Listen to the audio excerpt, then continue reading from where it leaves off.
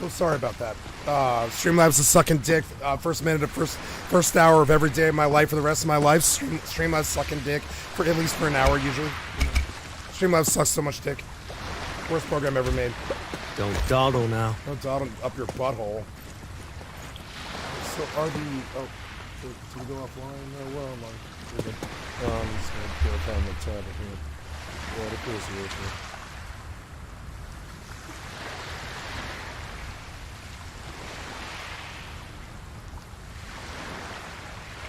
Check the sound, make sure Twitch or Streamlabs is competent.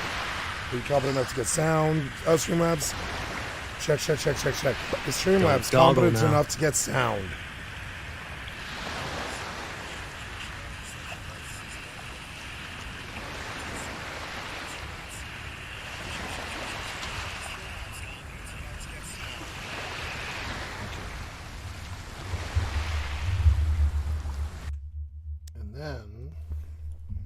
Okay, and I turned my mic up, but the sound is...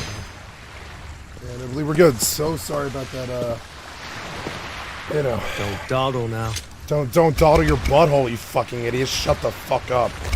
Your item bag is full. You should probably throw away anything you don't need, Ooh, that's kind of fun. Ooh. I can use this grappling hook to get closer to my enemy. Sorry for the frame rate lag. An adversary I can it has test to render. See it? It's gotta render every time I go to a new place. Ouch.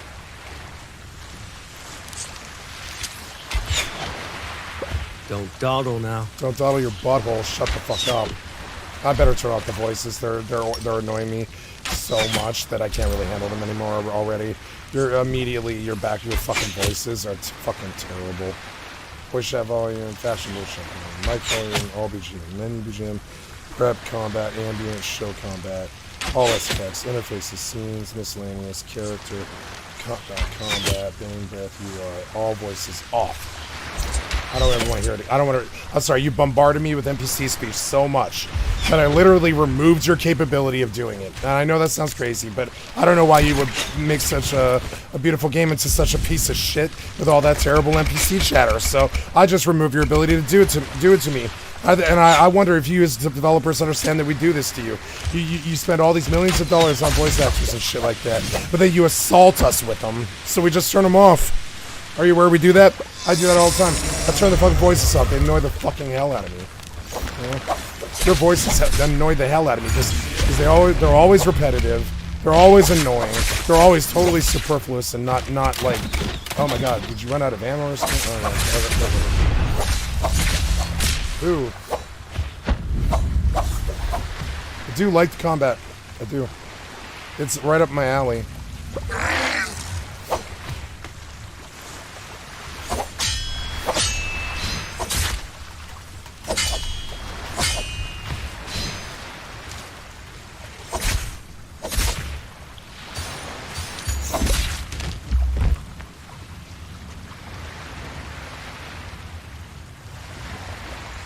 Crouching shift, jumping space, or dodging can aim and cast.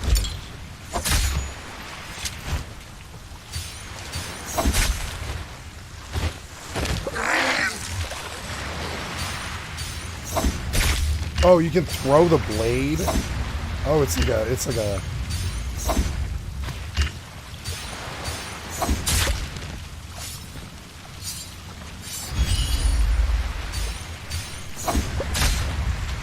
I like the numbers. Damage numbers are good.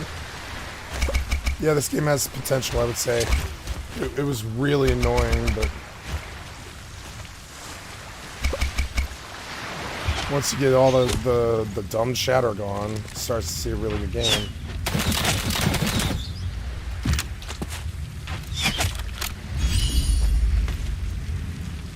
Oh, the mouse. Oops. Oof. Yeah, no.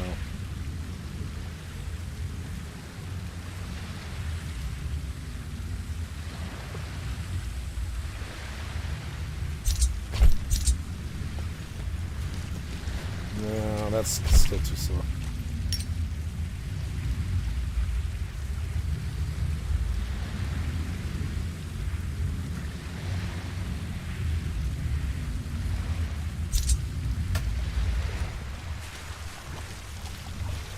Yeah, that's better. I mean, no, in this game, in a melee game, you can have it fairly high, actually. I mean, for the aim. The aim sensitivity should be 13, but I think the melee sensitivity should be really high. Yeah, like maybe... We'll go up to 22. Yeah, that's great. So yeah, if I need to like turn around, I can. But when I'm aiming, it's exactly right. Yep, see it. Let's fight some dudes or whatever. I hope this game is good. Because it already has eaten up some of my time. Or just the fucking opening or whatever. So, okay. What do I do? Oh, shit. Ooh.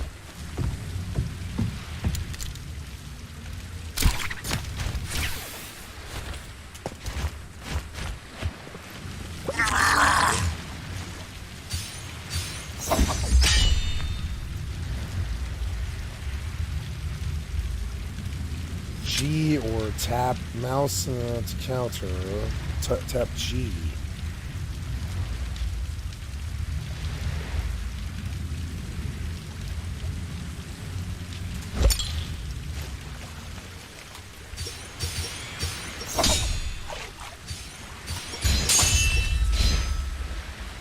Oh, cool. I like that. Oh, I missed. Cool. Yeah, I like that.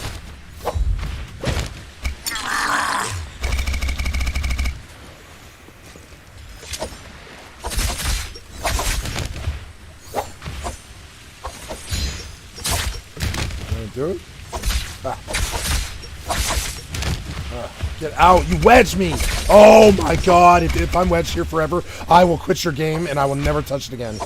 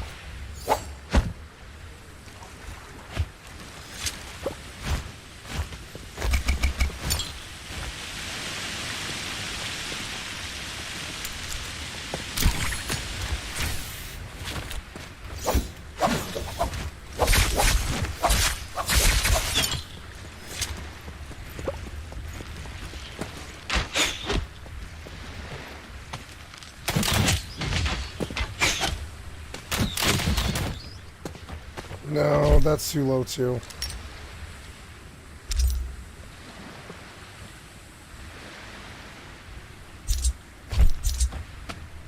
much better. I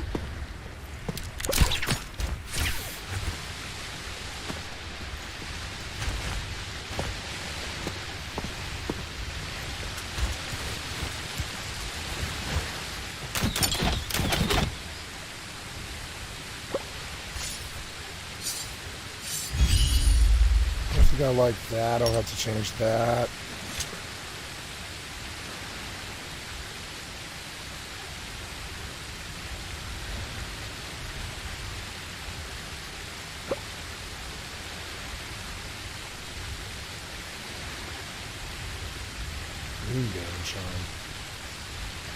Where's the ultimate meter? Oh, I see it. Wow, that's an interesting thing.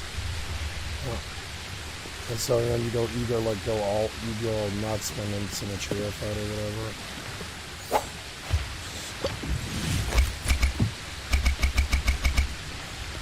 I don't like the items at all immediately. I think they cluttered up the game and they didn't need to. I think they spent all this time doing all this item implementality to trying to get like, implement items and stuff, and I think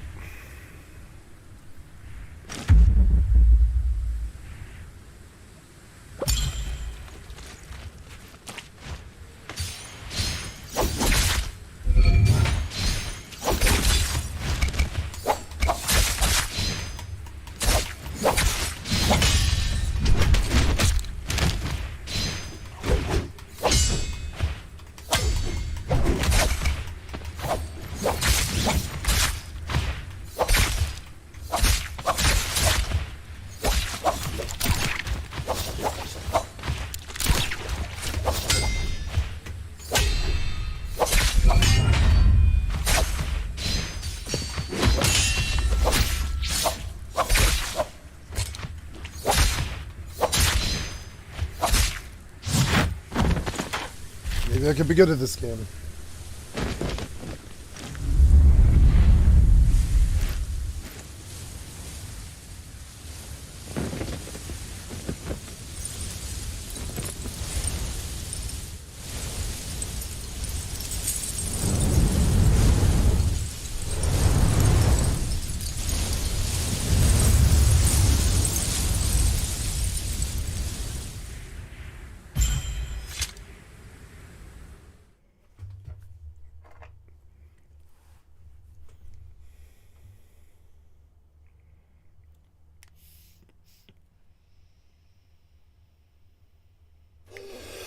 Guys, excuse me for just a second. I'll be right back.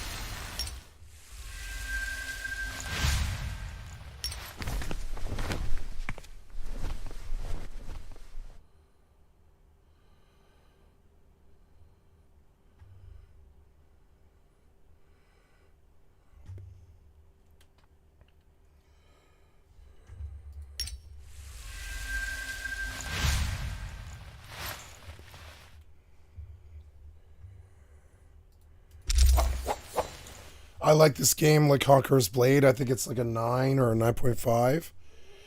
But I don't think it's my game. But like, we haven't played it yet, so we're gonna see.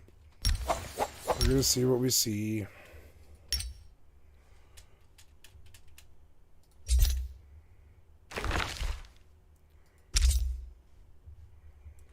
Yeah, we'll just do. Well, let's do a hard bot mode to kind of see solo bot mode and just see what the combat's actually kind of like. No, I want to see a player.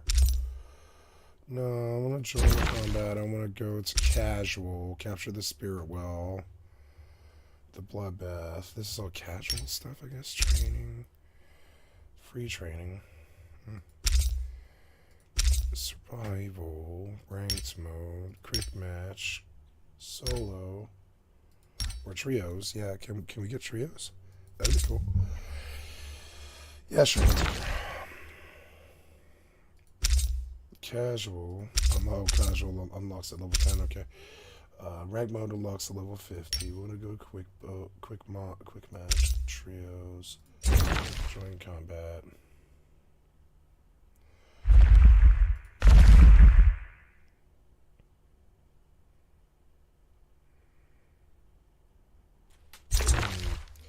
I don't fully understand what you're saying.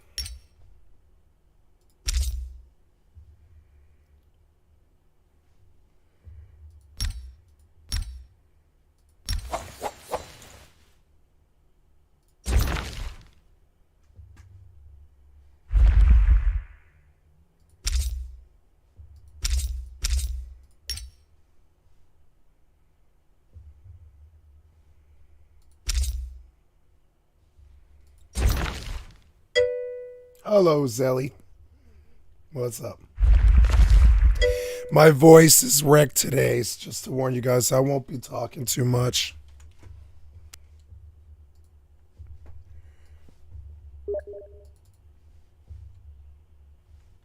Roger, roger.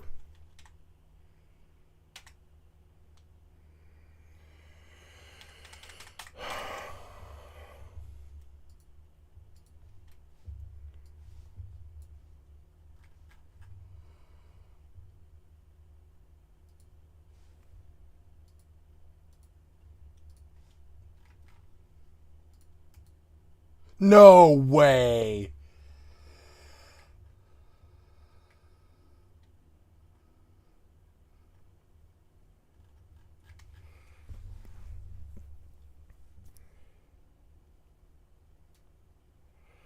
Okay, Zelly, I believe I saw, if we look at those accounts, I never really looked at them. I can't believe that I finally got what I wanted. Very good, Zelly. The information's very valuable for me because I would have just kept on going on, laboring under the assumption that I was in danger. They'll be back. They'll be back today. But it's cool that we made some progress in the battle. That's good for the morale. Look at the smile on my face. It's good for the morale. I'm unhappy that they lost their accounts. I mean, if it's a VAC band, they lost their accounts. And I believe those guys had thousands of hours. You've done a good thing here today. You have TC on the basis, I said. Oh, I'm sorry. I'm sorry. So it's Zelly, I'm getting a display adapter problem with the chat, and I only read the last message because it's doing this thing where I can't even drag the chat or even interact with the window. I can't move it. There we go. Jesus Christ, I couldn't read the whole thing. Very good, very good. Yeah, I got it all. I read it. Yeah. So yeah. Jeez. Oh, geez. I mean, yeah. I'm really glad that happened. I don't usually take crapulent joy and stuff, but boy, you did. So, our friend Zelly, I'm going to brag about it on stream, and we're going to acknowledge somebody for the beautiful things that they do. Within a day, Zelly got him caught for hacking, and then Uh,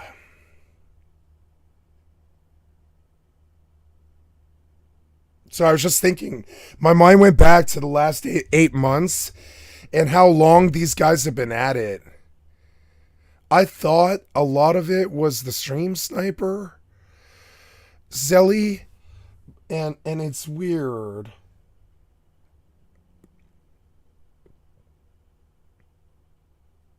I don't know how to say this, Zelly. I mean I guess it's a it's a Rust discussion, okay? So I'm gonna tell you what I'm thinking. And I don't know how to say it other than just try to cover the details. And it's going to come across sounding like a detective trying to figure out a murderer in a murder case. So I'm just going to lay it out to you about what I know about this entire situation. And we will reflect as compatriots about the strategy of it. And I'm going to tell you what I know. For 8 months, Eskimo Ninja and... not Firefly or LLLL. But as far as I know, Zelly, Eskimo Ninja I always thought was a good person, which I told you yesterday. Because Eskimo Ninja, I believe he was here the whole 8 months. Okay? And this threw a stick in our spokes in terms of what we understood was happening here, Zelly. And I hope I'm making myself I'm sorry, I hope I'm coming across clearly enough, because it's hard to understand the technical political problem that I am trying to get at, Zelly. I know that Eskimo Ninja has been on this server for 8 months, but the two fucks that were with them I thought were Coop and the Butt Buddy. And I thought it was Coop, the Butt Buddy, and somebody else. And this, do you get where I'm snaring up on the politics of it here, Zelly? Is that one of those guys is a veteran for at least 8 months. I think he's got number 1 on the kills or something like that. If you can see it reflected when you look at the player ranked leaderboard, Eskimo's up there real far. And I want to mention politically why it's so interesting to me, because the admin didn't go after him for 8 months and finally did him today.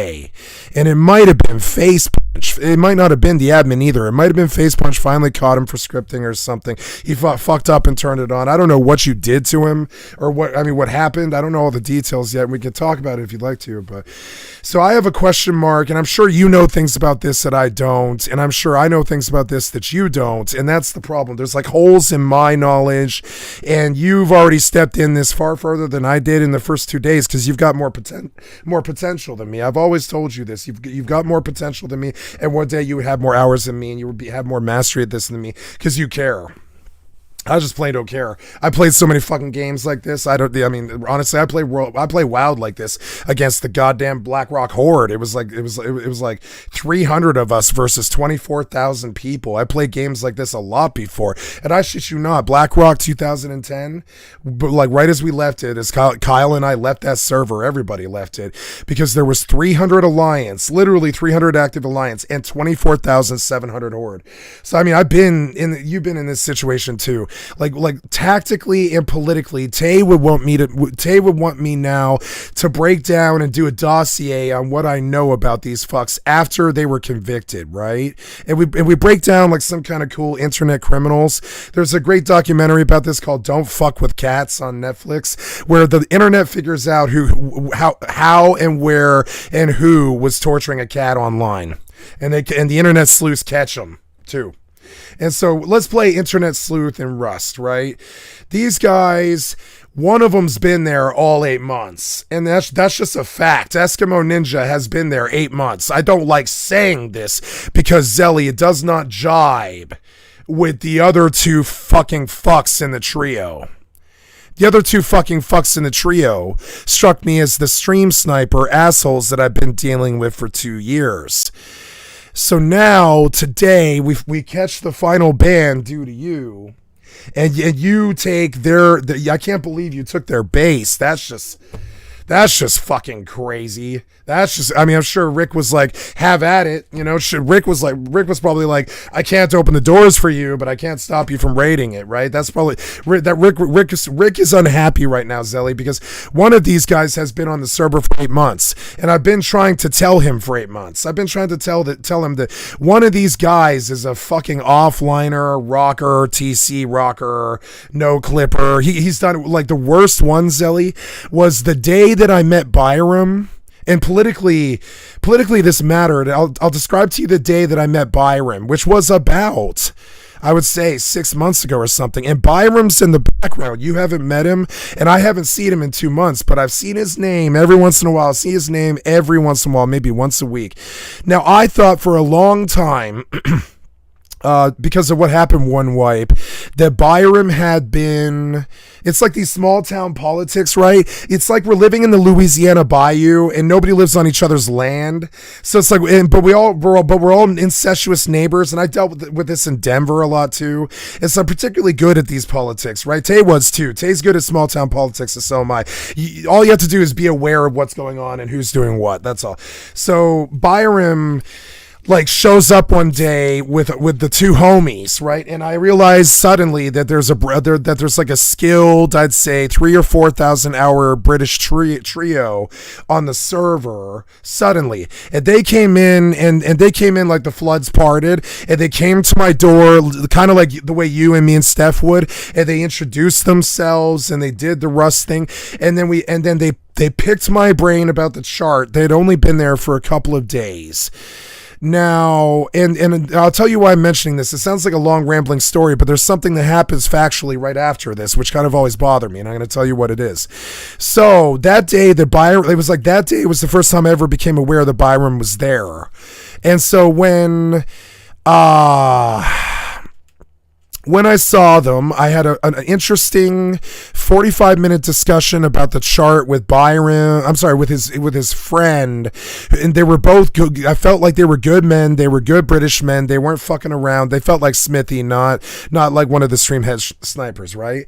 But then I never really did ever see Byram again, and part of this whole entire problem for our understanding of this is I made a mistake, Zelly, a mistake this time, I believe, which was I started changing my name after what happened next. Okay, after what happened next, I started changing my name because I figured if they could identify me, what would happen again. But I had built a insanely huge base, like insanely big, full of stone and metal. It had a watery, it had a 16 square water lake in it of salt water, and it was just, and this is what I did for like 4 months, right? So the Brits came to my door, and I could tell they were casing me, and I could tell they were new to the server, Zelly. And this will happen to you on this server in the small town populace. The assholes come to like case you. They're like casing the joint. You know, you're very aware of it. You do it all the time. They come to case the joint, and that's good when they do that because you can identify who they are generally. So that day, Byram introduced himself and said, we're going to be friends for the rest of the server. I'm not going to rage you. If you give me any information, I will be honorable with you and I won't be your enemy. And I believe him, but I don't know if it was true. And that's the problem, right? So now when I see intermixed crews of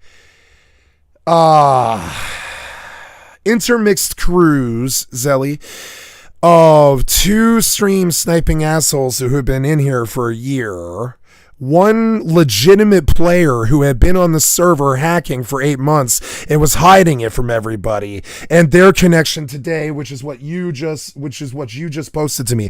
One of the reasons it's important to understand who Eskimo Ninja is Eskimo Ninja has never changed his name. He has like 4,500 hours, and almost like 1,500 of those hours were on this server. So Eskimo Ninja, I find it very, very, very, very, very difficult to think that he was complicit, Zelly. I believe that he was teaming with them, and I think they were using him to get at us. Now, Eskimo had probably been victimized by either Coop, Stens, us, The other solos on the server, somebody, and you can see this if you read the chat in the general chat of the Discord, it reads like a tactical fucking manual of what's happened in the last 8 months on this server, and it's political and it's incestuous and there's a lot of offlines, and I'm going to get at what I'm finally trying to say here. I suspect in a political alliance between old enemies of ours and new enemies of ours, and the fact that Eskimo's in the fucking group with them is, I'm sorry Zelly, but it is like the most shocking thing I have ever fucking seen in Rust, because the man's got like 4,500 fucking hours and he's playing with our enemies and he didn't know it. And this implies that Coop ran an inside on him, because Coop doesn't give a shit who he uses, you know? And we lost what isn't a friend, but what I would say wasn't really an enemy. I don't believe Eskimos ever killed me in a way that ever mattered. I don't believe Eskimos ever cheated to kill me. I don't believe Eskimos ever showed up in my base. I don't believe I've ever seen Eskimo more than a couple of times, but he's on the server killing zombies all the time like me, right? And we never see each other, and I think that's because he's probably better than me. He's probably got 1,000 or 2,000 more hours than me, and he's like Kaboomkin. He has a good small monitor, and he can see pixels from like, you know, like one of my failings is my TV's too big, so some guys far away, it's a little harder for. I mean, I can see them very well, but it's a little harder for me to see what they're doing. Whereas on a super high, like 265 hertz or 144 hertz monitor with high detail and shit, like somebody like Kaboomkin, who's actually really trying to kill you, will see you a lot earlier than you will them, and so that kind of sucks like that. So I'm guessing that Eskimo, and I've seen Eskimo show at certain places, like I can give you the last bit of information I know about Eskimo Ninja, which was that he built a base and I raided him, and the reason that I did this is he ran an external with a wood door with no lock. So I just walked up to the external, and I'm sorry, but just like you, Zelly, I can't walk by an open external. I'm not going to do it. A, it's a foothold in his base that you can put a bag down in. B, you can put a door so you can live there like some kind of fucking rat. C, they might not ever notice it for a couple of days, and he didn't. He didn't notice it for like 2 days. He sealed it up with like 5 days in there or something like that, and he forgot to lock the door. So I just went to Eskimo's base, but I mean, me being Skycat, right? Me being Skycat, I went up there and I stole his TC and I lived in there for a day, and I had a box of loot in there, and I used, he had a T1 and a whole bunch of furnaces around the wall and all this shit, all on the outside. So I lived in his base for like a day inside his wall because he had a hole in the wall. It was just fucking crazy. And so I irked Eskimo, and I can tell you how I irked Eskimo, which was that, and I might have a picture of it still too. I don't know if Steam saves your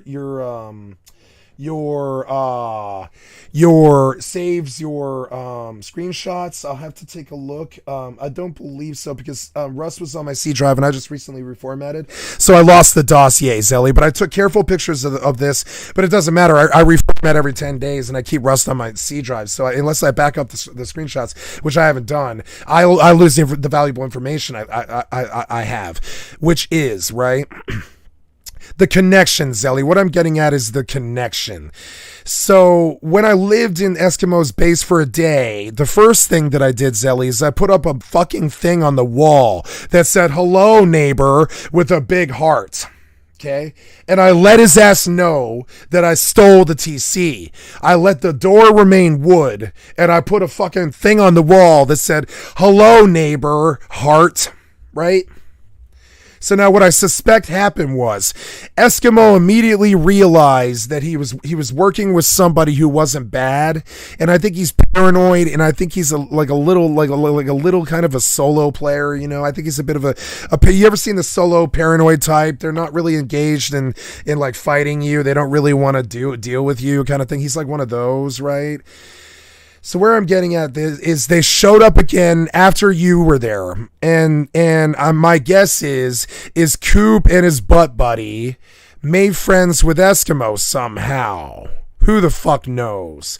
I guess my guess is it's the problem with this is it shows a bit more mastery from the Coop team than I had ever suspected their stupid asses were capable of. But I do think what I suspect I see here is a corruption case. I think Coop and his butt buddy came in here, took somebody from the server who had like 1,500 hours on it, corrupted him, right? And then caught him an association ban. And it took me all of this time to describe all of the details of it. We got somebody who was innocent burned. I believe Eskimo is innocent. I think we got somebody innocent who's burned. I suspect that Coop has now approached the other players on the server because it would be easy for him to do so. He knows where I live at all times. And anytime I go further away from the server and live further away from it, like the boat, I'm even less conspicuous on the server. So then it's easier for Coop to walk up to every base on the server and subvert them to work against me.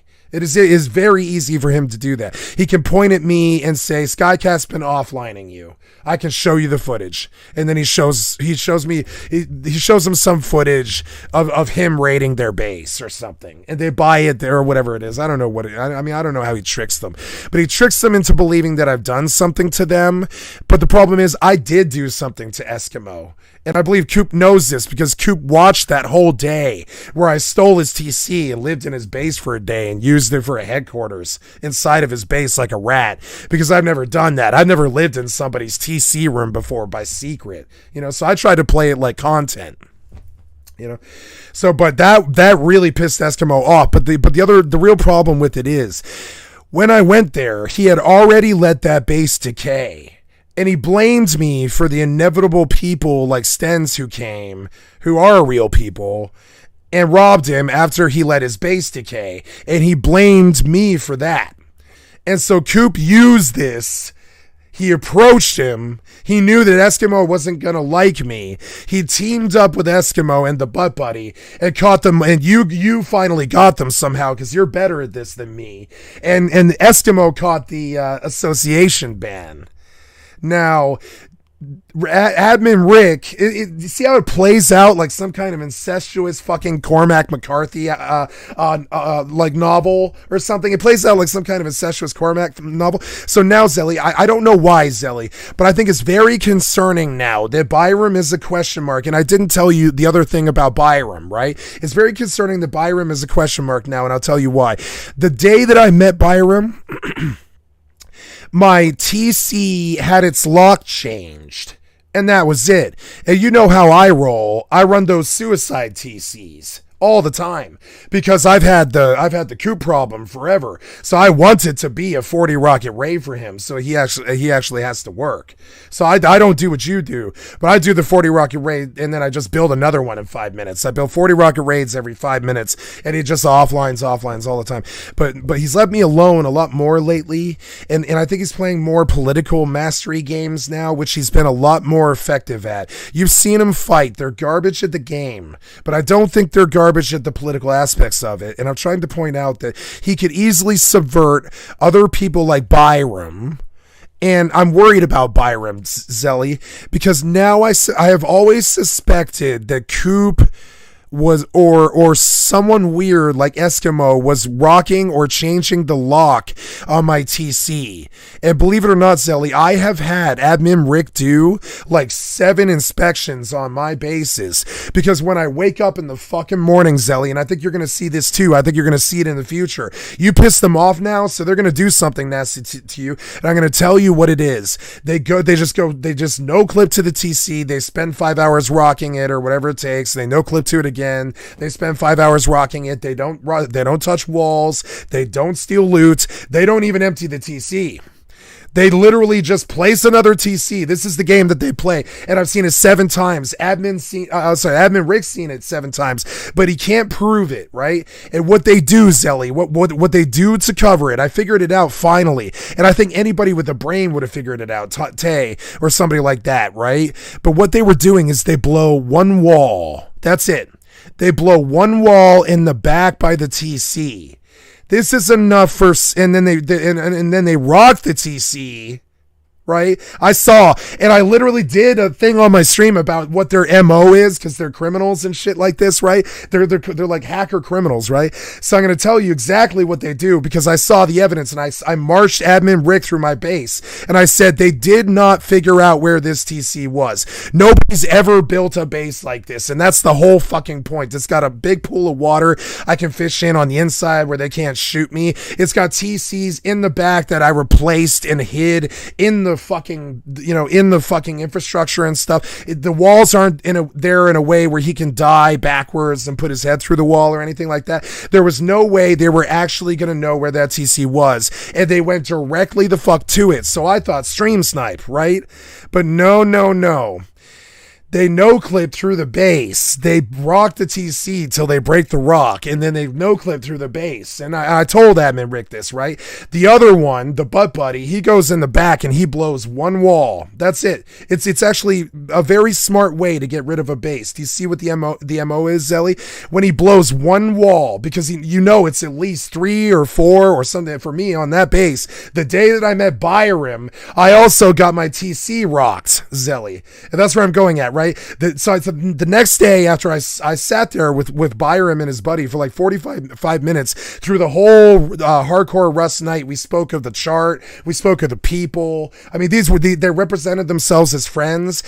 But it's very difficult for me, Zelly. It's very difficult for me to believe that Byram is a friend. It's difficult. They cased me, and then that same night I got the worst raid I've ever got. There was no evidence at all. No evidence at all. Like, quite seriously, Admin Rick had to go through that motherfucker on the tiles. He can't talk to me, but you can hear him doing it. He went through every tile in the motherfucking base. And then he came back to me in the DMs, and I'm not going to show you his DMs because that might get me kicked off the server. I can't show you what he told me, but what he told me was they blew through. And I said, bullshit, they blew through.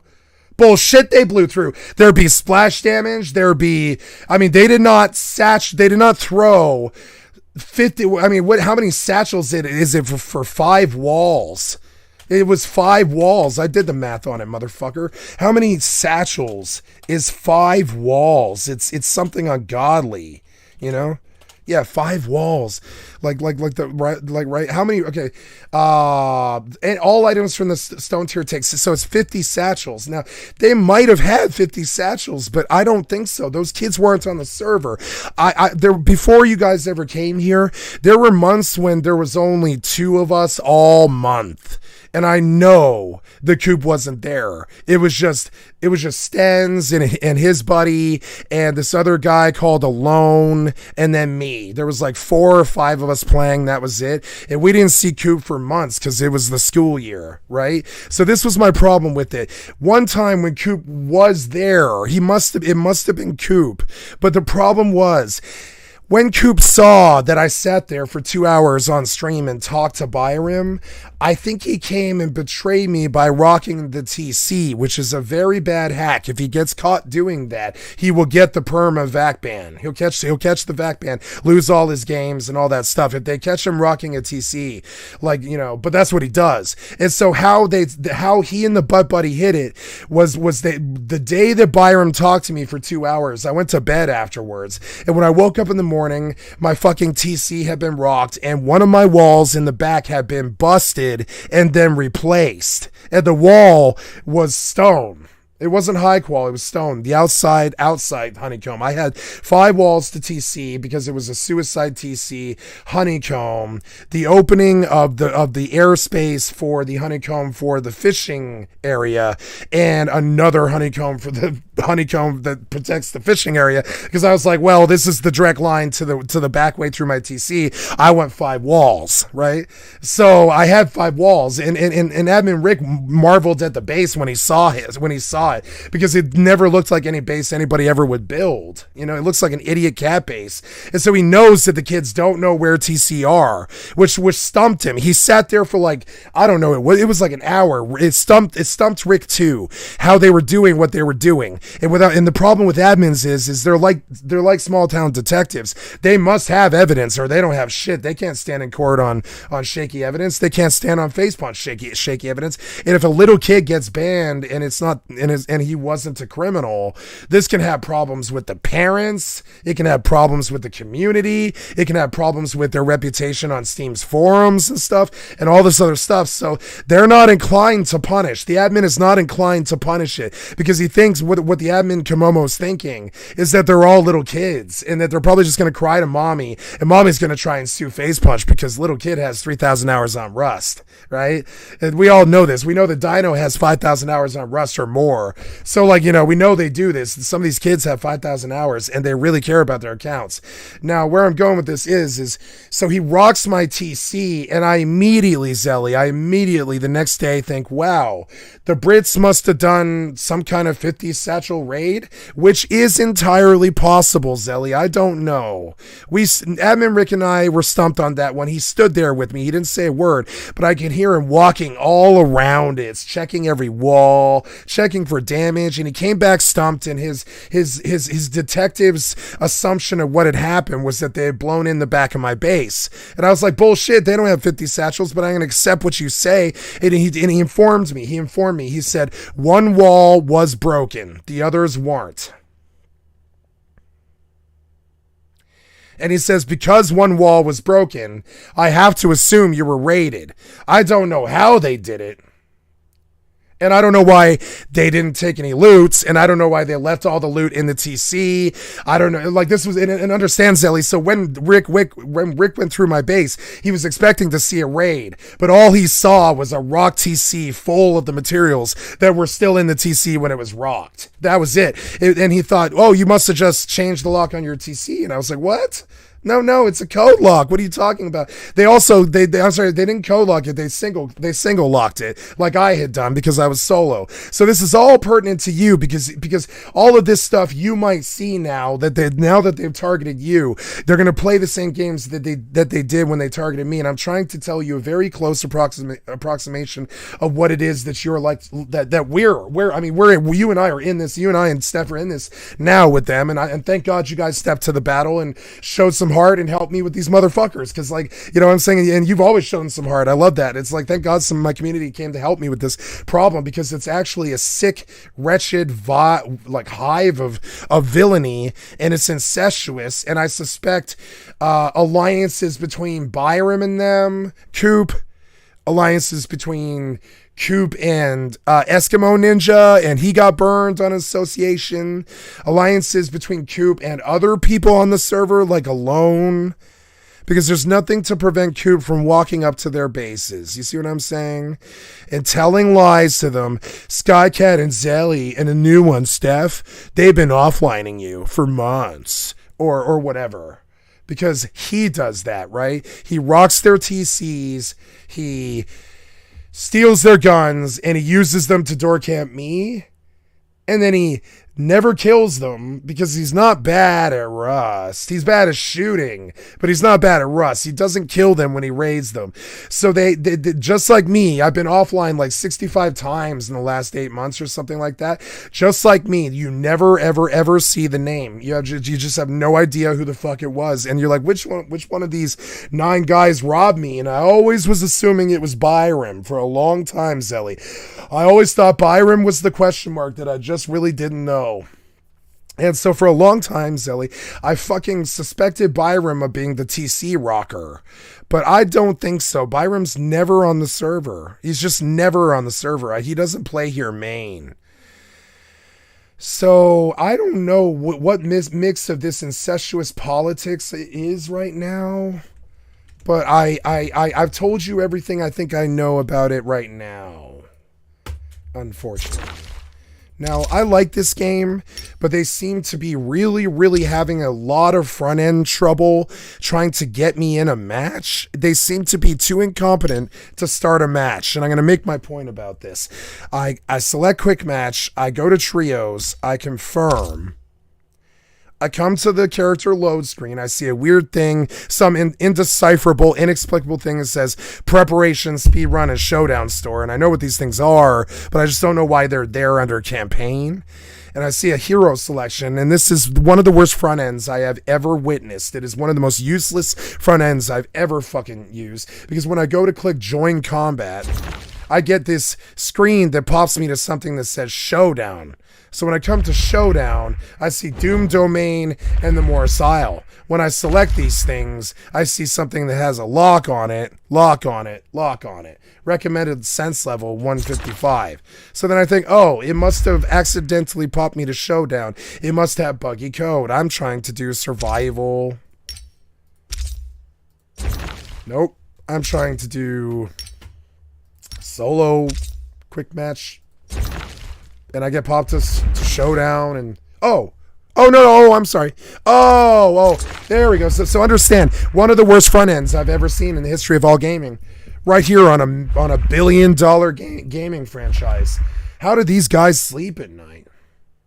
I bitch about the things that are unnecessary. How do they sleep at night? That was so incredibly inept and so totally they call this non-intuitive. What does this even mean? What do these things mean? There's no words or description. What does this all mean? I mean, this is like the worst front end I have ever seen on a $1 billion triple anus title, and I'm sorry, but Wu Chen received a messenger pigeon from his fellow apprentice. In an attempt to quell the 5 elemental forces in reverse order, their master was overcome by the forces of Yang, and he succumbed to madness. Furthermore, we're told that Omnius was attempting to gather the 5 elements beneath Morris Isle to activate weapons of legend created by the Heralds. So this parable, or whatever you want to call it, I don't believe it's important to what I'm doing. I don't know. There's a normal difficulty in a PvP game, which I don't really understand. I don't really want to can I go in here solo? Now, I worry that I have to go all the way back. See how bad the front end is? I worry that I have to go back and specify that I want to do casual. No, that unlocks the level 10. Survival.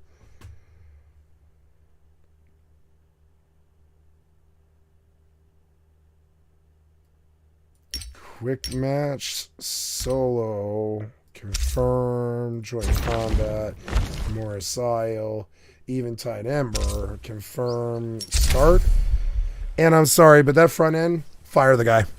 Worthless, terrible for the community, terrible for the video game scene. Fire that guy. Straight up, that guy does not belong doing that job. Whoever's doing your front end, nope. Get him out of there, guys. He's the one costing you. Okay, so I read that this game is making like $200 million a year now or something like that, right? And that's a lot of money, but I bet it could be $1 billion if you fire that front end asshole and stop with it and get his ineptitude the fuck out of here. And start describing the things on your menu screen so we can understand what the fuck you're talking about. Not all of us grew up on Conqueror's Blade. Not all of us are 15 years old. You know?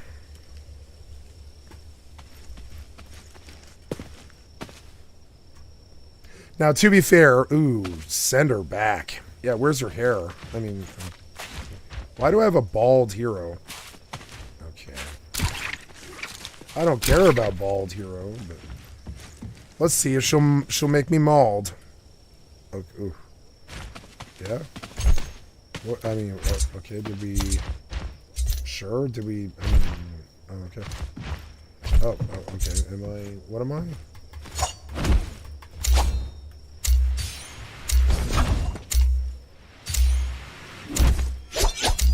Ooh, you can stab him in the. Mika, Proteus, and Lucia Libre.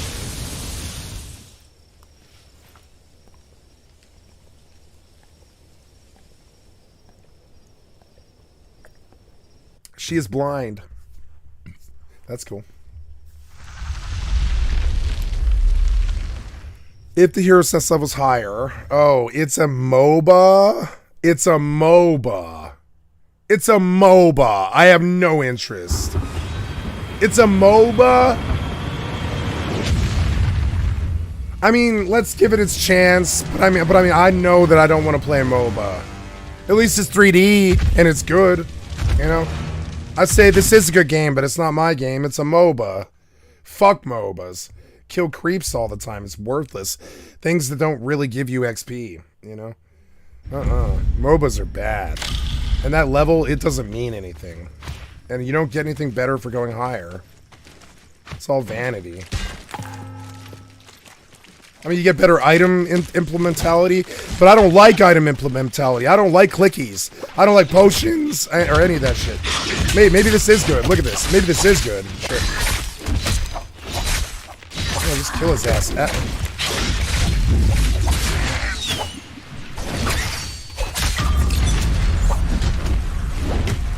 Maybe this is good.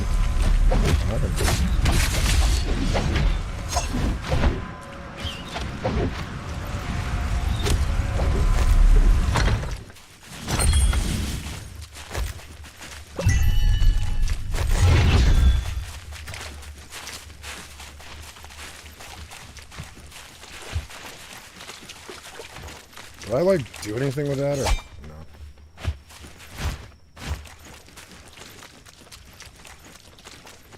Her hair is awesome. I do like the graphics.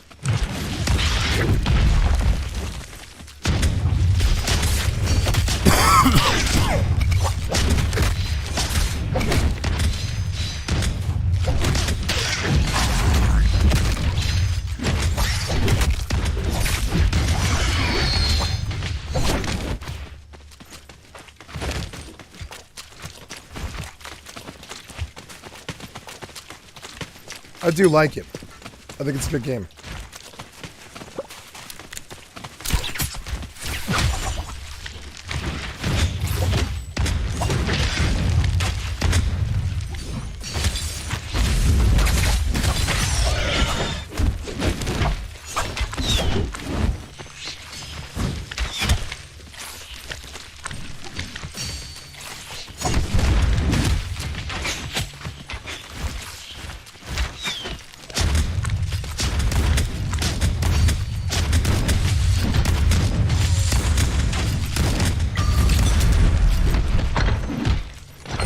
I think it's good. Yeah, fun.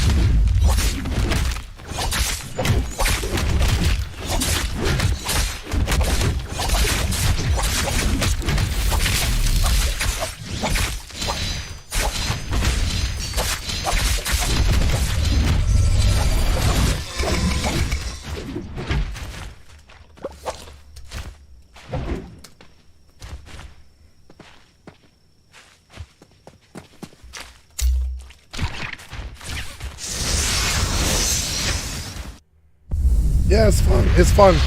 I'm gonna keep it on my D drive, and I'll play it once in a while when I want some candy, because it feels like candy for kids. Like, it doesn't have much depth, but the combat's great. The execution's great. I do have a high opinion of this game. I think it's like a 9.5. I don't see a whole lot of problems with it. It played well first time I played it. The front end was garbage, but I can't be taking away 2 points for front end, And it's too Asian in its sensibilities. I think it could use some Western influence, It's too cluttered. It's got too many currencies. It's too gacha. It's got too many screens and clutter and bullshit that I don't care about. That just takes me away from the experience, and it's just clutter that is absolutely unnecessary. It feels a lot like Conqueror's Blade. I think we're about to see a slew of Conqueror's Blade-esque MMO RPGs that are kind of like Fortnite ripoffs or Apex ripoffs or Valorant ripoffs or CSGO ripoffs kind of thing. I think we're going to see a slew of those over the next 10 years, and it's weird because I think they're all going to score like 9.5 and shit like Naraka's doing right now, and the kids are happy that they have new games to play that they can, assert their dominance in and stuff. But, like, if you do 5 or 6 of these, I guarantee you by the end of it, if you get 5 or 6 of these on the market, Conqueror's Blade, they're all free, they're all Fortnite ripoffs and that kind of thing. They're all MOBA or battle royale or something like that, and it sort of poisons the well. And so, yeah, I can see a slew of good 9.5 games coming, which is always good for the market. But the problem is they're all one and the same. This strikes me as basically one and the same. And so when I play it, I think, why wouldn't I just go play Fortnite Zero Build? I think it's a more fun experience in the end.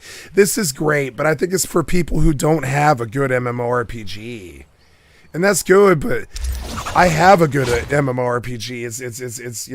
It's Rust Hardcore. Rust Hardcore has so much more depth than something like this, and it looks deep, and it has this really good way of looking like it's got depth. It has this good, and this is one of the reasons why they score so high, because it does. But honestly, I look at this, and I think there's something that takes up like some time that isn't necessary. This is necessary. I mean, this is cool. I like this. I have no problem with that. This is unnecessary. This seems unnecessary. I don't really feel like this screen needs to be here. I feel like this button needs to be here. And I think like the inventory is entirely superfluous and has no importance whatsoever. And I don't like it because it just clutters the game. You'd be surprised how often I would actually advocate for a game without items. You'd be surprised. Items just take up your fucking time most of the time. It's one of the reasons why I don't sort. It's another reason why. I mean, items are great. I like looting as much as the next person does. I'm a greedy asshole. I like loot. I like money. I don't like money. I mean, I like having money. I don't like money. So this is superfluous. It's gacha. This is superfluous. It's gacha. This is superfluous. It's gacha. So this is where I start to deduct, right? We start to deduct points because this only apply. I don't want I don't want the Western culture embracing this sort of stuff because it means swiping. It really does.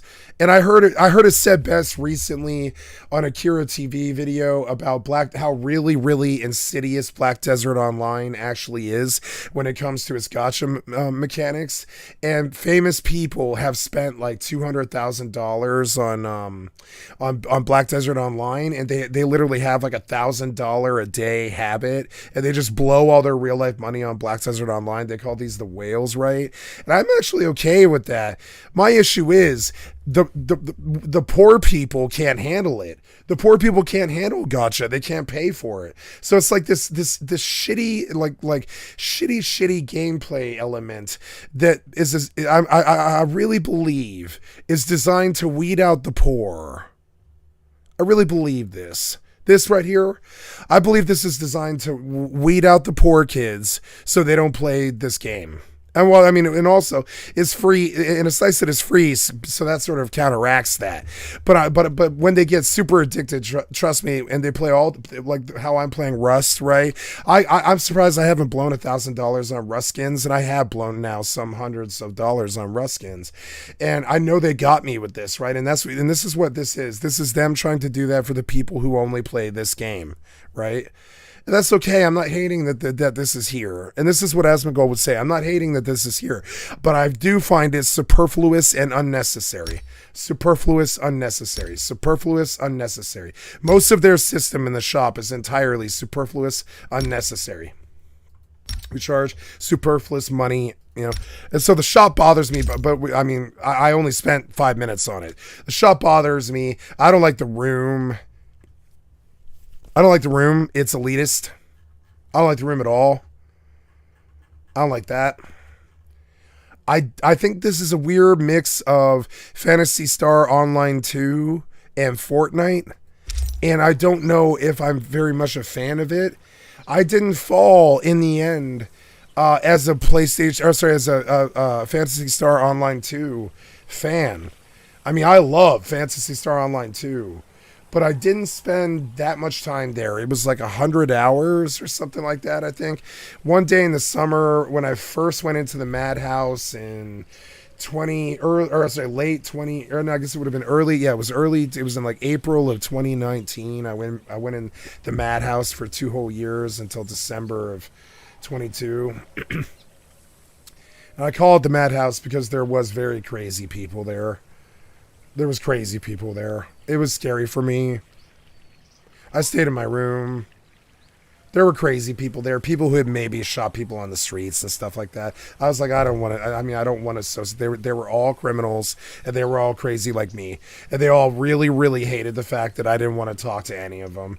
I didn't consider like I told my friend Nate, who did that whole bid with me. Nate did a 2-year bid with me in a madhouse, and it was the only thing I could do where the government wasn't going to throw me in jail for non-compliance of probation. So they were the government was nice to me. They're like, yeah, if you show us that you're in a halfway house, like sort of mental institute for PTSD and stuff, we won't throw you in jail. We can see that you've had a hard time of it and a man tried to kill you. I literally had a fucking DA tell me that. They're like, we're not going to fuck you on this. We see that you're trying, and we see that the one relapse you've had in 5 years, and you told us about before you even threw the dirty away, and all this stuff. And they're like, we can see that you're actually really trying to do what you know and succeed.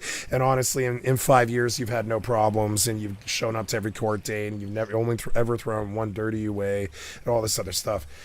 And so I sat in there in the Madhouse for 2 years with Nate, and I played like a year of Fallout 76, and then like a half a year. I played like 6 months of Fallout 76, and it was like, I don't know, 6 months of Tarkov or something, 3 months of Tarkov, I think it was, and then about 15 months of Rust. And I discovered Rust in the Madhouse, and I do believe it did save me. I think discovering Rust in the Madhouse, in the back of my niggling mind, niggling is the word for this. It sounds bad, but it is something was niggling at me for a long time, and I was like, what? And it kept saying that there's something about Rust that you've seen, which is like this huge open world that rivals World of Warcraft, but you distrust because it's tax shooter, and that you must go see it before you just write it off as a bad game. And then when I went to look on the Wikipedia, I saw 2 names that blew me away. They were the Orange Box people. So I gave Rust a try, and I'm glad I did.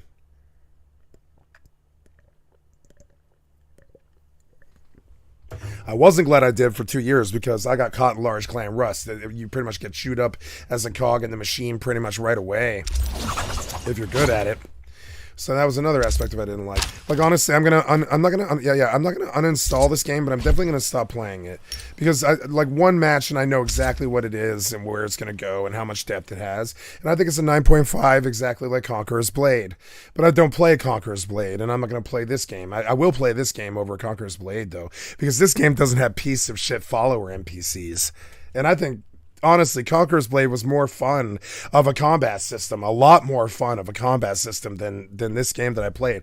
And Naraka is doing a lot better. Like, and I don't know why.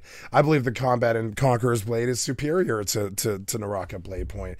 And every bit about Conqueror's Blade is actually superior compared to most games, except for the problem is they filled the game with a whole bunch of idiot NPCs that don't have any good AI. And I'm like, I'm sorry, I can't do a game full of idiot hunter pets.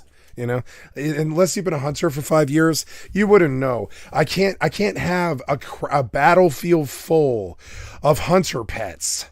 It really, something about it. I want the mobs to have 7 or 8 abilities, and I want them to cycle them up, and I want them to have AI that thinks about how those abilities should be used in relation to like the Mage Tower and WoW or something like that. You know, what up, Hop? I'm just now switching to Rust. Hey Hop. So check this out. Our friend Zelly showed me something today. I'm going to pull a text file. I'm not going to show you the funny small world, right? So death of the first ban of the hackers, right? We caught the ban. We got the big one on the asshole. We caught the big ban on the asshole. And here's the proof. Here's the proof, Hop. Look at it. Oh yeah, LLLLLLL, Eskimo Ninja and Firefly have been banned by administrator. I could go on the Discord and tease them, but I'm not an asshole. I don't revel in their loss. I just, oh, you can't see it, can you? I'm so sorry. Oh, I'm so sorry. You can't see what I'm talking about here. There you go. So Zelly, yeah. Well, I mean, yeah, no, I told Zelly they'll be back today. But I mean, we got our first victory though, right? The bad men are gone for a little while. Well, like probably an hour. But I mean, hey, at least we caught this guy had 4,000 hours. Hop.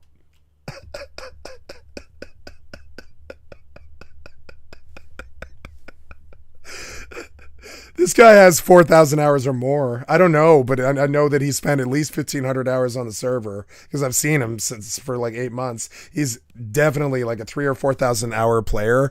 And so the stream sniper and his friend came in and subverted one of the locals and got him an association for 4,000 hours. This is why you don't hack. This is why you don't fuck around with association. This is why you don't... I kicked my friend Nuxie out of my clan, and it was one of the worst things I've ever had to do in my whole life. He was crying. He was like, no, I love you guys. I haven't done anything. My friend has a vac ban. And I'm like, I'm sorry. You cannot be an ace. I'm sorry. I'm the de facto leader right now. And I'm sorry. I'm making an executive decision. You caught you have not caught your association yet, but you will. And I will not have you in my party. I'm sorry. Goodbye. And I love you. And we're still friends. He pops in every once in a while. We hang out and chill. I show people his videos and stuff, you know. But still, I can't have association. I can't have it. So yeah, here we go. Going on Rust, guys. I'm gonna check on my boat. I bet it's gone.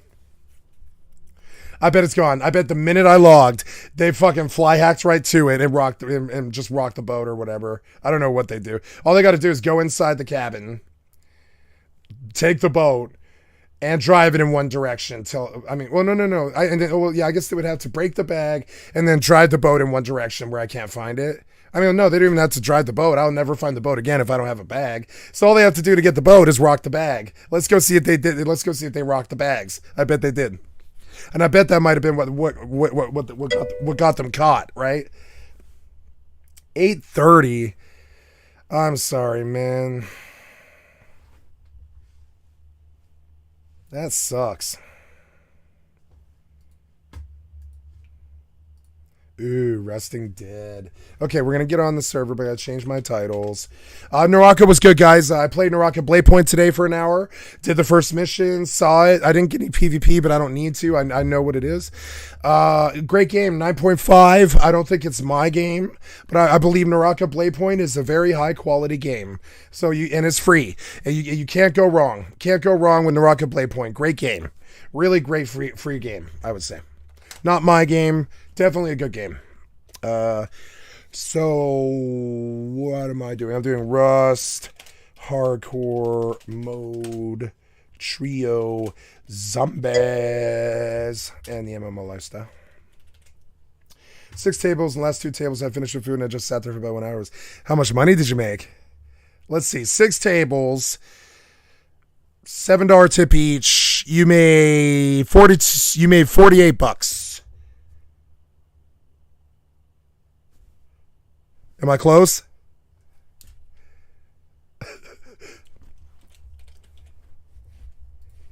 $48. Am I close?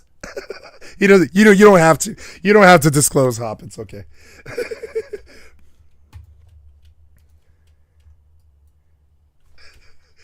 Oh, my tablet is on. $48. Sorry. I made $15.60 an hour plus tips. Right. So I'm talking about the tips, Hop. After 6 tables, how much cash did you make in tips? Is what I'm asking. Was it $48? That's pretty good for a 17-year-old kid. I'm saying that's really good for a 17-year-old kid. You're doing good, Hop. You know what I'm saying? Fuck yeah, kill it. You know.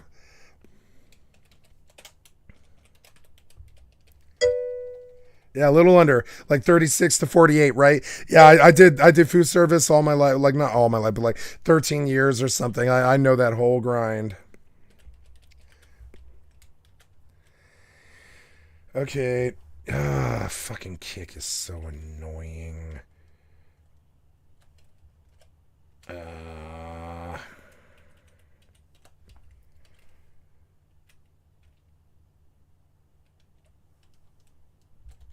I think. Yeah, there it is.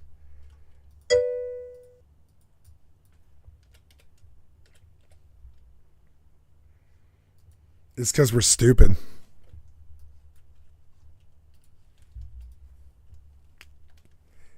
Shit you not.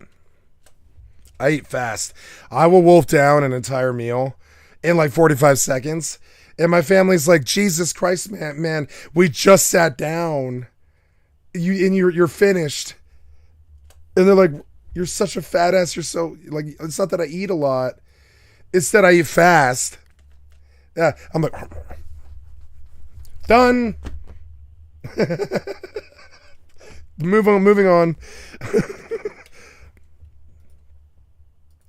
Okay, there we got Twitch changed. I gotta load Rust itself. Yes, join.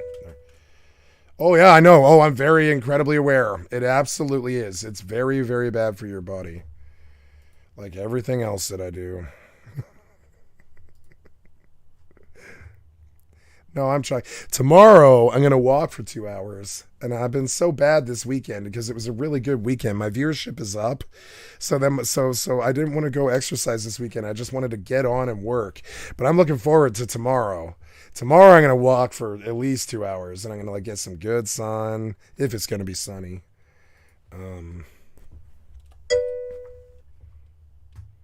Yep, they took. Oh, well, I mean, yeah. So, but Hop, you got to understand, they're not there to eat the food. They're there to sit across from each other and look each other in the eyes and commiserate about their lives. You'll understand when you're older. They're not there to eat the. They're not there to eat the food. You know, they're there for the ambiance.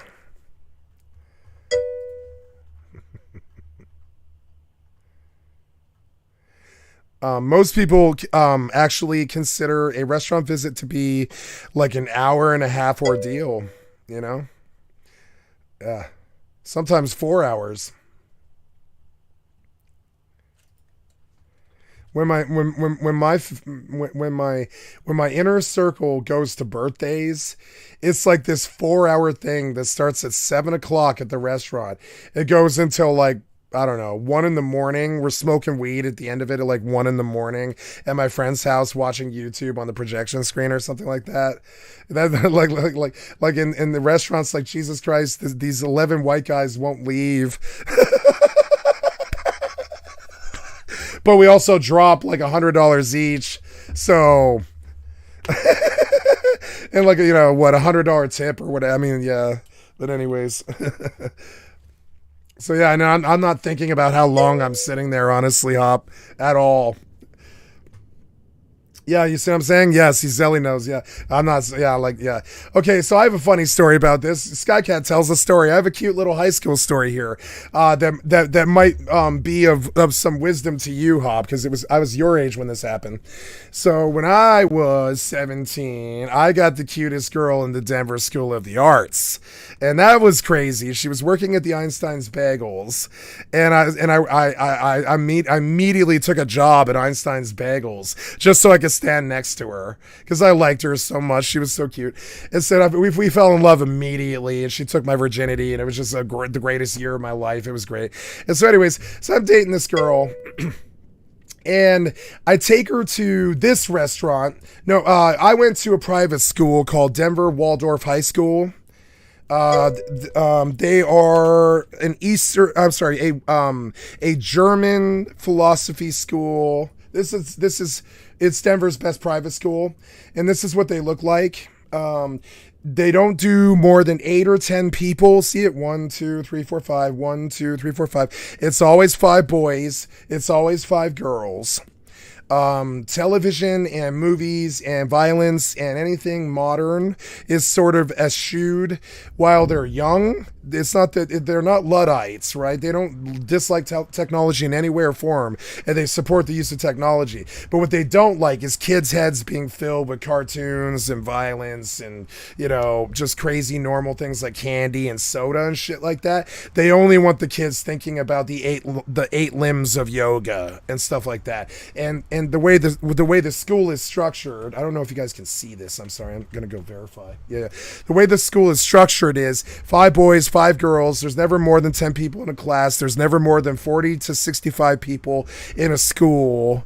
And those 40 to 65 people are all extremely close, and they form these lifelong, you know, I have about 60 really close friends because I went to high school with them, and all of them, I know their first and last names. I know their proclivities, all of their friendships, all of their lives, what they ended up doing and all that. And I can name them all from freshman to sophomore to junior to my senior year. I left because I got expelled. I got expelled from the school. Right?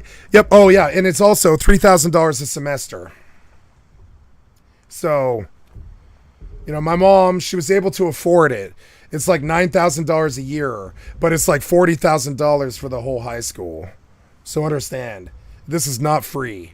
And the teacher really cares. And you have something called a main lesson teacher that like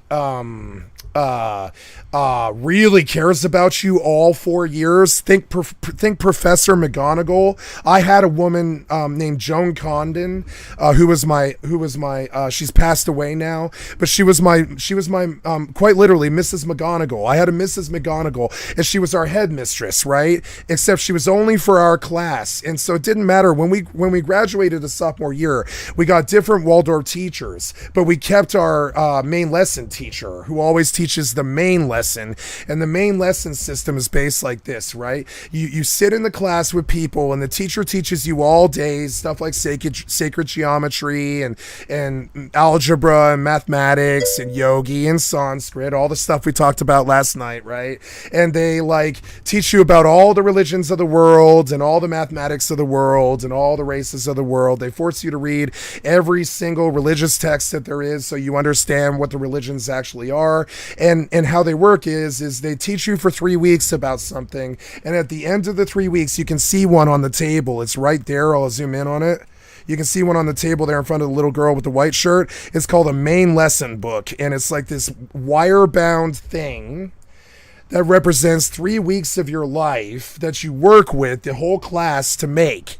And everybody helps each other with the main lesson book. Everybody. So nobody ever fails a class. If one of us really doesn't like math, then the other 7 carry him. If one of us doesn't like drawing, like me, like for instance, I really don't like drawing. I just don't like it. But it's taught and forced on you in the Denver Waldorf School. It's forced on you. Many things are forced on you. Something called eurythmy, which is dancing with a stick, is forced on you.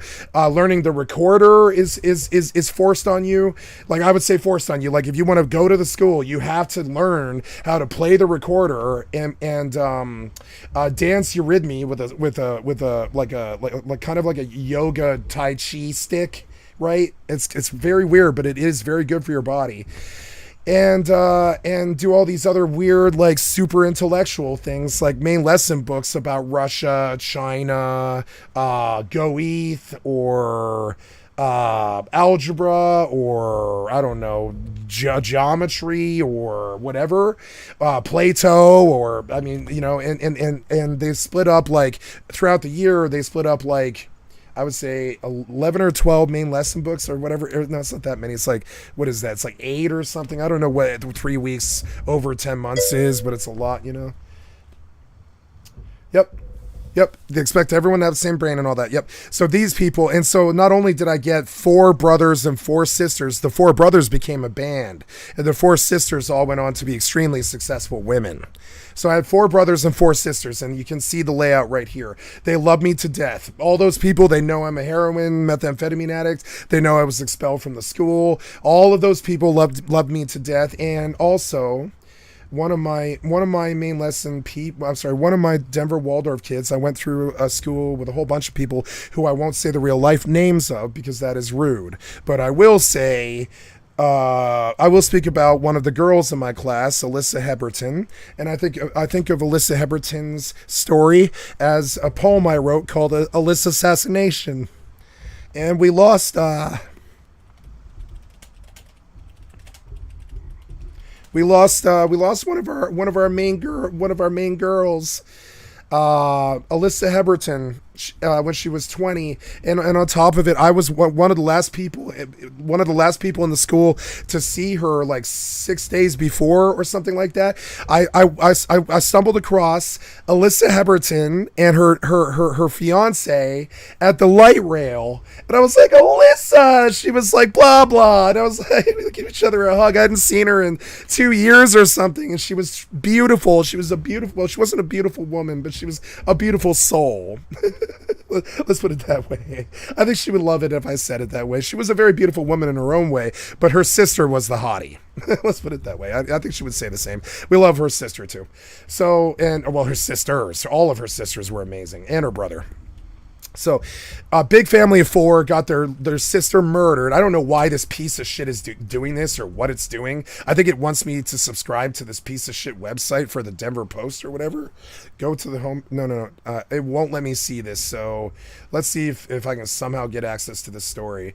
But yeah, in a man charged with killing she was 24, I guess, when this happened. There it is. Alyssa Heberton Morimoto. Was murdered by Dennis Lee Cook or Amos, somebody named Amos. I can't see it because the Denver Post wants me to subscribe, and I hate the Denver Post.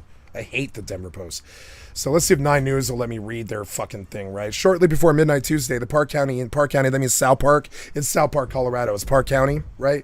Sheriff's office found the body of a 24-year-old Alyssa Heberton Morimoto, roughly 15 miles south of Fairplay. Heberton Morimoto, who had just married an Asian design major. And she was the happiest I've ever seen anybody in their entire life because she had never done a drug. She had never harmed anybody. She was the most innocent person I'd ever met.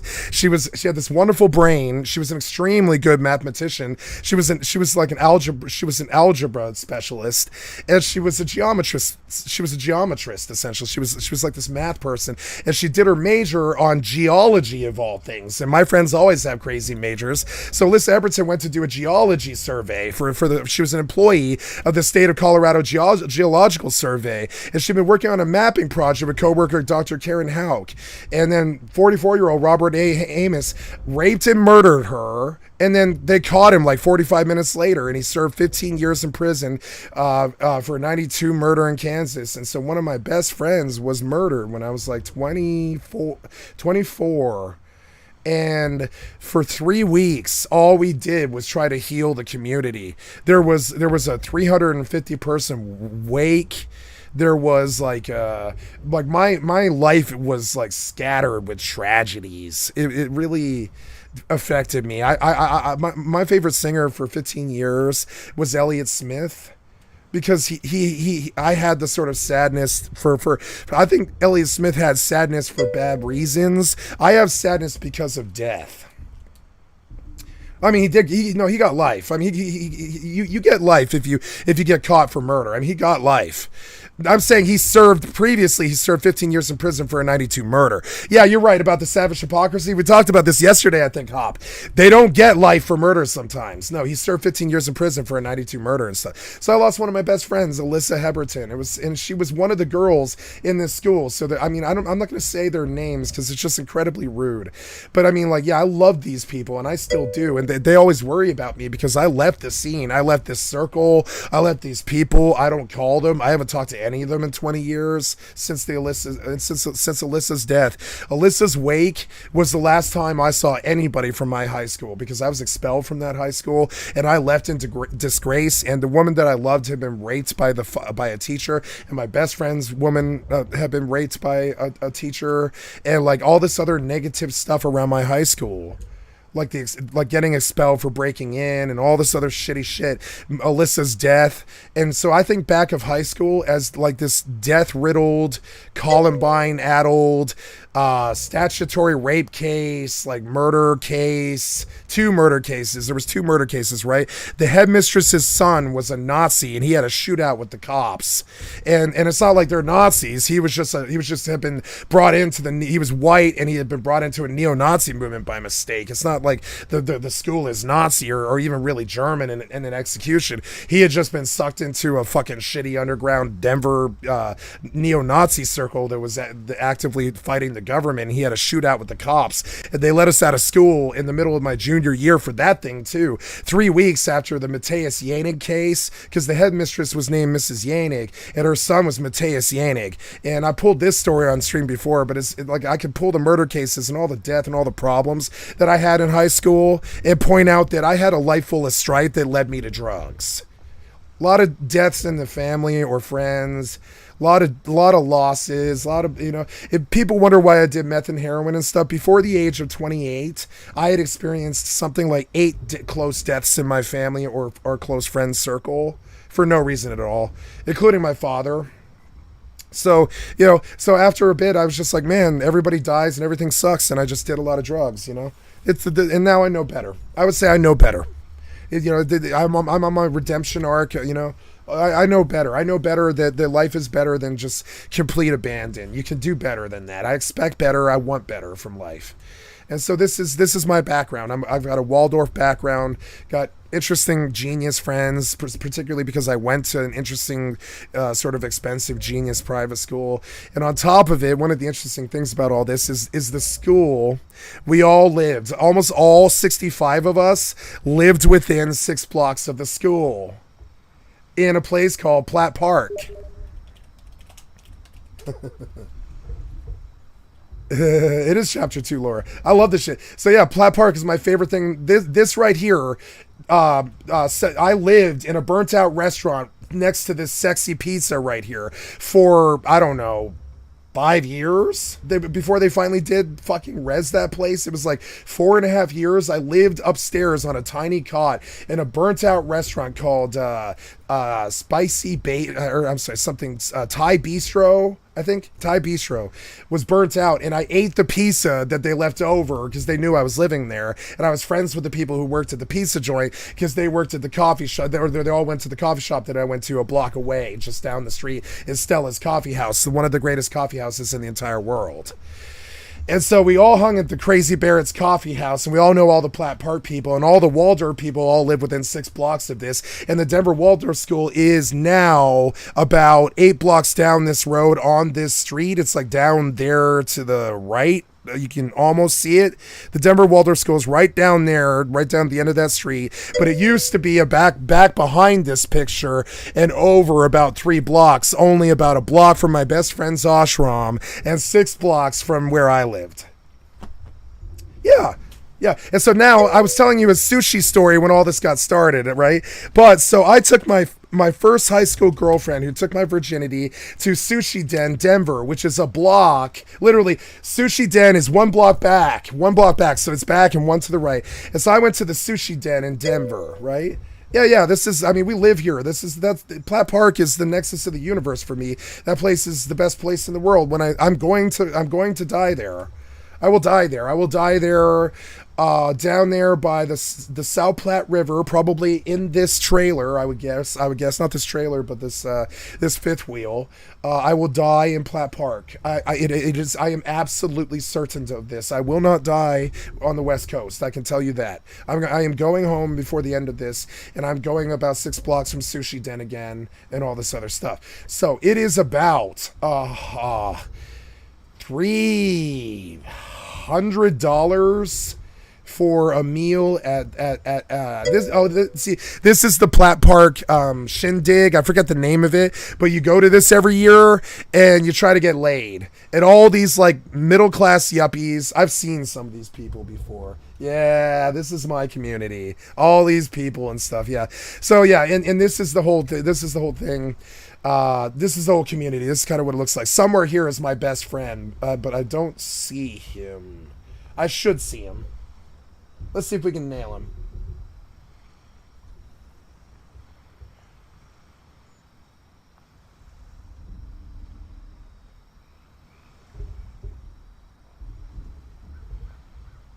It's too hard to tell, but I'm guessing he's somewhere. Oh, there he is. That's him. That's him right there. See the glasses? I know the glasses. You can see him. Those glasses, they're big, thick, black rim glasses, and that's his family. That's him. That's my best friend sitting right there. That's him. I know his face anywhere. That is my best friend right there. That's him. He's sitting right there in this picture. You know what I'm saying? It does not surprise me at all. This is Sushi Den throwing a crazy thing. And Sushi Den is his favorite restaurant. Well, it's not his favorite restaurant, actually. John Hawley's is the other sushi restaurant that is his favorite restaurant. But he lives a block from one of the best sushi restaurants in the entire world. I'm serious about this. Like, you know, they're inspired by Chihiro. They have a staff of 95 people or something. I'm not kidding. I've seen them standing out the back of the fucking restaurant. They've got a staff of like 95 people or something like that. They're a serious restaurant. They charge $300 a plate. And this is why I'm going to talk to you about this, because I have a story about this. So I take my first girlfriend, Jay, to Sushi Den for our I think it was like our 6-month anniversary or something like that. You know, I think it was like this. Oh, no, sorry. It was her birthday. And by the way, her birthday was Valentine's Day.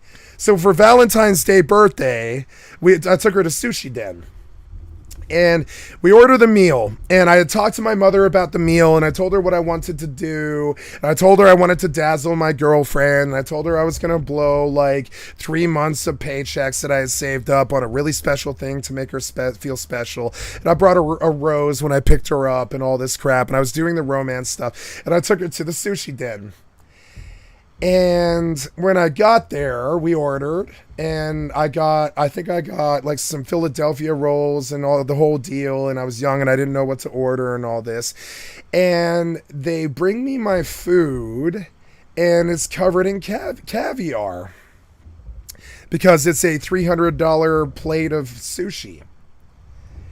And I don't like the idea of caviar. It is a deal breaker for me. I really don't want to ever know what caviar tastes like. I have no interest in caviar. I don't want to do caviar. I have an aversion to caviar. Never have, never will. And so I give my $390 plate to my ex-girlfriend. And I'm like, you enjoy. And she's like, no shit. And I'm like, yep. We're getting pizza. It's $13. I'm going to get some pizza after this. You enjoy your sushi. And she was like, yeah, I get double the sushi. And I was like, yeah, There it goes. And he brings the check, and it's like $470 after the tip. And I was like, I didn't get a bite. And nevertheless, this was, well, and of course, logically, this was the last time I've ever voluntarily stepped into a sushi restaurant to buy a meal. Now, my best friend is a sushi restaurant addict and a sushi restaurant aficionado. And we don't see eye to eye on this, and it's very difficult for me to enjoy his passion. And usually it has to involve fried stuff and cream cheese because I'm an American. And that's my Sushi Den $475 goddamn loss of a fucking, like, you know, of a teenager's paycheck, Hop. And so the whole story about this, Hop, if you want to impress somebody, you're going to want to take them in the big limo. You're going to want to take them to the Sushi Den. But just be aware, that money... Oh, I know. I don't know. They won't tell you. Yeah, the menu. Let's see. They got cheaper. I know they got cheaper because they got more successful. They got cheaper and better at what they did. But, I mean, not much better, though, I don't think. No, look, the menu won't even tell you. They also have, oh, and on top of this, right, they're so successful that they have another restaurant literally across the street. Literally, catty corner on the corner, right? Across the corner from Sushi Den is Izakaya Den. This restaurant was so successful that they opened two restaurants across from each other because they had so many people coming in that they literally needed a second restaurant too. And this is the bullshit yuppieism that my best friend loves to surround himself with. He's a fucking real estate agent. And I'm a poor boy from the west side Denver. I don't know. I mean, yeah, they tell us the menu. I don't think they want to. I don't think they want to tell us. They'll tell us what it is, but I doubt the prices are there, guys. Oh no, there it is. So every roll is $16, and you start with about 5 or 10 rolls. Zelly knows. $160. You get your nice sashimi for $20 at the start of it. That's raw fish, raw yellowfin tuna, right? And then you get your sake, that's like $35 something. And then you get your green tea tiramisu for $12 at the end. And for two people, it's about $190 a piece. And it's the greatest food ever made. And it'll make your brain smarter, and the sake will make you feel like you had sex. And the conversation at the sushi restaurant is really crazy because you spend a lot of money to be there, so it's like quality conversation and everything, and everybody's drunk and everybody's really happy and stuff, and you all blow $200. And the waiter really wants to help you. It really loves you. It really will remember your name for the rest of their lives, kind of thing. And what you drank and what you eat and what your personality is and what your job is, because they want you to really love being there and love the experience, and they care about you, and they care that you live in the community that they work in. Japanese people are awesome. And they're entirely Japanese. There's no white people working in either restaurant. I don't think so. Maybe the hostesses are white because they're not stupid, but everybody else is Japanese. I know that sounds racist, but it's just, you know, it is what it is. It's a sushi restaurant. You would find Japanese people. Japanese make sushi. I mean, like Italians make pizza, Mexicans make burritos. I mean, everybody has ethnic food. Hey guys, my boat wasn't stolen because Zelly killed the hackers. There's a good band name. Zelly killed the hacker.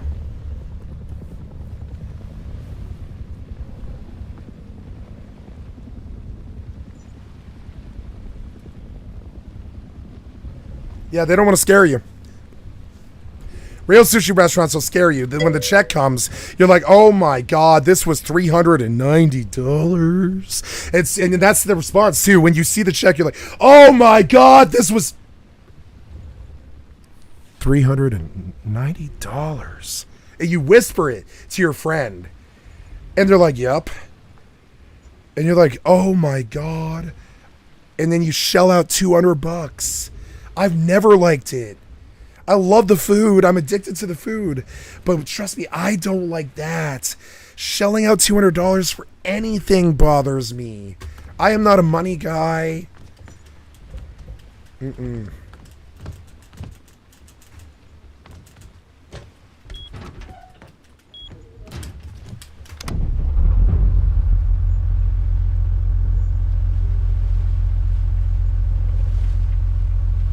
Turning it off display adapter and playing Rust.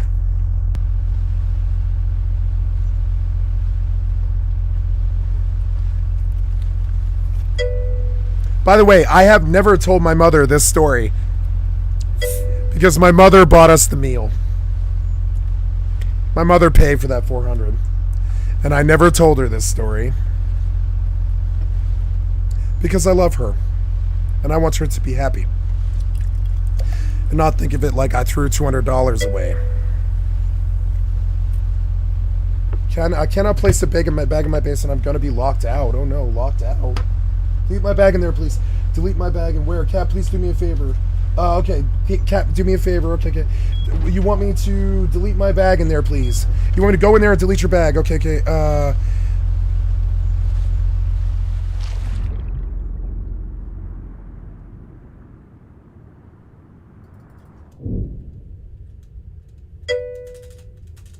Oh, that sucks. It's uh-oh.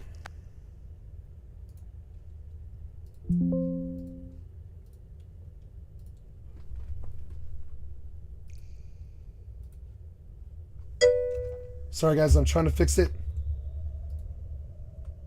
And fix her. Oh, delete the one in the tugboat. The tugboat? Shit, I'm sorry. You didn't specify. I'm so sorry. I'm so sorry.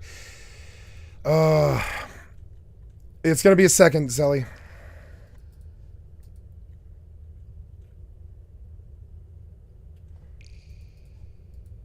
I'm sorry if I'm causing you to lose a base. I didn't know. I thought you meant the cave.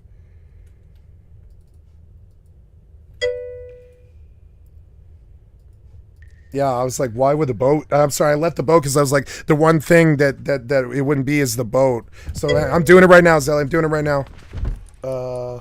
What's going to be the best way to do this? It's going to be the, like a machete or a combat dagger, yeah. Which one's yours? Oh, God, I don't know. I'm just going to kill both. And I'll replace. I don't know which one's yours, so I'm just going to fucking replace. It's fine. Okay, Zelly, 5 seconds. Okay, go. Okay, go. Go, go, go.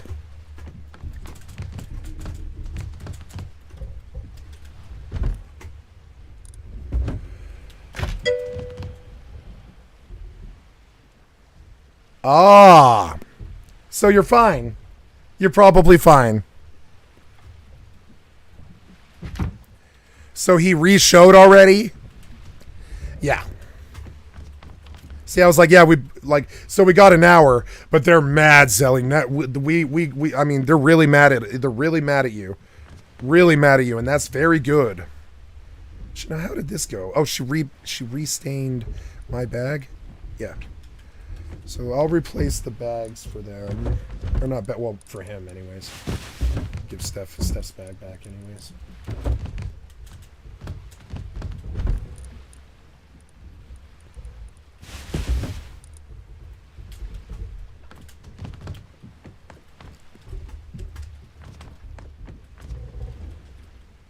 I like the bunny rabbit furnace. That one's good.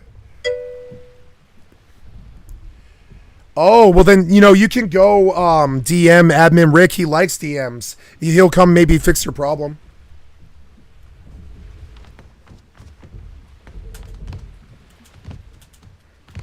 Yeah, body will take, what, 10 minutes, I think? How long does it take a body to turn to a bag? Let's find out.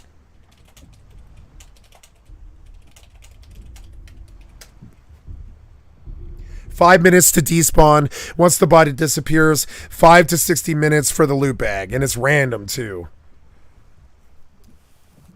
So yeah, so it's only 5 minutes. Yeah. Oh wow. Oh, you've been talking with him for about 5 years, sleeping. Oh, good. Okay. Well, Zelly, shit, I keep telling you what to do, but you're obviously more competent than me, so I'm just gonna like let you be. You're doing great. Every choice you made is exactly what they should have been. I have no business advising you. You're doing this better than me. I don't know why I boss you around all the time. You're doing way better than me, Zelly. I think you're better at this game than me now. You managed to do something against these people. I just like continue to provide content, you know? I have to keep providing content. I can't deal with them. And God bless Zelly. Zelly killed the hacker.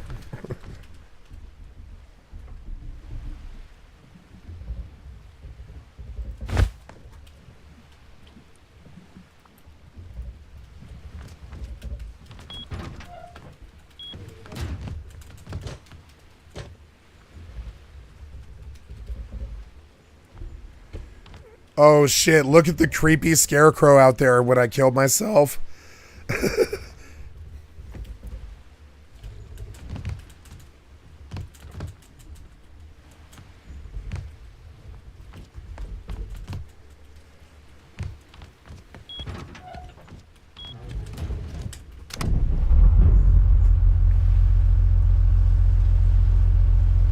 I feel really safe now. And you want to know why I feel really safe now? The vendetta has transferred to Zelly. And that is not a good thing. This was what I was most scared of. Is infecting her with my problems. And it's happened now. And we must be aware of it. This was not my intention. This was what I wanted least. Okay, well if Zelly is okay with it, alright, fine. Then we leave it there. Because I'm not okay with anybody ever dealing with my issues. I'm terribly sorry. I'm gonna stay out of snow. I constantly get wedged and all that.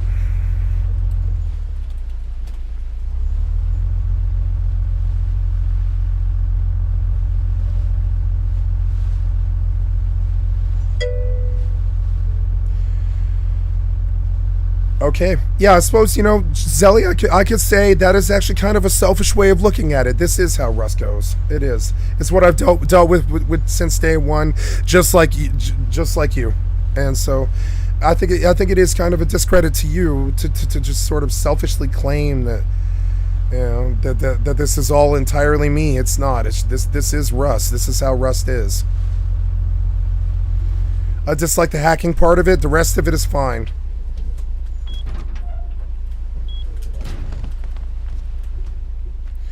What's all this then? You got anything in here? Got any fuel? Did somebody die? What happened? Did they die of cold water? Yes, there was. I probably did this. I think I did this. I probably left this boat here. But free fuel is free fuel, you know? You know what would be dope, Zelly? If they could if you could tie the motorboat to the tugboat, that would be so cool. Why not?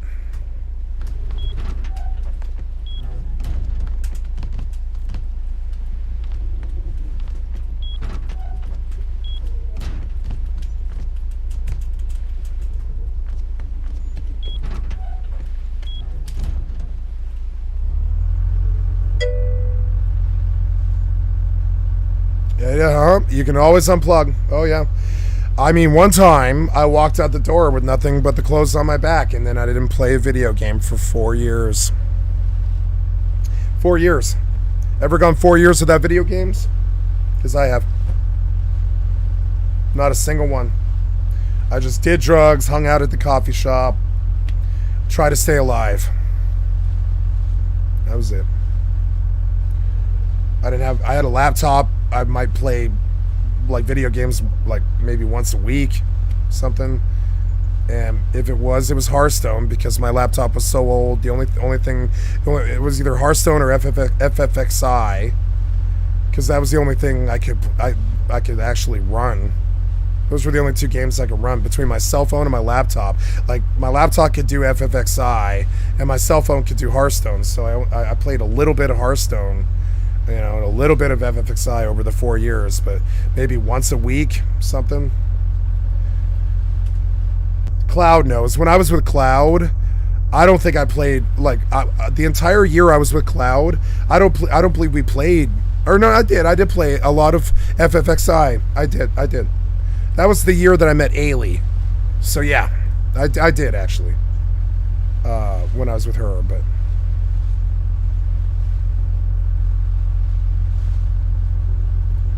unplugging is gonna happen. There's so many games coming. Unplugging to me is playing other games. There's so many games coming. PAX Day, and I mean, it's gonna happen. Like, I'm gonna unplug from Rust. It's a cold hard reality. I will unplug from this game. It sucks. I was nervous to build. Like, for instance, I quit Rust. I quit Large Clan Rust.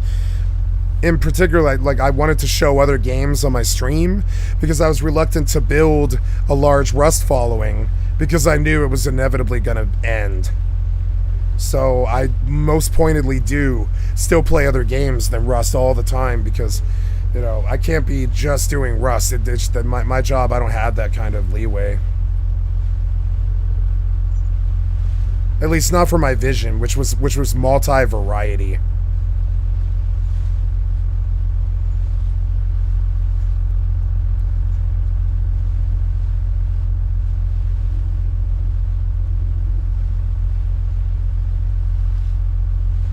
I'm gonna go see what's that. If there's anything there. I don't want to get stuck though.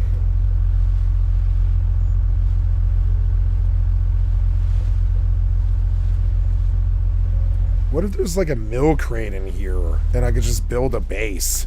This would be a really good place to build a base.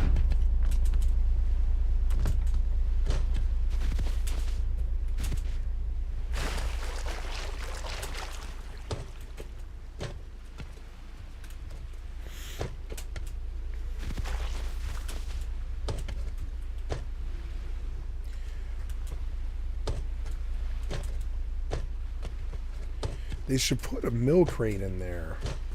It would make this such a good camp.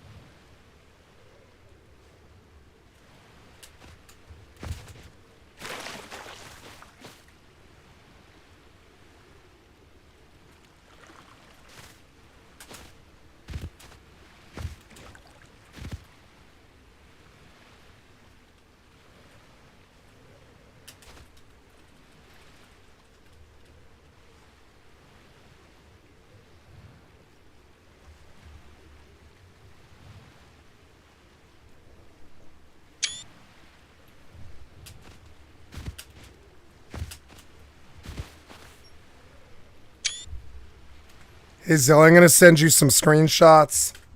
They're not important, but they're, oh,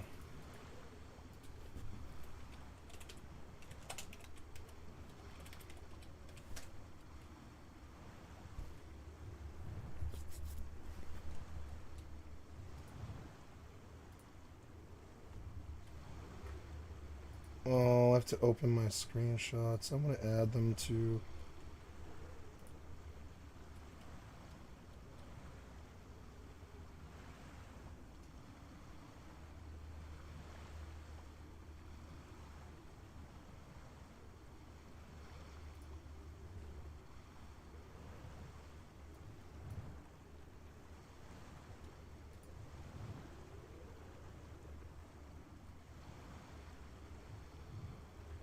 Get to my screenshots, and I hate that.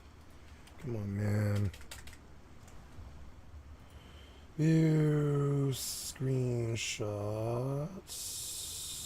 Open the show on disk.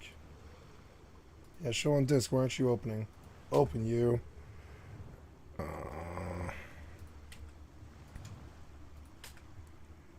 There they are. They're there.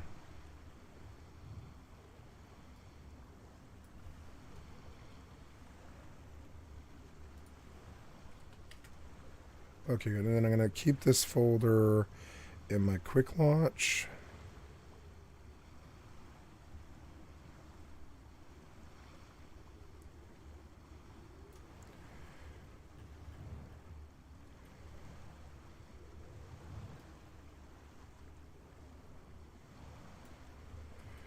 I can't get that to load. Oh, well, whatever. So, sending some screenshots.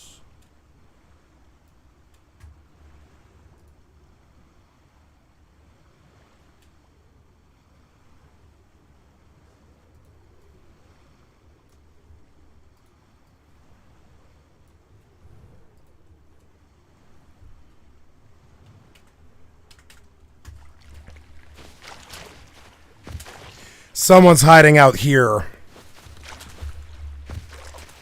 They've got stuff. Yep, just trying to, you know, even if it doesn't lead anywhere, just trying to point out easy raids, you know, that kind of thing.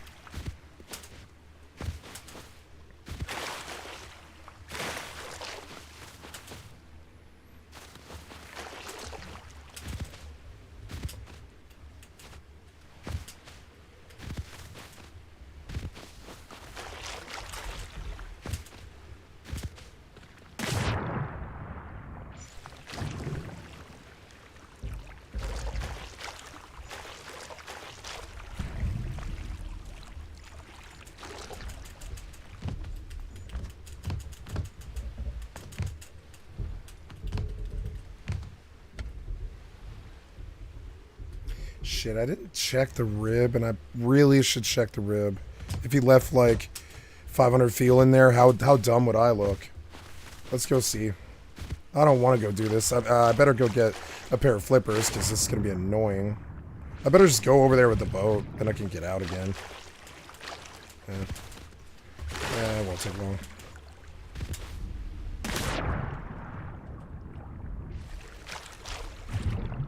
What if there's fuel in that rib? That'd be very helpful.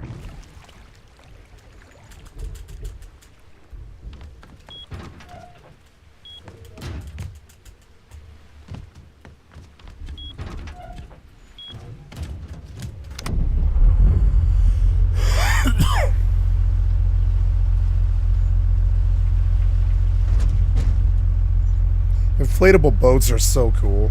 Such a good idea.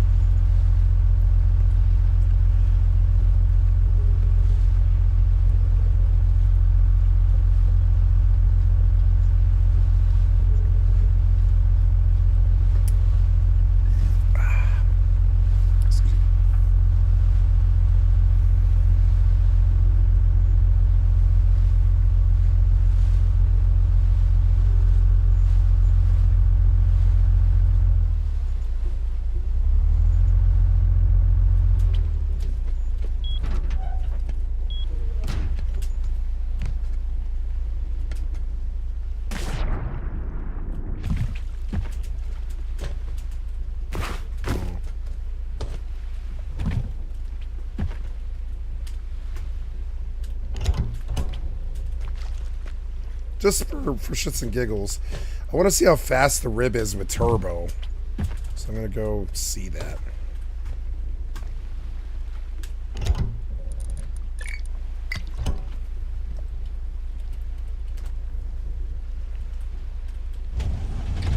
Wow.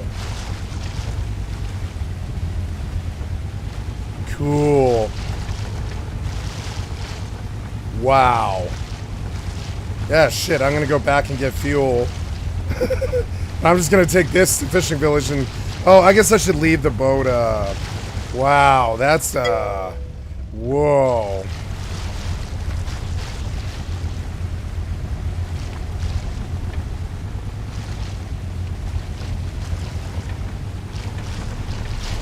Yeah, that boat turbo.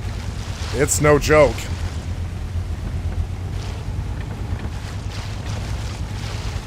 Ooh. Man, how much fuel did that take? 10. So...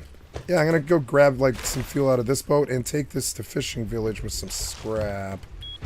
Or no, I guess I've just gotta take this boat. It doesn't matter. It's okay. I don't need the rib. But it's a nice asset. This guy's running large or something. Zelly, this guy's running large or something. He's gonna have something. He'll have real guns.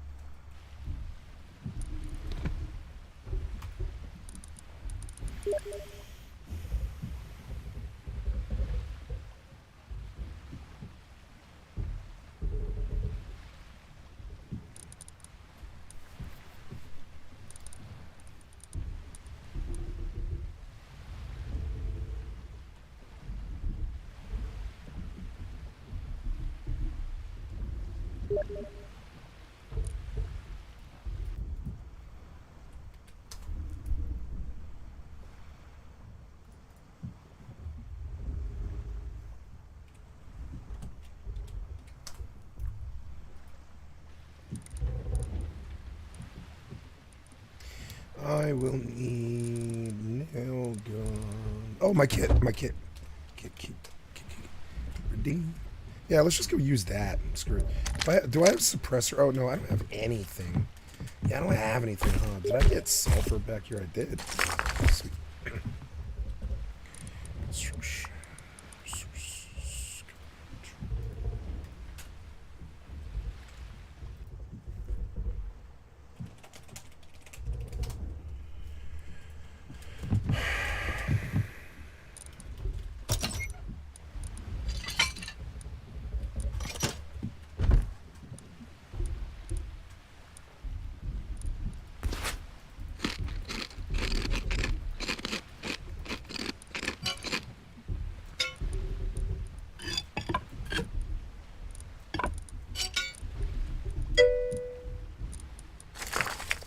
Oh, yep. Hold on just a second.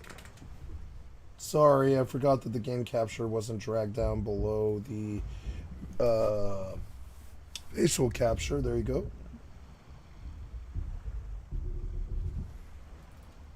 Thank you.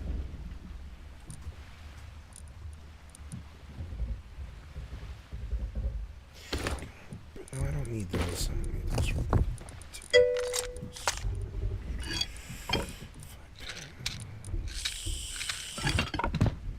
Very good. Thank you, Zelly. Thank you. So I'm not talking so much, guys. I'm just my throat. We scheduled a doctor appointment yesterday, and I'm going to get some steroids and stuff, or at least have them take a look at it. What I'm scared of is what I know will happen to lead singers who sing too much. It happened to Eminem. You get polyps. If you scream like Eminem or me, or like a grunge singer or a metal singer, you get polyps on the back of your tonsils. And I suspect that's what has happened. And that's not good. That leads to cancer and stuff like that. So we want to definitely take care of that. We're going to have a look and see. I've been overusing my voice.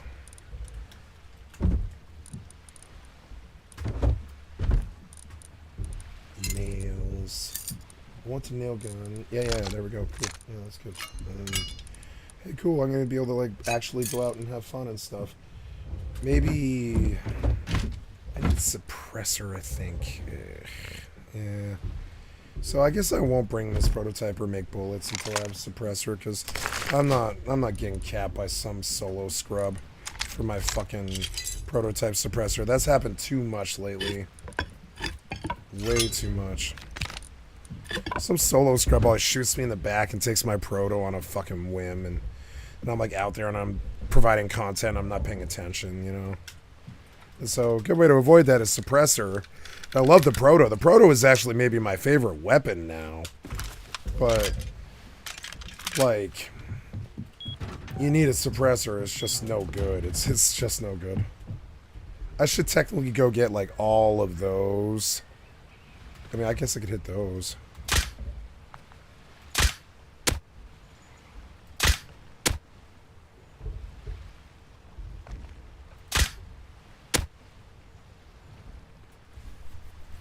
love getting good at the nail gun. It's actually a very faceted weapon.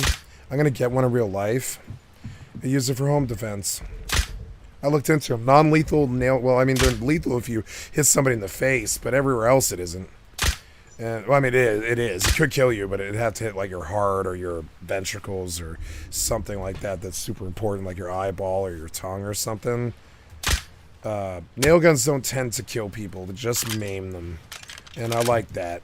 I'm into non-lethals. My best friend was always into non-lethals. He would never keep firearms. I mean, he keeps firearms in a gun safe where he can get to them if he needs them. If the war... You know, if war were declared with the government or something, but he mainly runs non-lethal defense across all of his various holdings because he owns like 4 pieces of property. So to protect all 4 of those pieces of property, he has firearms at all of them, but he mainly does non-lethals like nail guns, bear mace, booby traps, surveillance, you know, that kind of stuff. And I'm not going to do firearms. I mean, we have firearms. Oh, that's not good. I heard my own feet. No.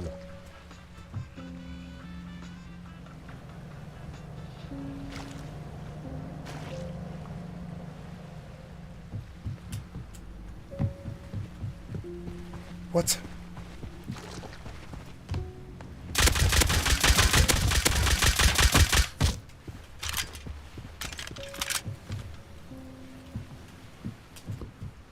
See, I came to someone right away. Where'd he go?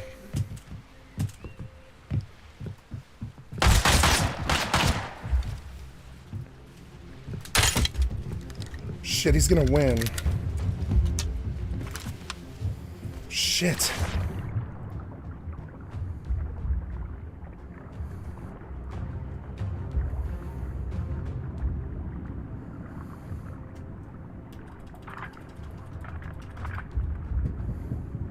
Come in. Yeah. Oh, hold on, Jerry. I'm under a lot of pressure. You got to come in. Sorry. Sorry. I just, like, some guy just lit up on me as you knocked. I'm so sorry. Call my mom. Okay. Maybe my phone died. Tell her I'm sorry. And thank you, sir. Okay.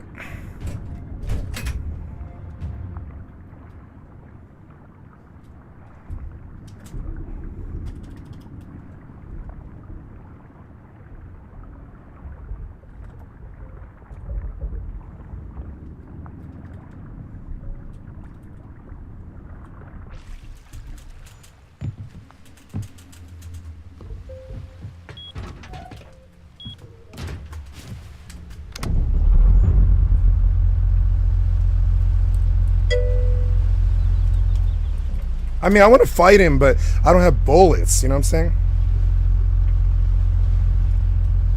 I don't have bullets. I don't have. I wanted my proto for that fight, but I mean, I didn't want to run without a suppressor, or we would have got third party from whoever else lives there. So I mean, like, I want to fight him, but I can't do it. I can't beat a revolver. You know, I can beat it, but it's really technical. And that guy wasn't bad. He was not bad. So I mean, the likelihood of beating him was kind of low. I'm lucky I didn't catch a stowaway here. It's probably him.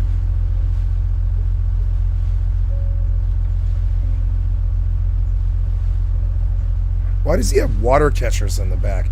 How is it that he got water catchers right there? What is that? Okay. It is him. It's going to be him. I know, right? I love that fight. It was great, and he outgunned me, so I left. Otherwise, it was an entirely honorable, beautiful fight where nobody lost anything and no tears were cried, and everybody felt good, and then I outplayed him because I had the boat and he didn't, and I wouldn't have won the revolver fight probably unless he ran out of ammo. So I didn't want that weird, tense fight. I'm just not interested in it. I want him to have fun at Fishing Village. I have no interest in it, you know? So I just left. If I had a gun like a proto, I would have given him the fight he wanted, but, I mean, he stayed there. He could have left, but he stayed there. He wanted to fight. So I was like, nah, you're going to win. If I had had a revolver and bullets on me, I would have fought him. I promise. I'm not stupid.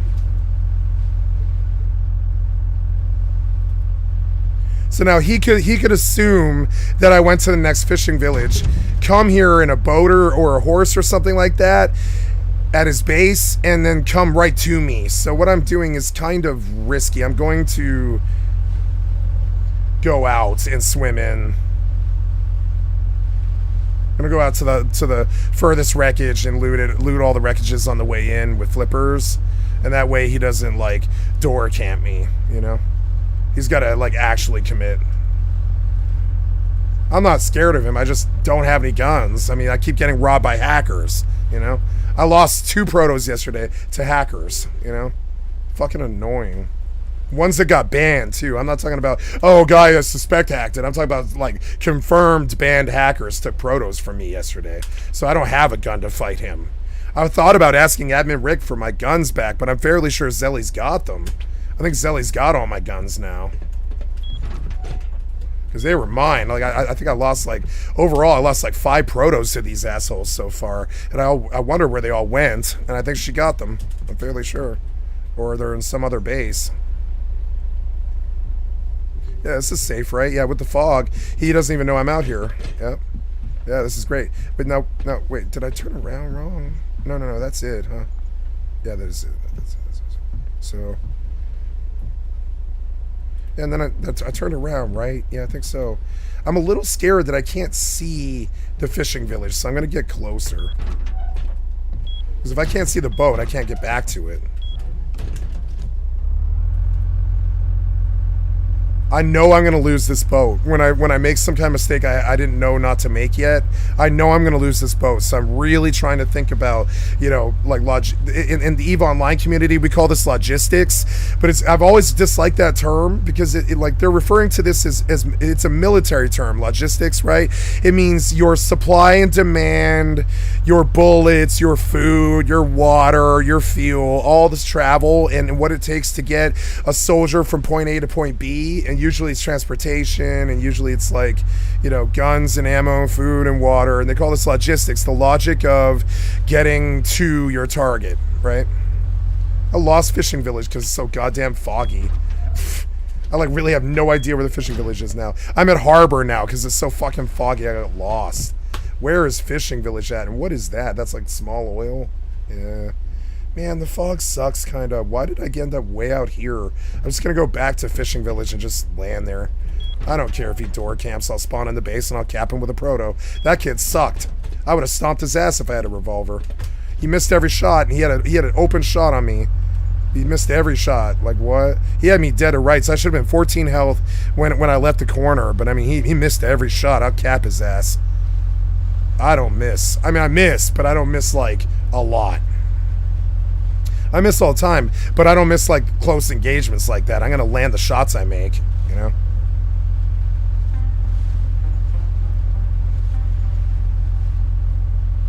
These days I don't like letting the bullet out of the mag unless it's gonna hit something. Just wasteful.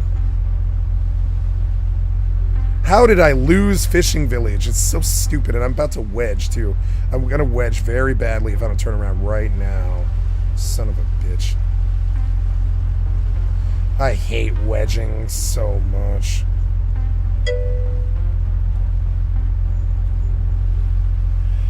Yeah, I know. I've seen the videos. Yeah. There's a really funny video, Zelly, about Tarkov, where it turns out that the hackers all talk to each other by ducking.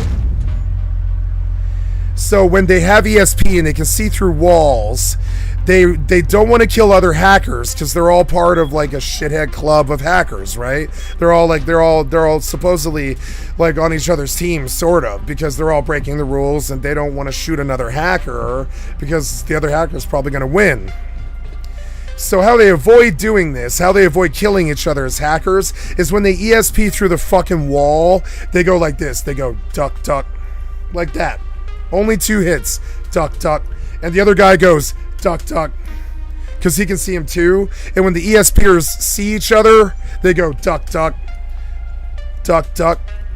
And so I have gotten out of ESP kills. I know a lot about this. I've gotten out of ESP kills by duck, duck. Duck, duck.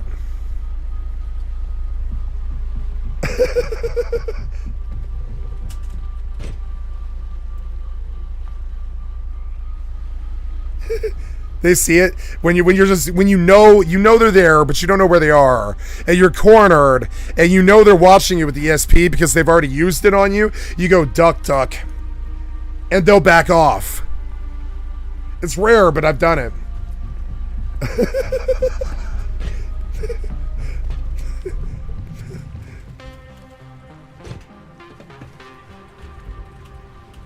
They're such shitheads.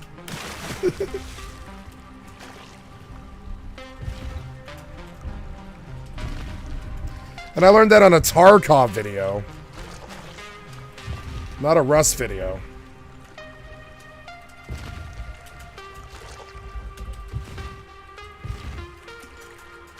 Oh, damn it.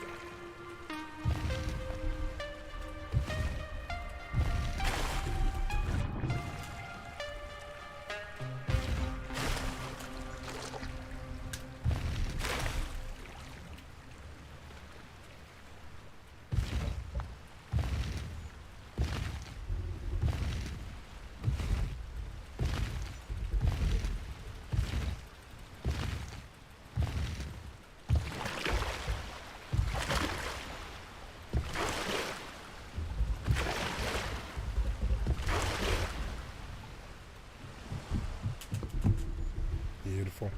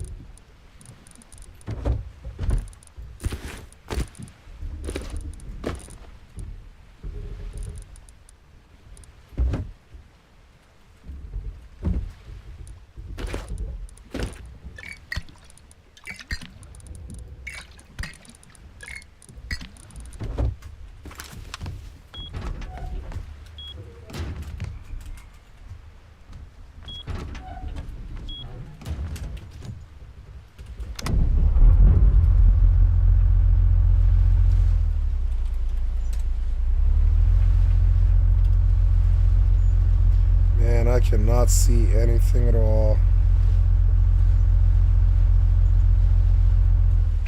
What the hell? It is so dark. Shit. Rather than wedge, I'm just gonna stop. There's no way. Go do base work. This is the darkest night I've seen in so long. I can't see anything at all. Like the lighthouse and the fishing village, that's it. I'm gonna wedge and it's gonna piss me off. So, be right back, guys. I got a bio.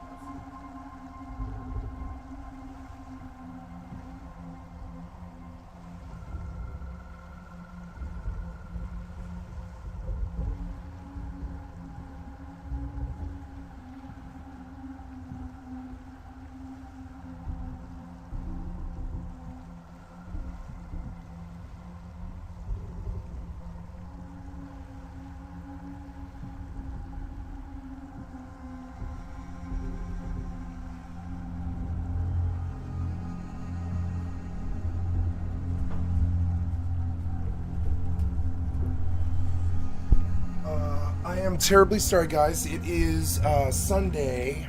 Sorry, guys. It is Sunday, and I must pause this stream for just like 3.5 to 5 minutes while I take my trash up for the Sunday trash. And so, terribly sorry I can't get out of this. I've got to do it. So I'll be right back. It will not be long. You will see a pause screen, and it's Black Knight anyways, so we're not missing out on much. I'll be right back. I promise. I do see that there is like 6 people in here. If you leave, I won't hate on you. I understand. You know, I'm looking for entertainment all the time too. And if a 5-minute pause is something that irks you, I don't mind. You can go watch someone else. It's okay. I would not hold it against you. And if you hang around, I love you. Thank you. I'll be right back. Okay, gotta do the trash.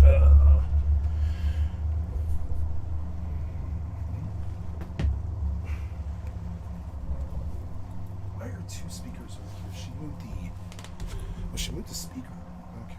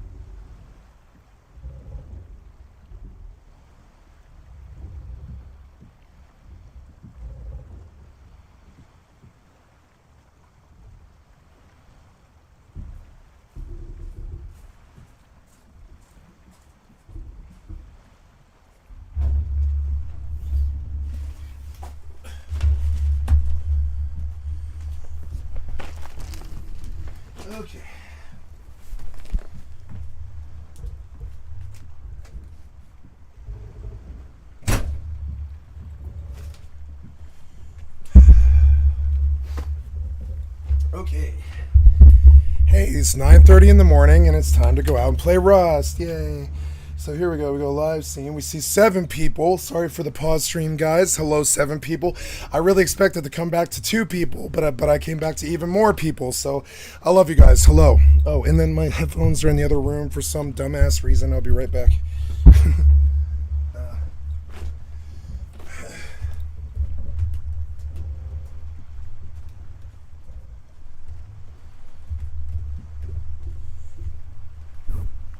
Oh, it's hot in here.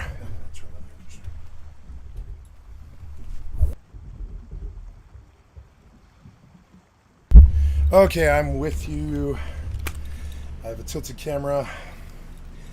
Hello, hello. I love you. I love you. Okay, so I believe we are ready to leave the base. We are good. Oh, no, I do want to do something. So I bought the other half of my new wardrobe. And so I want to take a look at what I bought real quick. Just make sure it's what I wanted. Yep, nice new green pair of pants. Nice color of green, right? Pull it back and camera. Oh, this camera, man. That cord. Oh, that cord. Sorry. Ooh, it's hot out there. It's like 90. Green pair of pants. Black pair of pants. Another black pair of pants. A lot of black. Because I'm big. I'm 6'4" and I'm 360 pounds, and I wear 5X shirts and large size pants. They don't make shoes big enough for me or shirts big enough for me. I'm like the biggest motherfucker you'll ever meet who isn't Andre the Giant or a basketball player. Black, blue, dark navy blue. And yeah, black pants. Got a nice 10 pairs of pants for, I don't know, I think they were like $14.99 each, I think, so I got 10 of them for like $150 or something. Nice color of tan pants, right? All the same brands, all the same 5X, all the same everything. No labels, no advertisement, no anything that makes you look different, because I don't like looking different. It leads to court cases. So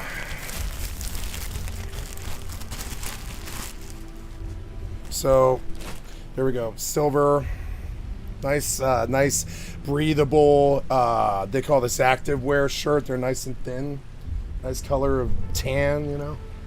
Nice color of tan, I believe. Nice color of black. Nice color of blue.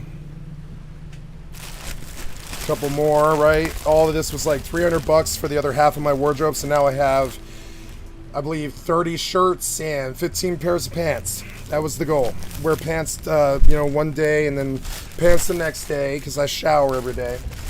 And that way I don't have to have too many pairs of pants.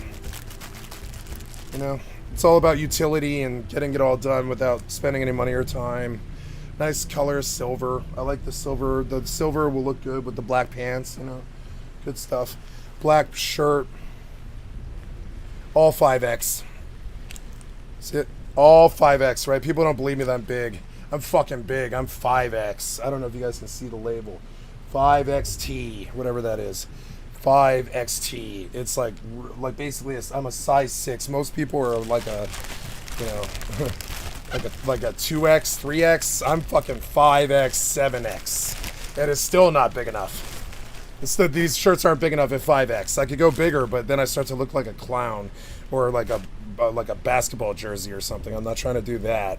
Just trying to get shirts that actually fit me, because I'm too big.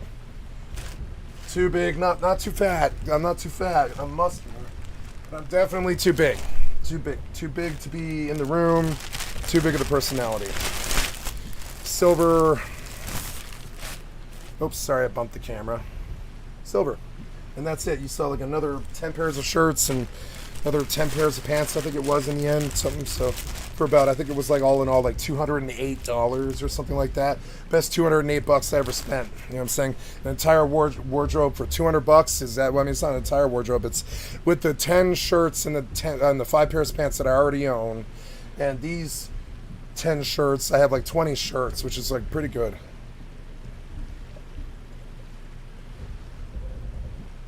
When I was homeless on the streets, I had the same 2 pair of pants for 7 years, the same 6 or 7 shirts, the same hoodie, the same clothes, and I did laundry a lot, but I mean it was still very hard, and keeping a lot of clothes is very difficult for me. And now I find that psychologically it's difficult for me to keep a lot of clothes around. So, being an ex-homeless drug addict person and all that, I I had to like get used to the idea of like buying more things than I would normally have, And so one of the things I did this year is I had my mother indulge me, and we used some money out of my savings, and I had her buy the shirts and the pants because I find it impossible to buy them. I'd rather steal them or something. Spending money is very difficult for me. Or just use the 3 shirts that I have over and over and over and over and over again and just keep washing them, So I just had her. She doesn't have the same sort of psychological holdups, having not been crazy ex-drug addict homeless person like me. So, ooh, what's this? Oh, this guy, yeah. Oops. So, yeah. And, so it was nice to use her.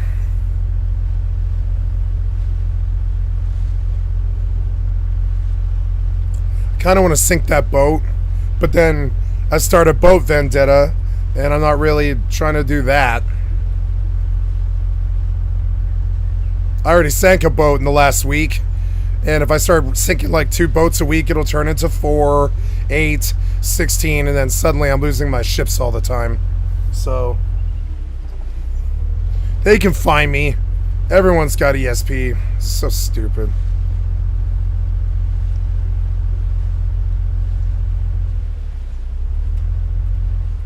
I think there's a guy who lives on the cliff that we checked out the other day. Yeah. No, that was that guy, I think. I think we're good here, actually. I think I'm very unlikely to see somebody. I mean, I know that a Russian lives on the cliffs, and I know he's here and he's on, I think. But I don't know, I don't believe I'll see anybody here. It feels good.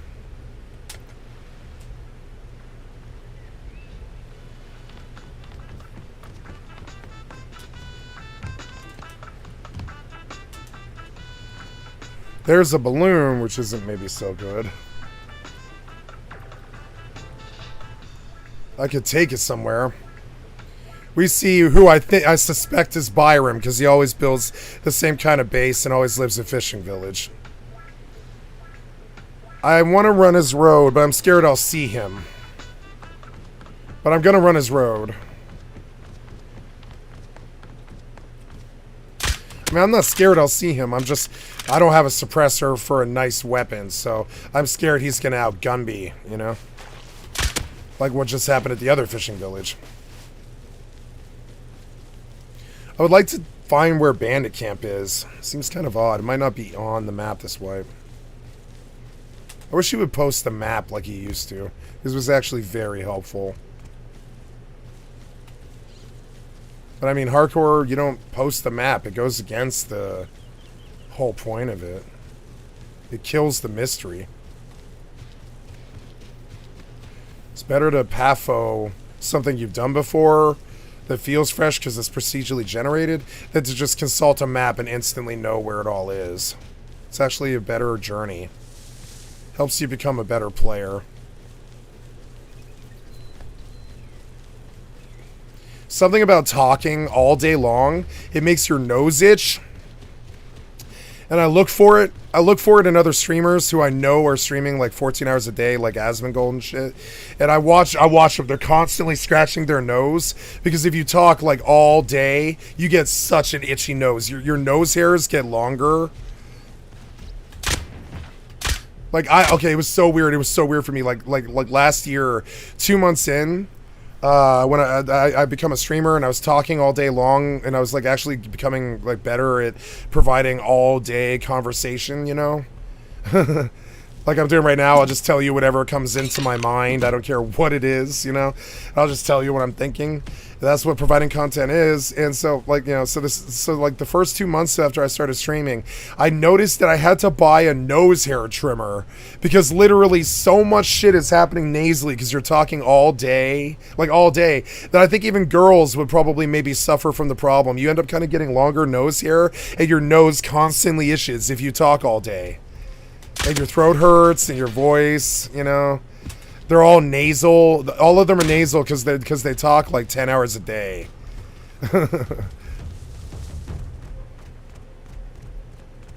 And I didn't know about this, so I'm going to consult my doctor. And I'm going to be like, yeah, my nose itches all the time now. It's so annoying. I don't mind it. It's just that, like, my throat, I know that my throat is causing it. My nose itches because my throat is sore. And, so I'm going to have them give me steroids for talking. Ooh, pistol bullets. I mean, they don't really mean anything. I mean, it's not bad. I wish I had a salvage hammer. I don't know, axes are not that bad. They're fast. They're like as fast as a salvage hammer.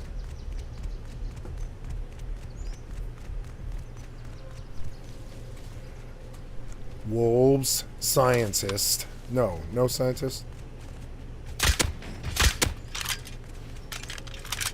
This could be death. It is death. I need a clear open shot on all three, or I'm going to lose it. I need to open Crossy. Where are they? There they are. That's right, you better run, bitch. Better fucking run. Is that a player? No, Zed. He really looked like a player for a second. I wish the wolves would fight the zombies. It would be so sweet.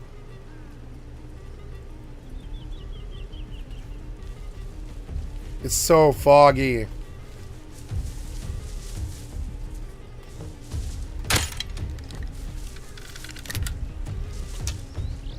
I feel like I'm gonna see someone. It's really annoying to me.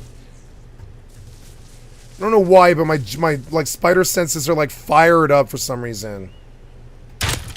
It's because he lives here and I'm like at his shit. I'm I'm liable to actually see him. I don't like HVs in a Crossy. They don't do any damage. It's so annoying. Fuck, missed his ass. Can I get him? Did he stop? Yeah, he did. And he turned around too. Fucking missed his ass. Hit him that time though. Thought I brought a knife. For real? God damn it. What? There's another one? Where is he? Is he in there? Yes, he is. That I don't know how that didn't hit, but okay. He's glitched. I get a free kill.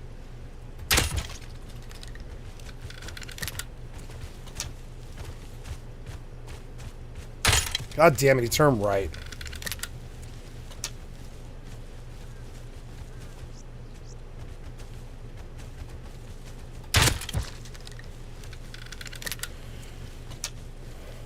I need rope. A lot of rope. Like 4. I want 2 sewing kits. I suppose looting harbor would have been a good idea. I guess I'll go get my green card. Where was the other one? Oh, the other one got away. And I had another one, but I lost the body now. Oh, no, there it is. Wait, is he back? Yes, he is. Okay.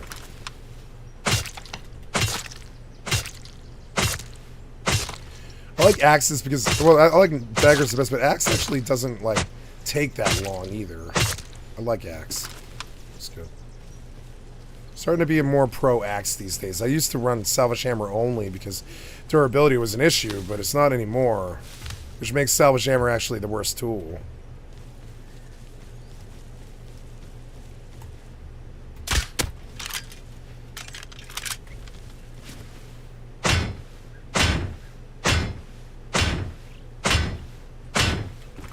I'm gonna see someone on this road. I can feel it. I'm in like the busiest fucking place in the server, I feel like. It's annoying. I guess the wolves killed the pig. Nice. We get a lot of fuel here, at least.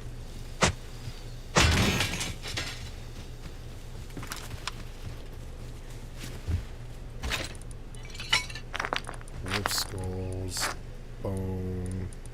Oh man, bone knife is worthless now. Wish they would improve that. Bone knife should be 15 flesh gather. It always should have been that. But it's 10, just like every other tool in the game, which makes no sense. Why? Then what's the bone knife for anymore? It used to be really good because it was so cheap, but now it's just easier to make an axe. It has much better flesh gather. It's cheaper. Well, I mean, it's not cheaper. Bone's cheaper, but I don't know. Like, I also don't like the amount of inventory space bone takes. They need to fix that. Some of the items are becoming sort of antiquated. And I really believe that everything in Rust should have a really specific purpose. But I do believe that bone knife is actually kind of fucked up right now. It should be 15 flesh gather. A dagger should be 20.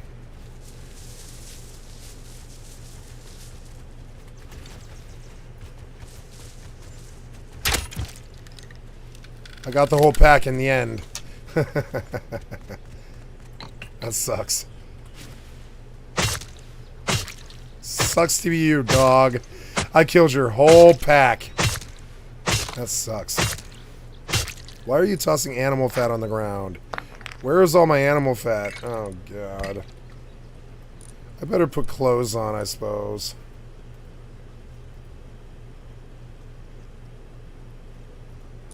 Why are some there and not others?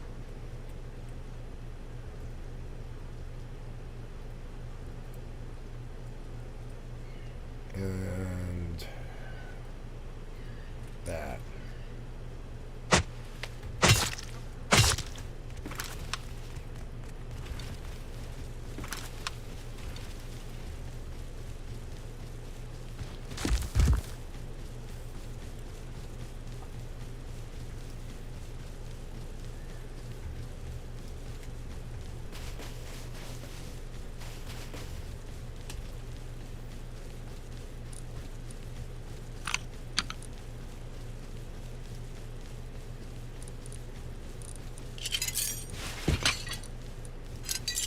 Ah, I got a sewing kit. That's very good. That's one of the things I really needed. Very happy with that. I'm going to do harbor. I'm going to take the fishing boat to it. I came over here to get scrap too. Enough to buy more fishing poles and get food. I did get some food. Bait 5. Yeah, raw wolf meat and pig meat is good bait. Really good. Nice. I got most of what I wanted here.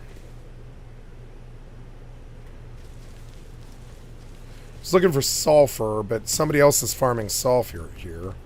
Like real actually, I think the respawns on the nodes are like 2 days long or something. So I think I hit this base yesterday, or say I hit this area yesterday, and I believe all the sulfur is gone still. It has a really long respawn. It's like 2 days or something. This whole area will be empty for like 2 days, and I feel like I might have actually done a disservice to this guy who lives here. I took all of his nodes. I didn't know how powerful that could be. I think it's like 1 day. It's like one whole day or something. It's like a real life day. It's a long time. The stone, I know, because the only thing I left was stone, and that's why there's like no metal and no sulfur in sight. It used to be really rich here, but I took it all. And that's kind of an interesting gameplay mechanic on this hardcore server, because like you can technically come in and sort of make the area difficult for the player to live. I think I did that to the trio last month. I was taking so much ore. Me and my trio and I were taking so much ore out of that place that they weren't able to like truly build their base, I don't think. There's sulfur maybe. No, that's stone. Now I could have a stowaway here, really bad one, and I could die. So I mean, before I do anything else, well, no, I definitely need the rope. We definitely get our clothes on and get ready for a fight. We haven't engaged yet, so I'm going to take this time, and we really make sure, you know.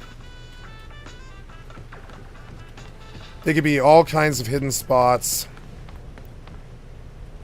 I mean, there's only 3 enemies on, and the likelihood of them being here is like basically 0, I think. So I'm being too paranoid, which is fine. It can't hurt most of the time.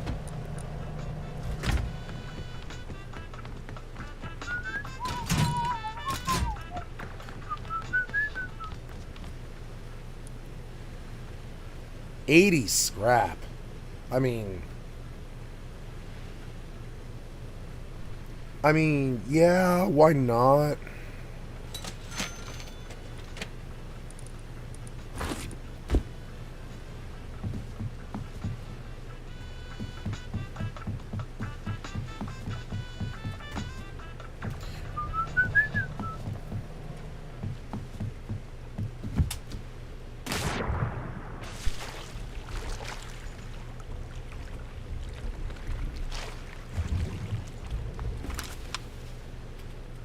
Okay, we're good. Or at least the loot's good. I don't know if I have a stowaway, but I definitely got the loot good. Yeah, that should be hopefully enough for what I want to do, I think, yeah. And, I'm gonna take some cloth.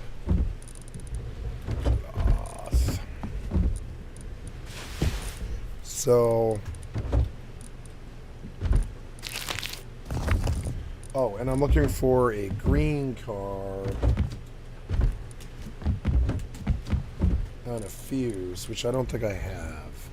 Oh, I thought I pulled a fuse out of a fuse box the other day, but I don't believe so. There's a sewing kit, which is helpful to me. Yeah, I mean, it seems okay. Yeah, I don't really see... Oh, hey, there's another sewing kit. Very good. And I'm looking for cloth now. Some kind of cloth. I don't know why I don't have a lot of cloth. I guess I'll have a lot of cloth when I break these sewing... Or no, I guess I won't. Yeah, what do I need? I need like 85 cloth.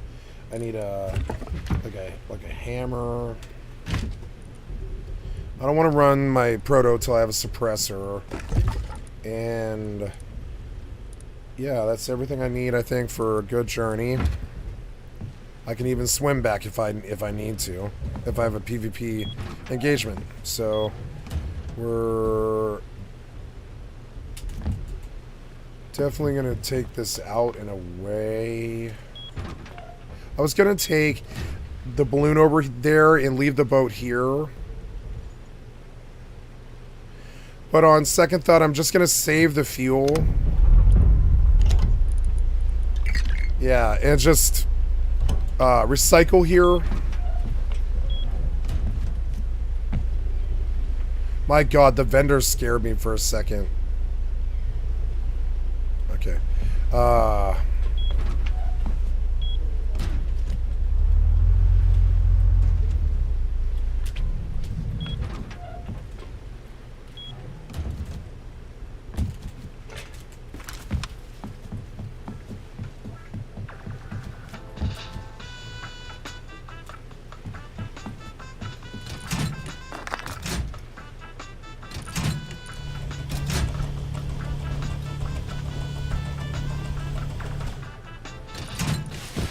I mean, I don't have a green card, and I don't need one. I don't need that loot over there. I want guns, and I think I'm going to do that. I'm going to go get guns right now. Or a gun. And maybe a suppressor.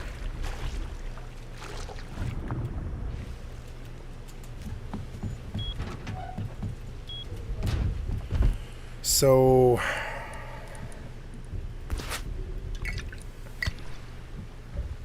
yeah, that should be enough. Okay, so... gonna take a balloon and a laptop. And... I need some fuel for this. Yeah. That should hopefully be enough for what I want to do. Okay.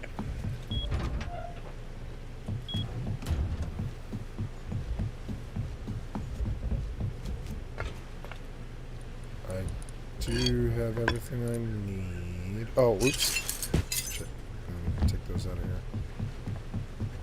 Nice.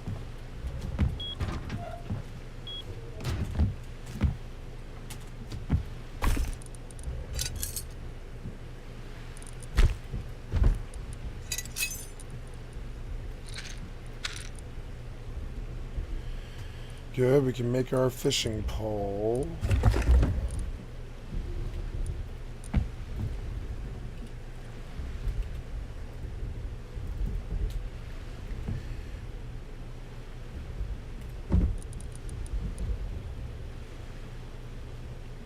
What else will I need? I will need nails.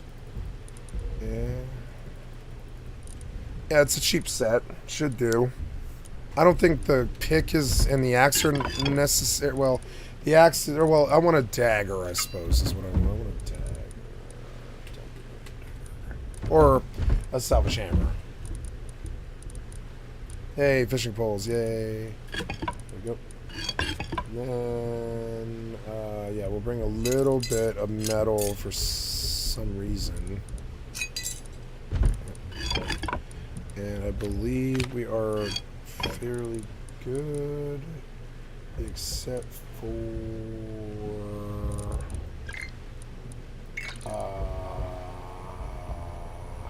you know, I think I want to carry 2 nail guns for this. Yeah, I need extra points for the mag. Yeah, I think that'll do for everything. Don't forget to redeem the. I did. I redeemed the kit. I did. Yep, I did. Thank you for the reminder. So, yep, 2. Yeah, that's all good. That's probably more cloth than I need. I'll just leave like a lot of that behind. And I believe an axe is the last bit that I want. And we are hunky-dory to leave. Now, I know, right? And it also sucks. The timing of it is annoying, too.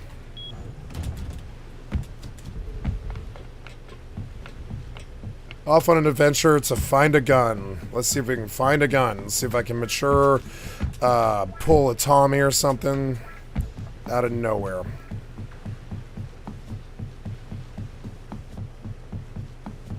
We're going to do it in cool RP travel ways. And it sucks that it's becoming night, but I mean, I think I'll probably be okay.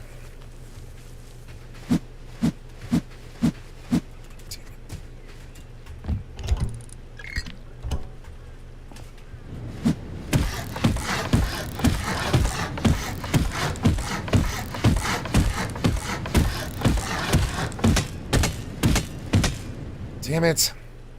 I think I'm going to go back and get the rest of the cloth to fix this stupid thing. It's so annoying. Probably bring more cloth, too. No. Just like 50 cloth to fix what's left.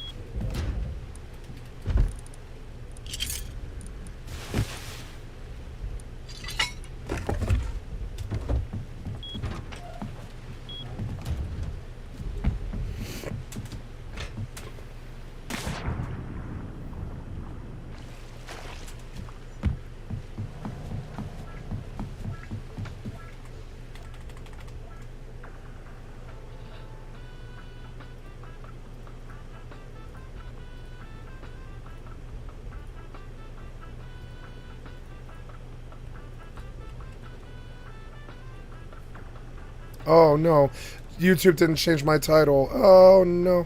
I told you to change this title, you piece of shit. You are changed. You are changed. Why do you say that then? Why do you say in a Rocket Play Point? You're telling me the title's changed, but it's not. It's not though. It's not changed though. You fucking liar, YouTube. YouTube didn't change my title. Oh no.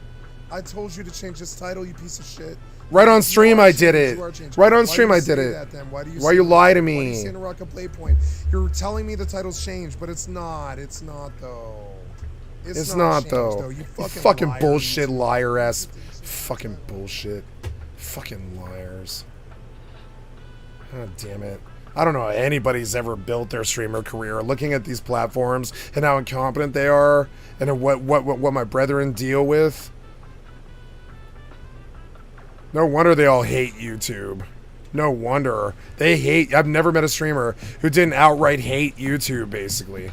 And now I see why. All the time and bullshit they steal. How they put your career at risk. All that shit. I like YouTube, but it wasn't that, like, good of an experience for me.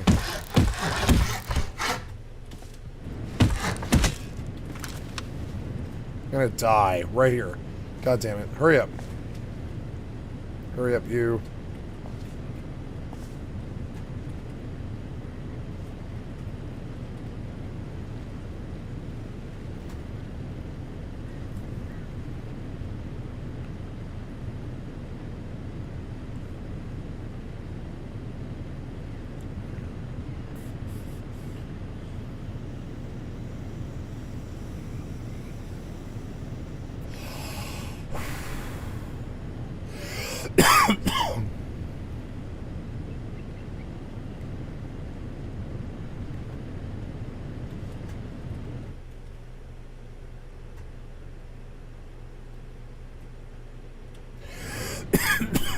Excuse me.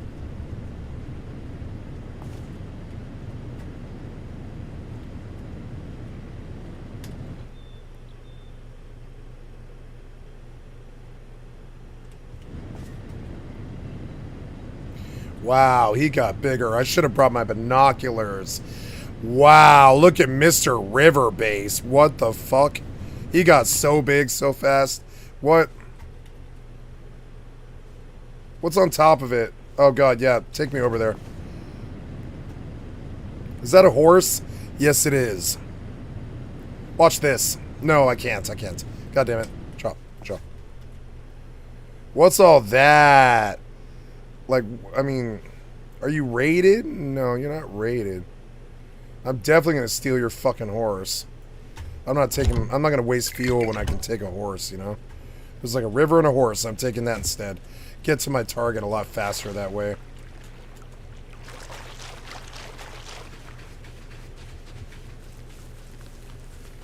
Sup, bitch? I'm on your too big solo land, and I'm looking to check to see if I see code locks on these fucking doors, because I don't think they are. And I'm gonna steal your fucking horse. I absolutely am. I hope you have a silver horseshoe on it. You know? I'm gonna pick your plants. I'm gonna steal your horse, because you're too rich.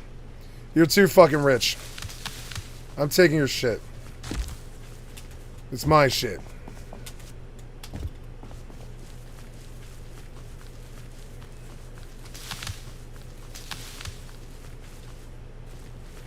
Oh my god, what? Like, what? Let's blow in the side of this asshole's base. Is it a solo? It is. It's a solo. I mean, this is the zombie server for you. It enables Tyrant Kings to become like this. I mean, I could build this if I wanted to, and it's a great design. I actually like the design quite a bit. Yeah, I like this design more than some of the stuff Tay does, because it's really simple and really cheap. Like, really fucking simple and really cheap. And all you really need is 2 ladders and about an hour. You can build, like, your own little solo chonker like this that's really got the peaks to actually kill, like, the raiders and stuff. It's the kind of base I think Tokyo probably liked when he was young. But it's not a good base either. At all. Like, my friend Zelly, she'll go through this like hot knife through butter. It's not a good base. Not in any way or form. It's a good design, but it's not very good.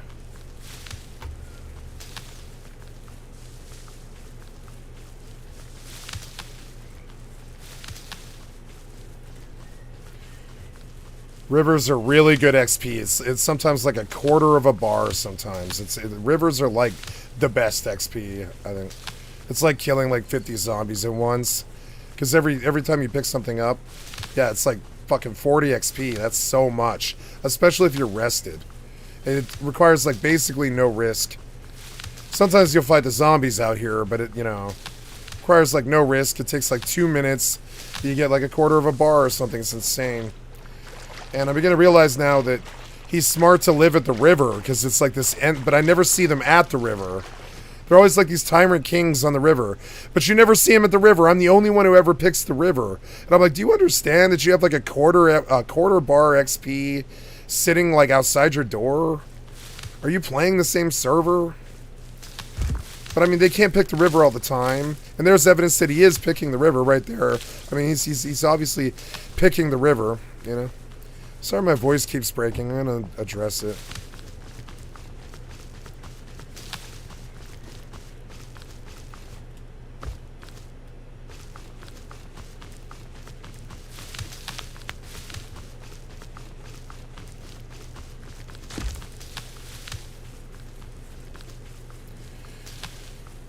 I want to check out Junkyard, kind of, because I haven't been there yet. And when you haven't been there yet, something bad is happening in the background that you don't know. When you haven't been there yet, something bad is happening in the background that you don't know. And you must go find out what it is. Like this guy. This is something going on like around in the background that's bad, kind of. You know? This guy, there's nothing really... I want his mini heli. Look, Zelly. We should come take his mini heli. Tell me that's not a... yeah, tell me that's not a mini heli garage. Yeah, that's like a mini heli garage, right? Yeah, it's a mini heli garage. It is. I don't know why he made the turn. Oh, because it's part of the external design, but I think he probably keeps a mini heli in there. And I kind of want to blow in there. It's only 2 doors to a mini heli, but I could also just run the road for a mini heli, I suppose. I'm not going to take his horse because it's bad form. And he doesn't take my horse, so I'm not going to take his horse. But I don't like him. He's solo and he's too big. Too big. Like, I'm tempted to take that motherfucker. The old Sky Cat would have flipped a coin, you know? Instead, I'm just not going to be toxic and try to be the change that I want to see out of the goddamn community, you know? Just going to let us have his fucking horse. Even though I need it.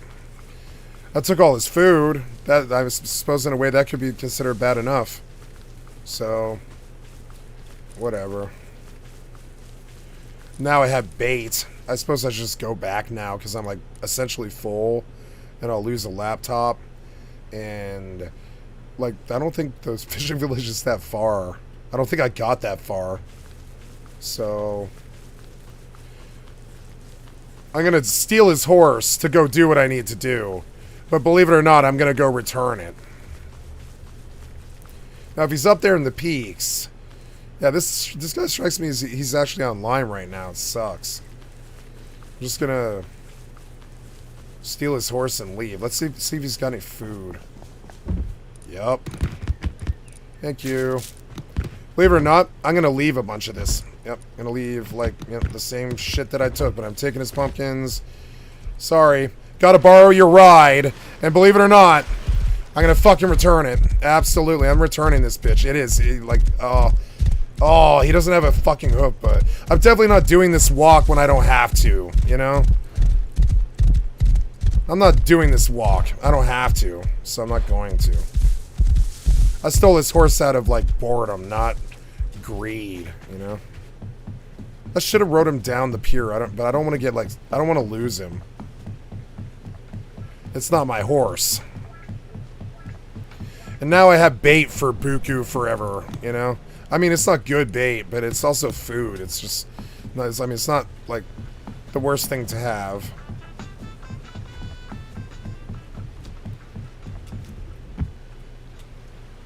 Ah, almost got it. Wait, can I get up this way? Oh, no. Oh, please let me up. Oh, whatever. I'll just swim it. Ah! I can put the flippers on, but I'm scared of losing my shoes. Because the idiot designers make you toss stuff on the ground. So I'm just going to wait for the swim.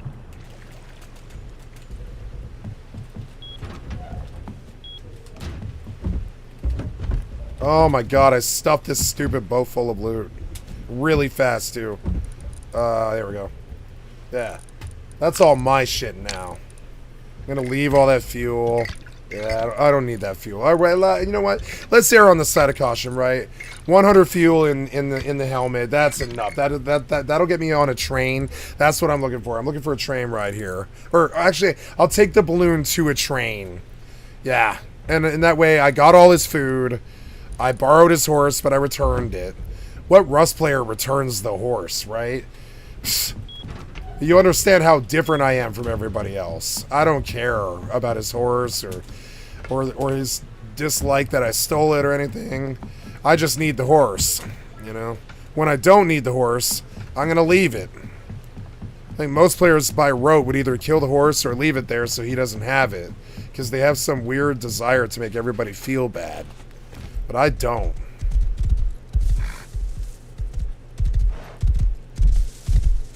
The horse really saved my time, actually. So I'm just gonna bring it right the fuck back and get capped by him as I'm leaving, you know?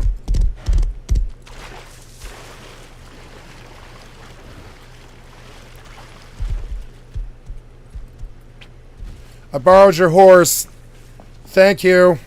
I didn't steal anything.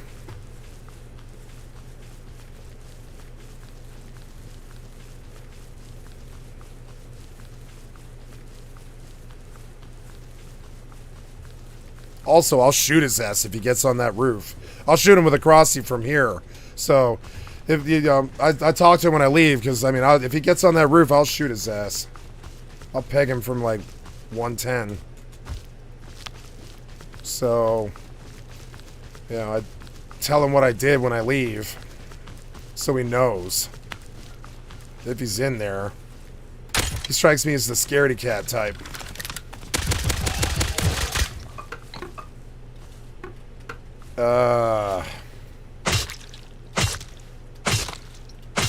Men, we're always compensating.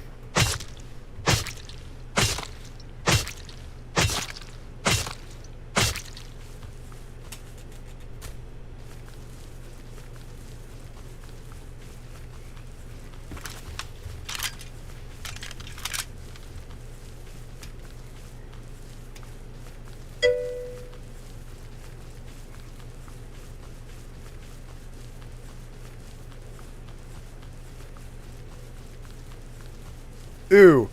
Look, I found what I was looking for right away. Fucking sweet. Alright. Hey, it's XP. A lot of it. Kill them all.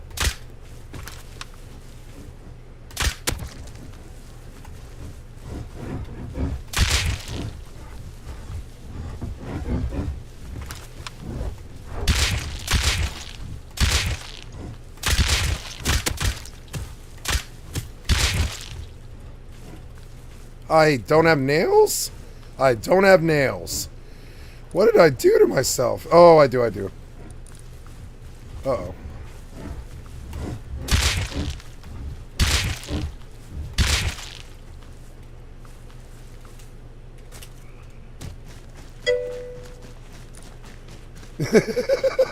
My aim in Rust? It's a nail gun. I suck dick at Rust. Anybody will tell you. I'm so bad at Rust. Trust me. I die all the time. Like, my clan will tell you I die all the time. I suck. I can't aim. No. Nope. I can kill a zombie from 5 feet with a nail gun. And I have a good crossbow aim, I suppose. Why won't this crossbow reload? There we go. Oh god, it's getting dark. Get to the train. Thank you for the compliment, but I mean, I suck. Straight up, man. Don't be looking for my aim. My aim is not that good, no. It's not. But thank you for the compliment. I do appreciate it. I haven't heard that in a while. I'm just more efficient about the bullets because this is a 0.5x server, right? So, and what's up, Thomas? It's good to see you. I run nail gun because it's so expensive to run bullets that, like, I've gotten good at looking like I can shoot a nail gun. But I already lost a nail gun fight today. I had to run and swim under the harbor because he had a fucking revolver against my nail gun. So, like, and I lit up on him with the nail gun, but I only had one nail gun, so I only had 16 rounds before he got around the corner and I had to reload. And the 16 won't kill him. He had a full-blown lumberjack outfit, Nail gun won't kill Hazzy too well. It takes a lot. You gotta be headshotting, a lot of headshots. But nail gun will kill anything that isn't, like, Hazzy or Full Metal really pretty fast, honestly. So... aim, I would say it's right at about, let's put it this way, right? My KDR is like 1 on Overwatch. My aim is like 53%. And I'd say 53% is right about where I am in the global community. And so I have no illusions about that. I don't tell myself I'm good. I don't tell anyone I'm good. I don't say it. I have no illusions of it. I die all the time. And I'm not playing this to be a super god at it. I play 20 different games. And I'm good at all of those 20 different games. So you would call me like a jack of all trades, master of none. Yeah. So I have a low to middling skill. And it gets me through. And so if it's a low to middling situation, I tend to win it. If it's somebody who actually knows what they're doing, I lose because I don't just play Rust. I have, 5,000 hours on EVE Online. I have 4,000 hours on Rust. I have probably 20,000 hours on World of Warcraft, 30,000 something. I've got like 30,000 hours on Final Fantasy 11. I've got like, I don't know what other games. ESO, I'm probably at about 1,000. New World, I'm at 800.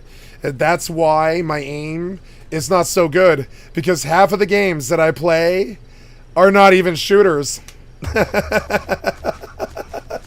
A lot. I'm talking half the games I play a lot are not shooters. So I grew up on World of Warcraft where you literally cannot aim. You cannot aim in World of Warcraft. It's called tab targeting.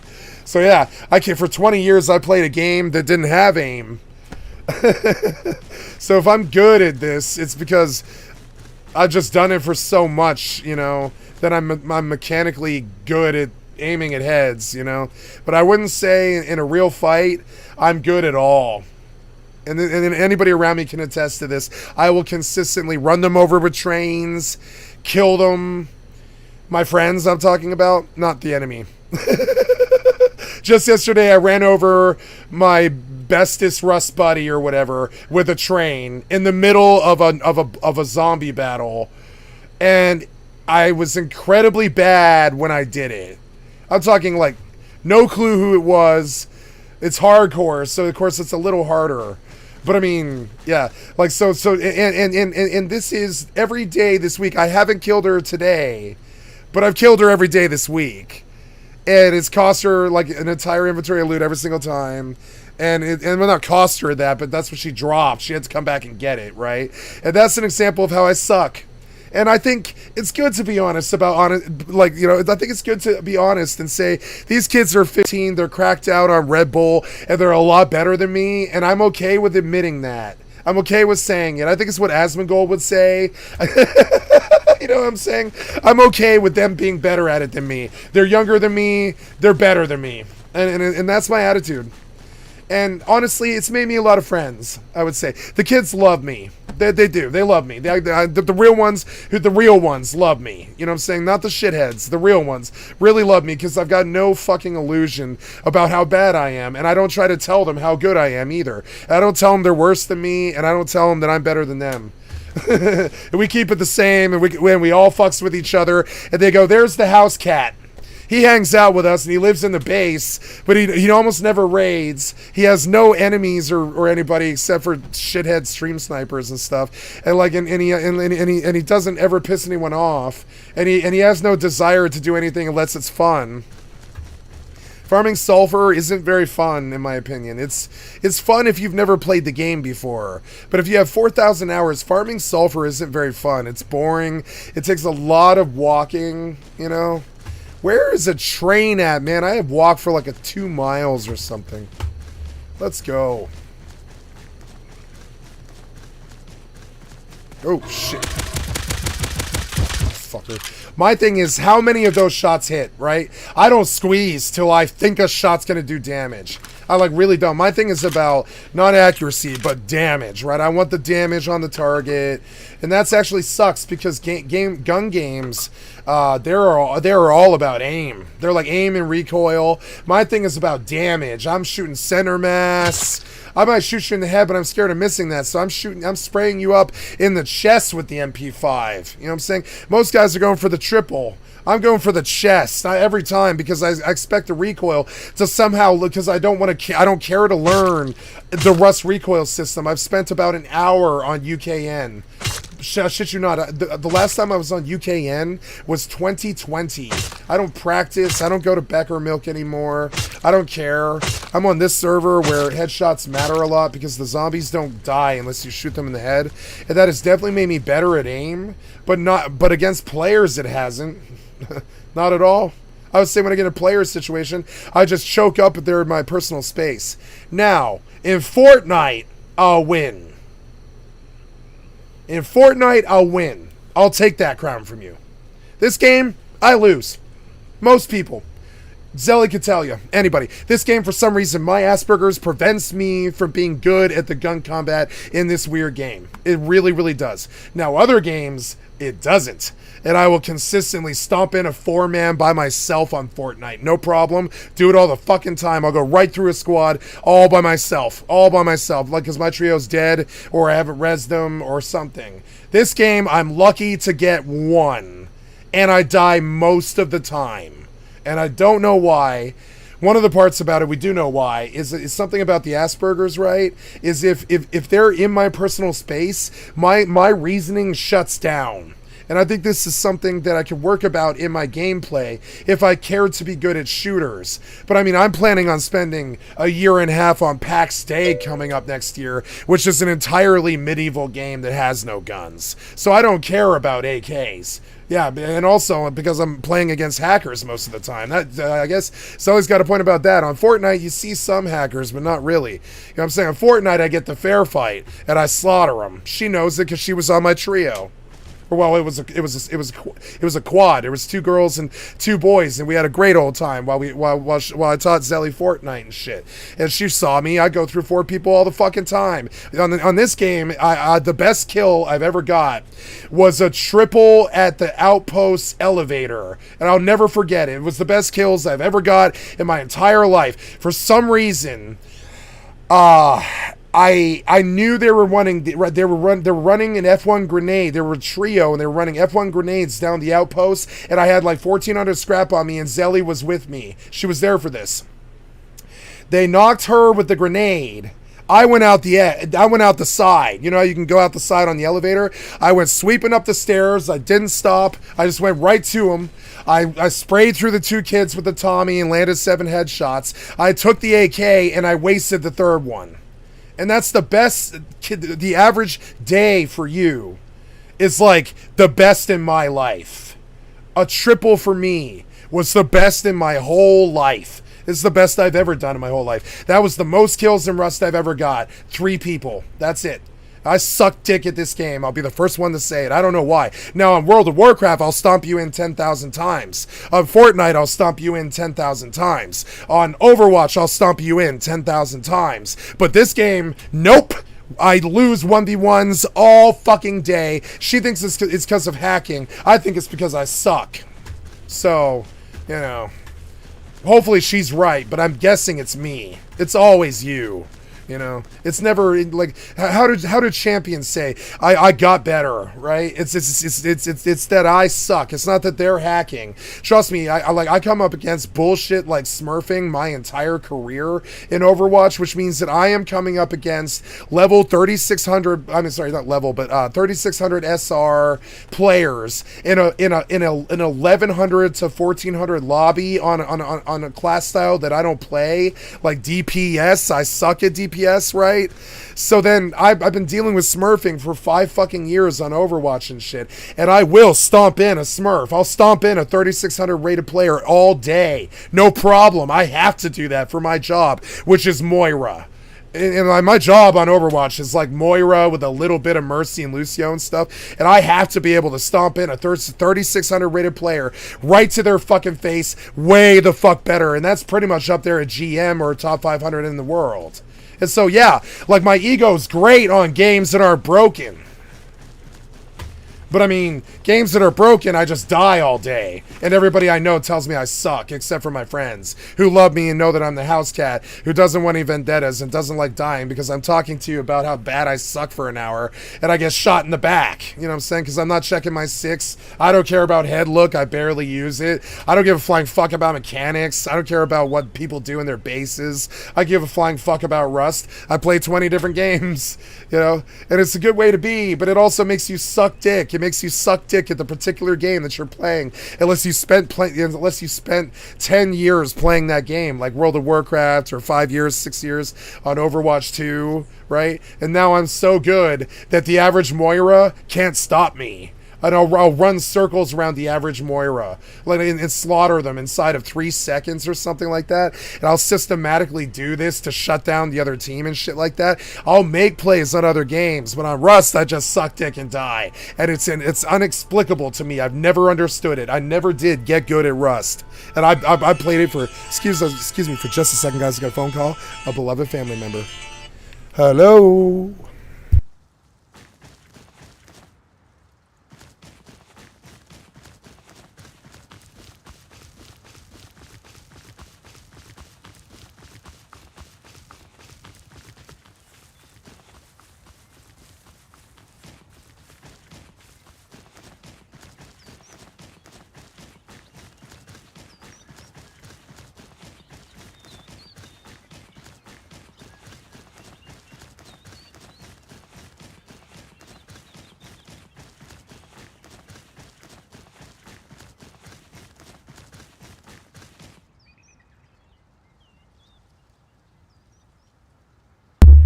Okay, I'm back. Sorry about that.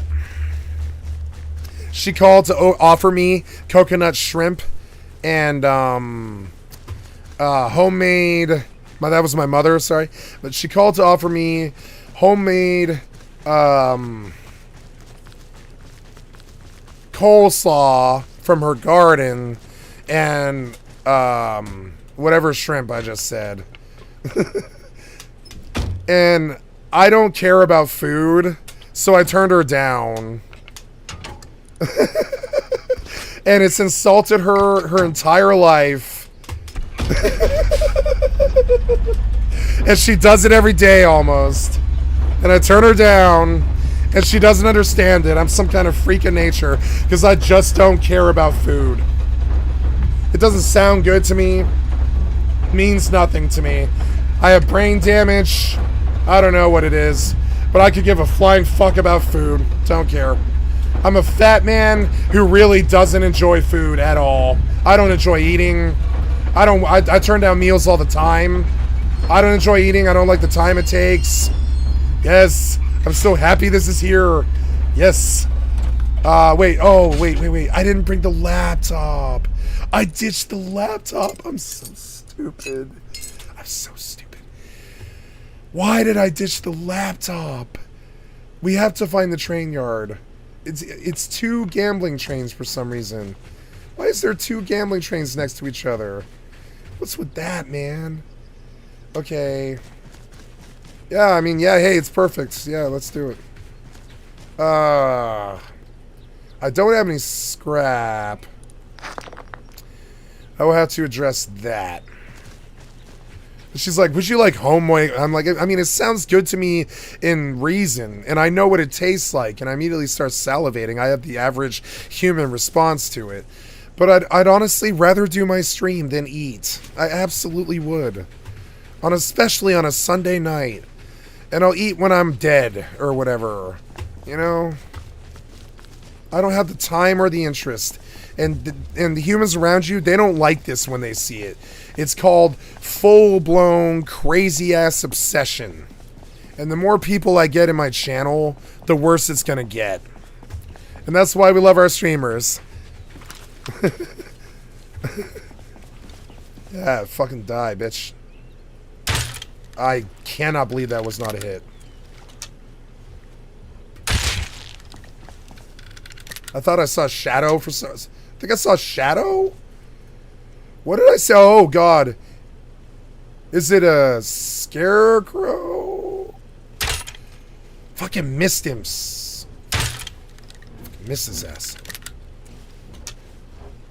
Is he a scarecrow? I think he's a scarecrow. That's not good. No. That's a zombie. That was cool how you ducked under my shot like that. Thought you were a player for a second.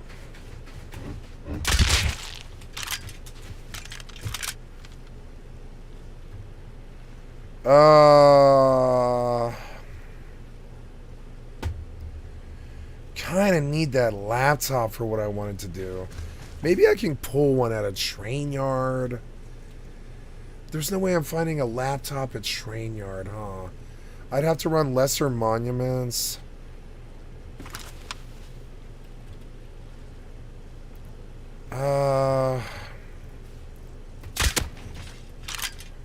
I'm gonna run the road for the gambling, and I'm gonna try to pull 1,000 scrap and call that the content, I guess.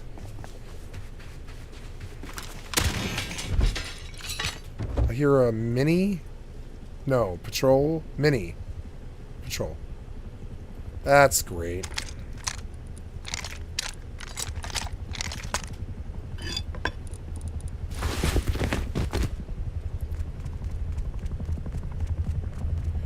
I kind of would like to get on the boat now, maybe, because I don't feel safe in this quadrant. Or on the train, I mean. I don't really feel safe in this quadrant. At all. I've seen them roll through here so many times. Like, I really don't feel like I'm safe here at all. I'm gonna get the fuck out of here. Light up on somebody. It looks like he's on somebody. Somebody might be up there. I'm gonna go get out of here. My spider senses are like firing up here. I'm getting out.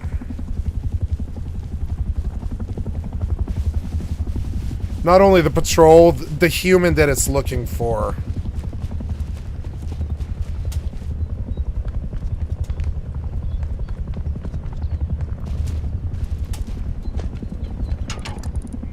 Where is it?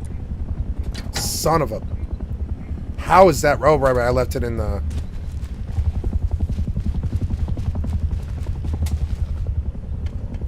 Oh, scared me. I was like, okay, that's not right.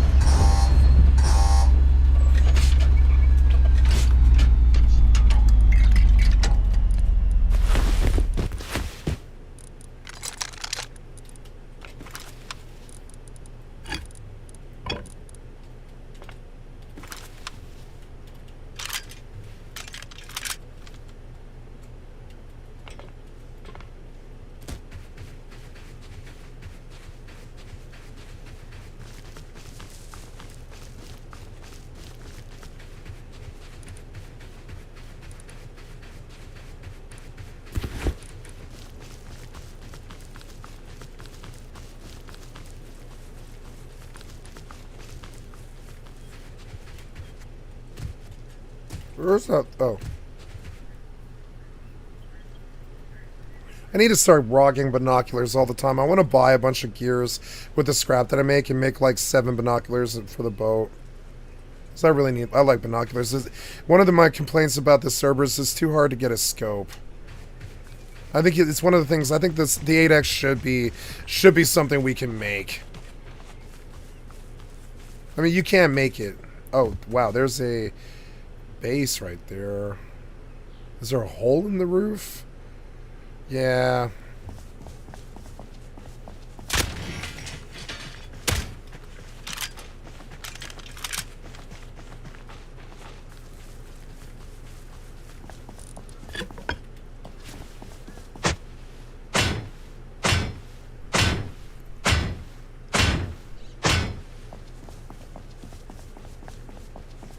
I should have done a power station. Oh, darn.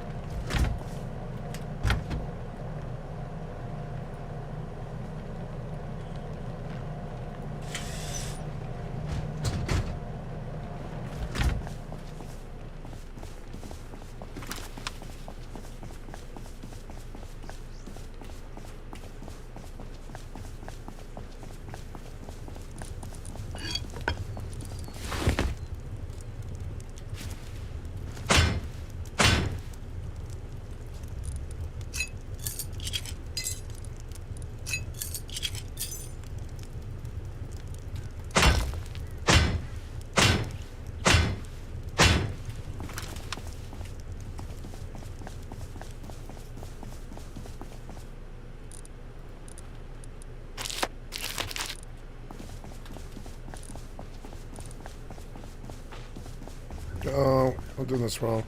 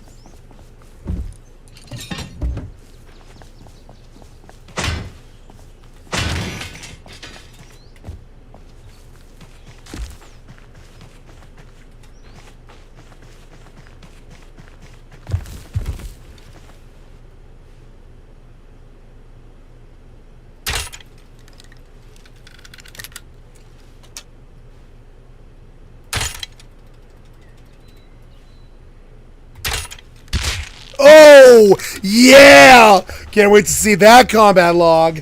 Can't believe I got him. As I talk about how bad I am, I pegged like a 125 crossbow headshot by accident. That's kind of funny. God, I love that one. That's the best shot I've made in a long time. Christ. What was it? Let's see. I thought I had my thing set for combat log, but that was 94 meters with a crossbow. 94, not bad. Yeah. Once in a while, I'll knock you from like 100 meters. Better watch it. Once in a while, you know.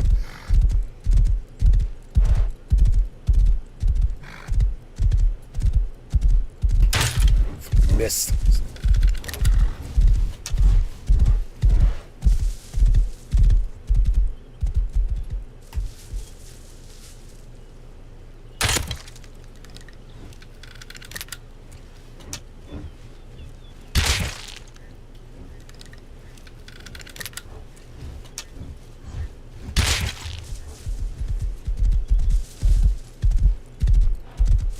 Now, my gambling cards appear to be gone for some reason. Oh, no, I think I went way further down, yeah. Whee! Almost got a bite there. Jesus Christ, he was like suddenly right on me. Ugh. Yeah, don't, like, I guess they must be further down out of render. Yeah, there.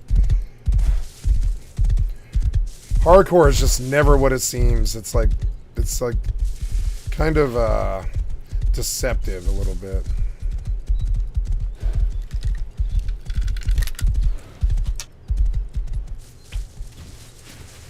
I'm just trying to get the cedar scrap to be able to make like 20 scrap bets, right?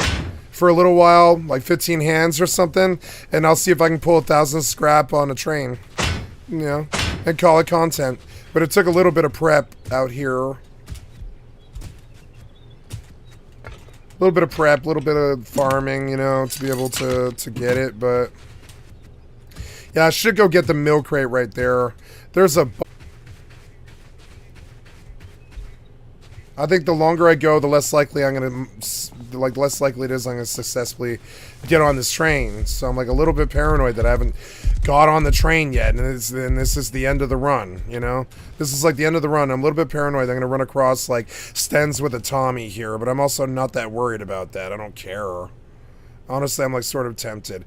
Like, sometimes I tempt the barrier curse to bring my enemy to me. So I stand at, like, a crossroads and I wait for them to come. You'll see it in movies sometimes, right? And the barrier curse is so obvious sometimes. I can literally summon my enemy by standing still. It's, like, kind of crazy. And the barrier curse is like, oh, man, you haven't faced some kind of failure in a while. So here, we're just going to summon your worst enemy down the road. And they just show up. Is that him? No. Oh, he's a zombie. But I mean, seriously, I would not have been surprised if it was Stens. I wouldn't have been surprised, honestly. You see it? It's like very crazy like that. Sometimes I can actually use it. I think about it and I'm like, well, I haven't had any failure this entire run. So now, like, I'm due. And the barrier curse is fixing to send something. And I don't know what it is. So I could just stand here and wait for it to happen at this point. It's that bad. So yeah, so then at that point I wonder, why haven't I got on the train? Well, because I'm looking for evidence that it might be gone. I'm looking for evidence that the curse might be gone. And that I might be able to sneak around once again and not get shot in the head in the back from somebody in the middle of nowhere for no reason. All the time. It was like that for 3 years. I would just get shot in the back in the middle of fucking nowhere for some reason. Because the barrier curse ran rampant from like 2019 until 2022 or something. 3 years it was. It was horrible. My trio could watch it. My ex knew about it. She would watch it, and we could predict its behavior. It's magic, basically. It's fucked. It's not magic. It's energy. We were like able to predict the energy of it. It was stupid. So now I like get scared. I'm like, this is right here. I used to talk about it on stream last year.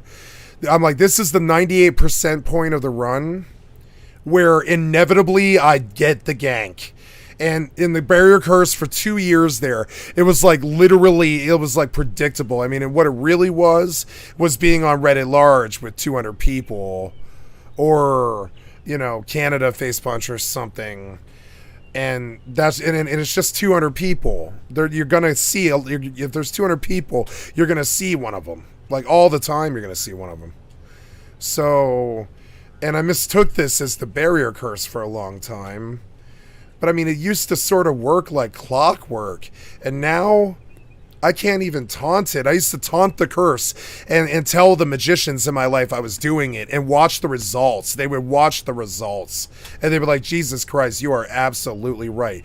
You have some kind of bad black energy curse on you, and you need help from somebody that we don't know. And I'm like, I know. And honestly, I think it's gotten better. Like, as I stand here, sometimes I challenge it, and I'm like it's a 5-pop server, 2 of which are friends, 3 enemies, and the likelihood of them showing up on me is like basically nil unless they're roaming.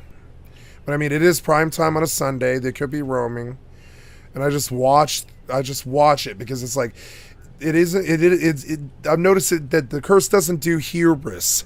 So if like the point of no return hits where you realize nothing's going to happen, nothing will happen. The curse doesn't do hubris. It won't come back and smack me if nothing happened beyond the point of no return. And I feel like that's right now, this minute. Right now, this minute. That's the point of no return where I can go ride the train. But I mean, I tempt the curse sometimes, and I'm like, this is exactly where it would be. Before I get on the before a couple of years there, the death would have happened before I was able to get on the train, and I used to predict it to my clan, and we used to get our engagements based off of that, and we were very good because of it. I could literally tell them when the curse was going to flare up, like some kind of crazy magic, you know, like some kind of Harry Potter thing. And then we'd watch it like everybody in my old clan, not everybody, but almost everybody in my old clan kind of believed in it. Like not Ace. I'm talking about pen pals. Pen pal, everybody in pen pals believed that I had some kind of curse because it was just crazy. We could predict the behavior of it for 2 years. I was like, this is where we lose the run. And they're like, shut up, cat. And I'm like, it is, watch. And then we get sprayed up. We get sprayed up right then and there. I'm like, this is where we lose the run. And they're like, how do you know this shit? And I'm like, because the curse will hit me at 98% of the way through the run. It's either the door camp at the end and I'm overthinking it. Or like it got to the point in the first year I was able to predict it down to the second, and my fucking spider senses go crazy because the matrix is like flexing or something. It's like insane. My spider senses go insane, and then they feel fine right now, or I wouldn't stand here. I feel 100% safe, but I probably shouldn't feel that, you know. I probably shouldn't feel that. It's just, I tempt the energy sometimes. I'm like, man, like, it's just not what it was. It's gotten a lot better. That's all I'm trying to say. It used to be very, very bad. Like, I don't care if you believe or not. I'm just talking about my own personal struggle with this. And my history was, like, it used to be so predictably bad that, like, you know, I could literally tell them it was coming. But those days are gone now. Those days, like, I guess my karma's corrected a bit. Or the positivity's balanced or something else. I know I've never harmed anyone, so I never felt like I deserved the curse in the first place.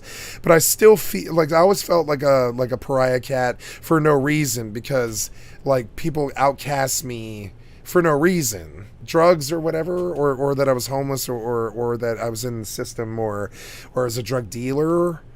But I mean, like, those aren't real reasons. Not really. They are if you're selling drugs to kids, but I wasn't. You know? Damn it. And so sometimes I just sit and I'll like stand here and I tempt the curse. I'm like, man, I'm at the end of the run and nothing came. And I like it. But it's also hard not to like wonder at the parameters of the energy or whatever it is that caused the fucking thing in the first place, basically.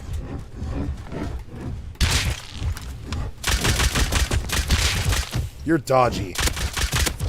Stop dodging. You're a dodgy zombie. Stop dodging. Yeah, I mean, there's like a fuck ton of scrap that I can farm from the top of this train, which makes me feel a lot more safer. Like I'm like 10 seconds from egress at a very high speed, so I don't like leaving this spot. It's why I was standing there, because I know I have fast egress. 10 seconds. That's the word for it, guys. Ingress and egress. You would hear these words from the 1940s when the great P.T. Barnum would roam Americana and show the world his freak shows and his circus and all the things that he used to show for his cabinet of curiosities. And I love P.T. Barnum. Love everything about him. He has some of my most favorite quotes of all time, like a sucker and his money are soon parted, and you know, and all that stuff. And I really love like that stuff. It's like history's first real neurolinguistics to me, beyond Plato or whatever. And and I really love you know, P.T. Barnum's neurolinguistics and stuff. It's really funny. Some of his quotes, they're actually very funny. And yeah, and so. The words ingress and egress became American lexicon, and they never would have, because they're like these Latin words that come from bird nomenclature. Words like avarice and stuff, that sort of stuff, right? And egress and ingress, right? Those are bird words. Gress is a word, is a bird word. If you're a linguist like me, you know this. Lord of the Rings guy would have known, or Tolkien would have known, like what ingress and egress. You know, it's Latin.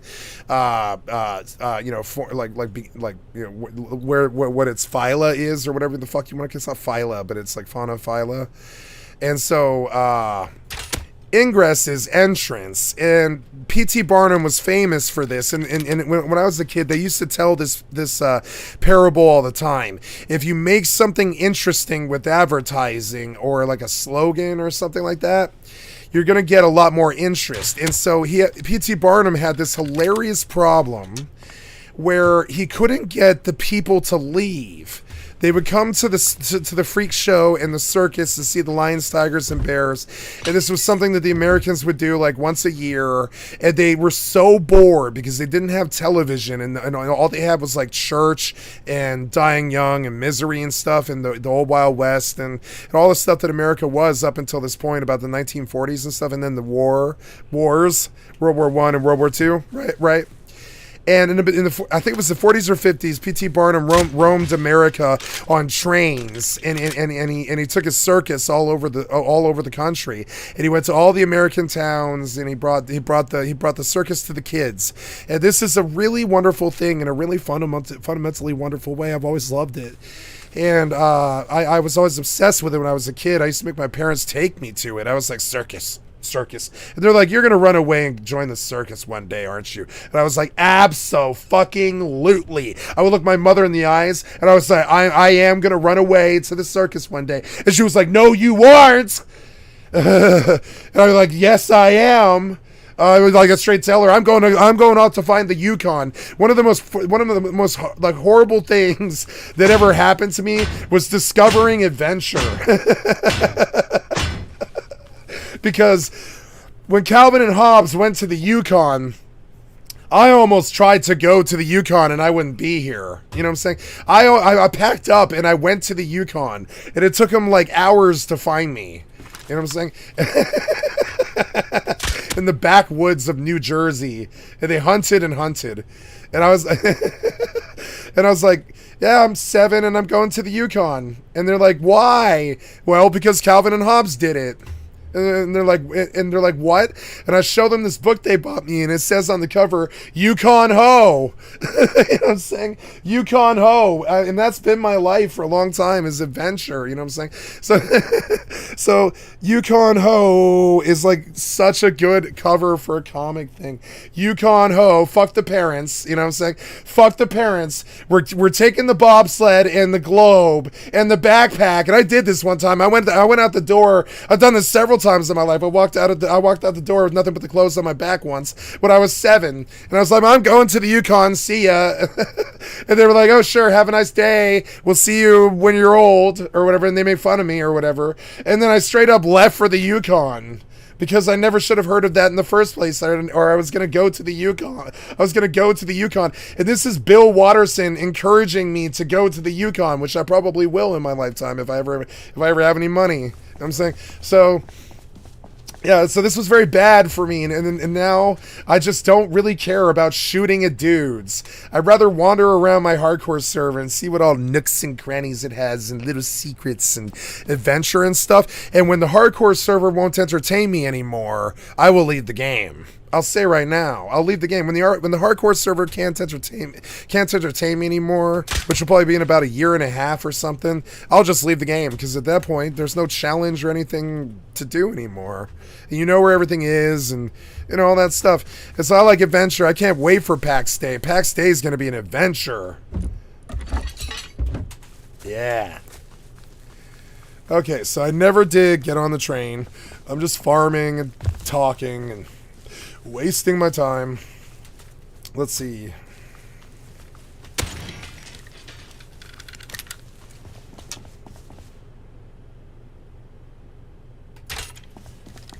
How did that miss? Come on. How did that miss? Backstay.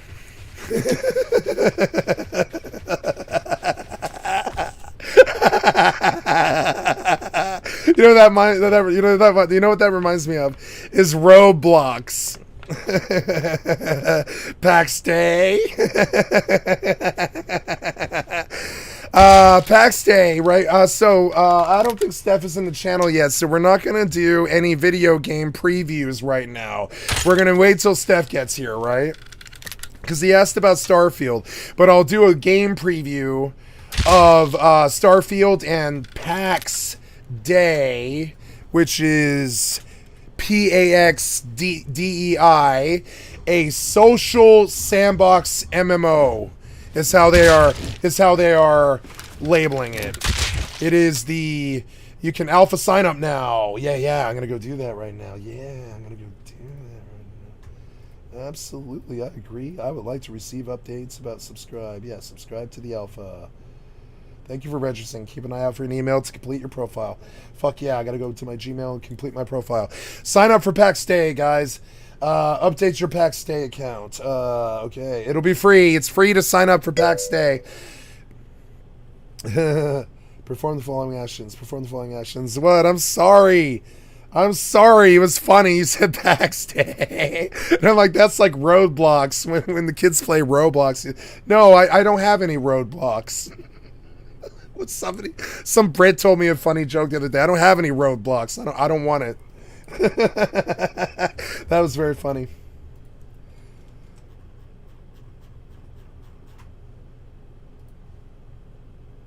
I need to change my password. Okay.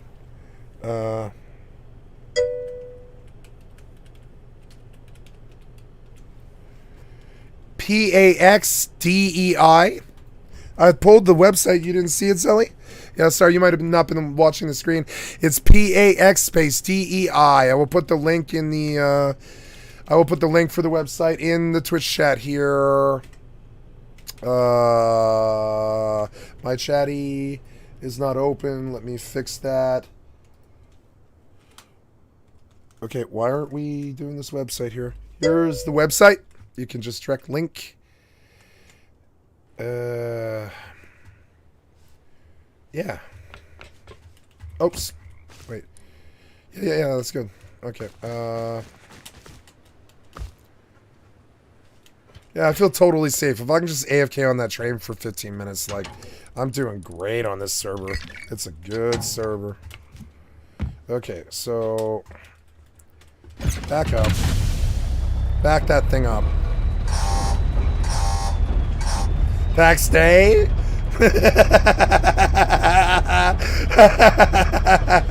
It is naturally funny. I'm sorry. It's a naturally funny joke. See, you didn't script it, Zelly. Do you see how I was talking yesterday about scripting things, right? You didn't script that joke, and it's the funniest joke you've ever told me. See how you didn't script it, so it was hilarious to me. That's what it takes for me to be funny. PAX Day?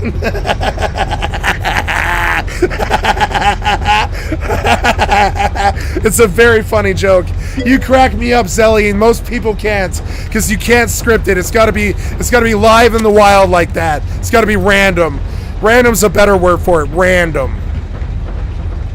Oh, shit. Yeah, no, we're good. Okay.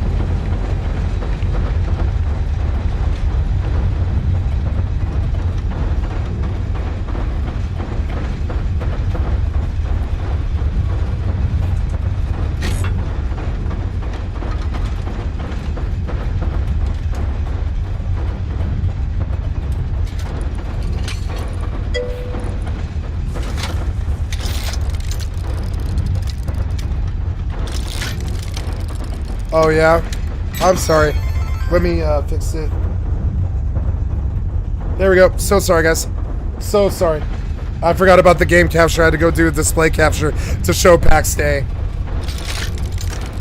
I will do a game preview for PAX Day. I'm going to turn down the loud train, guys. I'm so sorry. We really don't need it to just blast our eardrums, you know? So sorry. So, yeah. And, yep, and so PAX Day is good. Well, I'll do a game preview for Starfield's coming up, and there's something to understand about Starfield. Bethesda loves us and wants us to be happy. Daddy Todd loves us and wants us to be happy. And the verifiable scientific proof of this is Starfield, a $60 to $100 to $300 title, depending on which you buy. The new, normal, the premium, or the deluxe, right? And stuff. I bought the premium, which is $100. It doesn't matter. You don't need to pay that money to play Starfield. It will be on Xbox Games Pass for $1. Quite literally $1. So everybody can play Starfield for $1, and they should. And that's what I have to say about Starfield. Yay, money. And when we do Starfield, I will also do PAX Day, which is something that you should believe in, because the people that did EVE Online are interested in stepping into the medieval sandbox world, and they love Rust, and they're sick of being compared to Rust. And so they're going to compete with Rust on a medieval tip. And so they're making a social MMO. Looks like this. PAX Day, in their words, their description. PAX will be released, probably next year or the year after. They've been at it for about 5 years. They announced that they've been at it for a while. This will be in the Unreal Engine 5. It won't be a garbage client like Rust. It really just won't be. It'll be a really good, solid client like Fortnite. We're not going to go through the terrible horseshit client stuff with PAX Day at all. And I believe in these people. I've talked to one of them. I mean, I like CCP Trash Panda didn't go with them. He stayed at EVE Online. But I've talked to one of their dev crew, and I believe in what they do. I really do. These are like my brothers, my peers. Sorry, I'll turn the display capture back off and the game capture back on. Sorry about that. And so, yep.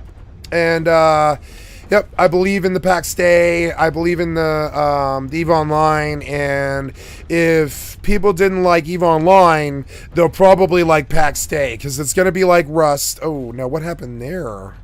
I didn't get a buzz or anything. What? What happened here? What? Oh. Okay. Uh-oh. Is this going to kill the engine or whatever?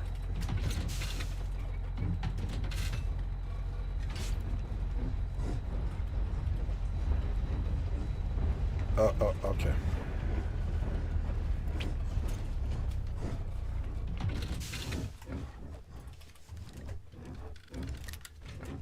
Oh, come on! God damn it. Tell me I brought pills. I didn't. God damn it, I knew he was gonna bite me. I jumped and I was like, I got bit, didn't I? And I did. Ah, you dirty, dirty bastard. Where am I? Yeah. Oh well.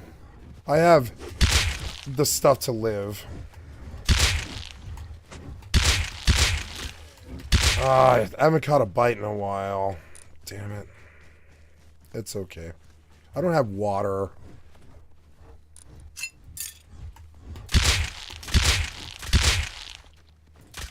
I killed the horde. I guess I've got to fix this train issue, which appears to have fixed itself somehow. And I caught a bite because of that train, and that sucked. I've never seen that before.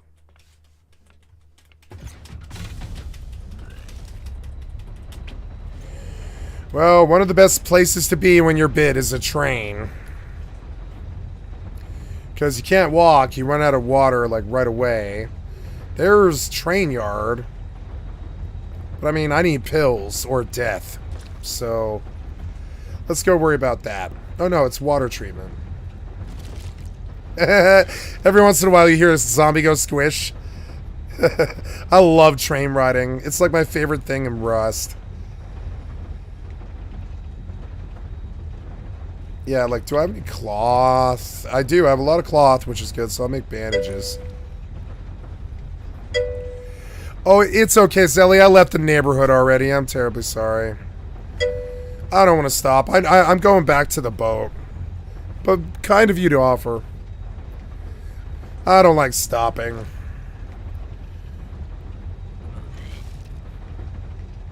Oh, yeah. See, I have no real concept of where that cave is still. I have like a blank gray area on the map in my head of where that cave even is. I just know it's in snow. So I didn't know if I was close to you or not. I knew I was kind of close to the gas station. But now I'm coming to the area of oh, that was bad. I needed to turn there. Damn it. Ah, okay. I'll just come visit. I'll come visit and I'll learn the neighborhood. That's content.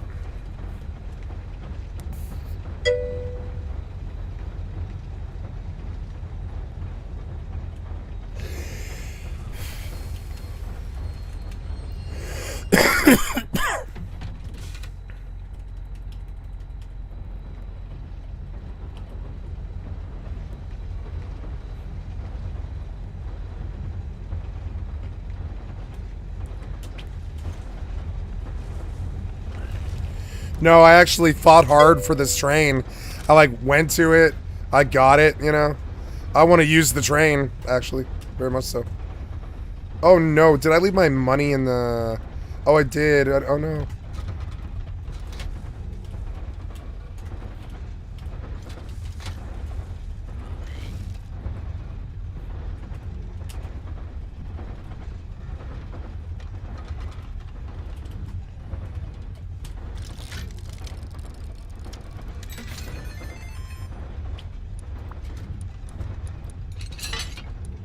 Wow, I'm up, I guess? Okay, well, shit, yeah, let's play for a while, huh?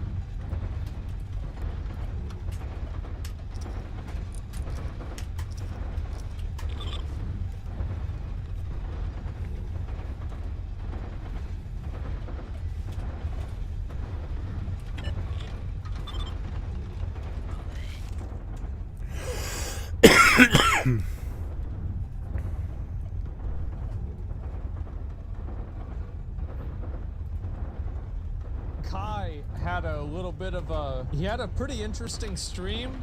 I didn't get a chance to see this yesterday. I was busy. But Kai decided to give out PS5s. And I feel like... Well, I said this earlier, right? I say it again.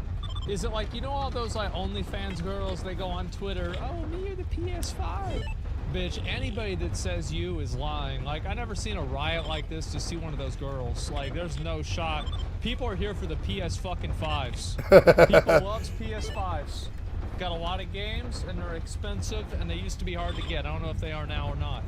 That's what I said yesterday. Talk about this shit. I told my dad about it. I was like, I'm like, so Kai was giving out PS5s. He started a riot in New York, and my dad just started laughing. He just thought it was funny. It is funny. Like, it's funny. Oh, like, really? It's like, yeah. Thousands of young people took over Union Square because of the promise that yes, blackjack. Oh yeah. No, why are we stopped? Why are we stopped? Why are we stopped? Into chaos as the crowds got out of control and started to trash the area. They even went after police officers. Oh wow. So what is this exact promise that Kai made? I love how people act like it's Kai's fault that people started attacking the police. Like, I mean, can we just be honest? Is like, yeah, it was irresponsible for Kai to do this, but like, Kai is not, like, he's not the reason some kid jumped on a fucking windshield. Kai didn't do that. No. The kid did that. Yeah. How bad were the actual That's riots crazy. in New York City at Union Square? And it what kicked is, all this bitch. off? Shut the fuck. These are. Oh my god, again. 16 years old. Oh my god. This is a fucking adult. Many of these people are adults. They go out there. It is. This train is totaled. No. It's the dude. Oh you my think God. Kai went and put his legs like he's Pinocchio? I think I lost 100 fuel or something. What's those little puppet? Like he's a fucking puppeteer? What is this shit? Yeah, this train got totaled. Bro, like, he Son went of a out there, bitch. he fucked shit up on his own. Don't blame Kai for that. That's He created not, the yeah. circumstances for it or no? Yeah, sure. I mean, it definitely was irresponsible, but I'm not gonna go and blame him for that shit. Y'all are just, everybody is That's how I always feel, so too. quick To go and blame. blame Yeah. somebody else. Yeah. Bro, everybody has If everybody could personal have, it's not his fault that everybody chose to go crazy. It's really not his fault. It's like, that's what the Beatles said too. They said they use, like John said it very succinctly. He said, I hope to get the same sort of fame eventually. It's like, they use me as an excuse to go crazy. And that's what they did. They used Kai as an excuse to go crazy. And that is not his fault. That I mean, he didn't cause them to do that. They did that. And that's what the judge is going to say. That's what the jury is going to say. I can't wait for the trial. It's going to be one of those, it's going to, you guys, it's going to be great, guys. Remember the Johnny Depp trial? The Kai trial is going to be fucking crazy like the Johnny Depp trial. It's going to be awesome. And he's going to showboat, and he's going to yell at the government, and he's going to talk about right of assembly, and he's going to kick their asses, I think. They're in the wrong on this one. He's going to talk about right of assembly, and he's going to win. He's gonna win. He's gonna win. They won't put him in jail. They'll say, "All right, well, you have to pay. You have to pay for all the damage you did." But they're probably not gonna put him in jail in the end, I bet. Because it's like, there is a right to assemble. I mean, if Asmongold doesn't say it on this video, then you're hearing it on mine. They have a right to assemble. He has a right to assemble. He really does. He can, doesn't matter if he does PS5s or not, he can summon 100,000 people. That is not against the law in this country. It's called the right to assemble. It's a beautiful thing. And I don't know how they're going to prosecute him. I mean, honestly, it doesn't matter whether he gave PS5s away or another. Any good, so he's going to get the best civil rights lawyer in America, right? Because he's rich. And the best civil rights lawyer in America is going to want to take the case because it's slam dunk case of goddamn right to assembly. It's actually really funny. Responsibility and self-control. And if you can't give that to a person, what the fuck are they doing out in public? There's a person who isn't in control of their own mental facilities that's out in public. Put that bitch in a mental institution. I don't want that in my life. Get the fuck out of here. I disagree. Put him in a straitjacket and a padded room. disagree. No shot I want to deal with that. I disagree. Not. People make that, oh, it's an excuse. Get the fuck out of here. I lost one and caught the other. Total waste of time. Trump on January 6th? Maybe I better worry about my health. Number one, Trump getting pissed off and getting upset. Also, it is their fault, too. I never said that it wasn't Trump's fault at all. I didn't say it wasn't Kai's fault at all. He created the circumstance for it to happen. But let's not forget that the person walked into the Capitol themselves. Trump didn't take their feet and move their feet like this. They did. They did that. Don't take that away from them. It's the same thing with the people. What is going on? Oh, I'm on the thing. Everybody has their own choices and their own action. Don't go and fucking, but the internet man told me to do it. Well, great. Hope he tells you to jump off a bridge too. It's pathetic. I fucking hate people like that. Jesus. Yeah, these people have free will. Kai have free will. They all have free will. He brought security. He tried to warn them. It's not his fault that they used him to go crazy. Your YouTube video anyway to turn it up 10%. Yeah. Sorry, I didn't know it was quiet. Give me just a second. Just talking on his stream. This was the original thing he said. All right, look, my niggas and nigglets, okay? Wow. Right here, I am terribly sorry. We're gonna skip past that. Oh, you're right. I mean, he should have had a permit for it. It was a mistake to have done it the way he did it, and he should have had a permit. He should have had better security. I think that like a good example of like kind of the level of irresponsibility here is Astro World. Obviously, Astro World, the Travis Scott concert was like 10x worse than this, but it's like kind of the same spectrum. Yeah, but and that's what Hop said too. And also, like, and he was right.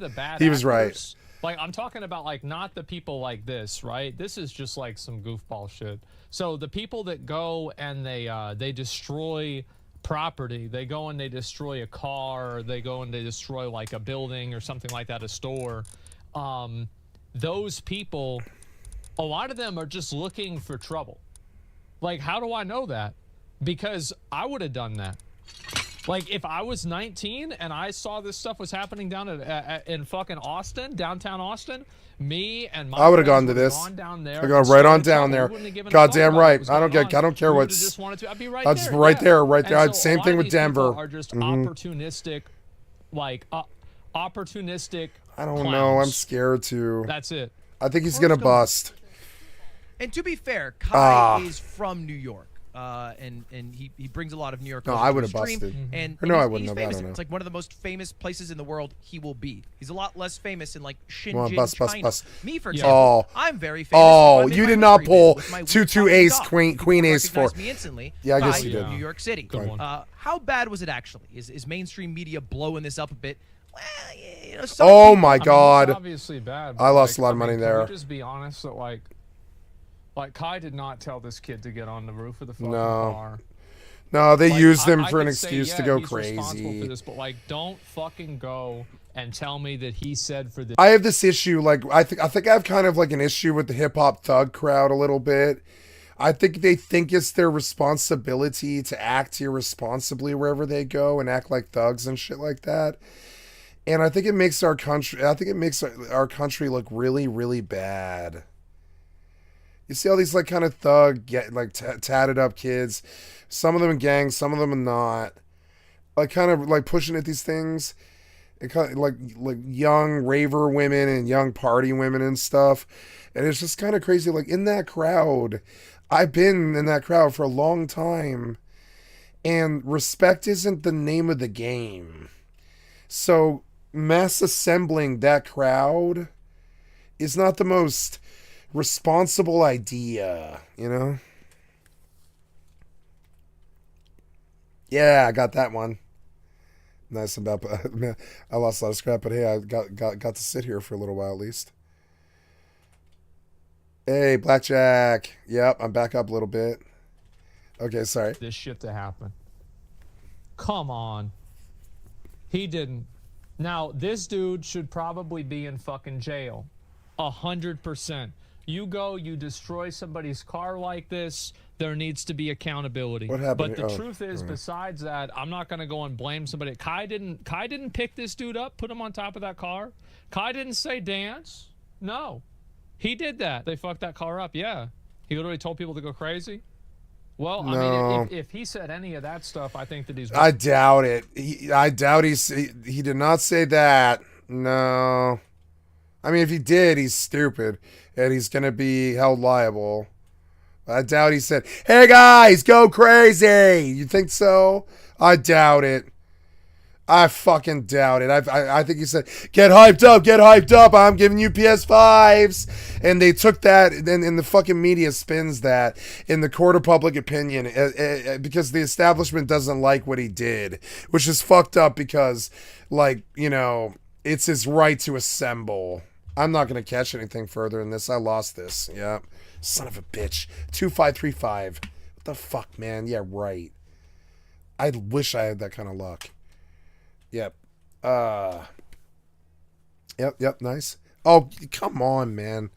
You did not catch 4377. Oh, you caught a blackjack off the top. No, you might bust. Oh, bust. Yeah. Sweet. way more in the wrong. I don't know exactly what he said, but yeah, like at no point was this kid waving his hands saying, all right, guys, go crazy, fuck shit up, rape girls, and, you know, like break my car and, you know, shove each other around and trample each other. I doubt he said that. I very much do. I really doubt he was like, all right, go crazy. I really fucking doubt he did that. I think he said, get hyped for the PS5s, and they frenzied. I don't think it had anything like, hey guys, lose all reasoning and control, go crazy now. That's not, I mean, that's what it would have taken to stick, like an incite to riot, I think. I don't think they've got it. Incite to riot is when you say, hey guys, we're going to go fuck this shit up. You want to join us? Yeah, I can swing a pretty good sock full of doorknobs. Let's rabble, right? That's inciting to riot. This guy said, hey guys, free PS5s, get hyped. And then they feeding frenzied. Like a bunch of fucking sharks in a fucking mackerel hunt. You ever seen that before? You ever seen sharks eat mackerel? Or yeah, is it mackerel? Yeah, sharks eating mackerel, right? This is what happened.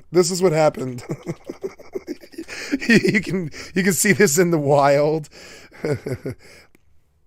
I'm sorry, it's a sardine frenzy. So this is what happens. This is what happened to Kai.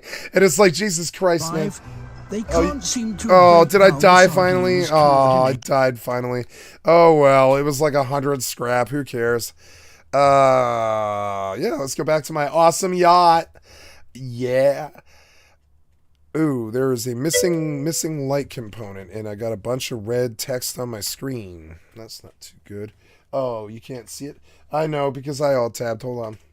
Because I died. I alt-tabbed because I died. Hold on just a second. It appears that Rust has screwed up and is not loading the lights in the cabin right or something. And I have a bunch of terrible red text on my screen. Sorry, let me switch to the game capture. Oh, I did. And I'm just uncomfortable with that. Oh, there, it went away. Never mind, we're good. All right, get me out of here. Now that I'm away from the zombies, I'm going to turn it back up to 3 so I can hear what I'm doing. And I'm going to turbo. And I'm going to aim it outwards. And I'm going to...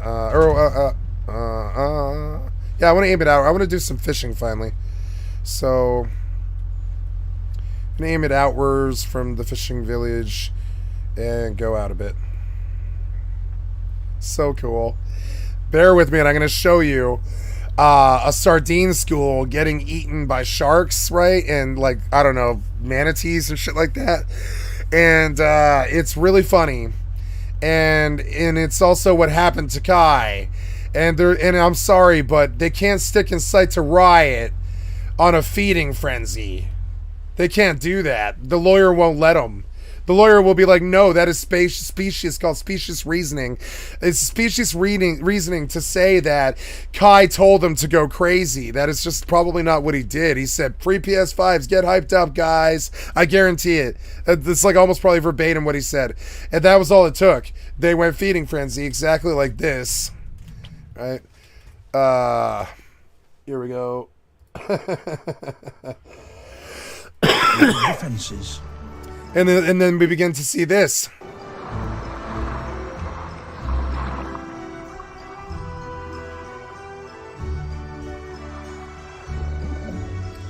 Except Kai's the fish. Kai's the fish. And all the predators come looping around. Looking for free PS5s, because you know what it means, right? Free PS5s. Every New Yorker is thinking this, right? Every New Yorker. It's not just the streamer crowd. It's every New Yorker's thinking, oh my God, I could sell a PS5 for $1,000 and I could get so much heroin. I could get so much heroin. It's like, it would be 3 8-balls. So yeah, whatever that is, that's yeah. I mean, what is that? Yeah, it's an ounce of heroin. And so most of New York, literally most of New York is thinking, oh my God, that's going to buy me 50 bottles of vodka. Oh my God, that's going to buy me all the drug addicts in New York think, I'm shit you not. And so all the predators come looping. He was stupid to do it. Yes, but it's not his fault that they just, performed a feeding frenzy. That it's not that they want to diss him or hurt him. It's that they want 5 PS5s,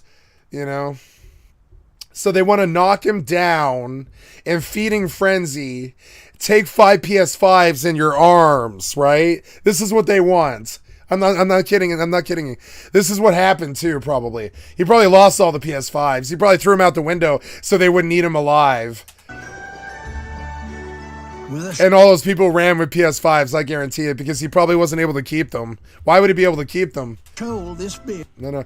So, yeah, and understand what that is. And yes, I suppose you could say he incited a riot, but not by telling them to do so. And the problem in the court of law is you have to prove intent. I mean, he did not. No, his intent was not this. Need to isolate a smaller, more manageable group of fish.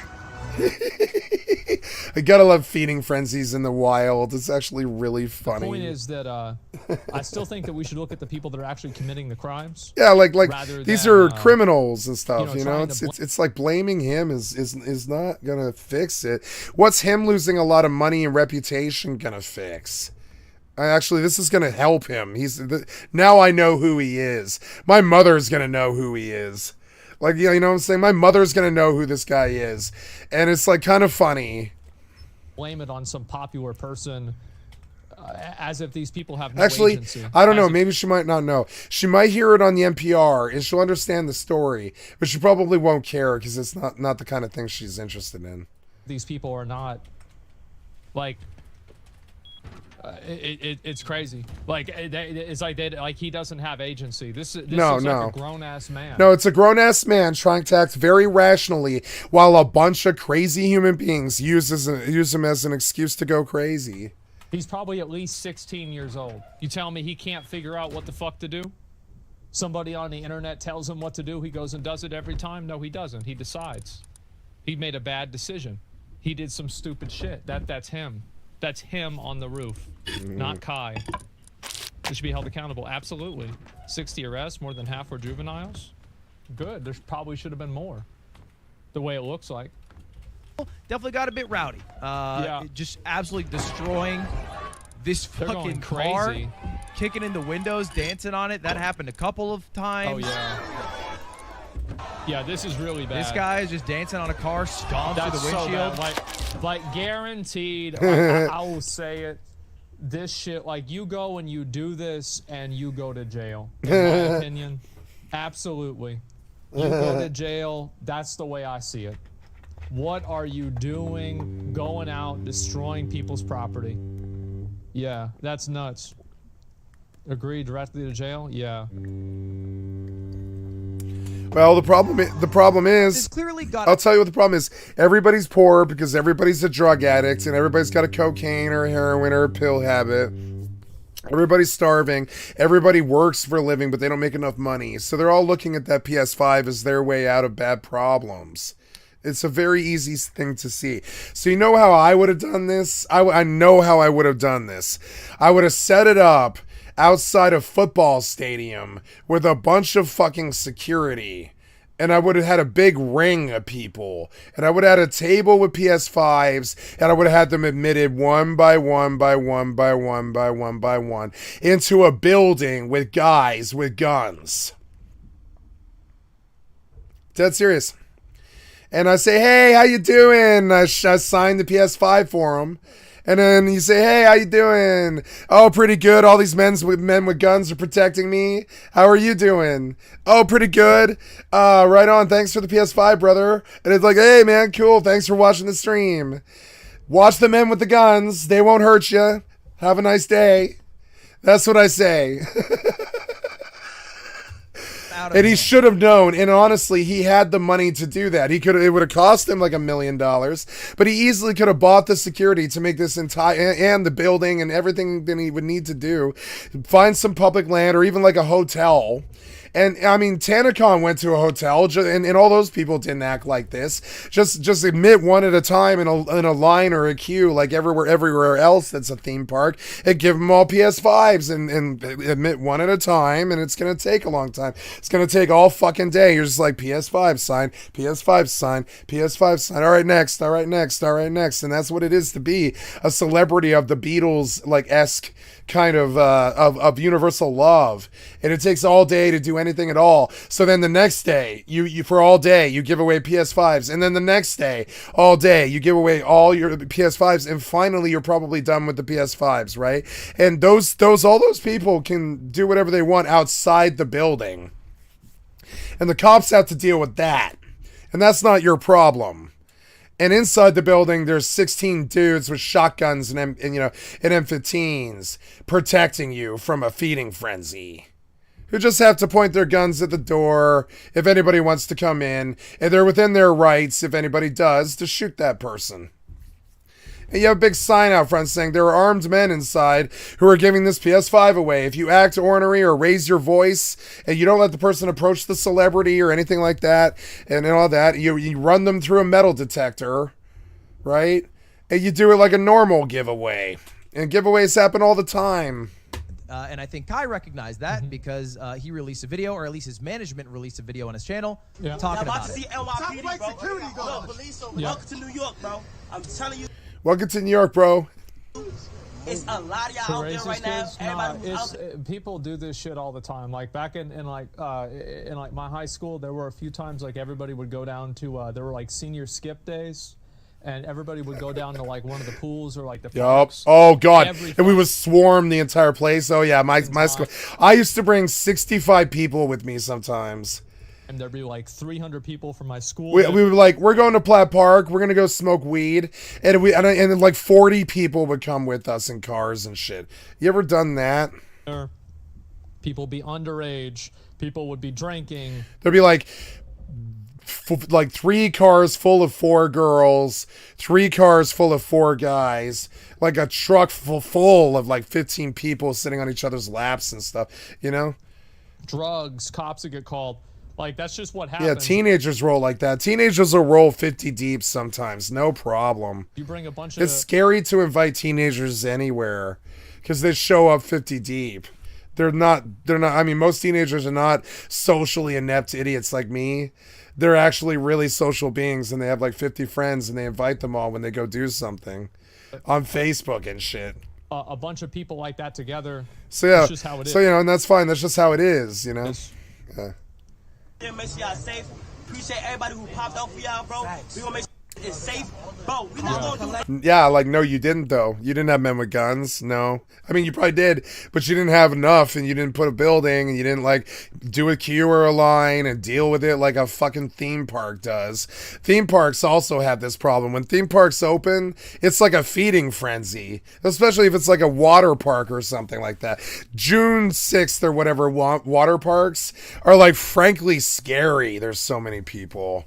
And there could be a feeding frenzy, except everybody's half naked and just screaming at the top of their lungs in laughter and shit, so it's fine.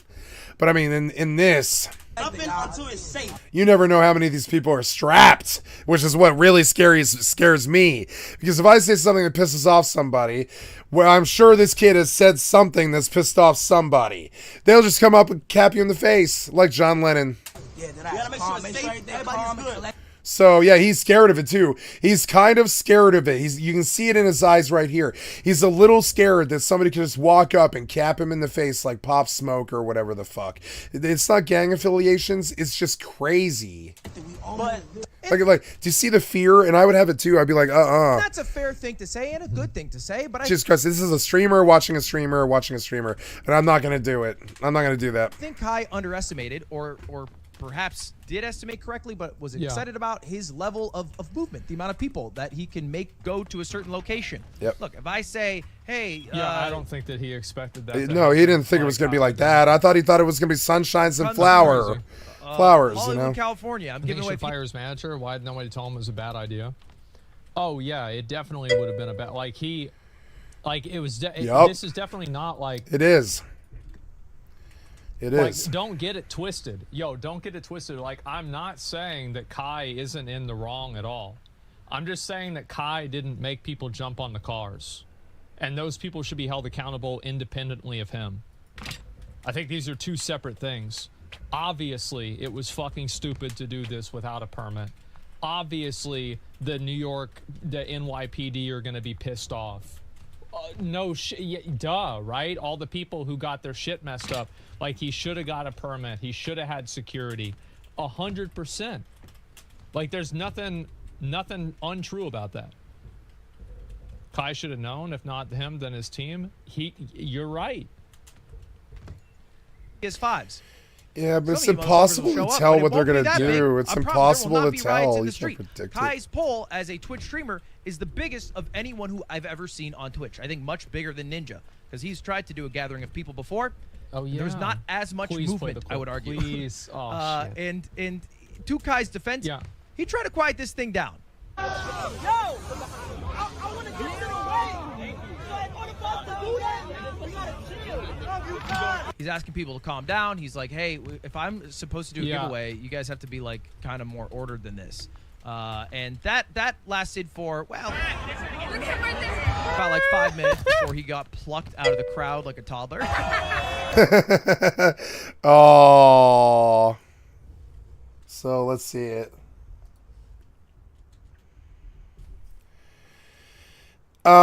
No. I mean, maybe you've never experienced like true destitute poverty, Zelly. When you live like on your friend's couch and you have like a pack of cigarettes to your name. This is what they do. I've seen it a lot before.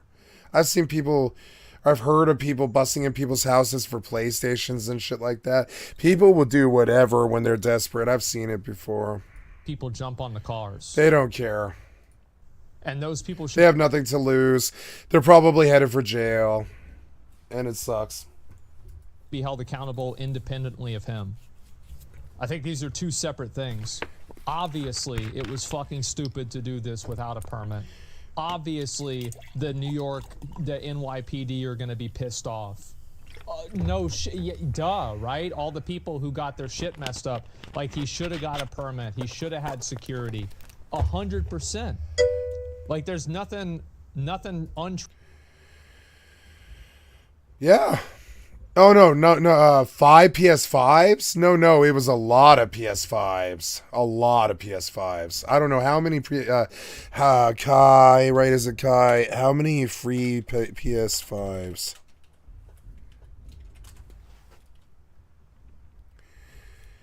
You know, Zelly, it's an interesting question. I don't know. Yeah, how many places? 300.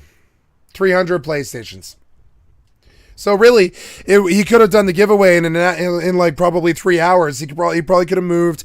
I would say I've moved 100 people in an hour before as a cashier at a busy. I'm talking busy metro gas station in the middle of a rich area of town, and I've definitely dealt with like 100 people an hour and shit, and it's.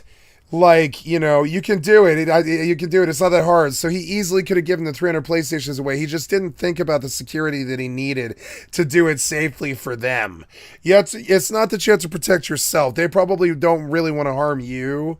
You have to protect themselves from themselves. And if you just throw $1,000 $1,000 bills into the monkey cage at the zoo and they're all starving and heroin obsessed, you're going to have like some rowdy people try to take the 300 PlayStations from you because they can disappear into the back alleys of the fucking woodwork, sling those PlayStations inside of a day, never deal with any cops, and make $300,000, that's $300,000. So, you know? And especially if he signed them. If he signed them, it's like millions. So you can see there's like a direct profit modem. That's a modem. See my brain damage. Direct profit motive for them to basically get rowdy and scare him to see if he makes a mistake and something and drops the box of PS5s or whatever, right? Or whatever. Or he just opens the car door or whatever and they just feeding frenzy because it's like $300,000 worth of cash sitting there. I would go for it too. Now, getting out with the PlayStations isn't going to happen because there's 15 cops standing there. But if you get out with 5 PlayStations in your arms, if you're the one guy who runs out with 5 PlayStations in his arms and doesn't get caught by the cops, you just got $5,000 in a minute. And that's going to be a story that you tell your homies for the rest of your fucking life. So there's a lot. It's exactly like Grubs, Zelly. It's exactly like Grubs. They all came Ayokas looking to get 300 fucking rockets. I would say rockets, yeah. And they're looking for him to screw up and drop the 300 rockets. Do you get it? This is what happened. True about that. Kai should have known, if not him. Yeah, and he did know. He knew it was really dangerous what he was doing. He just didn't think they would. He thought that he thought that his fans were normal enough to act like normal people, but they aren't. It's the internet. His team. Well, it's not only the internet. It's the poor people of New York. You know. It's not just the internet. It's the poor people in New York. They hear about it too. They come and they're like, oh my God, this guy's giving away a free PS5. I better get to that fucking free PS5 right now. I had to go sell a blowjob to get my dinner, you know? And that's what they think. And they go and then they grub. You're right. You can't give I don't know if you've ever done it before, but I have. I've given away 300 rockets and 5,000 high qual and stuff to people, and I rained it down on them. I've done that. When Lucky and I got the first base, we began to understand that keeping the 5,000 in that vast, like 18 or 30 windmill base that he gave us or whatever it was, with all these doors, like 190 doors or whatever it was, like, and he had like 5,000 high qual in there and shit. And so what I did is I told 3 people about this, and inside of, I don't know, 50 minutes, there was a horde of 55 people standing at the base of the tower, and they couldn't get inside because the doors were locked and the turrets were off. Because we could turn them off. It was all wired to the room I was standing in. And I started raining high qual out of the fucking top to the kids below me who were all there from bandit camp, which was like a block and a half over. And somebody at bandit camp who had Lucky had told I was giving away all the materials and stuff, because we didn't want the base anymore. There were so many fucking people trying to get in that base all the time that it was like a liability that she just didn't want anymore. So what we did is we sealed up the garage where the painting was, and I rained all of the loot down so they knew that the base was empty. And I've seen it in a video game, much less like, you know, real life. People are so poor, they'll do anything. PS5. Yeah. Some of you motherfuckers will show up, but it won't be that big. I promise there will not be riots in the street. Kai's poll as a Twitch streamer is the biggest of anyone who I've ever seen on Twitch. I think much bigger than Ninja, because he's tried to do a See, look how much of a rock I live under. I had no idea who this guy was until yesterday, and then Hop was probably like, whole forehead smack. I had no idea. That's like not knowing who JFK is. You know what I'm saying? I had no idea who this guy was. I had no idea he existed. You can understand that I am not up with the streamer thing. I have no idea who my peers or my competition are.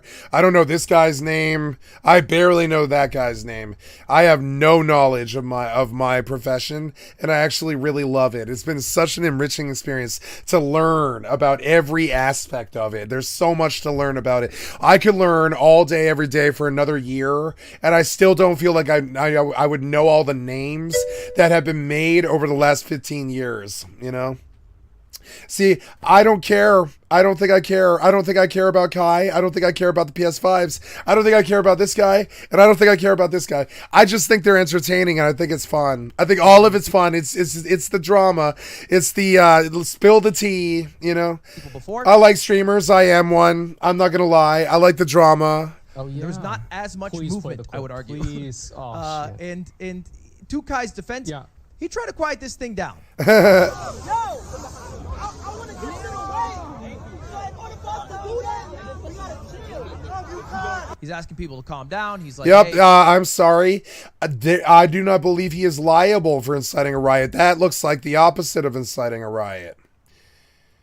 If I'm supposed to do a giveaway... That looks like the opposite of inciting a riot to me. It looks like, guys, I've got to straight leave if you don't stop. And we have to do this very ordered, or I got to just leave. To be like kind of more ordered than this. That's not inciting a riot. They won't put him in jail. And that lasted for, well, about like 5 minutes before he got plucked out of the crowd like a toddler. Oh my and then god! Eventually, he got taken. Bro, that shit is so funny. No, that is not funny. That is them saving his life. Trust me. There is some good police. I don't support what they're doing. It's really fascist, but they're also saving his life. Whoa, hold on. Wait. Where's his face? He is a full-blown target. He's the richest black guy in the world or whatever in terms of his clout. He's got more clout than Will Smith. And every black man there is threatened by him, and he is a target. Oh my god, that shit is funny. Like a toddler? Well, not every black man there is threatened by him. Every African American. But I mean, that's the reality, though. That's the competition. We look at him like the competition, and that makes him a target. Where is it? Right here? Some of those people in the crowd are famous. He's like, oh shit. Nah, they saved his life, dude. They were wise to do it. There's a pig finally doing something. They were smart to do it.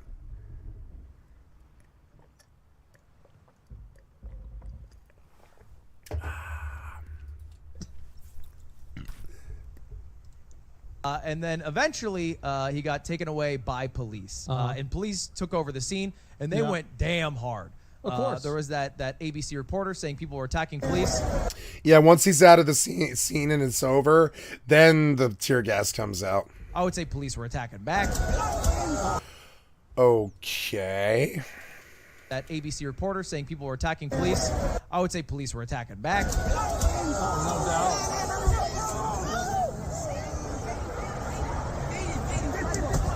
Oh!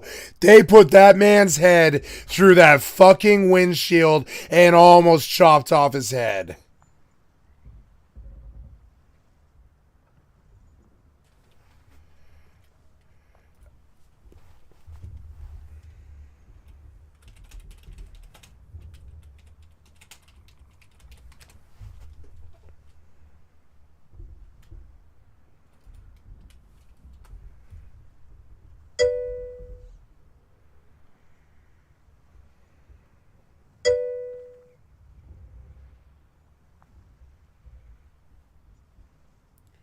I don't know. That's what I'm looking for right now, Zelly. I don't know. That one might be good, but I want the actual footage of it, like the actual story. Here we are. Here, I found one, Zelly. I found one, and I'm gonna play it uninterrupted without all the other streamers filters. I'm sorry, I'm going about it wrong. But I'll play it on stream right now. And here's the link.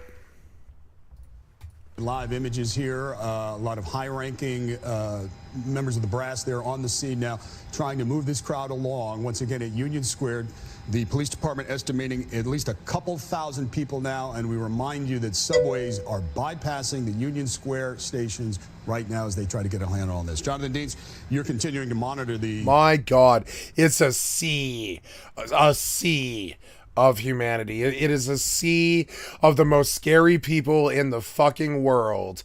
New Yorkers. They're the most scary people in the world. They really are. They're like scary. They're not normal people. They live in such an aggressive environment where stuff like this doesn't bother them. They're used to it. They live in crowds of people like this all day when they're walking down the street, and they're used to it, and that makes them different. Stream, what are you seeing and hearing? It makes them different. Look how big it gets. Oh my God. Right now it appears to have Oh my God. That is just frankly obscene. Obscene. Frankly obscene. Because it's not some march or something about some parade or the Thanksgiving Day parade or something joyful. It's a feeding frenzy of people looking to steal $300,000 worth of PS5s, and it's not his fault they went crazy. Oh my God, it just keeps going. It just keeps going. It finally thins out after, I mean, what is that? 5,000 people or something crazy? he and or his followers were online. What is that? It's hard to say. I feel like that's a clump of 100. That's a clump of 100.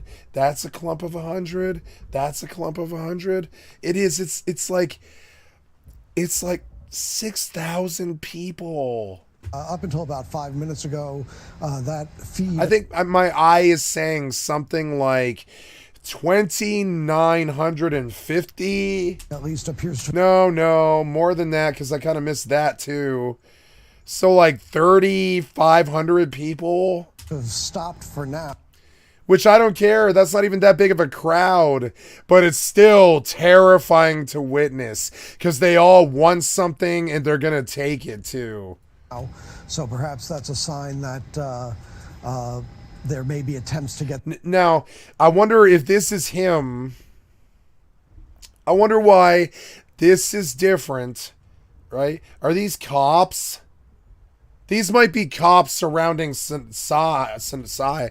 There might be a big ring of cops around him or something. I don't know. Get this under control, and if he goes dark online, perhaps the crowd realizes that whatever event was planned may be being called off, and the police are moving in to try to get this crowd going. Now, it appeared earlier, you saw some of the crowds moving in one direction then the other, that perhaps they were trying to get their eyes on this celebrity social media with 5 million plus followers, according to the online the humanity of it all, and that could explain why you've sometimes have seen this surge of the crowd going one way and the other as they try to get their eyes on him. And now it appears some of the pushing and shoving is as police are trying to move in and try to get this crowd to disperse in an orderly fashion.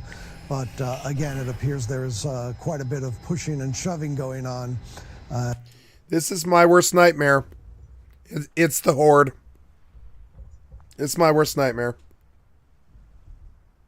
I don't ever want to see this. Don't ever want to be this. I would take a huge crowd somewhere. I'm not afraid of it, but I don't like it. It's unruly. You can't reason with it. You can't tell it what to do. And hopefully, it's just what it is. It's a horde of hungry, angry people. Police are able to restore things. As you see, they're putting up some barricades now to try to get. Yeah, man, every teenager in New York showed up. Jesus Christ. As Terry was discussing, they were probably fucking in the streets. There were probably girls riding dudes on the sidewalk. I guarantee it. Streets reopened. Oh, yeah. They were probably fucking in the streets. They were probably breaking into cars. They were probably sexually harassing each other, like what happened to me at the System show. I mean, not to me, but to my girlfriend at the time. The crowd to disperse and things to get back. They were probably all smoking weed. They're probably all drunk as hell. Everybody's drinking. To some sense of order, but I think we are some time away. There's so many people, the cops can't do anything, so you can just sit there and drink. Who cares? From that. So they're probably all drunk and stoned too. Just given the sheer number of young people who Yep, every one of those teenagers probably smokes weed and drinks.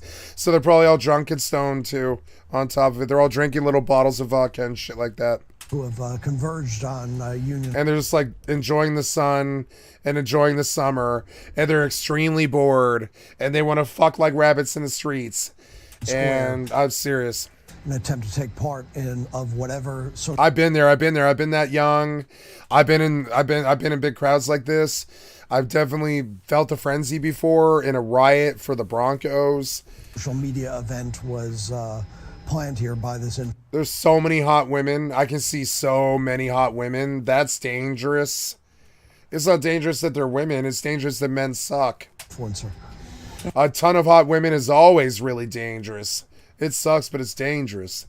Men are animals. And John, as Chief Monahan was saying, and as you're mentioning here too, there are so many beautiful women in this crowd, which is just terrifying to me. Using that line technique to try to... Terrifying.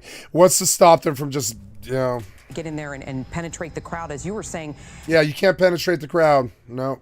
And Dave, as we were watching, we've seen kind of the crowd you could, but it would kill them. Swaying back and forth, getting in little groups there among the huge mass of people. But there is a big concern because it really doesn't take much for somebody to fall or somebody, just to trip, something to happen. Oh my God, he's just full-blown bear macing all of them. All of them. Just back up. Be orderly. An injury to happen. We don't know of any injuries. Yeah, that cop is pissed. He's like, I will punch you in the face. Yeah. Right now, we just know the crowd is just... Yep. And this guy's like, nope, you have lost control. You're on camera. You are going to lose your job if you don't shut the fuck up and back off now. That's a real cop. This is a bad cop. Fake cop. Real cop. Huge. And he's like, trust me, brother, I understand, but you're about to lose your job. I'll have to fire you. So listen to my advice. It's the strongest advice I'm ever going to give you in my life or your life. Shut the fuck up and calm down now or lose your job and lose your life. You're going to be thrown in jail. And you're a police officer. I'm gonna ask. That's what he said, and he pats him on the shoulder. And he says, they fucking piss me off too, buddy.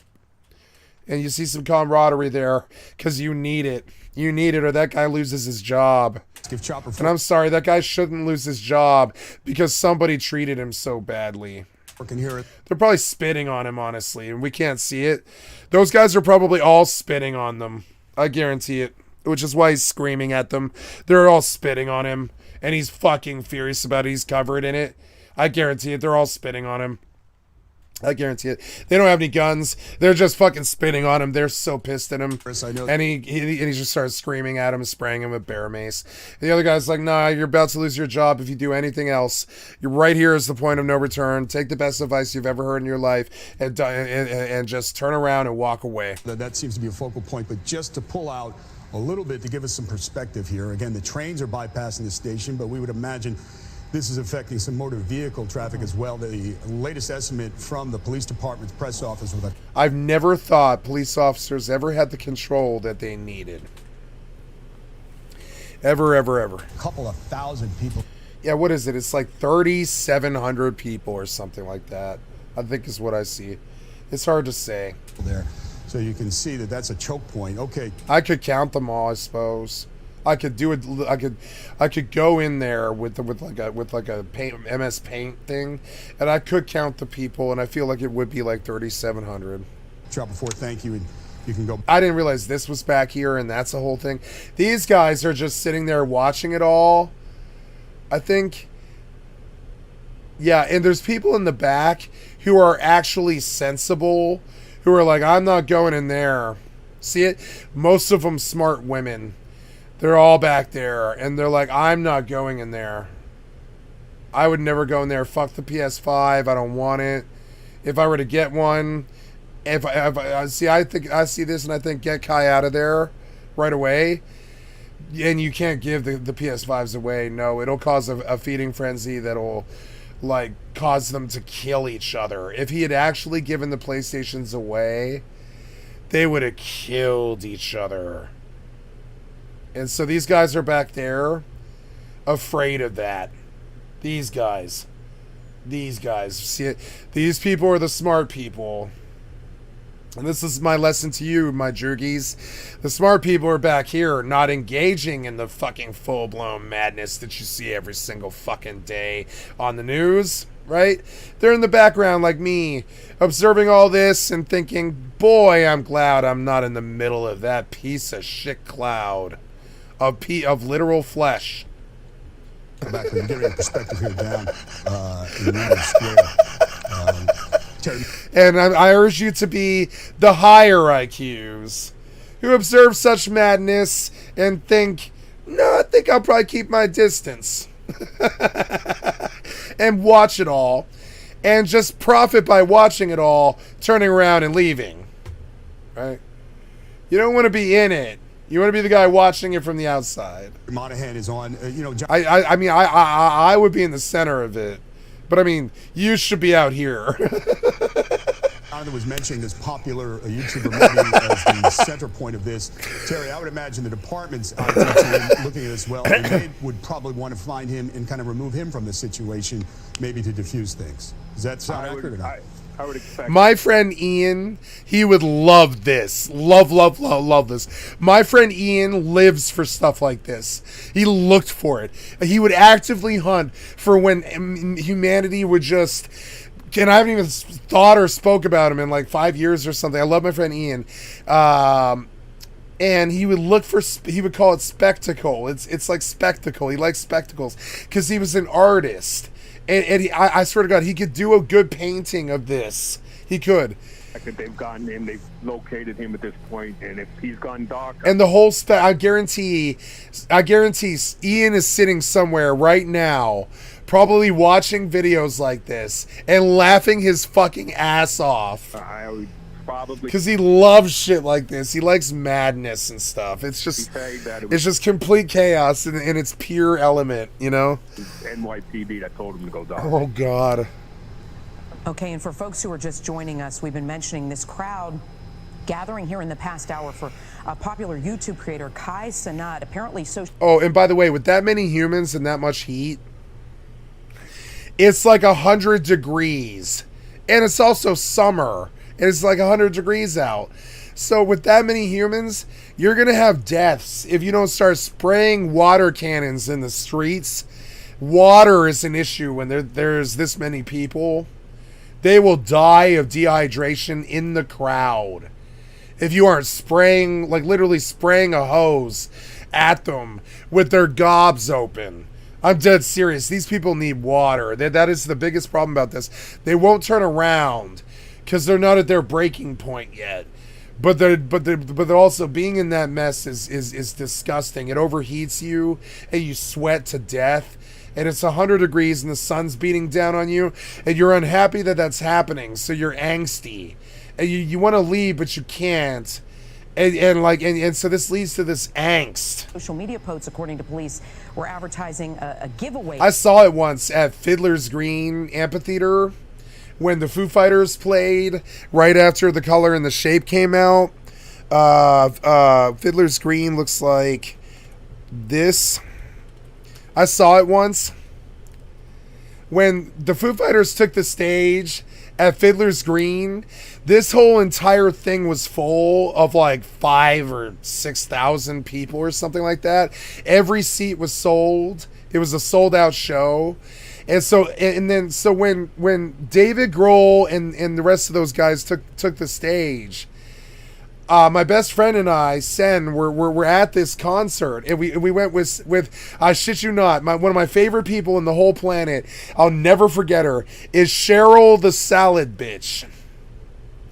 Cheryl the Salad Bitch is how she introduced herself, and she really likes salad, and she was Cheryl, and she had dated Axl Rose, and she had fucking tattoos of Axl Rose all over her body.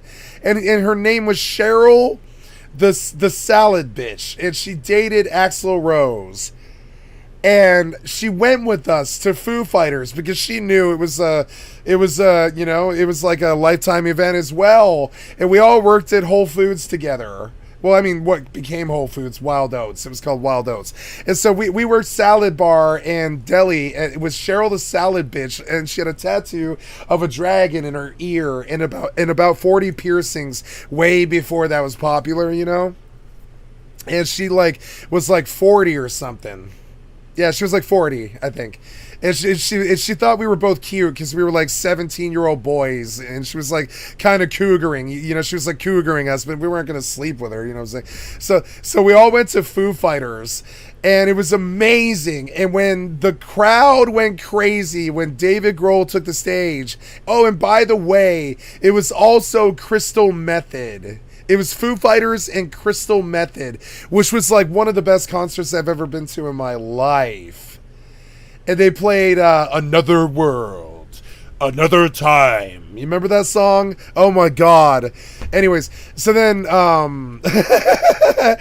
so Sen and I are standing right about, I would say, I think it was here. Yeah, it was here. It was in the back row. We didn't have the money for the better tickets. You know what I'm saying? They were $75. We spent $32. I think it was $32 to see Foo Fighters. It was so cheap. It was $32. Now it's $250 or something. But it's or whatever it is, $100 to $250. I don't know what tickets cost anymore. But I got a $32 thing, and so we bought Cheryl's ticket, and in return she drove us there, and we got drunk in the car. It was amazing. We were 15, and we got drunk in the car, and then we brought bottles of water in. We smuggled bottles of water in because we knew we were going to be in there for 7 hours or something, and we were. And then when David Grohl took the stage to play The Color and the Shape, which had just come out, like fucking like Sen and I packed forward with a whole bunch of other teenage delinquents. There was the people in the crowd who weren't going to break the rules, and then there's the teenagers who are YOLO, who don't care what about cops or people. They're there to have the time of their fucking lives at any cost. Break, burn, or hell or high water. You are there to have the time of your young teenage life. You are not there to fuck around. If it means punching, I had a friend who punched a goddamn bouncer one time. You're gonna punch a bouncer. You're 17. You're crazy.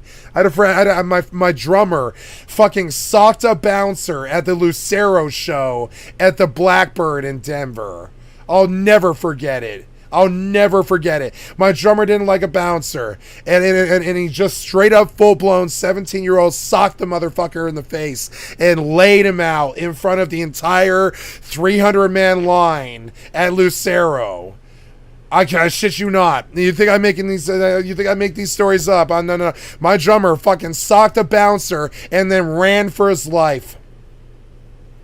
He ran.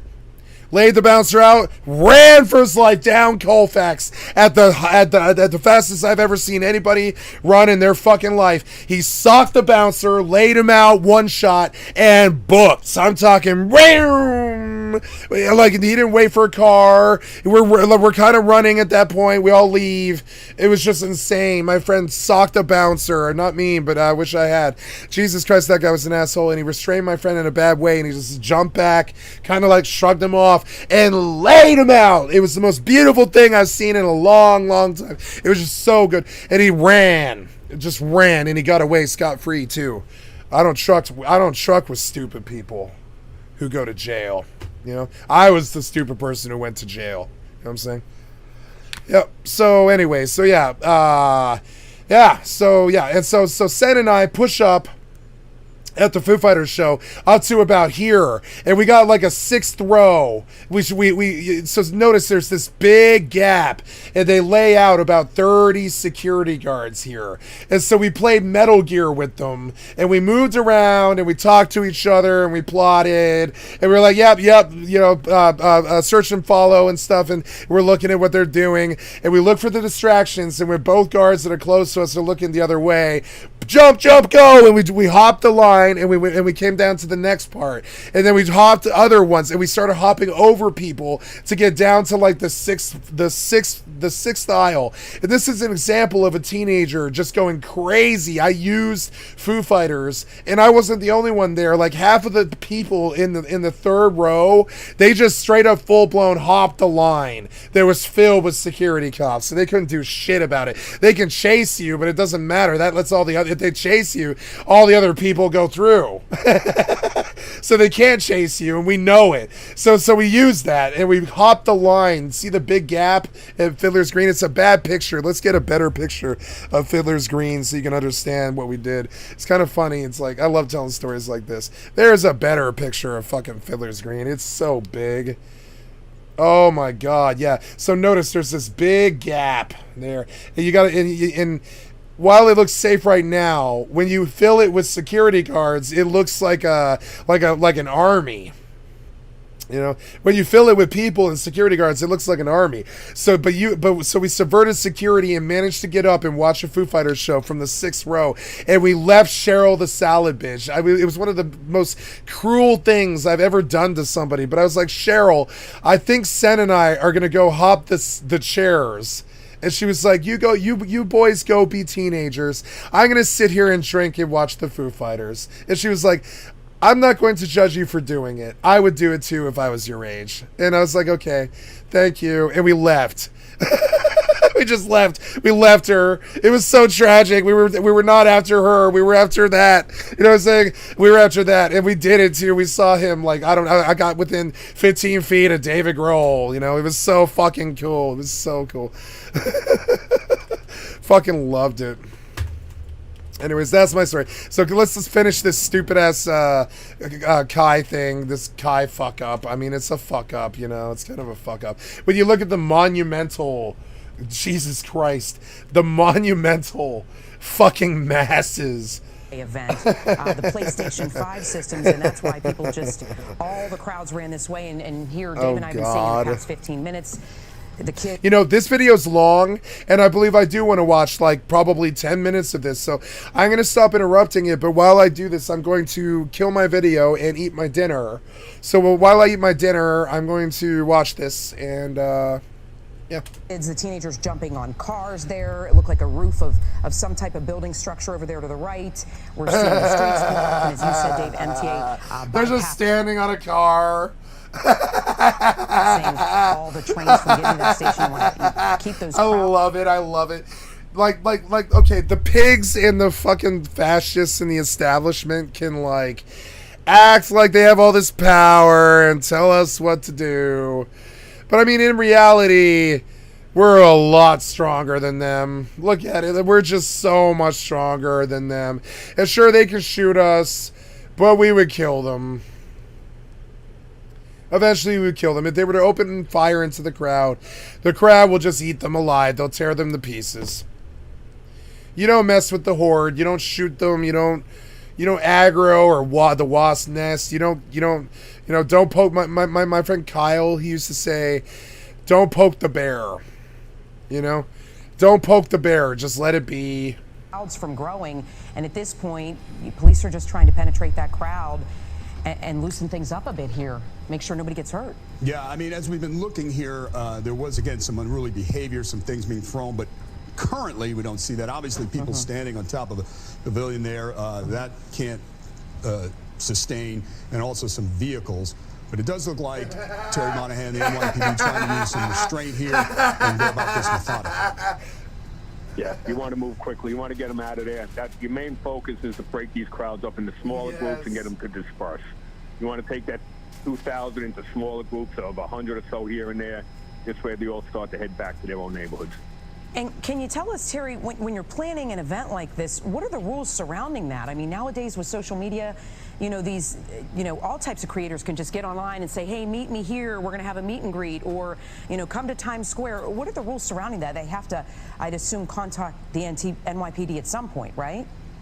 No, and that's the problem, is they're just putting something out, and it's an unpermitted type event, and that's what causes the problem, is just the straight social media. If this influencer had come to the NYPD, said he's going to have some event at Union Square, resources would have been there, barriers would have been set up properly, entrance and exit points could have been done, but this was just out of the blue by putting it out, and now the NYPD has to react as quickly as possible to get resources over there to take control of a situation that they could have controlled very easily if they had advance warning. All right, as we look at the live images, Terry, we are seeing officers start to lead at least one person away, somewhat restrained, if not fully in handcuffs, as they try to get a handle on this. Jonathan Dean's also working the phones, looking at the social media feeds. Jonathan, what have you learned upstairs? Yeah, I just spoke with chief spokesman for the NYPD, who said basically it is the highest level mobilization for the police department right now, and that they will be sending thousands, was what he said. I said, are they sending hundreds? He says, no, thousands of officers will be sent to deal with this very large crowd, both in terms of crowd control and attempts to disperse this crowd, given the enormity of the situation. I've lost whatever live stream was up, so hopefully that may lead to some calm there, but there is a sense, at least among police officials, that the influencer is either somewhere in that crowd or in a vehicle nearby. That was the last images we saw before his live stream went dark. And again, you see a lot of the pushing and shoving, as it is unclear if that is the influencer himself. Yeah. In the center of that scene. He's being lifted out right now. Jonathan, that is Kai Cenat, who's being lifted out right now. There are officers taking Kai Cenat out right now. He's a very popular YouTuber. So that, if he leaves or is escorted from the scene and has called on his, which we did hear earlier, calling on the crowd to remain calm and peaceful, and if the crowd is able to disperse and act that way, hopefully there could be a calm resolution to this. But again, the concern obviously is this pop-up crowd, literally a couple thousand people And now lots of police responding to try to restore order. The subways bypassing that area. The streets in the immediate area are shut down and blocked as a result of the size of this crowd. We have seen some bottles thrown based on the aerial footage that Chopper 4 has been providing, and some pushing and shoving. But so far, and there you just saw some material again being thrown across above the heads of the crowd and the police. And we'll see, but it is a difficult situation in the Union Square area at this John, hour. let me interrupt here, and I'm going to ask Chopper 4 to zoom back in on that because Terry Monahan's with us. Clearly, officers are now talking to Monahan. Actually, zoom back into that. I'm sorry, they're talking to Kai Cenat. Terry, what's this conversation like? They're not arresting him. What do we think's happening here? Well, they want probably to have him get on his site to tell people to go home, to leave, that there's not going to be a giveaway, that there's nothing going to go on, that it's time for people to go home and go home peacefully. Make him get that message out. Whether or not they want to hold him accountable for what happened, that'll be a determination that the police are going to make. We'll have to see how that plays out. Yeah, it looks like officers are there talking to the YouTube creator Kai Cenat there. Reportedly, this huge giveaway that he had live streamed was scheduled for 4 p.m., but as we know, apparently that square had already started to fill up by 3 p.m. There was a giveaway of PlayStations, which I think those run around $500 a piece. So these crowds showed up in full force. And right now, again, police, as Dave noticed, they are talking with, it appears, YouTube creator Kai Cenat, hopefully trying to get him to spread the message that, this event is over and they can get these crowds cleared out here safely. Yeah. Doesn't look especially tense, but obviously this kind of crowd cannot linger there, and perhaps things have calmed down. Now we're seeing other people brought. Terry, as we look at this, again, the officers seem to be engaged in conversation at this point right now. Yeah, you want to defuse the situation. You want to be able to get people to go home, and that's the message that they're saying. Let them know there's no giveaway, no reason to stay here. Get out of here before you end up having to be arrested. That's the thing, when you see these crowds, it appears there's some younger children there in the crowd. And, with thousands and thousands of people, that's the risk here. You obviously want folks to stay safe, but you're seeing the officers, and I'm sure if we zoom back out again, we can see if that crowd has gotten any better here. We know officers had formed that line, and it appears, we're hoping that things will clear out a bit. You see to the left side of your screen, it looks like those crowds are moving back, Dave, significantly. People are starting to peel away. There will be no more giveaway of PlayStation for sure. And as we look at this, and Chopper 4 keeping us with a bird's eye view, I'm going to ask the folks upstairs to just edit that video we saw a few minutes ago and see if we can take another look. Again, we believe Kai Cenat at one point being carried out there. And we believe, based on our early reporting, that he was live streaming for this giveaway, and it led to some large crowds. Again, this is early reporting on this, not accusing or indicting yet, but this is our early reporting. So if we get that video queued up, we'll take a look at it again. But in the meantime, it does look like, Terry Monahan, that the NYPD is calm. I know they don't like that crowd there, but it does look like things have calmed down a little bit. I know it could turn on a dime. Yeah, and that's just get the numbers out there, get enough police officers on the scene so that people know that they mean business, and hopefully it makes people disperse. Jonathan Dietz, you're with us upstairs as well. Yeah, hi, David. Again, his social media stream is playing some tape elements. I don't know if it's live. It's not listed whether it's live, but it does show some boasting that there was. I wish to make it comments about how it's weird that there is a corporate culture. Sorry, I'll bring my camera back. I was just eating my dinner, guys, and I don't need you to see me eat. What I was gonna say was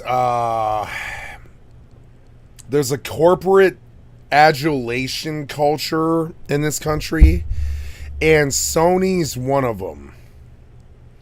And this was massive for Sony. This is going to be so good for Sony. Kai summoned, you know, from a gamer's perspective. I'm talking about from the video gamer's perspective, right? Kai doing this was so good for Sony that it could be strong enough to maybe kill Nintendo and Xbox. And I'm dead serious. Not Xbox, but like maybe Nintendo and some other, like, this is gonna make Sony an even gianter, like greater juggernaut, because all these kids, they're gonna remember the 5,000 man march for the 300 PS5s all of their life, and Sony's all over that. It's almost this free form of advertising for them that's like drilled holes into the consciousness of the brains of all of us. What will people do for a Sony PlayStation? You know, what will people do for a Sony PlayStation? Would you kill a guy?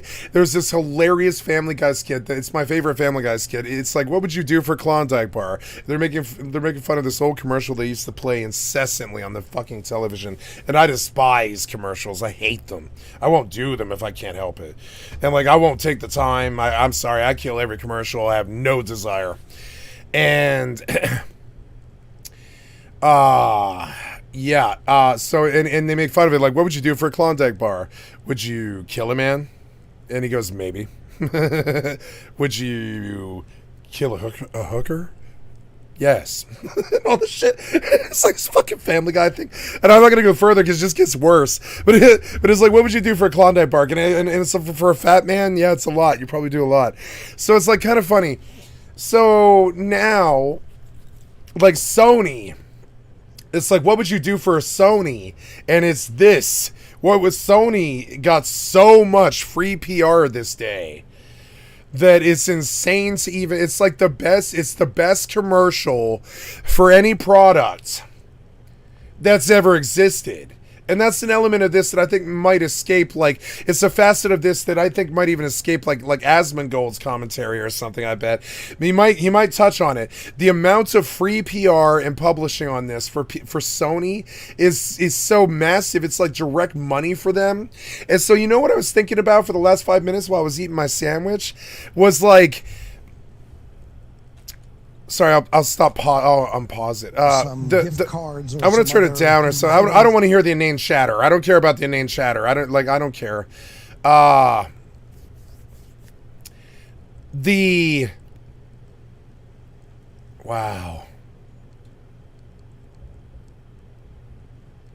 Sorry, it's just fascinating.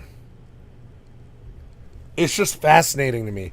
So, anyways, I lost my train of thought entirely. What was I talking about? I totally spaced it. Oh yeah, the Family Guy joke about so Sony, right? So Sony got a lot of free advertising this month, and while I was eating my sandwich, I you know what I was thinking about? It wasn't the crowd or the people. I was wondering, where did Kai get 300 PS5s from? Was literally what my thought process was, and I was like, he must have some deal with Sony, where he called them up on the fucking phone and he says, hey, I'm the most popular streamer in the world. No shit, no lie. You don't think I'm Kai. Here's my phone number. I can verify with Apple or whatever. I'm Kai. I need 300 PS5s. I'm doing a giveaway in New York. And the Sony rep goes, really? Yeah. And he says, yes, I am Kai Sanat. And I need 300 PS5s. And they probably shipped them to him in a big old brick. Right? And it came to his house, and he's probably got security, and and they just brought it upstairs and shit. And then suddenly in his living room is a brick the size of a pallet, like a pallet loaded with PS5s, because I don't know if I worked a game store, and I have a concept of something that you might not, which is how much room 300 PS5s actually takes up, right? So I was like, where did you get 300 PS5s at? Because I didn't think Sony would. I mean, I guess Sony is selling them now, but I guess the news is old now. But I always thought they were working under a chipset problem, and that it was actually kind of hard to get a PS5 still. And so that's what I was thinking about, and then that led me to the whole idea that, man, this is like the best advertisement I've ever seen. It's a riot that was thrown for the Sony PlayStation, which is so pertinent to gamers. Hop was right to lead me to it, because it's so pertinent to gamers. It's like, Yeah, and how long till some brawl sets out that turns into like a crazy, they call it a fracas. It's the word for it. It's a fracas at that point. If a fight breaks out, it turns into a full-blown riot at that point. At all. Okay, let's listen to the chatter. Media feed, and the crowd quickly swelled. The police department responded. There was some throwing of debris at some point. And now we seem to be. What are we looking at here, Dave, Natalie? what this looks like, I'm going to My walk over God. so I can see a little better. But it looks like they're on top of a food truck and throwing some of the bottled waters away. Some of the items there in the food truck. You see several what appears to be teenagers, young men, and another woman there climbing the side of the food truck there. So, hopefully they'll get the officers will move over to that section and try to disperse that crowd specifically, because before when we zoomed out to the right, it looked like the crowds were clearing up a bit, but it's still pretty packed in this area. It's been, what, about almost 45 minutes now? At least, yeah. Yeah, at least 45 minutes. Chobani. On the top of the newscast with it, and the crowd had been gathered. Last estimate from the NYPD, a couple of thousand. Chris Glorioso from the I-Team has been jumping on this. Chris, you've been able to learn anything? Well, we've been trying to piece together how this all came about by looking at this live stream, and I call it live stream, meaning it's not clear what portions of it were live, and because there is no indication as to when it was happening as we were watching. But one thing seems clear: there was some sort of van nearby, just outside Union Square, where this social media influencer and those people who were video recording him and live streaming his activities were essentially holed up in this van.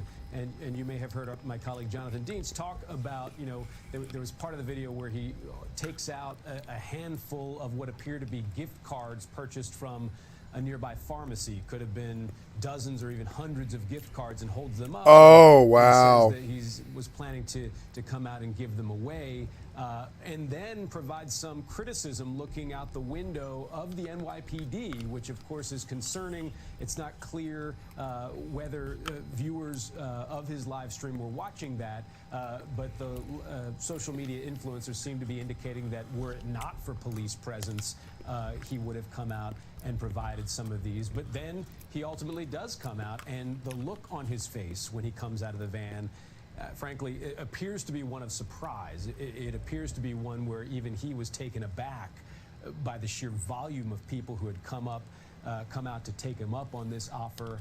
He proceeded to go deeper into Union I really Square, love and that he's throwing water. He should be just tossing them out, tossing them over. we have now seen video of him being pulled aside by NYPD. Again, what they are talking to him about, whether it be any possibility that he might be able to go back on some live stream, to tamp things down, to tell people to go home. We just don't know what those conversations are at this point. But obviously, the real risk here, and you're seeing part of it on your television screen right now, is people are going to be expressing some level of frustration, either frustration that they didn't get the free goods that they... There's another element of this that I wish to speak of. Now that they know that it's that easy to do this, it is likely to happen again. Try and get, or... it's when the Zerg understands that it's a Zerg. And it's a terrifying thing. When the Zerg understands that it can be the Zerg, it's madness. I've always wondered why the rich were still have, $200 billion when 10,000 people could just show up and take it all, I've always kind of wondered why we're so civil a little bit. My people need that money. Elon Musk. Elon Musk has $200 billion or something, whatever it is. My people need that money. That they're all right here. You can see them. They need that money. The reason they're so desperate and hungry and crazy like this is because the rich stole all the money. Very fundamentally, scientifically proven so. And deceived in some way, we just don't know. But you're seeing some of this, lawless behavior here. If it wasn't so survival of the fittest and all this, instead of loving each other in communism. If it wasn't dog eat dog, this world would be a lot better. Did my torch die? I had a torch out, huh? Yes, I did. Perhaps because people feel as though they came out to get something and it wasn't there. Chris Glorioso, we thank Well, I mean, it's 300 people. It's 300. Let's do the math. 300 PS5s, 3,000 people. How many of you are going to have PS5s when you leave? Nope. for that. Just hang tight and we'll get back to you here. We want to get out to News Force. Yeah, like you can't do a giveaway to a massive crowd anymore. It should be against the law in this country because 300 PS5s for 5,000 people or whatever isn't enough, you know? Even the gift cards, all that stuff. Becky Beckford, our reporter who just... But I think Kai is wise to give all this stuff away when he has this much money. I think he's wise to do it. He's like Mr. Beast. He can't keep the money or these people will show up and take it. Arrived there on the scene. Jackie, I understand you're at 14th. It's what I would do. I would just hand things out wherever I went. Because it's just better. It's a better way to do it than just stick it all in the bank account, you know? Street and 6th Avenue. What are you seeing and hearing? Yeah, Natalie, we're a couple of blocks from where this is all really happening, or the center anyway of it, but it's blocked off here from 14th and 6th Avenue. You want to take a look. She's over beautiful. Here. You can see the road blocked off as crews try to direct people where to go. And over here on the corner, I want to show you, I think we've got at least 16 or 20 police officers lined up here at the corner. Look like they're ready to go, ready to handle any of those people, any parts of the group that come this direction.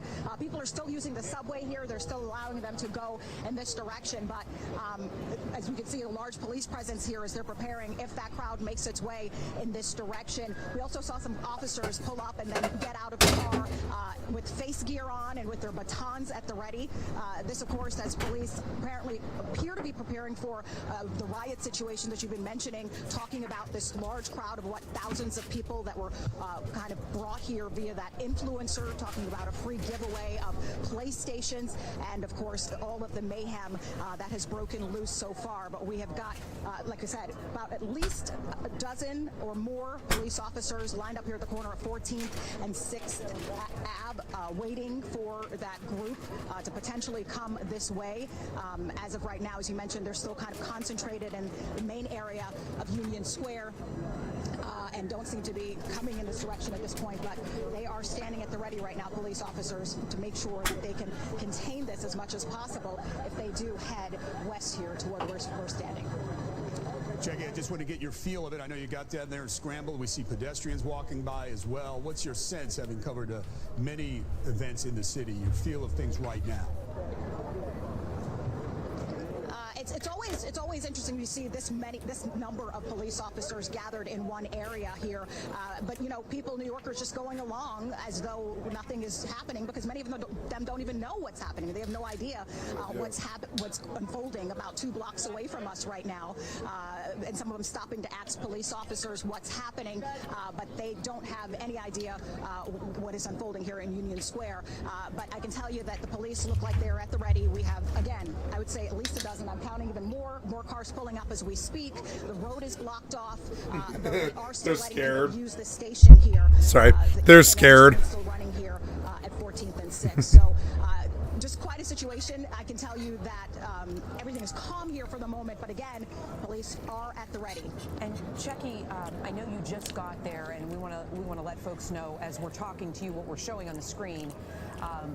We're going to stick with you here, but we're showing there's a food truck, and what we don't want to see is there's a bunch of young men on the food truck throwing items. There's an umbrella they took down.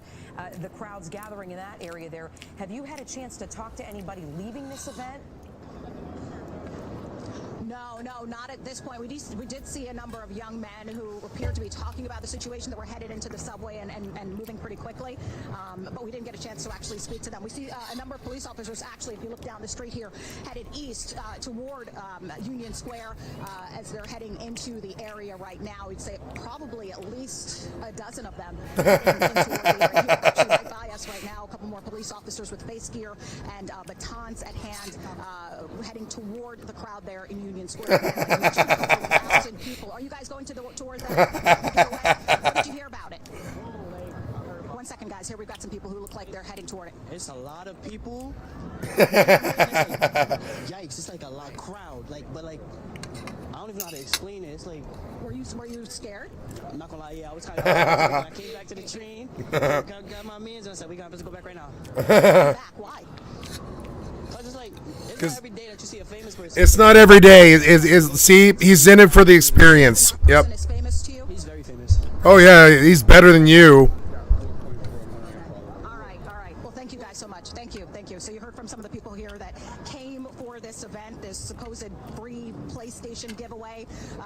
This young man went there, said that he saw, again, a lot of people. We know that there are thousands of people there, and that he even himself was scared about the situation, but for some reason is now heading back in there. And that is something that police actually don't want. They're warning people to stay away from the area, to not have that crowd grow larger. As you know, that there's situations that are happening there, that there's a crowd that's growing. It's mayhem, like you mentioned, Natalie, them throwing items off of food trucks and so forth. So not a situation that they should be heading back into, but of course they are. Checky, we're actually showing that video right now. They're still throwing items off the food truck, but wait, we're going to zoom out because it looks like you can see that we're on top of the food truck. Police have moved in. They're still trying to disperse the crowds. I understand we do have some breaking news regarding that YouTuber Kai Cenat. Let's get over to Terry Monahan is on the phone. Terry, what have you learned? Dave, so I just talked to some people on the scene here that they have a bus on the scene, they're making multiple arrests, and that the influencer Kai has. And Terry, I know it's early, what would the charge be? What is he potentially culpable for here? And I know this is innocent until proven guilty, but yeah, I mean, looking at it, obviously they'll talk to the lawyers, but inciting a riot. Causing people to show up, having something that caused the mayhem that you're seeing right now. It wasn't for his action. Kai didn't cause this. Calling for this. Kai didn't cause this. Poverty caused this. The rich people caused this. And Terry, as you speak, I just want to be clear. We're showing some video here, not Kai Cenat, but some people being arrested. You mentioned there have been arrests. We don't believe that is him, but the NYPD now moving in, and we just saw a bunch of young people start to scramble. They were on top of a food truck, and as the officers moved in. So walk us through, Terry, former chief of department, these levels of mobilization and how they approach it when they're suddenly confronting a crowd that just kind of sprouted up quickly. So you have to get them organized into one area. So you have them show up. So I'm going to pull my face one more time. So how does a successful criminal think? Right? How can I... Sorry, I don't know why I turned off the display capture. Excuse me. How can I, as a poor person with just an internet connection, profit off of this, right? And if you've ever been desperate and poor on the streets like a ton of these people, you'd understand that, you know, any opportunity you got to take it, right? So I would go on eBay and I would say, I have a Kai Cenat cash card with his signature on it, and it's like $100, and I go buy $100 credit card, you know, whatever, go down to the Walmart, right? I go on eBay, and I guarantee this is going to happen too, and I'm going to say, I have a Kai Cenat Visa cash card with his signature on it. And they're going to buy this. They're going to buy it because they heard that and they go back and they're like, wait, did he have cash cards? And they're like, oh man, he did. He had a lot of cash cards and he was going to give them all out and everything. And he threw some too. And they go, oh my God, this Kai Cenat signature credit card. And I just go sign his name on it, you know, with like some gloves and a pen and shit. And I'm like, okay, bidding starts at $1,200, right? And then they pay me $24,000 for a piece of shit $100 cash card that I got from Walmart. Now I don't do these things because I'm a good person and I don't ever want to be in the system, and I don't want to lie to anybody or scam anybody. Respect the humans for what they're believing in and have no desire to get a one-up over on them or anything like that. But I understand how a successful criminal would look at this. And what he would do. And you're going to see a lot of it, too. Different off-the-scene supervisors there, and you have them work as a team. If anybody had got a PS5, that PS5 would be worth $100,000, you know? Those 300 PS5s were going to be worth $100,000 each or something like that, especially if his signature's on them, because they probably are. If his signatures are on the PS5, they're worth like $100,000 on eBay. I shit you not. If you can prove it, if it's his signature, you know, and all that stuff, you have the video of it, of him handing it to you. That PS5 is worth like $100,000, and that caused a feeding frenzy. They're not stupid. You have arrest teams there. Everybody thinks they're stupid. They're not stupid. I would expect that the SRG, who are the experts, would be the front line with the other officers lending support. And at this point now, this is an unruly... And this is why Kai couldn't give them away. Unruly crowd. They've been told to disperse. Anyone that remains in that area could be subject to arrest, and that's what they'll start doing. You warn, and at some point then you just have to start taking people into custody. And Terry, let's just take viewers a little bit inside with SRG. Explain, that unit actually trains and is very mobile, right? Explain to viewers who may not be as familiar. So the strategic response group was put together. It's weird because the cops are all using their batons and their guns and their fucking gear and all this shit, right? They're riot stuff. And all the people have cell phones and they're all using the cell phones. I like the cell phone approach better. And Commissioner Bratton, when he was here, as a fast-moving team that can handle demonstrations, that works as a cohesive unit, that trains for these sort of events on a regular basis. And this is what they do. They have thousands upon thousands of peaceful protests that they can help facilitate. See it? Every single person in that entire fucking crowd, their weapon is the cell phone. Every single person in this crowd. Do you guys see it? Do you see? Do you see? Every single person in this entire crowd has their cell phone out in their hand. Every single one. These guys have their riot shields and guns and all this shit. Every single person in this entire crowd is wielding a cell phone like a weapon. And I like the cell phone approach better. Control like you have right now. They're also the team that knows how to work together cohesively under supervision to go in and make the arrest and clear the crowd as necessary. And Terry, the images we're seeing here, if we could zoom out one more time, it definitely looks like a world of difference, Dave, from what we saw, 41 minutes ago at the start of our 4 o'clock newscast. But we know the crowds were actually gathering around 3, but it's definitely much more clear. The street where you had seen the food cart in the top center of your screen now is completely cleared out. So, of course, that's definitely what we want to see. We want to see the crowds dispersing. We're hoping, we haven't heard of any injuries yet, but we're still waiting to get reports on that, hoping we don't hear about any injuries. Still a few folks left on top of that pavilion there. We'll see if there's been any... You remember that thing I said about the water?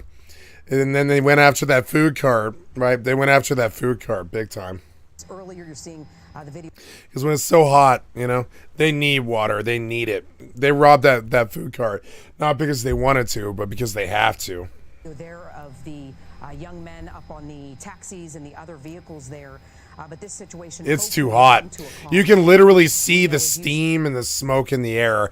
It's too hot out there. It's like 102 or something. Said the YouTube creator has been arrested. We saw some other people getting taken into custody at this point. As you said, the SRG, the Strategic Response Group, has made its way in there. So hopefully we will see an end to this situation soon. It all started right around 3 o'clock. Those huge crowds gathering in Union Square. I'm gonna wash my hands. I'll be right back. PlayStation 5 giveaway event advertised from the YouTuber Kai Cenat. So, all right, this is all early reporting. Yeah. Chief Investigative Reporter Jonathan Deist was actually watching the feed for a while, trying to dig up information about the person we believe who was at least part of the effort for the social media giveaway. Jonathan, why don't you just walk us through again what we know and how we got to this point? Well, I think the first update I want to provide is that a fire department spokesman we spoke to just a short while ago says as of now there are no reported injuries. There are ambulances and obviously emergency response units on standby in case, but as of now, according to an FDNY spokesman, and it's preliminary, they have no reports of injuries.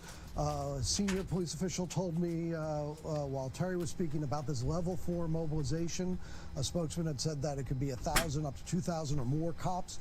This police officials thought it would be about 1,000 cops, and what it is all of Manhattan South would be mobilized with available officers, and then police officers would also be called in from all other precincts across the city to lend assistance to deal with this enormous crowd that had gathered here in Union Square. And his guesstimate was up to about 1,000 police officers would be at the ready and ready to be called in to help if needed. And then, of course, you heard Terry Monahan's explanation regarding the Strategic Response Group and their rapid response to try to deal with the crowd. And as you can see from the Chopper 4 pictures, things are quite, the crowd size has decreased significantly compared to what we saw just perhaps 15 to 30 minutes ago. So yes, still a large number of people in the vicinity, but not nearly as crowded, condensed, and packed as earlier. Again, this all started with a social influence.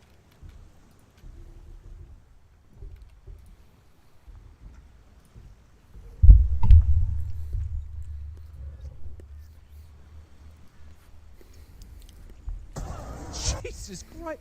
They used his head to smash open the back of the car. See, anybody that broke a back of a car window would know this, that the car windows in the back don't have the same shatter resistance as the one in the front. No. So, like, you could go with your hand and just knock the back of a car window out, but you can't do that with the front of a car or the side of the car. Like, the fact that the cop didn't know that is fucking stupid. Like, he shouldn't be a cop. Like, 'cause you know what's gonna happen, right? Is like this kid's gonna go, like his family or him is gonna sue NYPD. They're gonna win because the cop's a fucking dumbass, and then everybody's gonna have to pay their fucking taxes to pay out this family because this dipshit doesn't know what to do. Small shroud. It's such a problem. Ego cops, and it's like, it's not like this kid was like, was he really resisting arrest? Like, no, he wasn't. Like, he didn't do shit.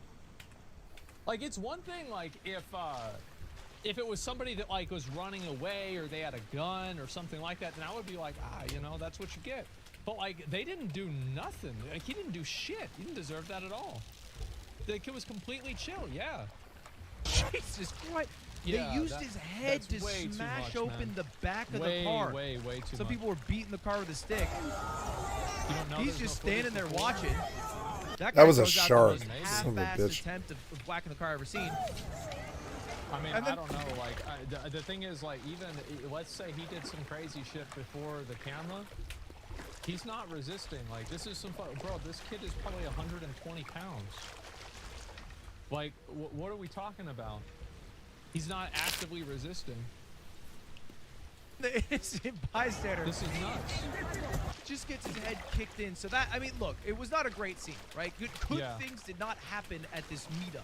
There was not a lot of mingling, and there was not a lot of giving away. There was a lot of injuries. I think 6. Somebody goes and they said this. They said, you participate in this shit, expect for dumb shit to happen to you, and no sympathy? Nah, bro, I don't believe that. I don't agree with that. Like, if you are a law-abiding citizen and you are not being violent, you're not destroying property, you are just part of the crowd, it is straight up not your fault. Yeah, I'm not, like, what are you talking about? Like, I don't want to, like, what do you, like, that's insane. Wrong, you have the right to assemble? Bad take? Wait, nah, what's stupid about that? Part of a riot? Bro, not everybody there is part of a fucking riot. Like, are you fucking dumb? You think that kid's part of a riot? He's walking down the street. Get the fuck out of here. There's people throwing shit at the cops. There's people jumping on top of cars. And you want them to take some kid and slam his face through a window? For what? Nope. For fucking what? For what? What a waste of fucking time and money. There's only so Yeah, that many kid's face cops, is gonna cost and you say a that they lot have of to money. Go Yep. after some dumbass that's not even doing anything that bad. Nope. Guilt by association. Get the I mean, fuck they're outta here. pigs. He's not associated with them. It's out in public. But he was attempting to destroy property? I didn't see that. I don't think so. It didn't look like that to me. You like context, maybe? I don't know, man. I bet the cops are just probably being assholes. That's what I think. Yeah, I lack context. Please explain to me how there is any context that would make taking a person who is not, like, this is not a person, this isn't some 6'4" bodybuilder MMA fighter. This is some little fucking kid, and grabbing him whenever he's not moving around, he's not running, he doesn't have a weapon, he's not doing shit, and then throwing his face through a window. How is this an argument? I don't understand what people are thinking. It's crazy. Video came out to prove he did nothing. It wasn't him. He didn't touch the car because he was weak in the struggle that was picked out. Yeah, what the fuck? What if he's the same person that threw stuff at the police before the video started? So what? So the police. So what's the logic here, right? Is it so he threw something at the police and then the police get to grab him and throw his face through a window? I don't think so. I don't think so. He's not actively doing that. Absolutely not. He's doing what ifs, bro. Like, why are people, like, I don't get, like, what the fuck is wrong with people in chat trying to look for a reason why the police aren't in the wrong for throwing a kid? I know. I mean, it's the pro-fascist America. He's pro-fascist. He's a Republican. Are you surprised? He's a Republican. Yep. Like, I have no problem defending cops. Fourth Reich. One of the hardest jobs in the world. Yep, I have no think problem cops get defending way him. Too much shit, and they get shit on way Your too jaw, much, and they're. I don't think it's fair. Nope, But me. whenever I see Yep. something like that, I say you fuck call 'em. it like you see it. Pig. Just because you can accept there are some bad cops doesn't mean that like every cop in every situation, every cop is wrong. This is a bad cop in a bad situation being a piece of shit.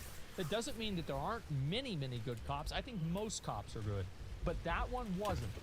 It was a bad decision, and you know for a fucking fact that kid is going to sue the state, and he's going to win. And it's going to be your fucking tax dollars, if you live in New York, paying for that. Logic. That's the fucking truth. When you hear it. Yeah. Pathetic. Yep. Trying to work backwards. Like, oh, but what if there was like some weird no, get the fuck out of here. 5 total arrests, 30 of which were juvenile arrests. It was insane. And a lot of people are wondering, is this Kai's fault? Do we blame Kai? Are we mad at Kai? No. Did Kai know this was going to happen? And this clip might lead you to think maybe. Let's see. What do you say? 500 people feel like that. They said more. NYPD gonna be on dick. NYPD gonna pull up. Oh well, fuck it, bro. Chat, we going all out, chat. I'm telling you, bro. This is gonna be a fucking movie. Nah, that ass. 14 Union Square Park, right in front of the whole. Yeah, you know what the movie was? Like, what's this? Some shit of gangs in New York? Or like Project X. That's not the right movie. World War Z, yeah. That's bad. Bro, you feel me? It's Now he was right. That was a movie. There was a lot of people there. That was a giant that's scene. Bad. But I do think he still underestimated how many people would actually show up. Because when he was trying to guess it on stream, basically doing activities and shit like that. 28 days later, yeah. I ain't gonna lie. Chat, how many people you think gonna pop out? Nah, 10,000. I don't think 10,000 people gonna pop out. 5,000? I think like 500. You think more? 500 is a lot of people, bro. It's so hard to defend Kai at this point, right? You look at these other clips, like, it's so hard for me to say that he's not in fault. Like, it's so hard. Because it's like, oh my god. Like, how can you, like, because it's like, don't defend him for fuck's sake. I'm not defending him, like, what I'm saying is, like, I don't think that, like, he was the cause of people going and destroying property. Like, definitely not. Like, he didn't cause them to do that. They did themselves, right? These are adults, and, you know, don't take that autonomy away from them. But, like, man, how the fuck can you say this? Oh my god. Oh my god. 500 is a lot of people. Yeah, it was 7,000. Yeah. It was a lot more than he had guessed. I mean, the scenes are kind of insane. And it's kind of crazy to see because this is the most pull that I have seen someone who streams have. Like that amount of like public pressure presence you see from just being a streamer and only saying stuff on stream, by the way. It's not like I was, making several YouTube videos and tweets hyping up like, hey, tune up at this or turn up at this place at this time. He just talked about it on stream times, and that is the amount of turnout that he had. Yeah. Which is insane. It also I think also what happens, right, is like as soon as people see something like that happening in New York, because it's like such a dense city, people probably like. You know what's happening? People realize that they'd rather watch certain people as a cable television channel.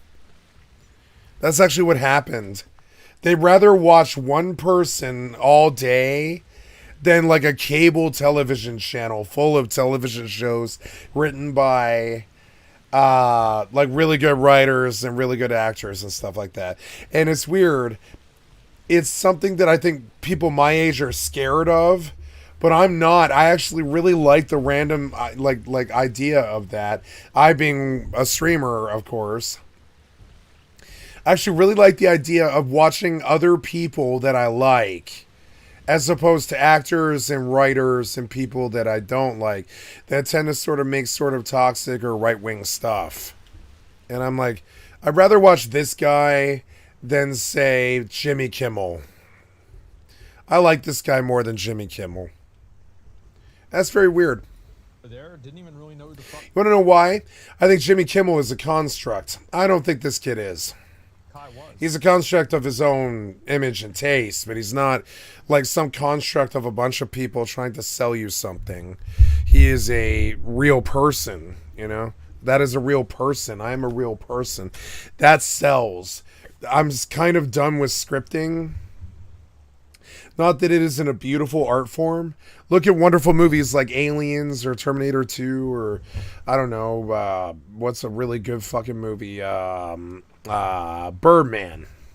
Or, I don't know, Dallas Buyers Club, Black Dahlia, or, I don't know, Chinatown, right? Those are all really proven, really wonderful movies that have really good drama, really good entertainment value and stuff. But honestly, I'd still rather see this guy because those things are constructs. This guy is not. I don't like scripted anymore. And when I've been struggling with it a lot. And all I can watch is true crime because it's not scripted. All I can watch is true crime. All I watch is true crime. Because it's not scripted. You can't see it coming. Life is always more interesting. And I don't like scripts anymore. And I don't think this guy's working. I mean, I guess this guy probably is working. I guess this guy is... Or no, he's streaming. He's streaming. But no, he did. He made a movie. Or sorry, he made a video. But so his video is good, but it's low production value video where he just wishes to editorialize what's going on in the world. And it's a good video. It has a lot of hits. But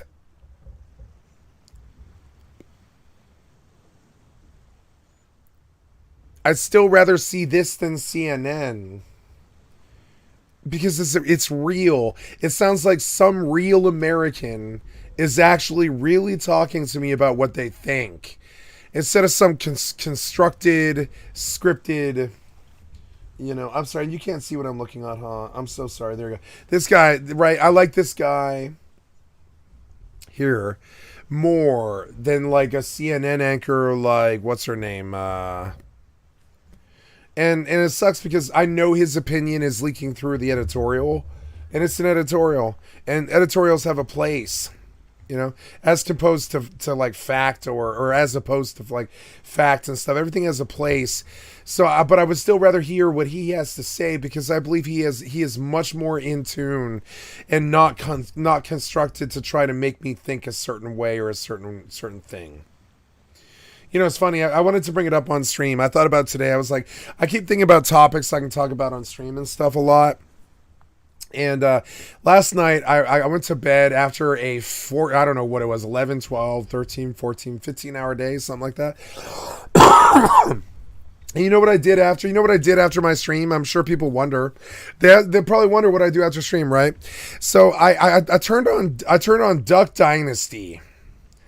And now I've seen Duck Dynasty like all the way through, like 7 times. And I will sit and I will argue with those right-wing conservative families about their family values and everything and all of it. And I don't like their right-wing, but I don't mind them as people because I'm not judging them, right? And so it's just as easy for me to watch Duck Dynasty as it is something far more like liberal or democratic like CNN or something like that. Because it doesn't seem like Duck Dynasty it does seem like Duck Dynasty is patronizing me a little bit. And it's showing me an image that may not totally be all the way true. And all this other stuff. Just like when the Osbournes had a television show, you know that their lives aren't actually like that. I mean, it's just, you know, or Viva La Bam or something. Those are always interesting. Like the slice of life television show that shows you the inside of people's lives and stuff. And that's the element that I don't want from television or movies or any of that anymore. And I don't like scripted, and this was a terrible thing when I understood, when my best friend helped me understand that her comedy was never going to be good for me because, like, I don't like script. Well, she's good at not scripted too. Actually, she's very good at comedy and not scripted too. But it took me a long time, and I had to understand this about my personality to understand. Like, I guess all these years, I actually didn't really like a lot of the movies and television that I had watched. It was just all that was there. Once I saw YouTube, I was like, I don't think I like Hollywood or television anymore because almost all of it is a construct designed to make me think a certain way, and it's usually toxic. And I believe it's a big source of a lot of our racism and our angst and our rape and our violence and negativity in our culture and stuff. The Western media sort of like playing out violence and sex as plot points. And sure, that happens in real life. But I mean, it's weird because it also cheapens it and turns it into this thing where when I feel like someone has an agenda at all, and I'm sure my best friend feels like this too. Almost all my best friends feel like this. When somebody has an agenda at all, it bothers me. And I don't want to hear it. I like Al Jazeera and I'll do PBS, and even then I still feel like there's an agenda that's too smug and liberal and stuff, but it's still just sort of an NPR sort of, you know, it's still sort of harmless though. And where I'm going with this is it's I don't know, it's like hard to describe what I'm trying to say. So I'm trying to like sum it up in real time, you know, I'm trying to provide content in real time, but like it's very difficult. It was like a revolution of change for me where television wasn't good for me anymore unless somebody dies in the real world, which was just disgusting because that shit isn't scripted. Like today I watched, instead of getting on stream at like 3 p.m, I watched the end of like a 40-minute documentary today about a Japanese sociopath killer who had been murdering white hostesses in Tokyo, and he'd been raping white hostesses in Tokyo. He only murdered a couple of them. He raped 300 white hostesses in Tokyo, and I forget the name of the documentary, but it was extremely good. And so when I see drama like that, CNN and the Kai Cenat shit, that's entertaining to me because it's not scripted. But any television and movies now are very hard for me to like, and I don't know why. I can't sum it up. I can make a bunch of stabs at why, but I don't believe Hollywood and television will live, and that's kind of crazy. I fundamentally, up until now, I think it'll live, but I think it's going to be basically internet television and internet movies. It'll never be the box office or big Hollywood epics ever again. We're never going to see a movie like Avatar ever again, you know? Because it's like that production value in the internet age is just this like scarce rare thing. It's like an oddity. It doesn't happen every day. And so now I see this revolution of the YouTube where they did have a good vision of it. They were like, please give me something that doesn't have an agenda, that often isn't scripted, that is an editorial, that is the person's, comments, that is that is their point of view. And they don't hide it and they don't censor it. And there's no Fox Television fucking fascists trying to beep me when I say fuck you, Fox executives, right? And all this other stupid ass agenda shit. Like they can't talk, like I can't talk about fucking a girl in the ass on the side of the road outside the back of my taxi without scaring a lot of people away. And I don't like that. I've never liked it. I don't like the censorship. I don't like it. I want to be able to say whatever the fuck I want to say. And I'm obsessed with myself and I'm obsessed with these people now. And my best friend showed me and she was like, why do you watch these crappy old television shows? And I was like, what? And she was like, why do you watch these crappy old television shows? And I'm like, man, Breaking Bad is awesome. What are you talking about? And she was like, yeah, this is a great show. I really appreciate it. It's a great show. But it's boring. And I'm like, really? This shit about a meth kingpin is boring? And she's like, yep, watch YouTube for 10 years and you'll understand. There's no boring on YouTube, not really. There's boring people who talk about topics that don't interest you or aren't your cup of tea. But there's no real boring on YouTube because it's always like the person's usual, real, pure take, And I'm sick of people with agendas and scripts. I kind of don't want to hear it anymore. And this is very, very, very bad for Hollywood. For example, I'll talk about something else on stream that I learned recently. That's kind of incendiary and sort of spill the tea sort of drama and stuff. The Ezra Miller controversy, right? So Ezra Miller is the guy who does the Marvel movies and the Harry Potter Beasts and Where to Find Them and all that Fantastic Beasts, right? The Harry Potter secondary thing. And this all kind of connects in a weird way because Ezra Miller is a child rapist, and yet he is being pushed as Barry Gordon, the Flash for Marvel. Now I don't like Marvel, and I don't like Ezra Miller, and I don't like the Flash.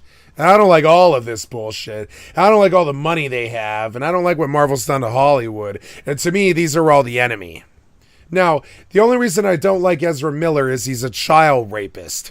Otherwise, that's it. It's it. Otherwise, he's fine, I think. He's crazy, like full-blown haul off and sock a woman in the face right on camera in the middle of public while he's a Hollywood star crazy. But he's also like just a human being with problems, kind of like the Smash Axe guy. He's just a human being with problems, a lot of them. A lot of crazy, I would say sociopathic child rapist problems. And I'm not sympathetic to him, but I'm just saying, and fuck him, he's a rapist, you know what I'm saying? But I'm just saying, this is not a normal person. When you see him act in public, you begin to understand. So now this is important because he's trans, and so he makes a bad name for trans, which isn't good because my mother's generation is kind of after them a little bit for this. They come in and they make their gender look bad. And it's a valid complaint. And so this guy comes into her gender or whatever, I mean, There's nothing to celebrate. He's a non-binary individual, I guess is the name, which is fine. But see, I have an issue with this child raping. Yeah, everything is super fucked up. So now, but he's an obviously famous Hollywood Hollywood movie star. And this is where the agenda comes to me. This is where the agenda bit me. The agenda of Hollywood. They will fucking back a child rapist, somebody who literally groomed a 14-year-old Native American girl, got her addicted to heroin before the age of 18, and fucked her repeatedly. It's disgusting. It's a child. He's a child rapist, He should be in jail. But he's got like $200 million or something from the 7 or 8 crazy blockbuster Hollywood movies or whatever. So he never sees jail. He never sees a court. He never ever gets called on his bullshit. He can rape children and walk freely. And I see a criminal. A full-blown criminal. It's Satan flexing his fucking muscles and shit. It's a full-blown child rapist criminal going Super Saiyan. I mean, and if you don't believe me, watch some of this stuff. Yeah, he went from normal to just multiple arrests in just 1 year for a lot of really nasty stuff like assault.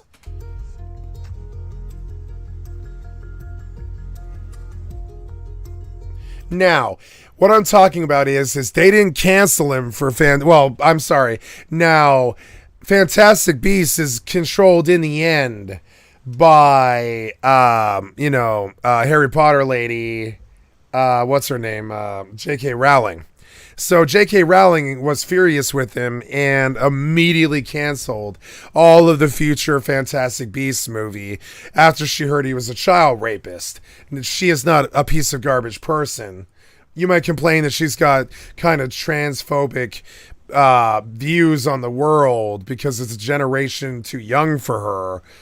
I mean, this kid is 3 generations younger than her, and I don't believe they can see eye to eye. I don't think they grew up in the same world, and I don't think J.K. Rowling can do trans, and I don't think trans can do J.K. Rowling, which is why there was so much goddamn fucking drama about that this year. So now, this guy runs free, and this is because he represents like $200 to $1.6 billion to like Lionsgate or whoever the fuck owns this contract. I don't know who Marvel is. It's Marvel, and it's like, whoever Zack Snyder works for, all the cultural elite. And so they won't put him in jail, and they protect him every time he rapes the little Native American girl who's under 18. And they just let him skate, and they bail him out in a limo right after he punches a woman in the face and on the street and all this. And they just protect him. And that agenda makes it unacceptable for me to watch any more Hollywood movies, pretty much. If they're going to protect their stars like that, if they're going to protect Harvey Weinstein, I basically view them as a cabal of criminals. It makes me very difficult to watch anything from Hollywood ever again, like Avatar 2, which sucks because Avatar 1 was a good movie and I want to see Avatar 2, but I don't want to support Hollywood. I think they support fucking child rapists. And I'd rather see the kid talking on YouTube about the child rape stuff than the child rapist, honestly. I don't want to see him ever again. I don't want to see Hollywood back him. I don't want to see Hollywood act like that. And I don't ever want to give Hollywood any of my money ever again. And then I actually really feel like that. And I don't tell a lot of people this, but I'm telling you. Hi, I don't ever want to support Hollywood ever again. And that sucks for Avatar 2.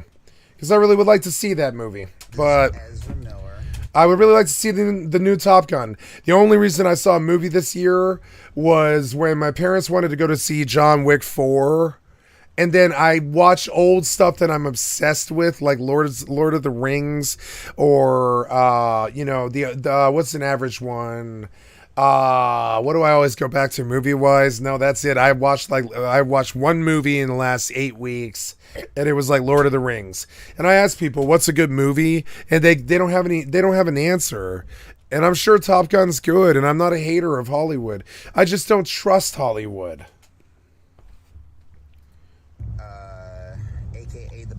Now, and also the media won't talk about this guy because the media is in the pocket of the Hollywood and all the moguls and the transatlantic crazy, Clear Channel television demigorgon, corporations.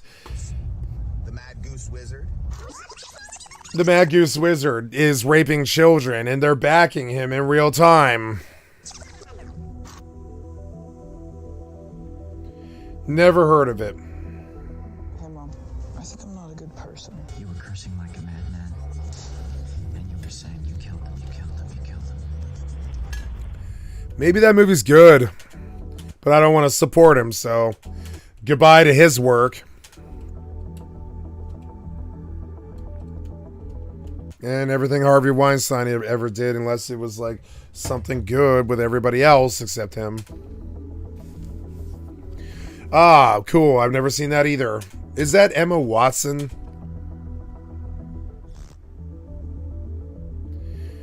So we know him from Fantastic Beasts. He's the weird autistic guy from Fantastic Beasts, and he's crazy, non-binary, whatever. Not crazy, but crazy rapist, non-binary person. And I'm not saying trans is bad. Trans is great. Trans is fine. I'm talking about child rape is bad. I don't care about his trans. I care about the fact that he raped a child.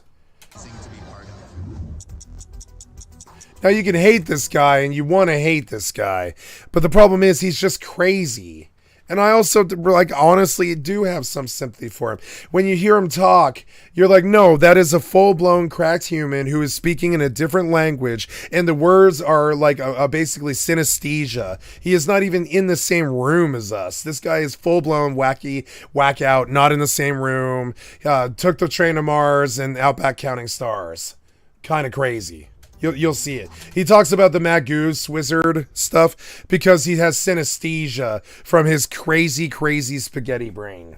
He is a Mad Goose Wizard. And he rapes children. He choked a woman. When he made a Twitter video appearance, he choked a woman live on Twitter. And throwing her to the ground outside a bar in Reykjavik, Iceland. He full-blown had a fist fight with a woman in Reykjavik in the public. And I told my mom about this. I sat and watched a video about this with my mother, and she was like, I hate this individual. And I was like, I do too. And I think the hate isn't a good thing. I think it's a commentary about what happened when the establishment went crazy. They back people like this. They back people like Jeffrey Epstein and this guy. And I don't like it. I don't like him. I don't want to see more Hollywood. I'm sorry. I don't. He was escorted off the premises after the incident. Not the assault ticket. Go to city jail for 2 or 3 days until your court date. Like what happens to normal people like me. They just escort him off the incident, off the premises. Hey, cool, you're not going to jail because we just got you out of there. And the cops don't care because he's rich. If anybody from the cops ever shows up, his PR manager says, "Hey, you got a favorite charity?" Wink, wink. Because we're really rich and we'll support you if you leave us alone. Or we can fight you with our lawyers. And the cop goes, okay. You don't think this can happen to you, but it can. This kind of corruption can happen to you. It's happened to me. He threatened members of the KKK, which is a good thing. But also, don't threaten the KKK. That's just about the craziest thing I could think of doing, is threatening the KKK. First of all, how are y'all doing? It's me, Mr. Synesthesia Spaghetti Head. It's me. Look, if y'all want to die... See? He's not even speaking the same language anymore. I suggest just killing yourselves with your own guns. I mean, me too. I kind of agree too. That's the sad part. I agree with what he's saying. If y'all like guns so much and you want to die, then go use your guns on yourself. And it's the words of a misunderstood child rapist genius, but it's still the words of a genius. Like if you love your guns so much, go use them on yourselves. Keep doing exactly what you're doing. Keep doing exactly what you've been doing with your fascism. And we're going to have what we saw just earlier. You know what I'm talking about. And then, you know. Yeah. And he's not wrong. And so I tend to sort of be like, oh, no, I'm suddenly all gung-ho with this child rapist. But no, even crazy child rapists can say things that actually make sense. And so you think, oh, it's an actual human being with a crazy spaghetti brain. The Southern Poverty Law Center, which monitors hate groups, said it hadn't tracked any Klan activity here recently. They're like, I don't think the KKK lives here. They're like, what? What are you talking about? The KKK's been dead for like 10 years. There's no active members in the KKK. What are you talking about? And so Ezra Miller's out there like attacking some crazy KKK people, and they don't even exist. Berlin. a woman he knew, he was friends with, was filed a criminal complaint against him. Oh man, look at his pores. You can tell that this man worries about his pores a great deal. His pores are his main reason to live. And he looks at his pores all day long. I know because I met somebody like this. It's called narcissist.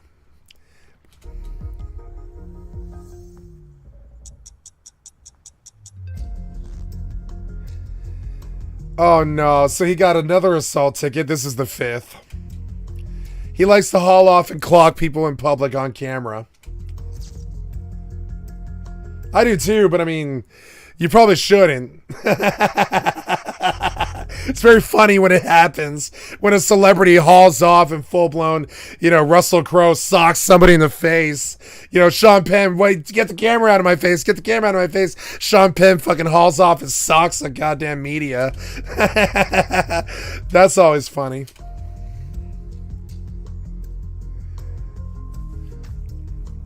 Why does he look absolutely crazy in one picture and then totally normal in the other? And I wouldn't say he looks that normal either. It's just, why does he look like Marilyn Manson in one picture and then like totally normal in the other? It's because both personalities live in there together at the same time and they're fucking each other in the ass. And what results is him punching women in the face in public on camera and raping children. This is what happens when you have two personalities like this. I don't really recommend it. I have my online personality and my offline personality, but they're actually fairly the same thing. He's got two in there. My cat and anyways, cat and what my name is are the same thing. This guy's different. He's got the Mr. Marilyn Manson and then the Mr. Normal. He's Mr. Fantastic Beasts and then he's Flash Gordon. Yeah. And that's the takeaway here. Mr. Flash Gordon isn't in jail because he is rich. And this is why I don't like Hollywood, is why I don't like the establishments, why I don't like those fucking pigs I saw in that television video today. I don't like most of their bullshit. I don't like how they back each other. I don't like how we see all these royalty and leadership in Jeffrey's Black Book. I think they're incestuous. I think it's corruption. I think it's Satan flexing his wings or his muscles, And then we see this absolute nutball wearing a wooden sword, a coif, lipstick, which is fine. I'm not talking about that, but he absolutely looks crazy to me. If I saw him on the street, I would think that a goth kid wants to fight me, and that's okay. But it really comes across that way. It would really sort of upset me if I saw him if he looked like this. Because I would be like, I believe Draco Malfoy wants to fight me. And he does. He hauls off and socks you in the face right there in public in front of the camera. That person goes, oh no, I think Draco Malfoy in drag wants to fight me. And then he hauls off and socks him in the face because he does. Oh no! Oh cool, so he assaulted someone over a passport because they were trying to prevent him from leaving the country, probably because he was raping somebody. Oh my god. Oh yeah, cool, he went to Hawaii. How many times has he been busted for drugs? Come on. He's gonzo and he's proud gonzo like me.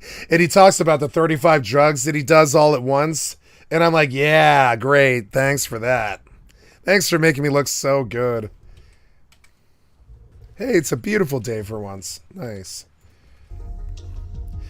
Oh, cool. He threw a chair at a woman when she asked him to please, sir, leave. Oh, cool. In Standing Rock, North Dakota, he raped a 14-year-old girl and got her addicted to heroin. That's always a great thing.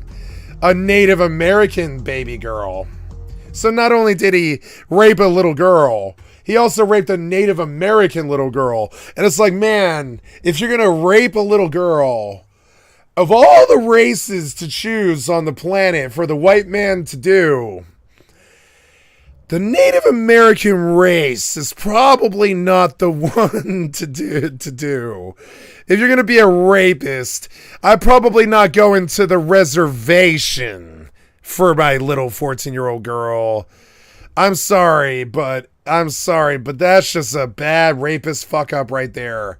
Bad boner right there. If you're going to be a fucking child pederast, definitely don't go to the reservation.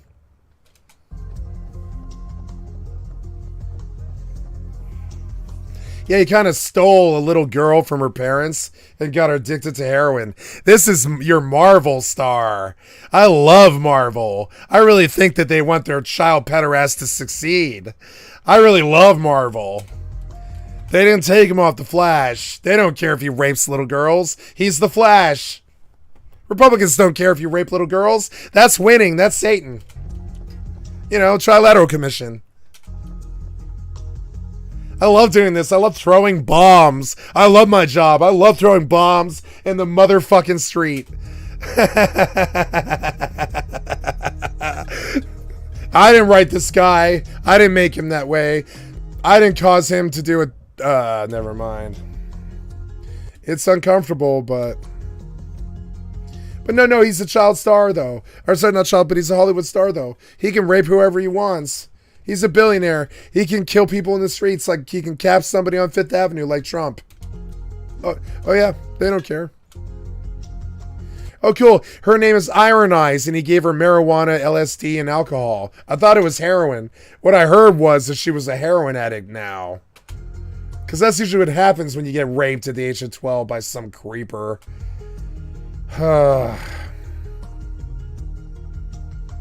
Yeah, she defended him. Cool. She was like, oh, thanks for getting me addicted to like LSD and alcohol and marijuana and having sex with me when I was 12. Yeah, I'm going to defend you. Good job. And that's victim shaming. But I'm sorry, I tend to victim shame rapists who defend their attacker. It sucks because it is victim shaming, and it's unfortunate. But if you can't open your eyes to see the man who raped you, I'm not trying to yell at you, I'm trying to yell at him. But we have to see the world with eyes unclouded. We have to see things for what they are. We cannot defend rapists. It's unacceptable. I'm sorry. And I know this happens mainly because women are victimized by men. And I'm not victim shaming women. I'm just saying we cannot protect rapists. That's not how this works. You know what Olivia Benson from Law and Order SVU would say. She would say you cannot protect a rapist. You cannot protect a rapist. You can't do it. It makes the gender and the rapist look good. Like makes the gender look bad and the rapist look good. And that's just like the opposite of what we all want. And I'm not victim shaming you, and I'm sorry this all happened to you, Iron Eyes, but it's the heroine speaking when you defend this guy. This is my life? No. 12-year-olds are not allowed to sleep with 28-year-olds. No. Sorry, that's not your life. No, it's not your life. No. That one's not your life. No. We have laws in this country. We don't allow you to do that. No. Never have, never will.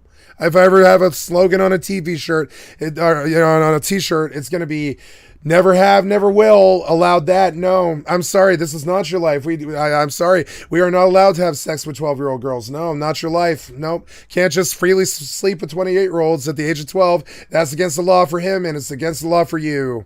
No. These are my decisions. No. And I love you, but you're deluded, and the drugs have made your eyes the size of the moon, and you're still under 18. And I'm disappointed. Yeah, and you're really high on methamphetamine. My parents. You're really high on whatever he's giving you. And the press. Yeah. In every way. I love how I scared a whole bunch of people away and then immediately got them all back. I had like 11 people in here, and it dropped to 7, and then 3, and then back up to 7. And I better go back up to 11 because I don't care. I'll throw the bombs. I don't care. I'm not speaking out against trans. I'm saying this is the truth.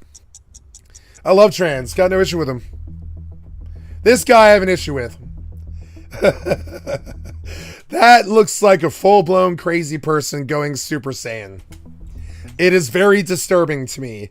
I really don't like watching it. It looks like Marilyn Manson without good taste. And you know where he gets it from, too. I love Brian Warner as much as the rest of people. If they really want to torch Marilyn Manson for all that shit he did. But I mean, I'm sorry. I don't go around Marilyn Manson looking for anything but rape. And that sucks. And I know that's defending a rapist, but like, understand that whole fucking image he did for 15 fucking years. Did you think it was going to be sunshine and flowers?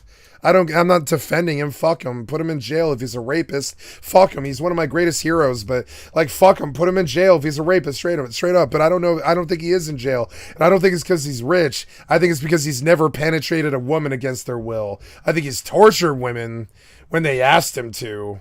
Well, I don't think he's ever harmed a woman. I don't see that when I look at him. I don't see a rapist when I look at some of these people. It's very crazy. I don't have rape-dar or whatever. I'm just saying I don't see a rapist when I look at Kevin Spacey or Marilyn Manson. It's fucking weird, but I don't. It's like very weird. I see a lot of rapists all the time on the fucking television screen, but those guys, I never bought it. And that sucks. I don't go around Marilyn Manson looking for anything but S&M torture. And that was the problem. That girl didn't know what she was headed into. It's called taking a dildo to your butthole or whatever. That's what the vibe of Marilyn Manson is taking a dildo to your butthole or whatever. I'm sorry, it's disgusting, but it's true. That's what this vibe is. It's all of it. It's S&M. Remember when Rihanna went through her S&M phase? And we're supposed to hate Marilyn Manson for liking S&M? I don't know. Yeah, did he actually penetrate anybody against their will, though? Or is he just a really scary sex guy?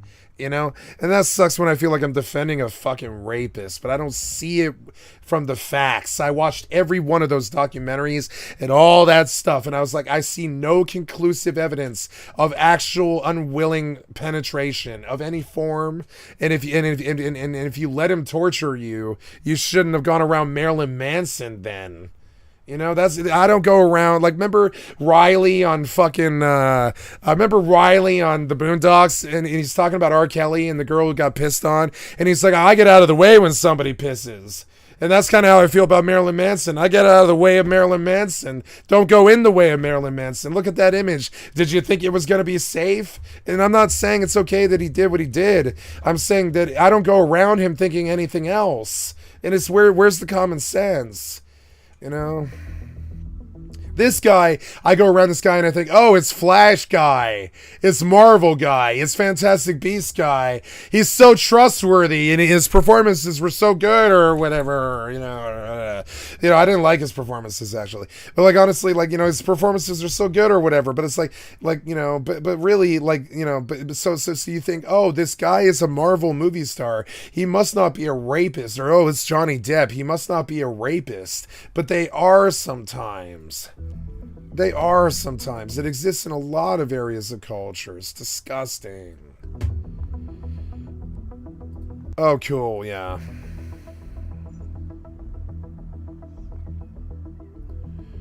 So then he harassed the family of the 12-year-old for like a year. Which is, not only did he act like a child rapist, he also like basically stalked the parents afterwards too. Which is like basically the worst human being that I can think of. But short of like Hitler or Pol Pot, you know? I mean, sure, Vlad the Slayer was worse. But I mean, like, really, I mean, the worst human I can think of is somebody who's raping a 12-year-old child and then stalking the parents afterwards. You know?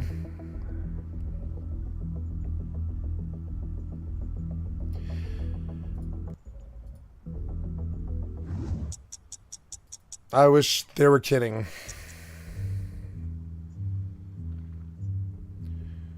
Oh, good. When he was raping children, he didn't feed them or water them.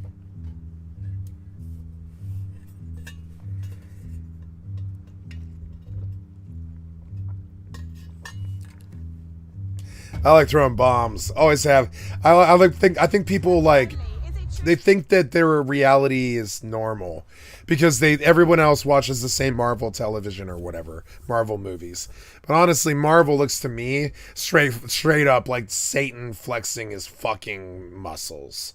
You live on a farm and you own Marvel feels like that to me. I can't support it. I've never liked it. All of these things are true. Yes. I struggle with Fantastic Beasts, and I won't watch The Flash. absolutely wonderful. Do they bring you as much joy as your acting? Now, Harry Potter is one of my favorite set of movies of all time. Because I don't think there's any really weird, crazy pederasts in it. Or at least let's hope not. Yes. Oh, good. The executives at Warner Brothers decided we better back the Chomo.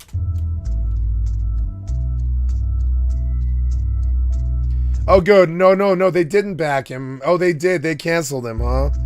Oh, okay. That's where this landed? Oh, no. They let him have his $200 million standalone movie where he was the Flash. They didn't stop him, no. It's still scheduled, and it went. It hit, I think. Yeah. So, yeah, they don't care. They'll just make some child pederast a fucking Hollywood star. And I'm kind of done with Hollywood.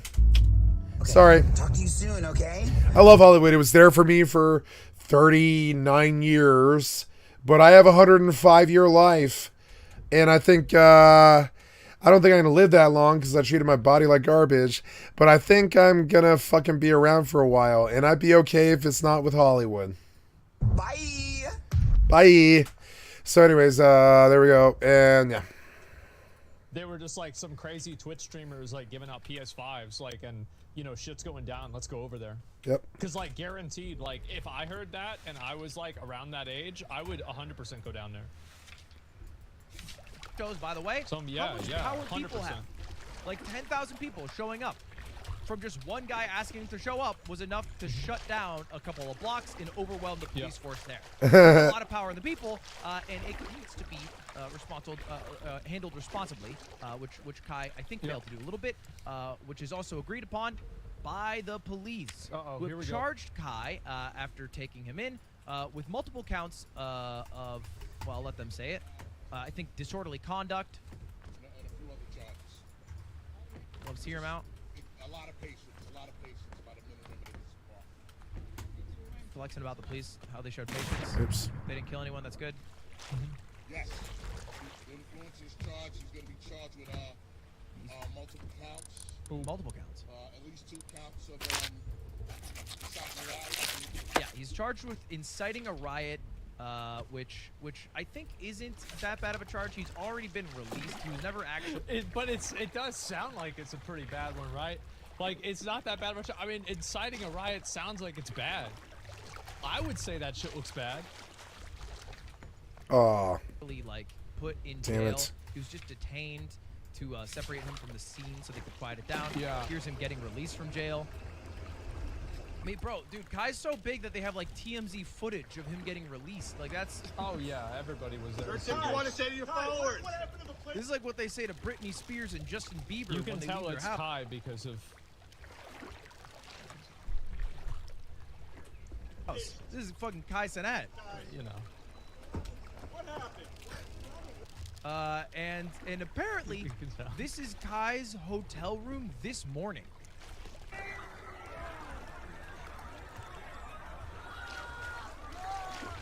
Which is insane. Again, yeah. I cannot understate how insane that amount of pull is. Oh, it's nuts. And how much responsibility Kai now has, and now he knows he has, to make sure that something like this doesn't happen again. Unless he's actually attempting to incite riots for, you know, reasons. Yeah. I think I probably am. I think you probably loved it. To make big waves. And I think you would probably do it again. It's like Yep. I would probably do it again the way too. they said it, I feel like the movie he was thinking of wasn't World War Z. Whenever he said, let's make this like a movie. But the problem is like, just the way he says it and everything like that. It's just not great. You know? It's inciting a riot. It's inciting a riot, kind of. House arrest with probation? Yeah, I would say something like that. Yeah, they're gonna give him house arrest. They can't put him in the prison. He'll get killed. He'll get eaten alive. He'll get raped. prison. Yeah, he can't go to prison. It's hard for me. It's like Lil Wayne. Lil Wayne went to prison for cocaine, and they couldn't put him in Gen Pop. He would have been eaten alive. He went to jail for 3 years for cocaine. Lil Wayne. I don't want to see. I don't want to see some. Maybe it was 1 year. I forget what it was, but yeah. If they're not an active danger to the public, right? Yeah, like Lil Wayne. People don't know this, but Lil Wayne went to cocaine. Lil Wayne went to jail for. Lil Wayne went to jail. Went to jail for cocaine for like 3 years. This was a big thing to the rap community.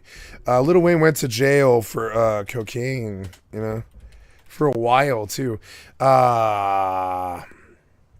He had 114 grams of marijuana, 28 grams of cocaine, and 41 grams of ecstasy, as well as drug paraphernalia. And he was in Yuma. Fucking Yuma, Washington.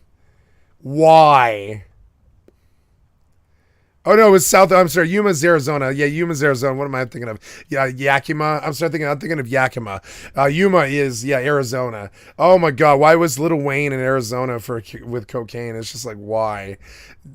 And how long was he in there? It was like a year, I think. It was like a year.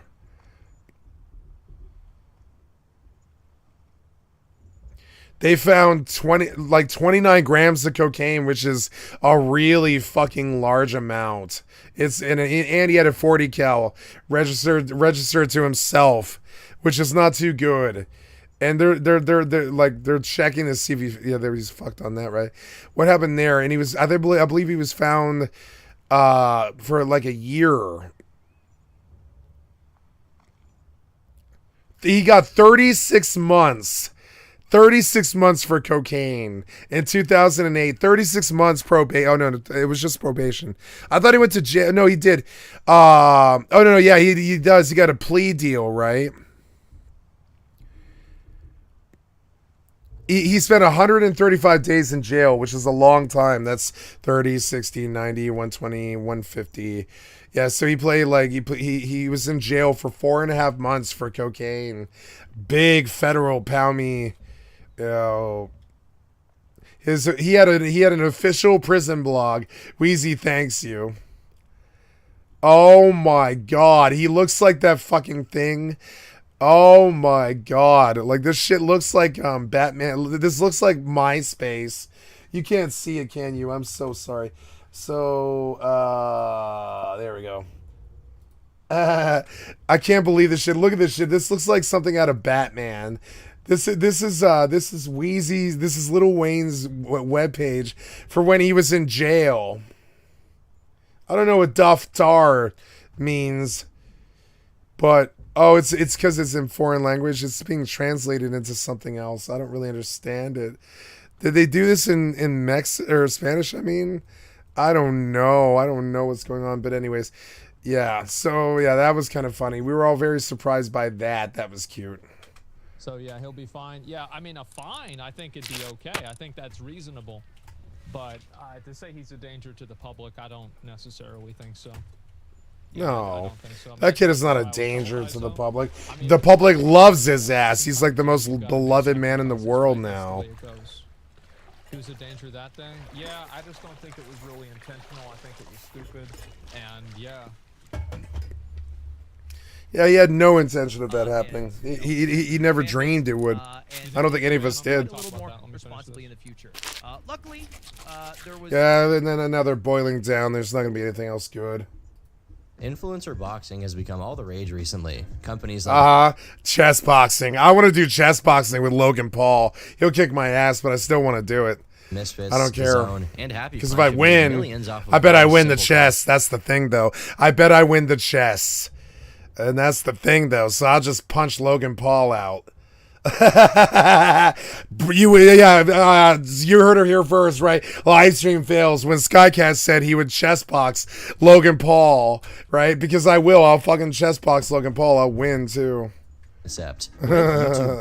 nerds got in the ring? Answering that question has proven If I really want to win at chess, I'll make sure I win. Trust me, I'll plan out 4,000 moves ahead in my head, and I'll watch everything the knight can do and everything that bishop can do, and I'm gonna run a queen's gambit on you modified, where you must know all 45 fucking moves of it. You must act accordingly, or you will just lose. Straight up lose. I'll run my strat that got me Grandmaster last time, and I'll stomp Logan Paul right in front of everybody. I'm dead serious. I weigh 360 pounds. I'm not going to do... I won't even take a hit. I won't even lose a piece. I mean, I will. I'm sorry. He'll get to punch me twice. I'll get to punch him 9 times, and I'll lay him out. For those involved. And I mean 9 times. I earning upwards of $2 million. Like I like chess and I like boxing. Chess boxing. You ever seen that? You guys ever seen chess boxing? Chess boxing is fucking dope. Great idea. If you kill a piece, you get to punch the guy in the face. So, and the vote weighs in 63. Fucking classic idea. Just brilliant. And I will dominate this ring for a year. I'm talking, I'll step in that motherfucker, take all comers. I don't care. I don't care how fat or skinny I am. I'll still win. If I really want to win, I'll win. I'll plan 1,400 moves ahead, and I'll call the stalemate and lose the fight and not get punched. Rather than, seriously, I'm gonna win no matter what it is. I'm gonna definitely walk out of there with a lot less punches than my opponent. I'm gonna tell you that, a lot less. I'm gonna give out a lot more punches and take a lot less than what the other guy's gonna do. Trust me. And these guys are smart, but I don't think they can do chess like me. Ladies and gentlemen, about the same height, just a slight advantage to point. Yeah, they don't. I don't think so. They'd have to sit in. I'll go on down to New York and I'll sit in the park. I've done it in Denver. I'll sit in that park and I'll play 6 games at once and I'll slaughter you. I'm dead serious. I've done it before. You ever done that? I've done that. I've gone down there and I'm like, man, I don't know, man. Like, I'm kind of into chess. And they're like, yeah, we see that. But I tell them, I'm only here to smoke cigarettes and shit. And they're like, yeah, right. You're probably better than us. And I'm like, And then I sit there and proceed to stomp all of them. And because I actually really cared back then. I don't care now. I couldn't possibly care. But when I was like 20, I could sit down in front of somebody downtown. Absolutely. And stomp them in at a 1-minute game. Not just 2 minutes, but I'll play a 60-second game with you. And I'll stomp your ass too. 2 minutes. It had to be a 2-minute game, but yeah. I like 2s. I like 2-minute games. I'll stomp your ass in 90 seconds in chess. I'm dead serious about it. I'd have to have some practice. I'd probably have to about like 3 days. Read some more books again and remind me what the gambit is and all the fucking 149 variations and stuff, and take a little bit of time. But I'll step to any chess player. I don't care who you are. I stomped my friend Andy, and he thought he was the best person he had ever met who played chess, and I stomped him. Weight advantage for Eric. So Eric had to go down. He was originally 160. Toast came up. We've talked about how it's harder to come up, but also when you go down, maybe you have a little less energy. You lose a little bit of your power. The reach is similar, but the fact is they're also even rated in chess. About 6. I played Punch-Out when I was 8 too. Now, I'll beat him. This guy probably would maybe give me a challenge. You can see it. 149, 138. 149 is the contender. You can tell from the eyes. One of the things about intelligence is when you can read I'm not talking about IQ, but I'm talking about like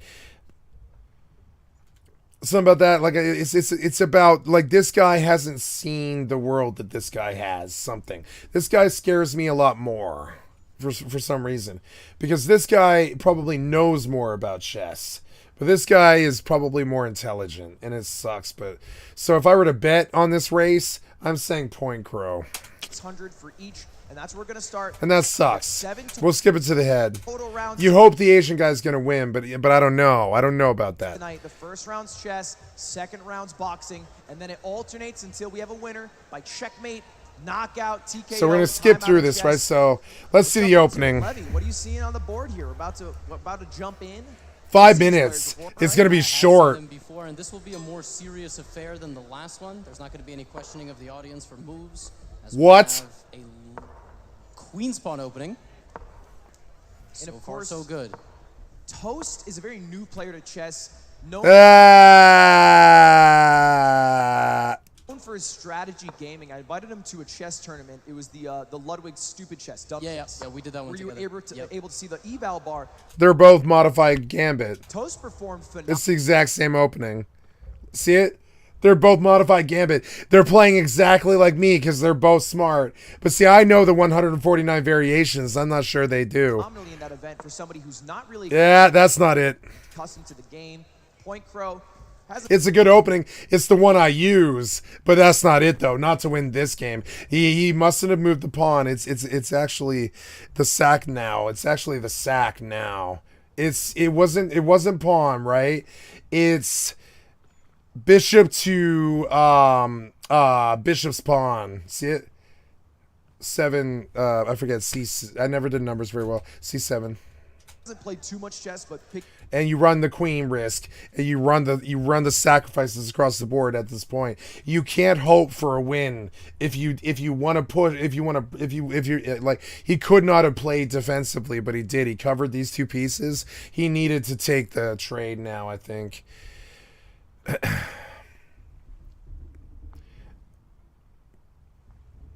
picked it up, I think, for this event and played it in his childhood. Oh. See, they're playing the same game, and I hate this. They're dumb. So, by the way, mirror image position. This is one of the things about the London. It's kind of non-combative. Yeah, the London sucks, kind of. So your opponent can mirror image what you do. Now, as white, you can take advantage of that because you go first. In this case, Point Crow is just trying to develop his pieces. He's not looking to take advantage of anything. I would not have done that.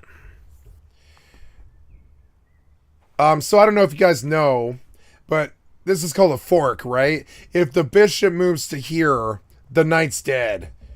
See it? No matter what, the knight's pinned down and black's lost.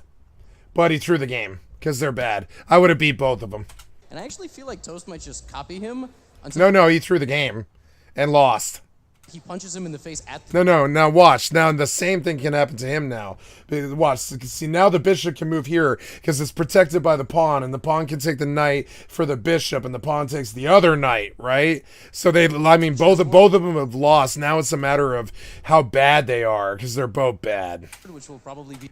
The winning move for both of them is to take the bishop's knight to the fucking fork, and they didn't either one of them do it. He ran a pawn to protect his bishop twice for some reason, and he lost. DQ. And I don't like that he lost because I backed him. He's going to probably make just the same exact moves. He might break the symmetry right now. They'd already exchanged the smile about it. I mean, not a bad strategy. I can't believe there hasn't been a piece taken because that's the best part. Just copying the moves until a boxing round. If you think that's what you're gonna do better. They're both bad. Why not? Really bad. Like as in don't know chess at all. Toast lashes out on... Yeah, no, what's that for? Hey, did you really need to defend that? Are you gonna reach the knight? No. You don't know how to play chess. The queen side, and it's already a fatal error, but not because of... Oh, no, I thought they're supposed to punch each other every time a piece was taken. No, it's a fight. Oh, no. Bishop takes pawn was even stronger. This is not the game I would play. I would say every time I take a piece, I get to punch you in the face, and vice versa. That's still a good move. And I would slaughter them. I punch them out. I punch Logan Paul the fuck out. I thought chess boxing was, I've never actually watched a chess boxing match, but it's not what I thought it was. Get very bad right now, unless Toast defends himself, and he's not. He's invited the knight fork in. on the board, and he finds it. Oh Check my to goodness. The king, and rook is hanging. These guys don't know how to play chess, and I'm done with this. It's boring. I'm terribly sorry. Controversial YouTuber iDubbbz to organize the Creator Clash, an influencer boxing event that would see some Pussies. unexpected names on its lineup. On top of that, the event was for a good cause, donating all profits to charity. Despite its noble goal, the event had been plagued by controversy from its inception. Creator Clash 2 had its fair share of troubles as well. Willing to raise a single dollar for charity, but instead, there's $250,000. What? So what went wrong? Could What this have went been wrong? avoided, and will Creator Clash So even what went exist wrong? I love it when Turkey Tom asks, what went wrong? in the future? During the mid-2010s, when edgy content was as prominent and popular as teenage girls dancing to Deftones, one of the many, if not the biggest creator. I love watching teenage girls dance to Deftones. That's one of my favorite things in the world. What the fuck are you talking about? I love Chino. Don't be talking about Deftones and teenage girls dancing. I mean, I don't love teenage girls. I like women dancing to Deftones. For this genre was Ian, or iDubbbz. He got millions and millions of views on videos where it Don't was be talking about Deftones, motherfucker. I'll straight punch you out. I like Chino. Chino saved my life a bunch of times. Don't be talking about Deftones, motherfucker. I know you're 20 or whatever, but don't be talking about Deftones, motherfucker. I'll straight punch you out. Guaranteed he would become his paraphernalia, mailed Mein Kampf by his I love that fans, band. I know every word the man ever wrote. I must have listened to the B-sides and Rarity album 70,000 times or something. Yeah, don't be talking about Deftones to me. I like Deftones more than goddamn, I don't know, Rolling Stones. for his fan base that was literally just the top 2 gamer words. This edgy style would usually reach its climax in his most popular series, Content Cop, a brutal and well-articulated series of videos where he would critique others in a way that reached a legendary status among almost everyone on the internet for how thorough, decisive, and well-researched they were. Ian would establish an immense capacity for criticism, and it would go on to be a staple of his brand that fans couldn't get enough of. From going to meet Tana Mojo in person and hanging up pictures of Leafy and asking people to pin a chin on him, there was truly no one safe from the crosshairs of the Content Cop. The first creator Ian would target was a now almost forgotten reaction. It's funny when a really smart man enters the arena. And you realize that the arena was populated by idiots, and you've all been kind of cheering for idiots for like a year, and then a truly smart man just comes in and destroys everybody. Called Jinx Reloaded. In it, Ian would criticize Jinx and the React format as a whole. Yeah, because React is full of it. I could eat React alive, and it sucks because I do React all day. I'm doing it right now as we speak, and I can make fun of how I'm doing it right now as I speak. Relatively new at the time. More importantly, he would challenge Jinx to a boxing match that would be ignored and largely seen as a meme, even if Ian treated it pretty seriously. However, his wish for boxing would be granted years later. Ironically, after the last creator he would make a Content Cop on, Rice Gum. An infamous Rice YouTuber Gum known for his boastful nature, egomaniacal personality, and tendency to flex on don't go up against Rice Gum, you fucking idiot. his fans. Half a year after the Content Cop would drop, on March 15th, 2018, Rice Gum would go on Drama Alert and state that he had asked Ian for a boxing match after seeing Logan Paul and KSI organize their own. Apparently, he had reached out to Max You Mopo. can tell how really crazy smart people are by their weird fucking names. But was told that Ian would probably not go for it and never directly responded. As the drama around him and Ian would fade away with no response, it seemed like it was never going to happen, and the fans would be robbed a second time. Fast forward to June 2021, 3 years later. Rice Gum would message Anissa, Ian's wife, to fight him and say that he had fallen off. This time, though, Ian would respond, and planning would begin shortly after. Ian would spend the next 4 months trying to organize a card and look for a good promoter. Eventually, when he found one, Rice Gum any attempts at contact. When he did respond, he would say things like, "My neck hurts," and Ian released a video titled "You're Hiding From Me," where oh no, he would explain what was happening and ask creators if there was anyone else interested in being on a card and potentially. He looks like a full-blown sociopath. He looks like John Lithgow, full-blown Dexter mode, and Arthur Miller. You know, he looks like a full-blown Arthur Miller to me. He looks like a complete psychopath. Back up if Rice Gum was I would never anger this man ever. I'd be like, "What up, G? How you doing?" Trust me, all my friends will tell you the same. I'd be like, "What up, G? How you doing? How's life?" And he'd be like, "Yeah, I'm pretty good, man. I'm pretty good. Right on. That's good. Are you loving it? And he's like, "Yeah, I'm good. And then you walk away. You don't say anything other than positive shit. And the guy remembers you as a really cool person. And you don't talk to him. You don't talk to him about his life or anything that he does. And you don't have him fixate on you. And he remembers you fondly because you just didn't, like, try to figure out who he was or suss out that he's a sociopath." keep flaking. The very same day, Keemstar would reach out to Rice to see what was going on, and Rice would respond. Actually, that guy feels a lot of emotions. He's actually a psychopath, I believe. Essentially saying that he was not going to do it. And what's an iDubbbz? Ian had missed his chance in 2018. What's an iDubbbz? See, I don't know. Oh, and he also said that iDubbbz was irrelevant. Oh my god. After seeing all of this, Ian decided the event didn't actually. That guy looks really, really genuinely scary to me. Really need Rice Gum, and announced that it would. Why do you, that shit on your lip has got some shit on its lip?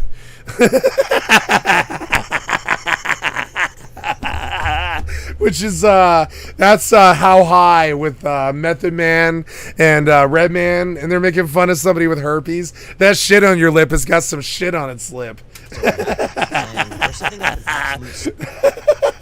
Slugfest of creators. That would always crack me up. So fucking funny. Fucking Method Man is actually very funny. He's a very, very funny guy. It's a good thing Rice Gum wimped out. We will have Rice Gum in. Like, he used to get on the Wu-Tang albums and just rip somebody's butthole with insults and stuff. And you're like, at the end of it, you're just laughing it off your ass at all the crazy things he said. And the only way that you ever get like this is going to jail. Cage, where people can throw rotten fruit at him in between fights. 5 months later, on March 25th, Ian would officially announce Creator Clash, a one-night boxing event featuring a lineup of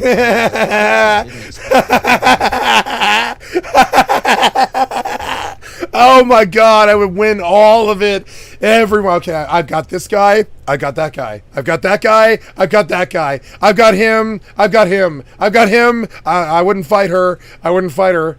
I mean, I'm sorry, I've got everyone here. These guys are pussies. I would stomp this entire roster all on the same day. Take them all at once. Take them all at once. I'm bigger, stronger, and crazier than all of them combined. I guarantee it. I see the competition, and I'm like, nope. I'll wipe the floor. Yeah. I'm not in the same shape as them, but they're not crazy like me. Like, I'm talking, like, not crazy, but, you know, just straight up full blown. Like, I will mentally defeat all of these people at once somehow, some way. I'll get them with a bet. Something funny. I'll get them with a bet. I'll get all of them with a bet. I'll bet them something, and they'll all take it, and I'll slaughter all of them. I'll be like, I bet you can't make me laugh. If you do, you get to punch me in the face, and the match ends. If I don't, I get to punch you in the face. That audiences didn't expect would ever be fighting. And they think they're so funny, and they live off their personality and their charisma and shit. Names like Michael Reeves, The Odd Ones Out, and Aaron from Game Grumps, to name a few. I don't know about that guy.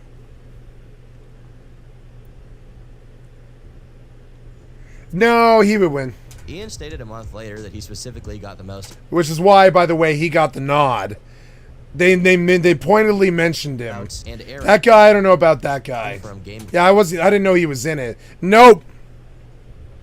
Sorry, but all the rest of these people, absolutely Abba H3. Nope. But this guy, I don't know. I don't think no. I don't believe I would fight this guy. No. I didn't know he was in the fight. Ian stated a month later that he specifically got the most unexpected. That guy is not a bitch. Not anywhere for him. No. Influencers to box. All the rest of them are, though. Because of the mystery of what was going to happen. When Floyd goes into the ring for the 50th time, you're like, yeah, I kind of have an idea of how this is going to play out. A good amount of advertising was also made to highlight this point, and more so that it would be different from the previous YouTuber boxing matches that seemed phony and hypebeast-centric. Fuck, I don't really care about this right now, because all I can think about is Epic Mealtime.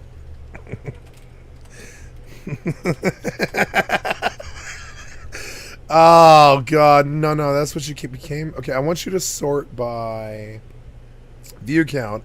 Yeah. What's the oh no. No.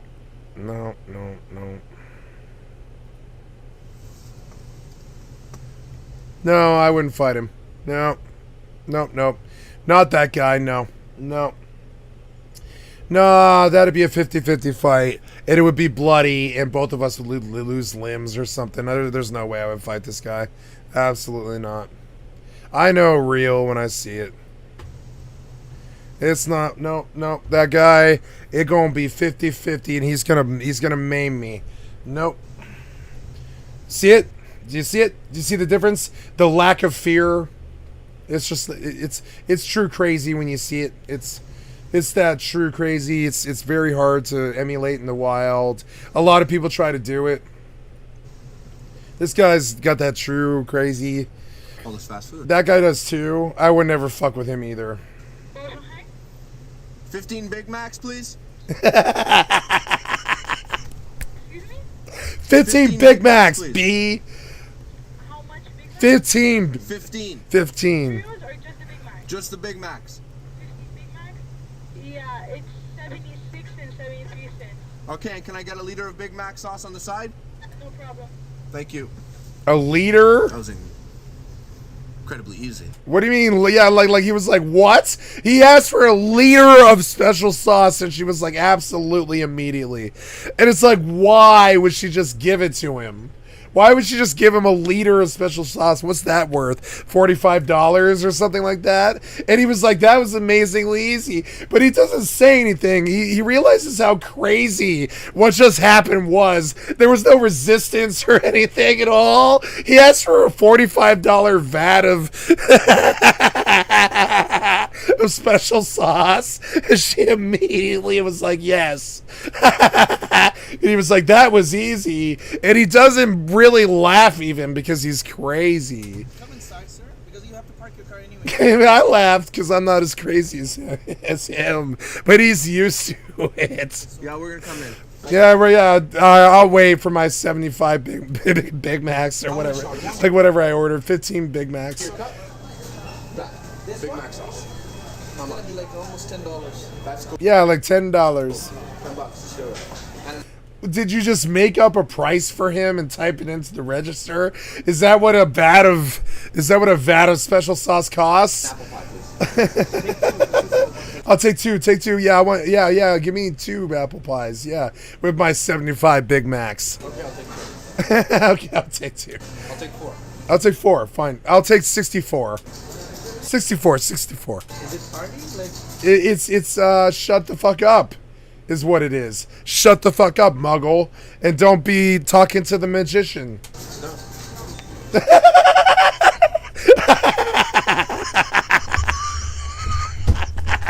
No. Oh my god, that's an awesome thing. Oh my god, that's an awesome thing. A vat of special sauce. He just drinks it. Hi, for all the children. Thank you. Tell your friends to watch EpicGamePlan.com. Oh my god, I think about doing this all the time. I told my mother a couple of weeks ago, I was like, I need a business card. And every time there's a girl that I want to fuck in real life, I just drop them the card. Come to Skycat Live. It's beautiful blue with white stars and shit. And I want my business card to look exactly like this. Black letters, blue stars, white stars, blue background, all the shit. You know, can't you see the business card? I can see the business card, and I hand out the business cards to every attractive woman I meet. Only the attractive women that I meet. And it sucks. But... What is going to say? 15 Baconators. 15 Baconators. What? Yeah. Cool. Just the sandwiches. 15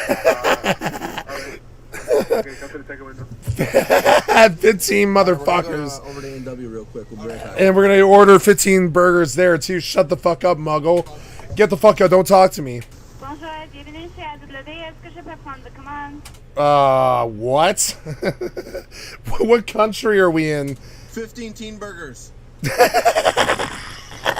No vegetables. No vegetables. So no lettuce, tomato, and onion? And pickles? All the vegetables. None of them. 15? Yeah. Okay, with all no lettuce, tomato, pickles, No onion. vegetables. Anything that could be considered a vegetable, I don't want it on the burger. Okay, so 15 teen burgers. No vegetables. No, because they're baking it and they don't want all that crappy lettuce getting, like, melted. Can I get... Gross, like a bunch of lettuce and tomato all baked into a fucking lasagna. I mean, I guess that's what lasagna kind of is. But the lettuce is like, no thanks. It makes it all crispy and gross. 7 onion rings, please. 7 onion rings. 7 onion rings? Yes, 7 onion rings. Yeah. And you go from this to mukbangs. Okay, that's why. I'm like wondering why are you Yeah, like why? ordering that many? Yeah, I live here. Shut up. Why no vegetables? Lettuce is good. No, it's not. Not in a lasagna made of burgers. No. It's not. How long will it be? No, it's not. He just full blown argues with her. No, it's not. And like factually, because it's not. It's not. They sat and thought about it. They're like, no lettuce. Oh, no. No one's ever made 50. She just argues with her. Maybe like 10 minutes max, not even. All right, Yeah, shut up. It's going to be 25. Don't lie to me.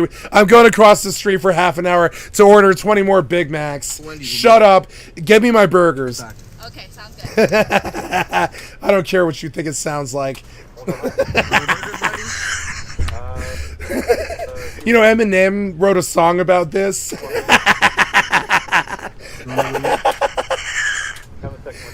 Awesome. Thank you. What you guys making? Your mom's dinner. Secret. Yeah, shut up. Okay. Okay. From now on, nothing goes down unless I'm involved. Yeah, I wouldn't fight this guy, no. No nuggets, no onion rings, no nothing. A cheeseburger gets sold in the park. I want it. You got fat while we starved on the streets. Now it's my turn. Ripping off strips of that bacon-ish. Bacon. Candy bacon. Tray by the tray all day. Onions and bacon for that custom sour. Tasting meat poop. From ground beef penetration. Tomato salads.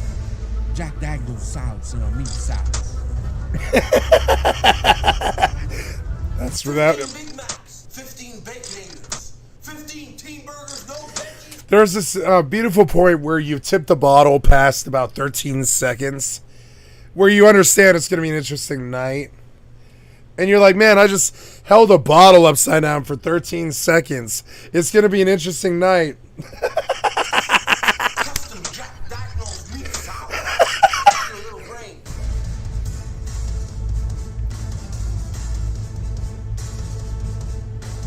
That's the burger base Baconator layer, player. Yep. Oh my god. That actually looks so good. I want so much bacon. Oh my god. Oh, cool. Like 7 pounds of cheese. Packing in the teen burgers. The middle child.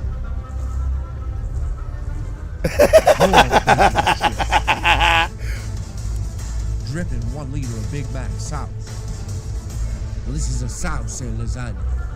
Cheese up this big old motherfucker. Big Mac on the top layer.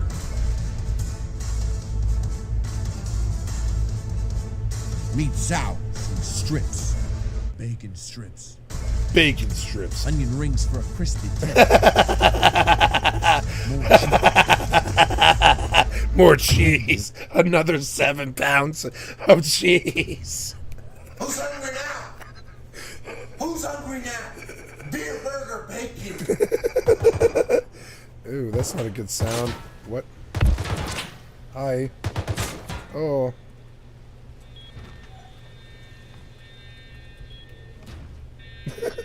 Sorry.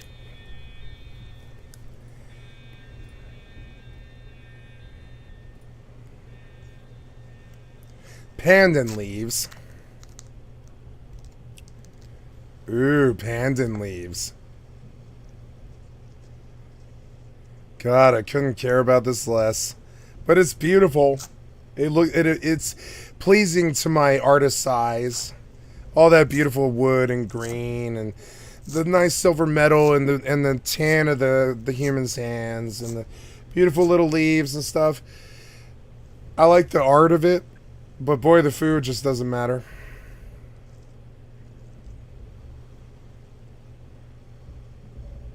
That's very tasteful. You can also use a blender, but I'm using my mortar and pestle Because I'm a cook who uses immortal and pestle. Ooh. Yeah, that's pretty creamy and good. Mm-hmm. Kaya jam. Do you guys like Kaya toast with Kaya jam? Mmm. Mmm, tempering the yolks.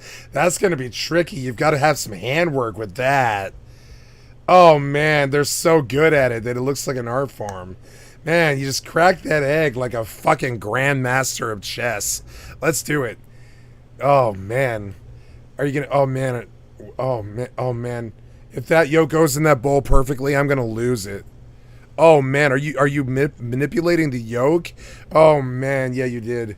It looks like a butthole, doesn't it? Yeah, it looks like a butt. Yep. Oh, just smash it. Yeah. Just kill it.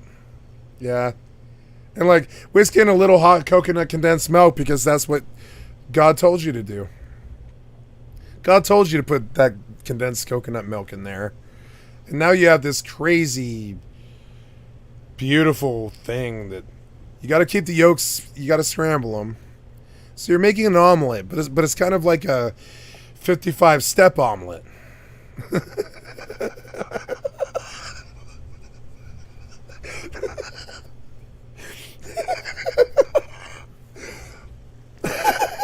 Keep whisking until it thickens. Just crack open the case, break it open, and inhale.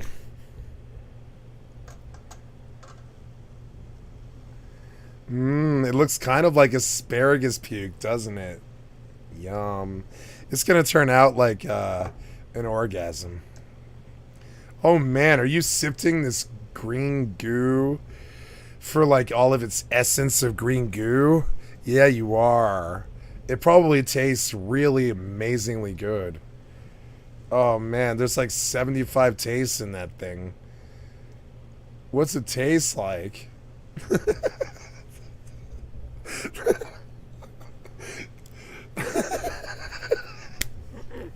Fucking food. Oh, it's so tasteful. Look, even your cutting board doesn't have stains on it. Oh man. It's perfect. You can store it in a sterilized jam jar. It's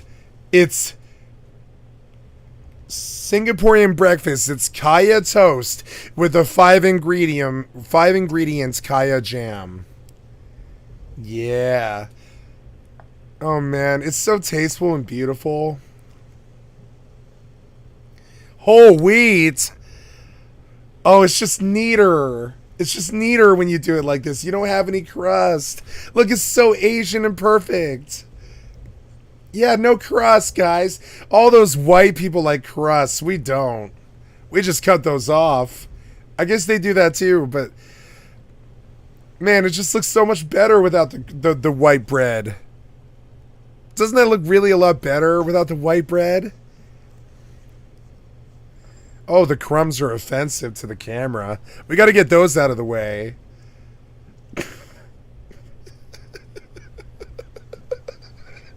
Oh, man, that butter is just orgasmic. Buttered bread is like so good. I've never had that before. Yes, we're going to butter both sides. What do you mean we're not buttering both sides? We're buttering both sides all over my hand. The butter's all over my hand right now. And after that, my hand's going south. My hand's going south of the border. Accept it. Right on the other side of the camera. There's a 20-minute pause because my hand's covered with butter now. And we got to pause for a few minutes. Have you made love to your crustless double buttered bread today? Because boy, there's some nice cheeks of slabs of bread with some butter on it. Oh man, is he gonna melt it and fry it? Oh man, cast iron toast is the best toast. It's right. He's right, isn't it? It makes it all crunchy. Remember cast iron toast? It's so good in the morning when you're camping. You're like, oh man, cast iron toast off the wood fire is so good. It's all crunchy. Oh man, is he flipping it over? Oh man. The second one always goes faster because the metal's hotter.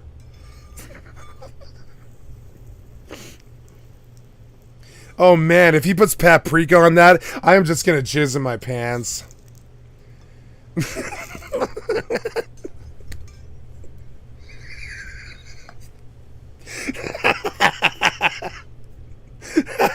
It's so tasteful. Why don't we hear like a sitar or like, you know, like the music you always hear? Oh man, it's so good. It looks like jellified guacamole. And I don't think it's sweet. I think it's sour. Because I don't think there's any sugar in it. And it's probably so fucking good. It's just like 170 different flavors and textures all at once.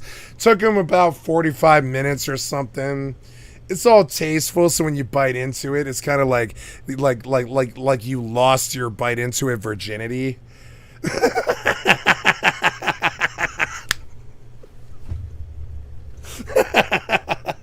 Oh no, did he put, oh my god, he put cheese on the top.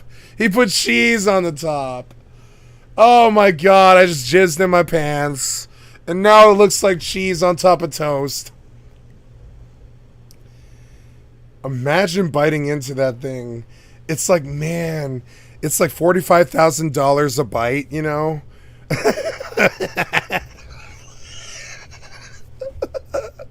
Oh my god, it's the best sandwich ever made.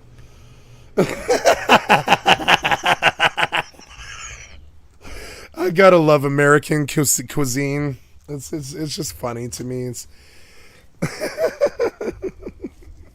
very fun, very good. I loved it. Just great. Let's watch Russian ice car crashes.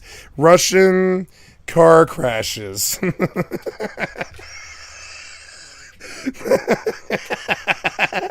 Oh, yeah, that's an out of control semi. And a guy running on the highway the opposite direction of the oncoming cars. No. Oh no, that's the guy going into oncoming traffic. Oh man, look at all that! Look at that crappy Russian car. That crappy Russian car get one shot. I'm sorry. It's the gamer in me. I think of it as one shots. When a car gets one shot, it's very comical to me because it's like watching $30,000 burn in a fucking fire.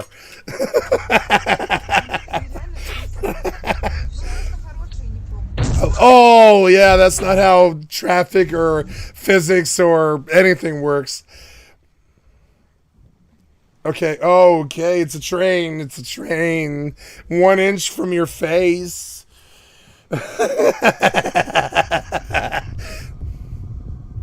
You're in the middle of the road. Not anymore, you aren't. Yeah, yep, just pass it on by. Keep on driving. No. Yeah, that's,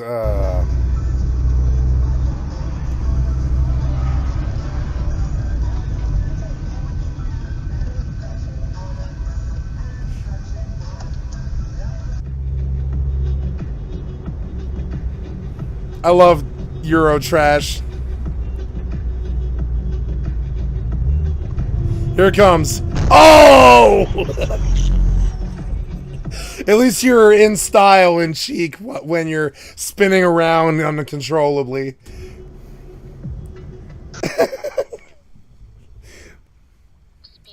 No, no. Too close, too close. No.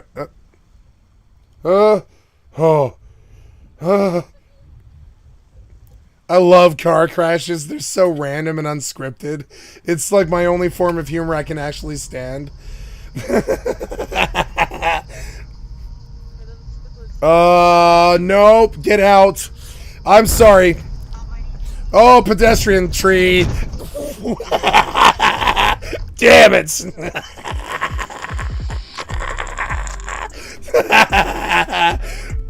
Oh, no. It's a full-blown wall. You drove into a wall. It was another truck, but it was a wall. Oh, no. Why? Why? No, it's too close already. Get it away from me. Get it away from me.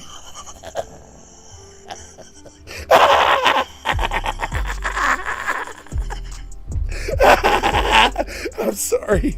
I'm sorry.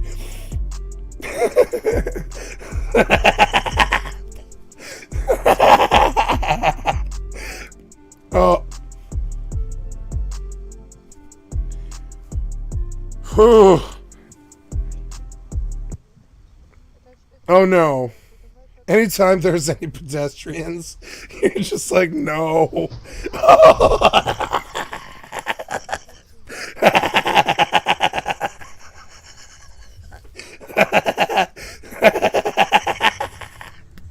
Damn it.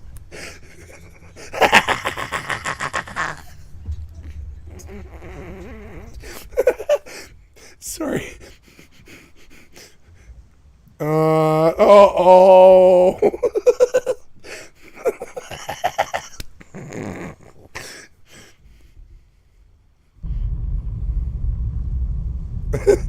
Oh no. Oh no, what did I just see? Oh no. Oh no. Oh. No.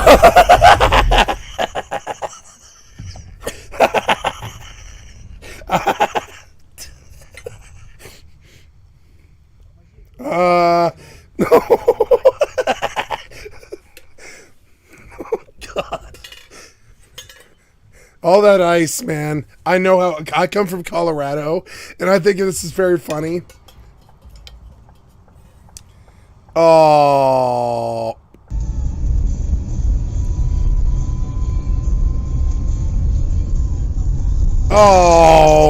Okay.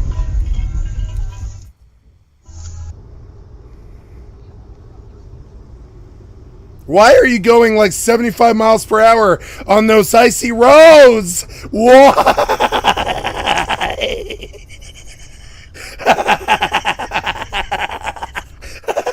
Sorry.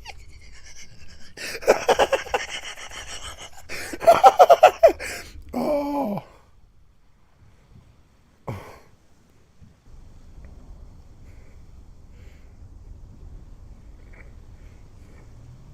Oh.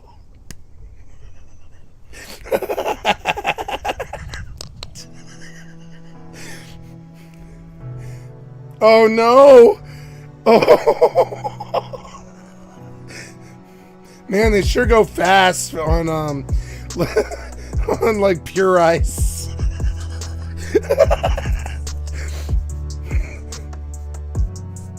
You're not stopping, I don't think. You're not stopping. Oh.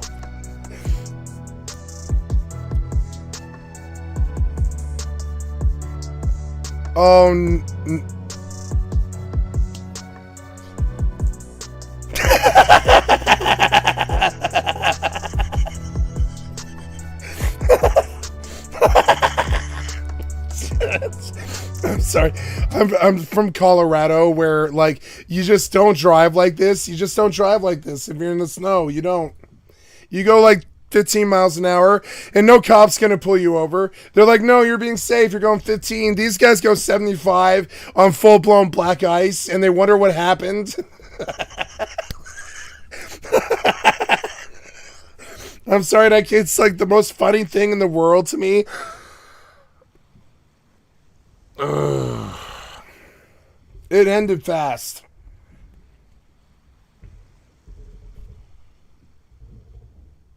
Yeah, why are you going like 45? Oh my God.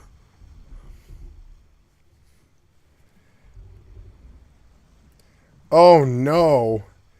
Oi. Hui. There was a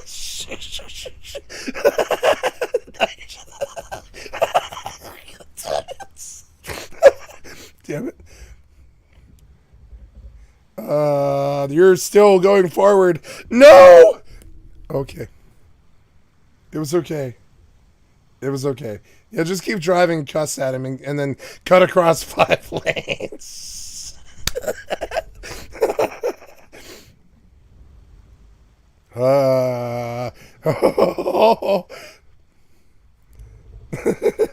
What does this remind me of? Roblox car crashes are actually very funny.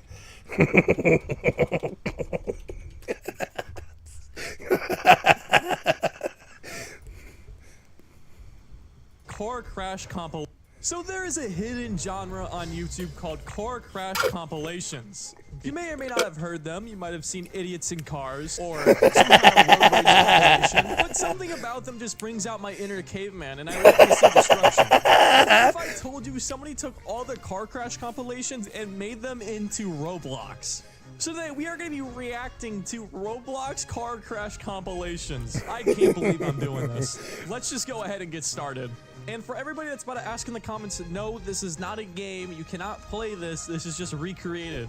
Okay, why am I going on the wrong side of the road? Bro, we're in this one. Oh, oh my God, that was so good. Look at the tire. Look at the tire hop. It was hopping and skipping off the screen. So you already know this one's going to be good because this guy's Oh, the commentary is bad. God damn it. Got to get off this channel. Thank you for the excellent content for the stream. I'd like to sub to your channel. Here we go.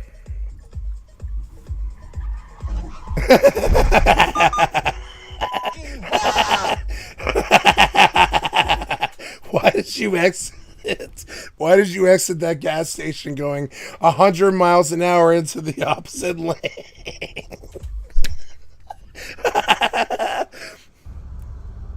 Yes, come on.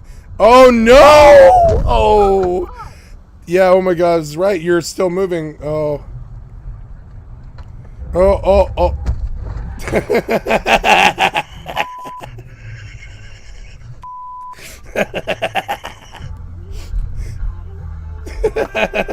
No. Oh. Fuck. Oh. You freaking idiot.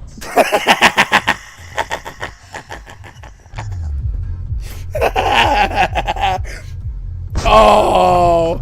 电源一断开。 God damn it. Oh. Oh my God. You see it?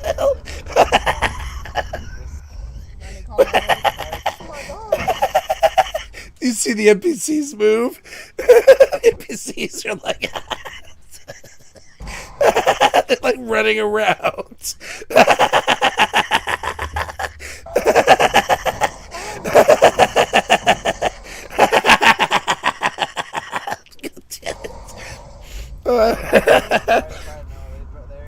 Oh no, no, no, no, no. You're going like 65.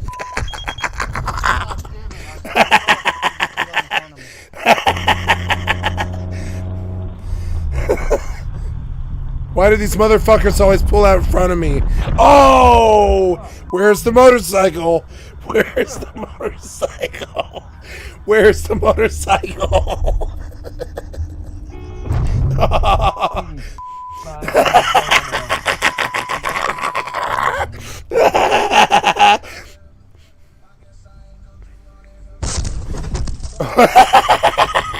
God damn it.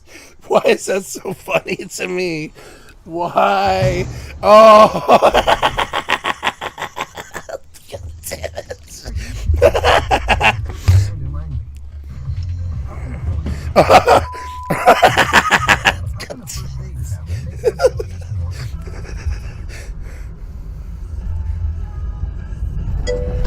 Oh!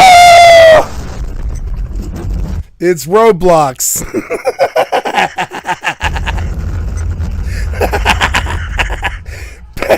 Backstay. Backstay. God damn it. It's Roblox. Quite literally.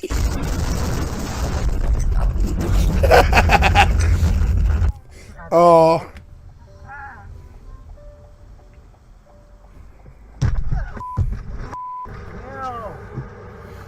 You guys okay? Motion that you have to do, and you know, just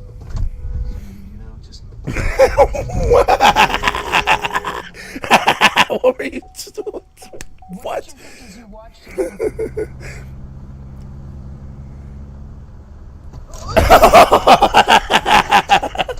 Ragdoll. Oh. Oh. Yeah, the guy's in his car anymore.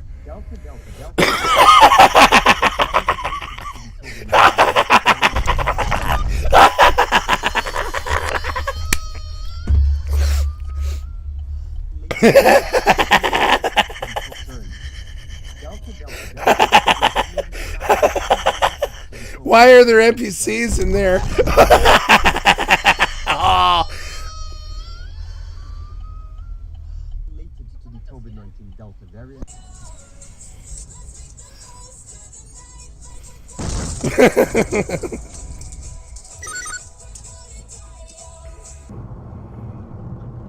Hello?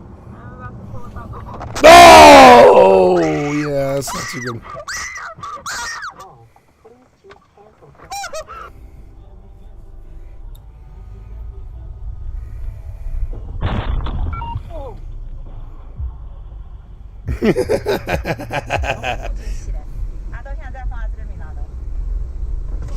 Okay, where were you turning to? There was no road.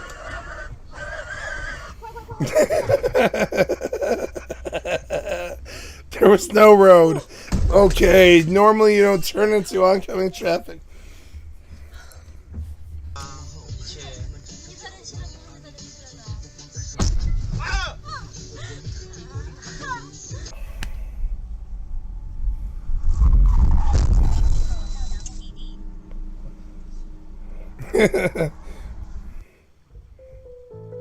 It was, it's too mean. It's too mean, but it's still funny.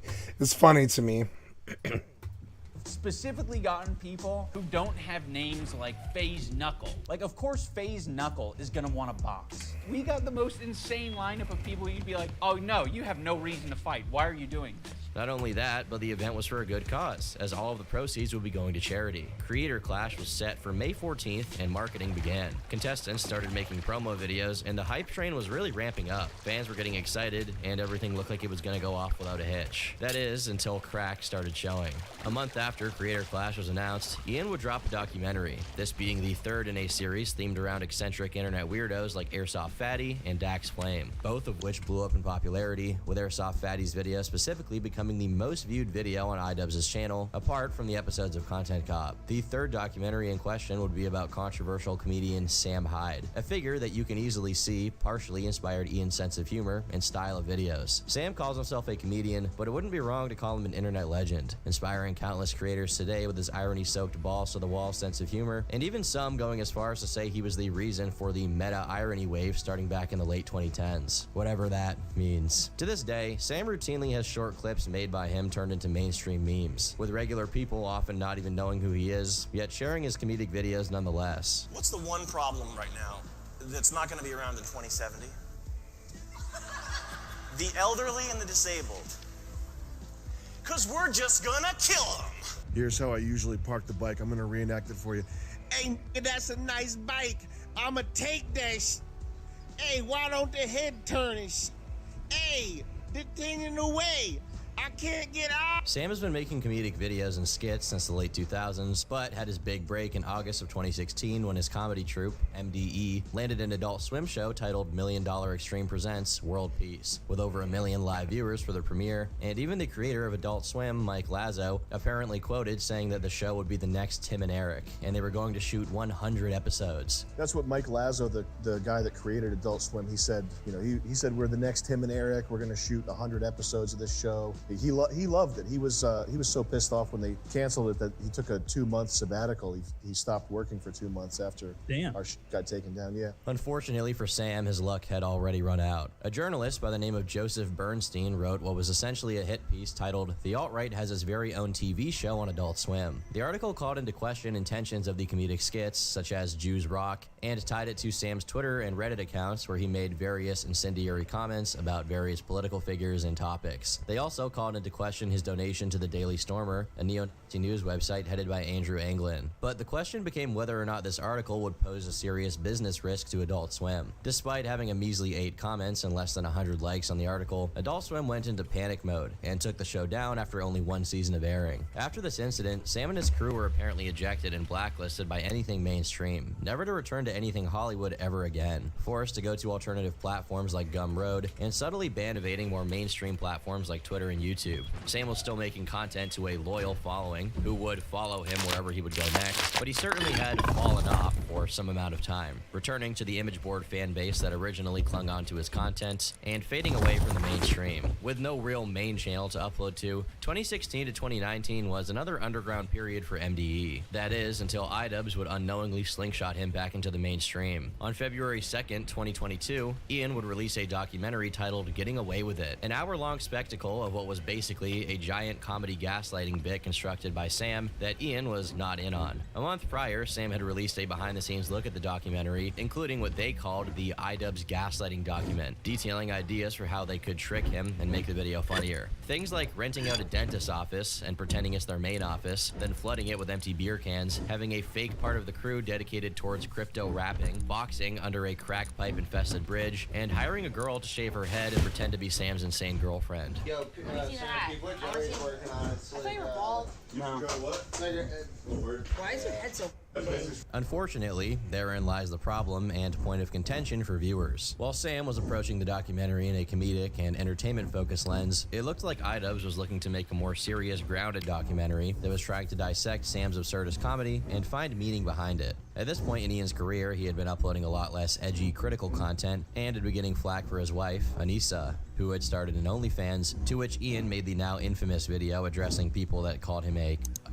This was the moment that many fans lost their rose-tinted glasses and started viewing him in a more critical light instead of as an untouchable, godly figure. After this incident, it's safe to say that viewers who watched iDubbbz try to understand Sam's humor, the humor that made Ian popular to begin with, did not bode well for his overall perception. There were a lot of uncomfortable moments during filming, and some of the questions and points Ian brought up would make viewers, and even Sam himself, think that the original premise for the video was supposed to be a hit piece instead of a neutral profile piece. Part of what went wrong was I think iDubbbz was kind of trying to punk me a little bit and like make me look like a guy. BRB, I gotta pee, and then I'm gonna play Rust. Falling off, like undoubtedly, but I think he kind of wanted to he wanted to come out here and see something depressing, and we like ended up making this kind of like funny thing. Hilariously enough, by inserting his comedy into the doc and making everything a ruse, Sam had unknowingly flipped everything on his head, much to the dismay of Ian. Overall though, fans loved it and thought both videos were hilarious and chaotic. In the official cut, Ian would try to explain his thought process and try clarifying that the video was not meant to be a hit piece, which did convince some viewers, but still left a good portion of the fans with a bad taste in their mouth. Sam would release a follow-up video saying that he enjoyed Ian's cut of the documentary, and more importantly was very thankful that someone with a much bigger view base was giving him a career boost on a much larger platform, diffusing all tension, at least for the time being. However, this didn't last long. With the Creator Clash hype train hitting critical mass, Sam was looking for a way in. He had been trying to box Twitch streamer Hassan Piker for the last few months, but was largely ignored even after repeated attempts at contact. With Creator Clash coming up, this was his way of legitimizing his pursuit to get himself and Hassan on the card. Sam had also been looking for a way in by claiming that he inspired Creator Clash initially from when he boxed with iDubbbz during the documentary under the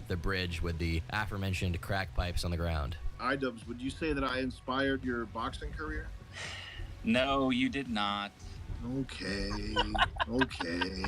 It seemed like whenever Sam Hyde was mentioned, Ian and Anissa would get visibly uncomfortable until they finally addressed the request on stream. To address everyone asking about Sam Hyde, he's a difficult guy, all right? And we're trying to make this like a very positive event. You know, if Sam wants to do his own boxing event, I would encourage him to do so. He's got the money to do it. Make a boxing event. So involving him in our event just isn't a good idea. I It's think just most a people massive would. business risk. I think most people would understand that. Yeah, it's a huge business risk. Most fans weren't too happy, discussing how iDubbbz got his claim to fame by being anti-brand friendly and that he was now pulling the ladder up. Despite this, Sam still had an ace up his sleeve, Harley Morenstein of Epic Mealtime. For the unaware, Epic Mealtime was one of the biggest names on YouTube during the early 2010s and regularly got millions and millions and millions of views. Today, the channel isn't what it used to be, but the name is still huge and the brand commands a level of respect from YouTube veterans. With Sam denied entry to the card, he chose the next best thing, training. If he couldn't be the fighter, he announced his desire to train Harley to win, and hopefully attend the fight in person to see his trainee fight. Harley already had a trainer, but Sam reached out to him, offering a 2-week-long boot camp that would ensure he decimated his opponent. Opposite him in the ring would be Aaron Hansen, or Eoraptor of Game Grumps fame. So, Harley traveled from Canada to Providence, Rhode Island for his boot camp.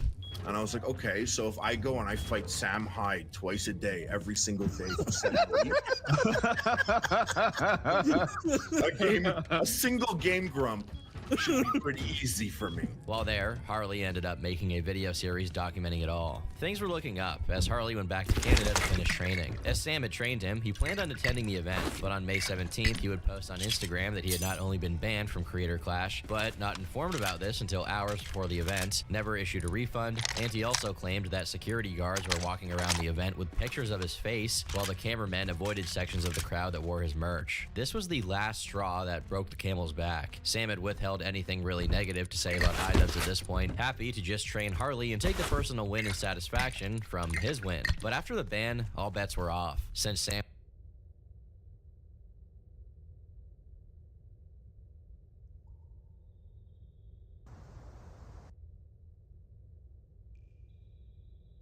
and he also claimed.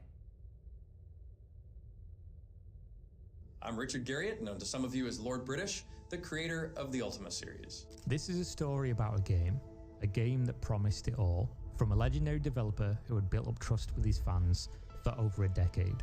The grandfather of the industry, the man who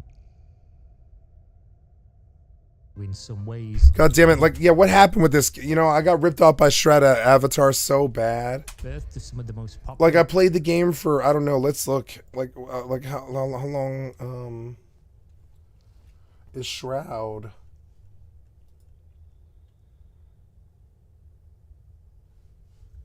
Game genres and... 8 hours. I played the game for 8 hours and I spent, I think it was $75. Mechanics still used to this day. And it was Ultima. They told us it was Ultima. And it sucked. It didn't even have a crafting. I mean, it had a crafting system, but it didn't really... Like, it had no farming in it. I mean, it was not Ultima. There was no farming in it. It's a game that he promised to participate in together with his fans. I played Shroud for 8 hours, and I was like, this is the worst RPG ever made. And it was from Ultima Online guy. With their support, their money, of course. He would deliver an experience unlike anything that existed, a game to shake up the stale MMORPG genre. That game sucked. And bring it back to its roots. It was the most stale game I've ever played. Stale is the perfect word for it. It was completely stale. There was nothing about it that was good. It reminded me of old crappy Lord of the Rings Online, except if Lord of the Rings Online was from like 1996. It sucks so bad. Disappointed, and tens of millions of dollars that they pledged to create this dream was wasted. It was such an old, basic, crappy client that reminded me of like Dungeon Siege 1 or something like that. The graphics were so horrible. I was like, ugh. It has some beauty to it when you were in the open world, but that was it. The only time you ever bothered about the graphics was when you were traveling in this open world state where you couldn't even really see your character or do any battle. That was the only time the game had any graphics. Otherwise, it was like this horrible piece of shit. This story has a beginning. Yeah, what happened to this? And the end is still being written. Yeah, what happened? It, like Lord British embarrassed himself so bad. He destroyed his entire reputation. But let's go back to the start. Please join us on this adventure. Please consider backing. We did, and it sucked. And you ripped me off for like $75, motherfucker. I want my money back. Together we will forge. I want my money back for this one. 8 hours for $75. And I knew it sucked so bad I never wanted to play it again.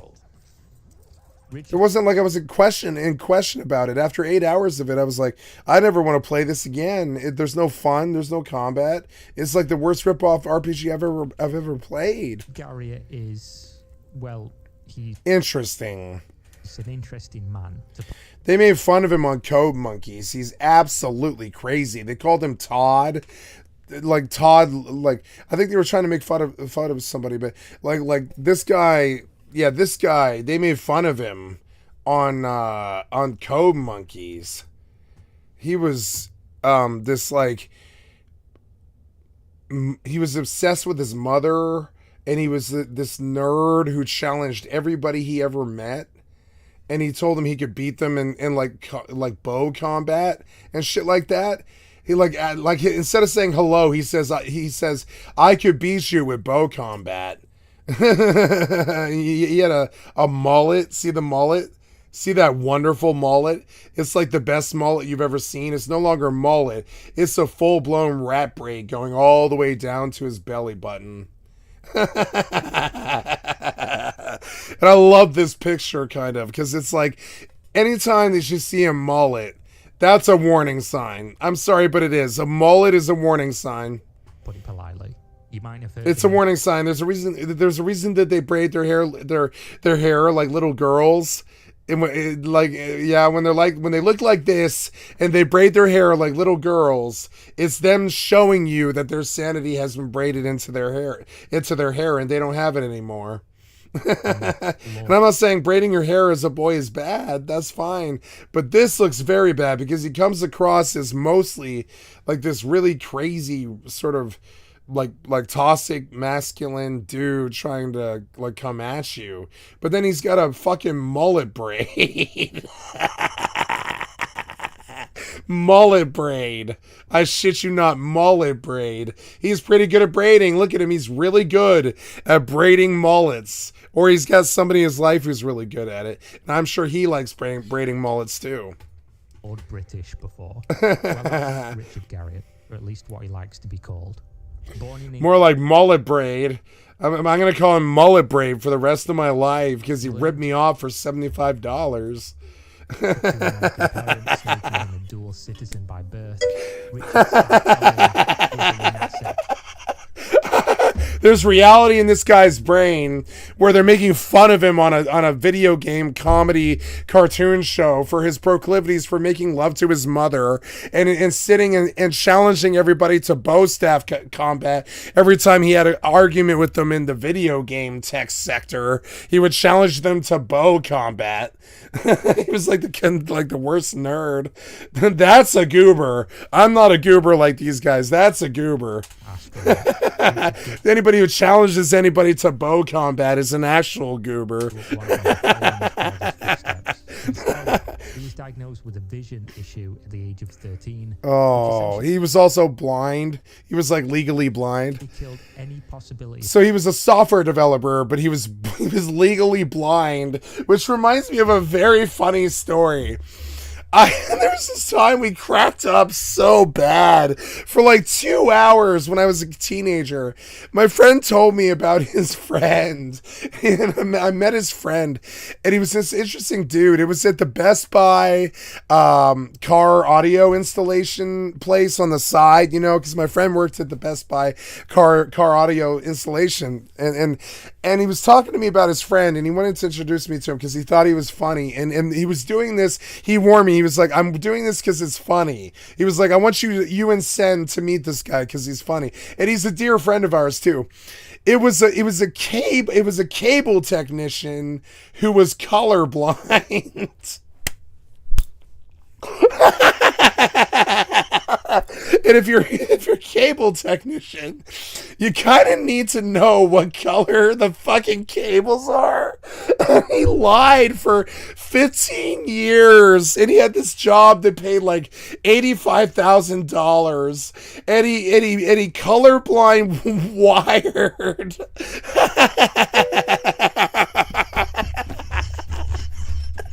And the boss was constantly trying to trying to figure out why this guy's work sucks so bad and why the customers were always so pissed at him.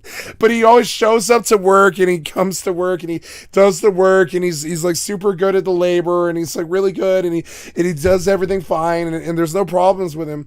But all the customers are constantly pissed at the boss. And we finally traced it back. And my friend L, he steps to me and he's like, I saw something funny today. And he brings me over and he introduces me to my other friend. I think his name was Sean or something like that. Forget his name. Yeah, oh yeah, there you go. And I said, hey man, so my friend says you're colorblind.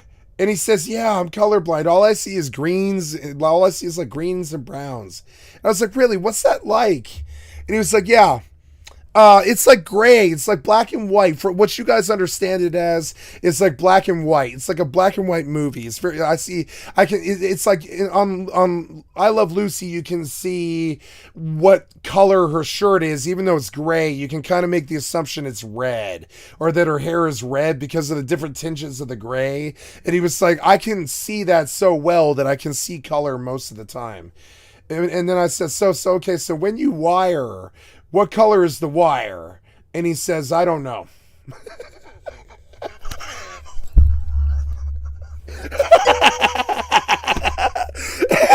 And my friend Lucas is like cracking up in the background. And we're like, I'm sorry, but you are a color-blinded wiring technician. And you don't think that might have a problem? And he was like, oh no, I just wire the houses.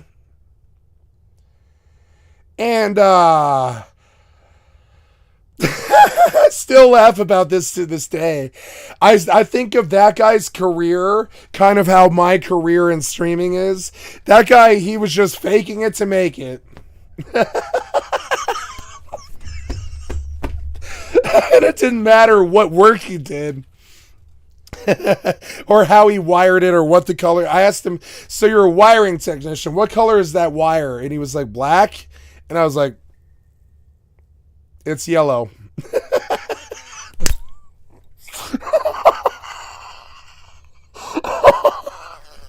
And when he finally got it, that he was actually basically in the worst job that he possibly could be, he thanked us. He was like, I never really saw how bad it was that I couldn't tell what color the wires were. And I love this guy. He's actually an extremely intelligent individual. He was just totally blind to his own bullshit. Totally blind. And I'm the one who actually dispelled it. I was like, so Lucas brings me over there and he's like, talk to this kid. And I'm like, no, I don't know him. I don't know what's going on. And he's like, yeah, just talk to him. And he's like, talk to him about wiring and the fact that he's colorblind. And I was like, no. And he was like, yes. And I did. And I actually ended up dispelling that whole thing. He was like, I don't think this is the right profession. And I was like, I don't know. Have you ever had complaints? And he was like, no. And I was like, I think you probably wire just fine.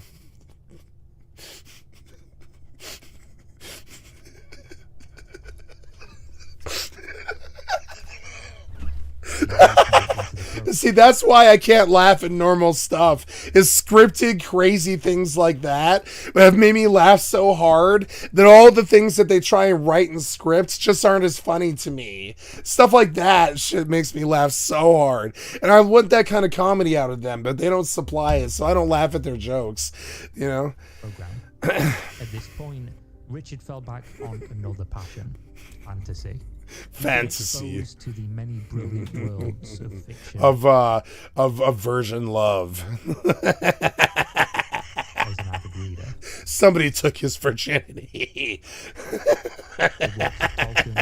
Oh no! Being one of his you're gonna get eaten alive in high school. And with the rise of Dungeons and Dragons, You gotta love it when you see one. You think you're so full of hot shit. It's like Billy fucking Mitchell or somebody like that. And they're this nerd that initially challenges you to bow combat pretty much inside of the first 5 seconds because they realize there's another live nerd here who actually has a good brain. And you look at him and you think, man, they think I'm bad for Asperger's and like being unable to talk to women and all this stuff. But you look at them and you're like, okay, what was that? Okay, what was that? It's Steph. Okay.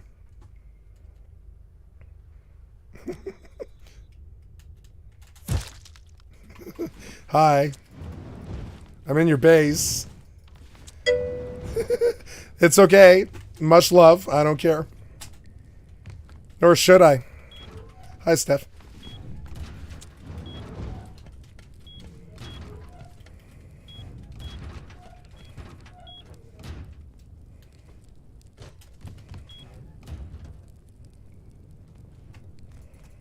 I'm coming through again.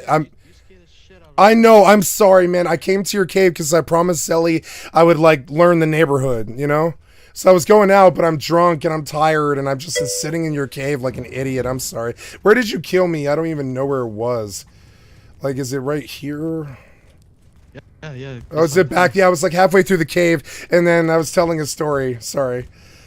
This is what it's like to be a streamer. You just kind of wander halfway through things. It sucks. Use your stuff. Okay, thank you, sir. I appreciate it. And sorry I scared you. I'm going out to learn the neighborhood. All good. Good to see you. Oh, we're gonna watch Starfield here in a bit, as well as PAX Day. But I'm not gonna do it yet. Okay. Yeah, I know you asked yesterday.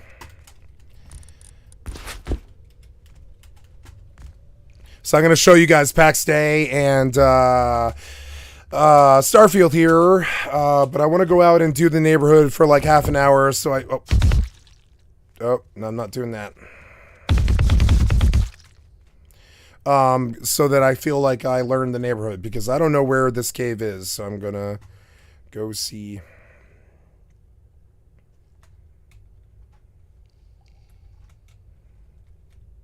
Oh, sorry. Bringing that interactive element, he was hooked. In 1975, Richard used computers while attending high school, which immediately sparked his creativity. He convinced his I school hate to allow caves. him to create I think they're so programming badly codes. designed. They're some of the What he worst did coding direct I've ever himself experienced in with level the sole design. purpose of creating video games. Fucking worthless. Throughout high school, Richard claims to have created 28 or more video games, essentially by himself. Yeah, you didn't make 28 video games by yourself, no. I would say. This is what Wait, why is my display off? Oh, there we go. Looked like back then. I made 28 of these muds, and I'm cool with that. I love muds. To battle a dragon. Or not muds, but tuds. The you know, the text ones. You are in a secret canyon which exits to the north and the east. A huge green fierce dragon bars the way. The dragon is sprawled out on the Persian rug. I actually like games like this. I play one on my cell phone called Sorcery 3. I don't know if you guys ever played this game, but Sorcery 3 is actually an extremely fucking good game for the cell phone. Yeah, like Sorcery 3, man. Okay, I told you Sorcery 3 and you pulled me yeah.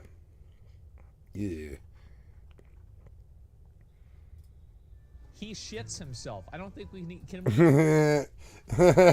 we watch this? Can we watch this? Watch this? Yeah, I want to. Oh no. So, you Oh no! Look, I'm fatter than him. clearly know what's happening right now. Oh. Right? We have like a man in full-blown recline who's eaten 7 meals today and has grinded World of Warcraft for 18 and a half hours. And that volcano cake that he ate from his Domino's pizza order is starting to gurgle. Obviously, probably the best Jesus Christ. player in classic World of Warcraft right here. He's we have what is obviously the best player in World of Warcraft hardcore. It's Yeah, I mean, yeah. obvious what's happening. It's obvious. There's not a lot of noise. There's not a lot of noise or anything. We're very clear on the image of what's happening here. On the screen. Oh no. He just lost his level 21 in Stone Talon Mountains. I've gone way further than that in goddamn hardcore.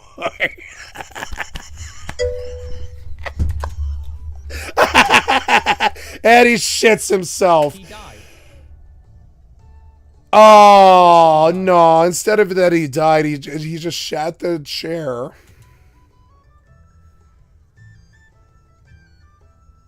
Yeah, it's a LeBron wow, apparently. And looks like the guy might have shit himself over that. And it's like, think about the game, the narrative that creates, right? Oh, I'm changing my image. Let me tell you, I'm not doing the neckbeard thing anymore. No more neckbeards. It's obvious that He did shit his pants, and he's sitting in it too. he died. More than that happened, buddy. That's it. That's all I needed.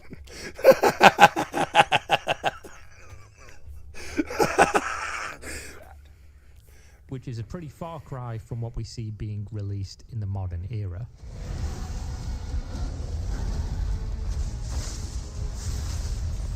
This didn't turn out to be a phase, as 5 years later in 1979, Richard was still working hard and still creating. Oh, cool. Aka Alabeth, the World of Doom. He's gonna whack your skull.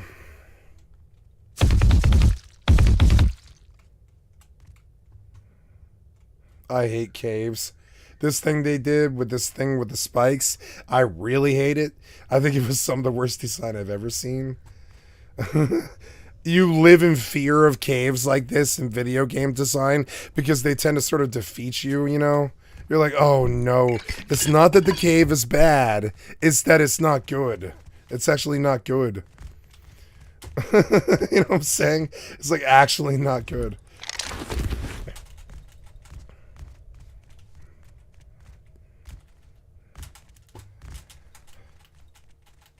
Okay, and then games. Ooh, Alcala They Black. had graphics. They had graphics. I fell down a level.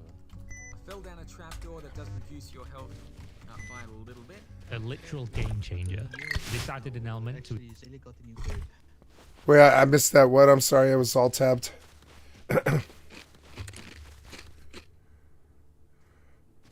I was saying we got a new cave, or actually Zilly Oh. got a new cave. Good. Do you know where it is? The other guys, 3 guys got banned. Yeah, what happened? Yeah, Did it's next she- to it's the base that we. Yeah, that thing. So what happened? She didn't Yeah, tell me. I- Did you know I what don't know. happened? No, I don't know. She exactly won't sure say on stream, so I guess it's sensitive. But she's got some trick that we don't know that you and I must learn. Yeah. And we must learn. It's information that you and I don't have, and that means, you know, she's stronger than us. We can't have that. Yep.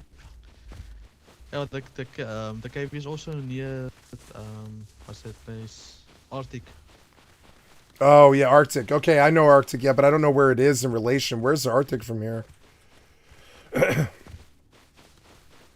Is it like... I'm on my way to there. Oh, now. you're going there now. Well, I'm with the milk crate. I'll be... hold up just 5 seconds. Okay. Yeah, water purifier. She says she has every BP in the game, so... Do you need it? I think I got it. All right.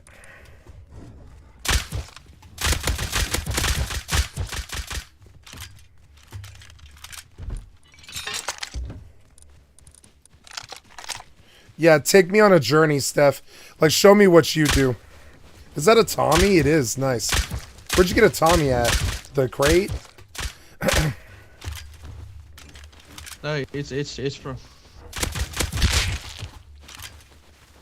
No, it's from the base where Zilly got it from. Yeah, the hackers. We should Yeah. read it. Where does that kid get Tommy from? I told you yesterday. She's also on her way to us. Oh, she's coming. Okay, good. So yeah, like so how he gets it is access granted, right? They go all the way to red card, right hour 1, and that's where that Tommy comes from. I'm very certain it's the only place on the server you can get it. Is large oil. I saw that there was more than 3 Tommies in that.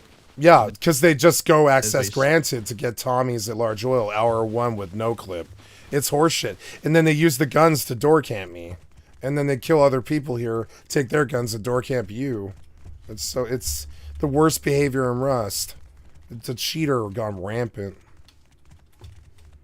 Yeah. I'm actually glad they got banned. Me too. I'm fucking really glad. You guys got a victory, dude. I went 8 months without a ban, and you got it in the first 8 days. You all have surpassed me, Steph. Like, you have surpassed me. You care about this a lot more than I do. Yeah. I was never in the leadership role, really. It was just, you know, you guys had less hours than me, and now you have more, you know, so I bow my head to you. If you want to take leadership, you can. You know. We're the same, you and I. We have the same hours and stuff. Yep, it's actually thanks to Zilly that they got banned. Mm-hmm. And I want to know what the fucking trick is, but she won't tell them because they'll use it against us. So, I mean, the information is power. It's gonna be it's gonna be DMs. She won't say what it is, and I don't know what it is. It's gonna be something dumb that they did, though. It's not gonna be something she did. It's something they did. I guarantee it. I need arrows. You got any? Yeah, I must have been. I got 4 fire arrows. Yeah, that's enough. 5's enough for Crossy. Yeah, thank you. I appreciate it.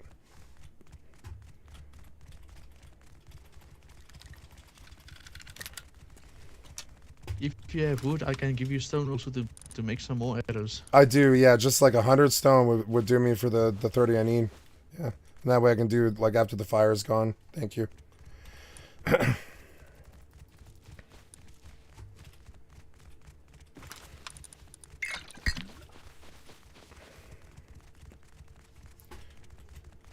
Where are we headed? We're almost at the... Oh, the other cave. The other cave, right? To Arctic. Oh, Arctic, yes.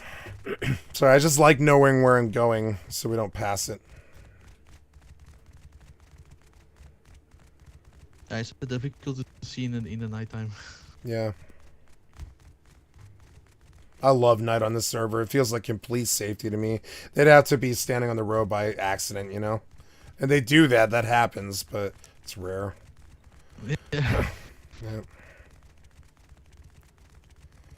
Okay, from here we can actually turn to the left. Alright.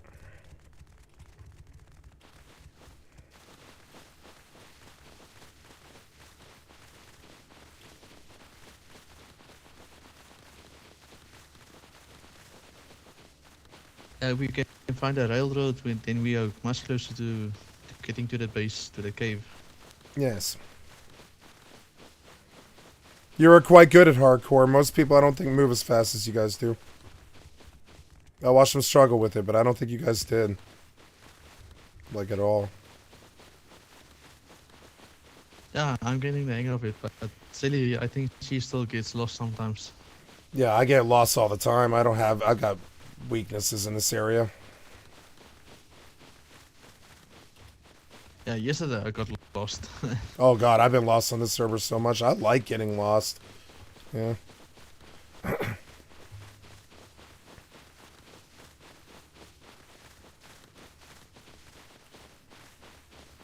I think yesterday when I ran to base, I ran the opposite direction.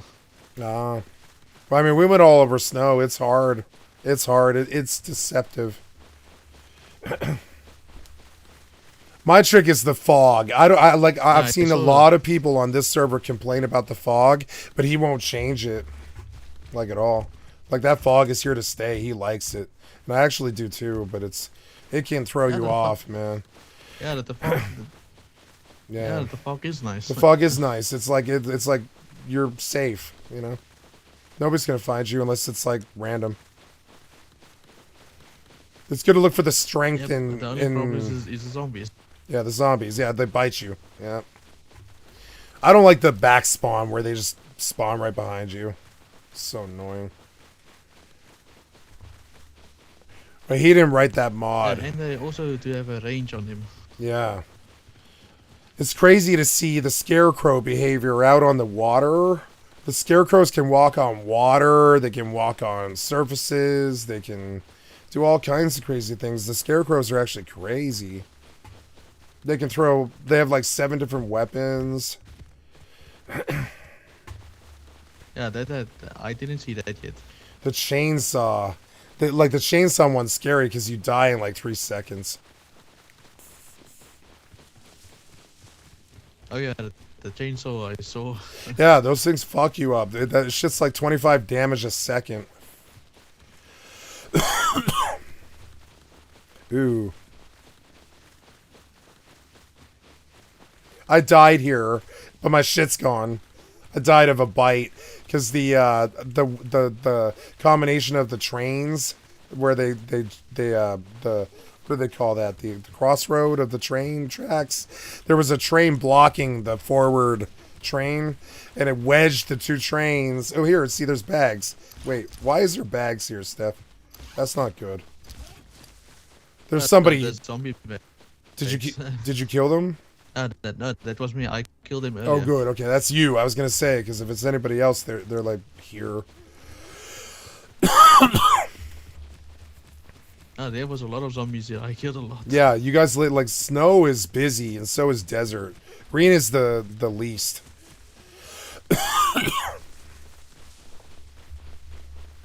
Snow can be very good zombie XP. Okay, wait. Yeah, here's Ellie's box. Oh, nice. Empty box.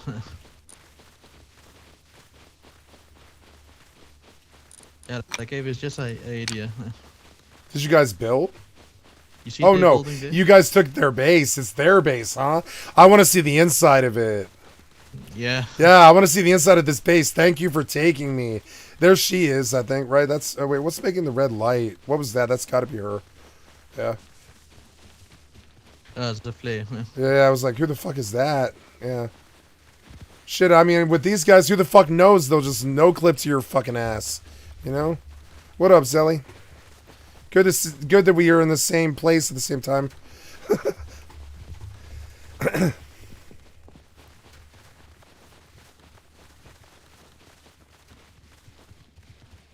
I guess I'll roll naked for trios. You'll really be able to tell which one is me, at least, you know? The naked killing you all the time and running you over with trains. Yeah, it's yours now, huh? This is Zelly's shit now. Understand, you hacker bitches. You got dominated. You got dominated by Steph and Zelly. I didn't even have to fire a shot. You know what I'm saying?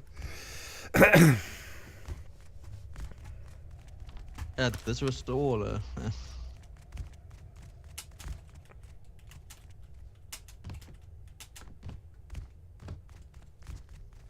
I couldn't even. I didn't even have the chance to join her.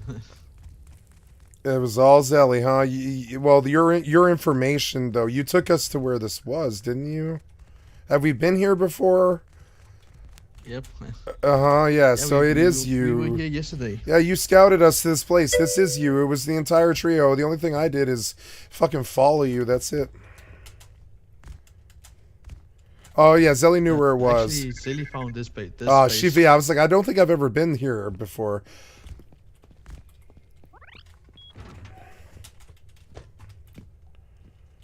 Oh yeah.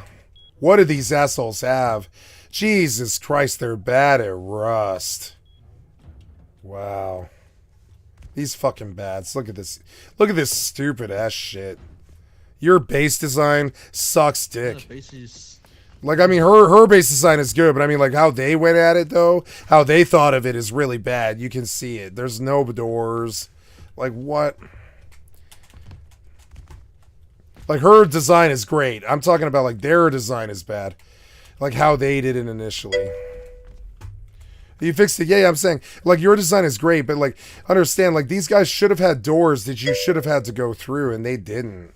because they're fucking bad. The right here is 3 doors that they missed because they wanted to stack all of this on a 1x4. But why? They only need 3 boxes. And I'm going to tell them right to their face, you rated all the doors. Okay, never mind then. Okay, I am wrong. I am wrong. These guys were fine then. Yeah. I guess I do see it with the doors. I thought they just didn't have doors, and I was like, okay, well then why would you give your base away? But she rated them. This is beautiful, Zelly. Really beautiful. Fuck these guys. I want to take the T3, but I don't need it. Today she's the OP queen. Yeah, Zelly on top. Zelly owns this server. I am taking 5 F1 grenades because they add to the comedy factor, if you don't mind. But the rest of it I'm not taking, no. I'm gonna take 5 F1 grenades and I'm gonna use them too. It is my stuff. Yeah. Like mi casa es su casa, right? It means my house is your house in Spanish. It's the only Spanish I know. And I've known it since I was 4 years old. Mi casa es su casa. My house is your house. This is the trio rule. How about that, right? 2 trio rules. You got to have a good heart. And my house is your house. I don't care about this loot. Let's see what it is. Oh my god. Why is there fucking 200 stone walls in here? These fucking idiots. They watch too many streamers. And they built that. Oh, you built all that. Yeah. I'm sorry. Never mind then. Why is there 100 walls in here, Zelly? Are you gonna do something? Because I see this and yes, I am. Okay. Yes. Okay, never mind. Then see, I insulted you, but see, when I see this, I think PvP kids who can't play, right? I think, why did they make so many walls for PvP when they can't even beat me, right? Come here, cat. So, but if you're making them, right it's not a criticism. Yeah. Oh yeah, thank you. Ooh, a Tommy. Thank God. Yeah. I also thought the same. Well, honestly, I don't want the Tommy, Zelly. Redeem your kits. This is incorrect, right? This is your loot, but what I do no, want... You're going to take that. I want... No. I want my 5 prototypes. Right. Thank you. Take it. Oh, we're doing something. Okay. I'm doing it. All right. No, you're taking the Tommy is yours. And we don't have the prototypes. I mean, if you find one, take it.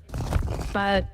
we have better guns, and I got AK, so we're chilling. But understand, Tommy's yours. But understand, so he stole 7 prototypes. Where are they? That's why I mentioned where are the 7 prototypes he took over me over the last 3 days?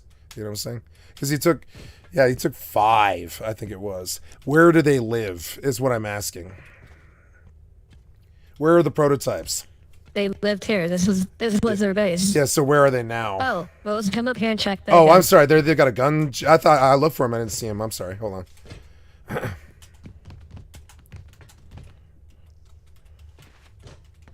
Can't see because my fuel ran out. Hold on. There we go. And then where did you go? Up?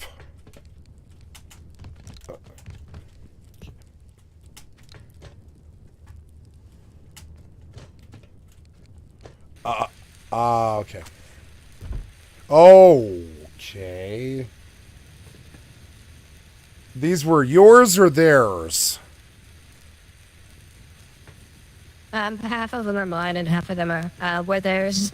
The AK is mine and all that, but yeah. What do we do with all of that? This was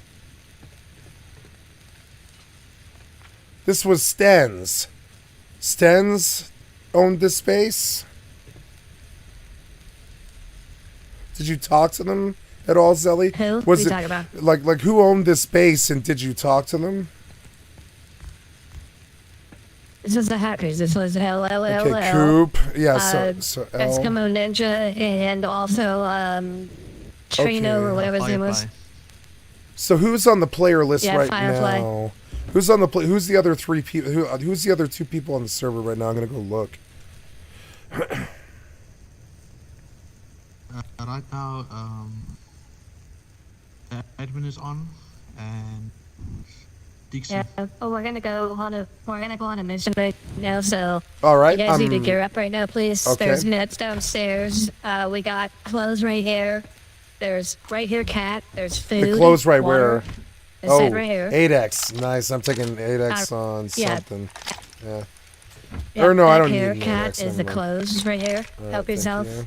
Bring a real gun. You're not gonna go bow. Bring No, a gun. no, I feel you. Yeah, you guys are too rich. Yeah, you guys are too rich for nail guns. Yep.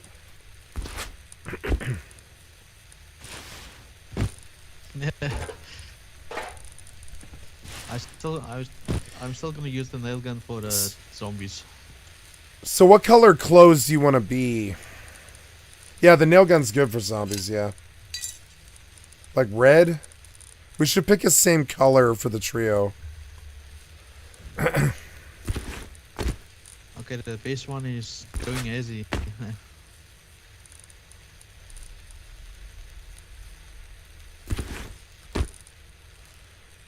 We need belt from Outpost.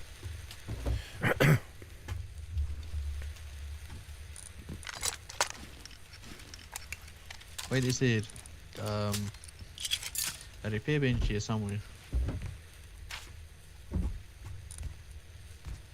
Where do the SARs come from? I've never seen a SAR on this server. Where are they getting them from? It's that access granted at Large Oil.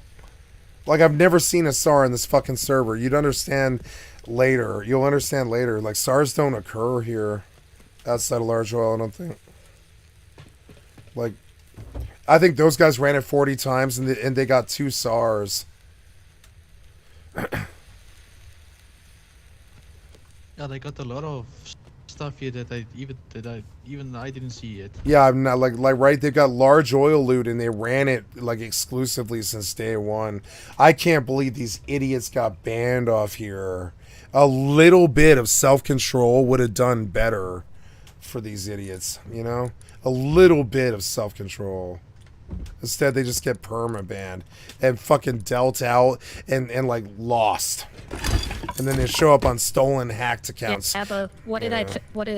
You told me. Tell you last Yeah, I night know. about it? You told me. What did I Yeah. tell You said you told me exactly every word of what would happen and exactly what happened. Yeah. She said exactly what would happen, and it did. Every word of it. She told me last night at like on stream at like 3 in the morning exactly what would happen. And Steph was there. I was like, okay, sure, I believe you when it happens, and it did. I didn't doubt her. I just, like, I don't know what I can do to stop these guys. I don't have the expertise she does. Yeah, Spill your secret. to Spill do the it. tea. Spill the tea. What did you do? Is it sensitive to the stream? Yeah, we don't talk about that. All right, we don't talk about Bruno, guys. I accept it. I have no problem with that. That I understand completely. Yeah. I'm taking meds. Yeah. Okay, so sorry I'm so slow. You know I'm slow. I'm tired. I'm gonna need a scope out of the top. I'm sorry, my one idiosyncrasy, guys, is I'm slow to leave the base. No, take your time. I'm not ready yet either. There's Okay. ammo in the box downstairs if you didn't see it. No, I'm good with a stack. I think well, I guess I will take 2, yeah.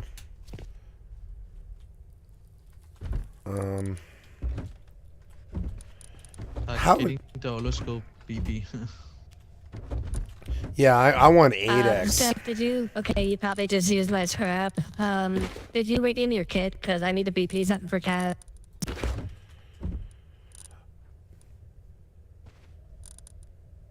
Sorry, say again?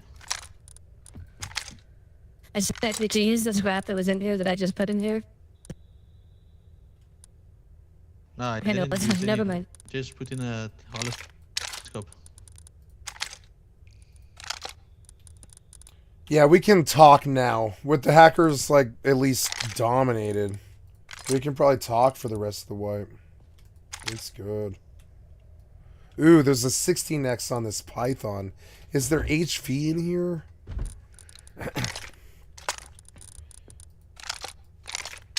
HV pistol. You guys have so much sulfur. Do you care if I make HV pistol? You got the BP?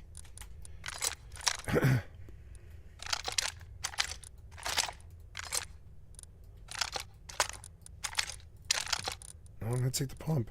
I'm gonna take a full loadout. Oh my god. Like, I'm using these guys' guns, and it's such a good experience. I'm using these guys' guns. Yeah.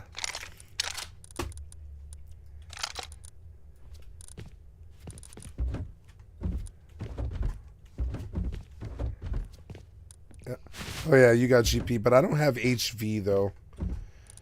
Here, Cat, see if you have this or not. Right here, please. See if you have these. Yep, thank you. You did it all. Yep, see, she's detail oriented. I asked you, and that's what I got. Yep, thank you. I need HV pistol if you got it. You got scrap in this place? You made a sulfur, or no, you made a gunpowder blueprint. And I know how to make gunpowder. No, I had it extra. It was just sitting there, literally. It was funny. Come in here and grab this, please. Right here in the recycle. Or the room, yeah. Yeah, the shotgun trap, yeah. Research table. And single armor double door, or sorry, single armored door if they got it. Did they have one?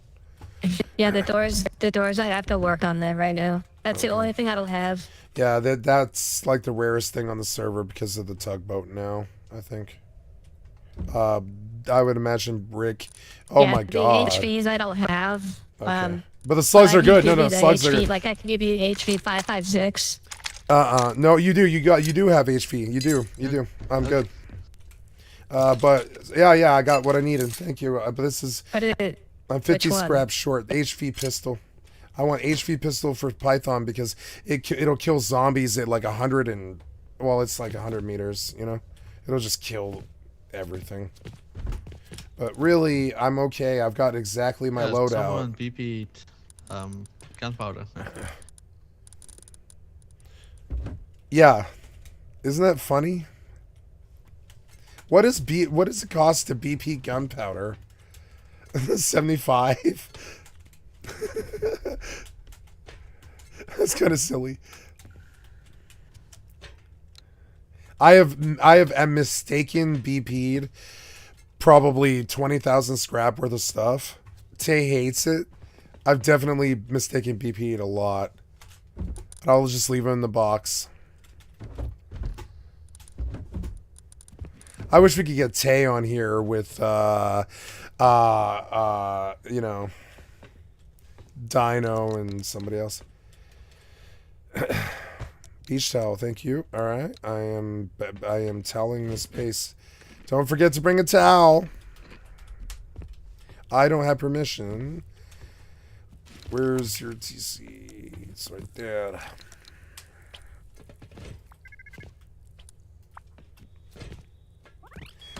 I'm in the hacker's base, and I love it.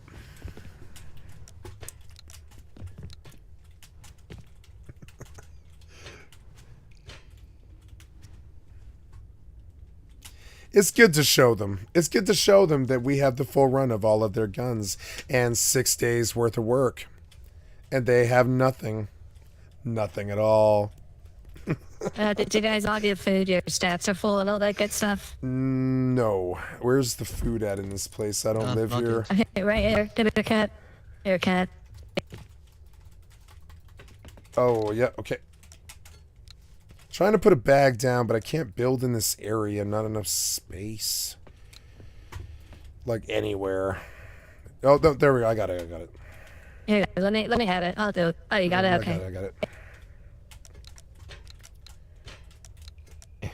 Thank you. Ooh, yeah.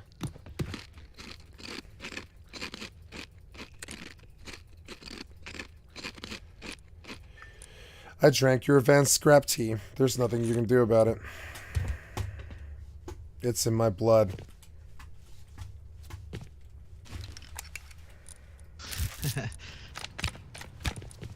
Now I need HP and I can leave.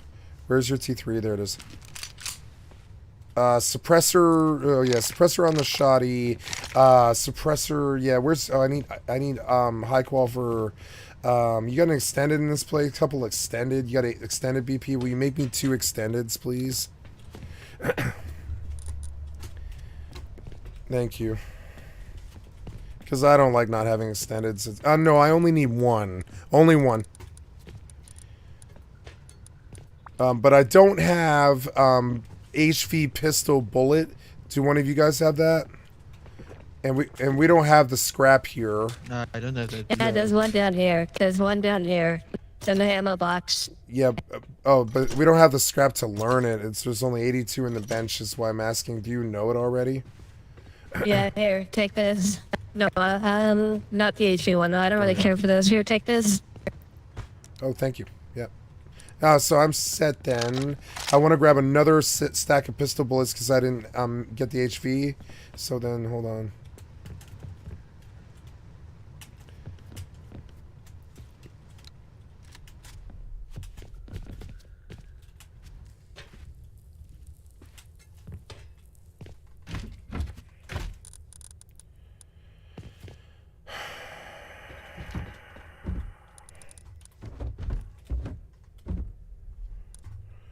I want a third. I'm going to take DB.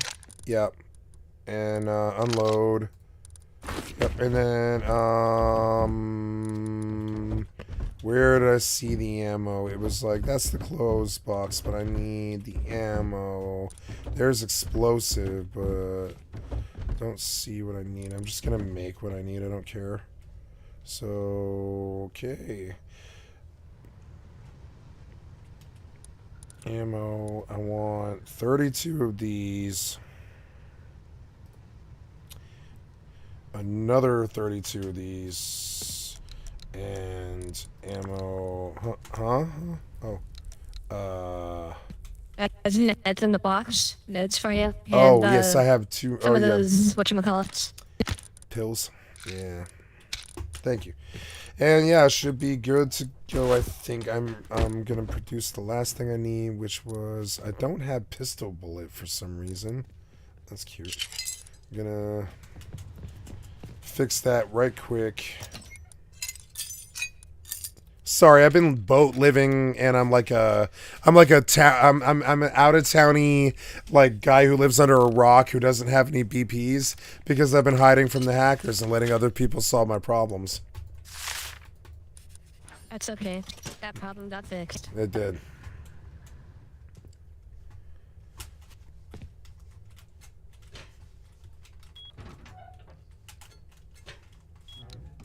Okay.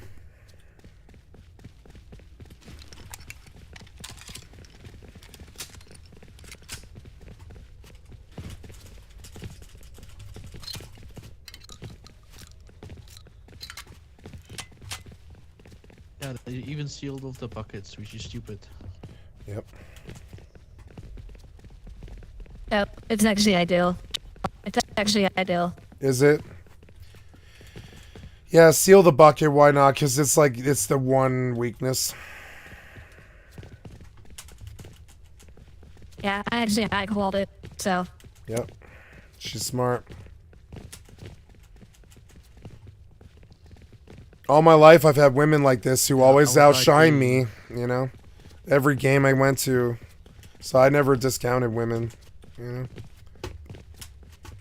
Yeah, we'll see if I can place auto turret on the other side. If they jump down, they can die. Mm-hmm. Yeah, I saw... If they jump down there, they're going to be greeted with 4 high walls, so good luck. Yeah, I saw an interesting build one time where they just... Whoa, contact zombies. I'm sorry, I thought I saw somebody above. What is that? What the fuck is that? What is this? Is this you? Oh, this, oh, okay. This is this. No, that's mine. That's ours. That's my doors. I was like, that's yours. It's gotta be yours. I mean at the building. Yeah, it's my TC. I TC'd it. Why did you build it Yeah, like that? I already put a TC in there. I already TC'd. I'm not about a TC, I'm talking about a T. I was talking about the building, not the What? TC.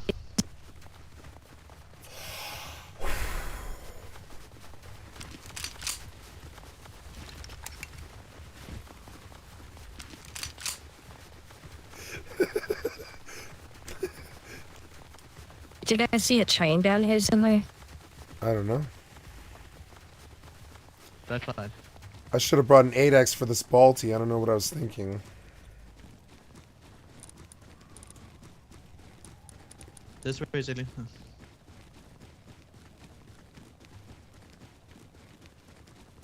I do see something, yeah.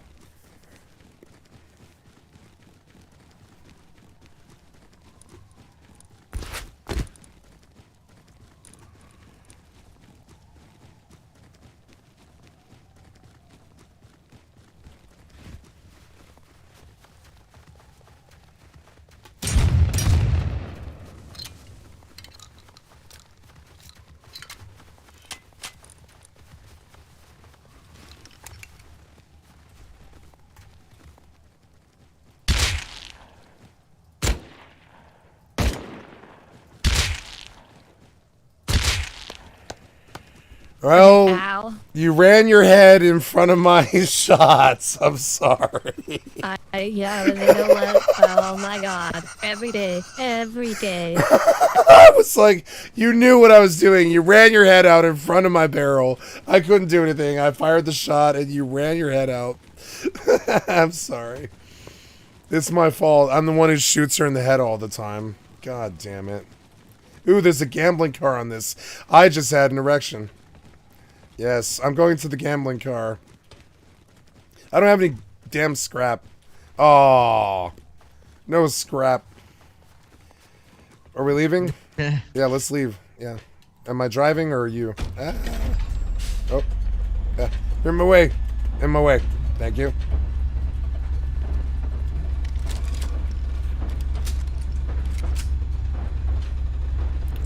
On the PvE server. So guess what, guys? There's another server like this that's entirely PvE. It's a pussy server for Patrick. But there's another server like this that's actually twice as difficult as this one. And it's PvE. And the zombies, they have M2s and shotguns and Tommies and, you know, AKs and MP5s. All tier 3 guns, and they roam in packs of 13, and they fire M2s and shotguns and shit at you from about 180 meters. And it's PvE, so nothing can be stolen, right? Which sucks dick. But everything else is like twice as hard as this. So when we're bored with this, there's another server that's way like more geared towards you guys, way more geared towards heavy. Your stream is kind of lagging. Just a heads up, Cat. Oh, it is? Okay, I'll check it out. Oh, I'm on the wrong display adapter, maybe. God damn it. I did. Oh, I'm so sorry. Yeah, I lost everybody because 3-second delay. Yeah. Well, it's cause Streamlabs sucks, yeah.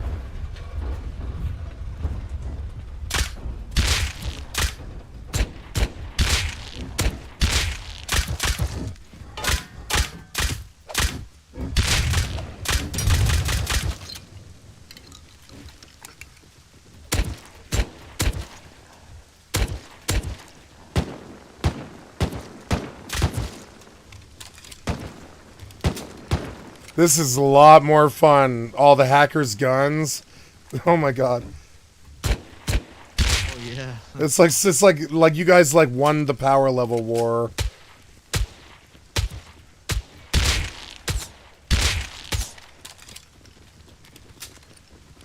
God, the scope sucks. What scope? The inmate scope sucks. Oh, I want it. Can I have it? Wait, no. Yeah, can I have that if you don't want it? Yeah, thank you. I love simples. Simples are good. I didn't bring enough scopes. I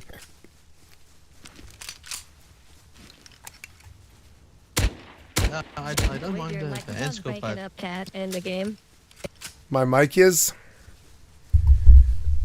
Okay. Yeah, it kind of like breaks up a little bit. I mean, it's okay. I'm used to, it's because the milliseconds in Rust isn't that good. I'm used to a more receptive thing like Discord.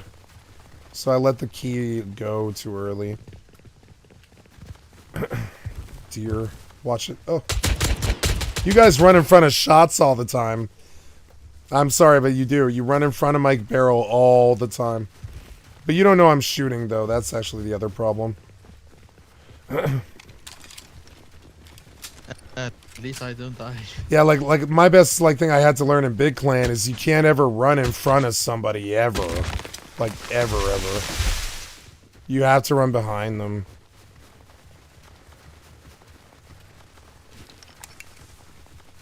Yep, I do my best to avoid shooting teammates. Yeah, I don't. I've killed her what 8 times in the last 5 days. I knock and I ask questions later because I don't know. I don't like dying. She likes the gun battles a lot. Yeah. No, I wouldn't fight Zelly now. I think she'd win. I'm gonna shoot barrels, guys. No, we're actually, Cat, how close is your boat to here? Quick question. Boat is parked out by Fishing Village in the deep water outside Fishing Village I'd have to go physically look where it is on the beach, but I know it's one of the fishing villages. Well, what I'm saying is, if I place a box down here, could you throw your stuff in and grab your boat? Is that possible? Oh, of course, yeah. Toss a box down. I'm down for whatever you need. Absolutely. I'll lose my food meter and that's it. Yep. And I'll bring my boat right here to this island. You won't actually lose food or anything. We So- can harvest that deer. Wait, what'd you say? I said we can harvest that deer so you don't lose your food stats. Oh.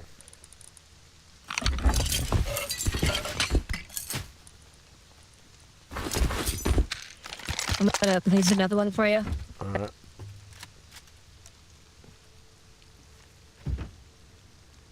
So, where do you want me to pick you up? Like right here by this island? Because when I die, I won't be able to talk to you. Yeah, like right over. Yeah, like right So over. Just swim, right over here. We'll swim to the we'll island, run to you. please, and because I mean I'll get caught in here. This is too shallow, I think. So go to the island. Okay, then take all your stuff. Then take all your stuff. Take all my stuff. Oh yeah, take all my stuff, and we'll go over there. Okay.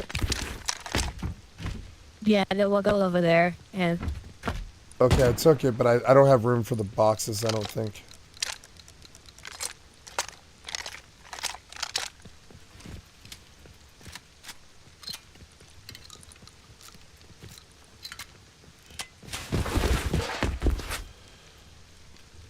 I don't know how far this fishing village is in relation to you guys, so like I don't know. You don't have to go over there, but I can take the boxes, I suppose, if you want me to.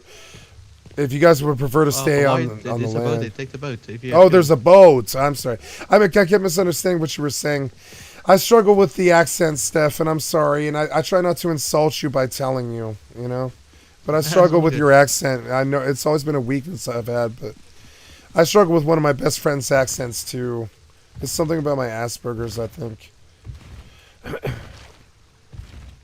No, it's all good. It's like I told Zayla also. If you don't understand me... Yeah, then do you want me to ask you? Okay, I'm going to tell you.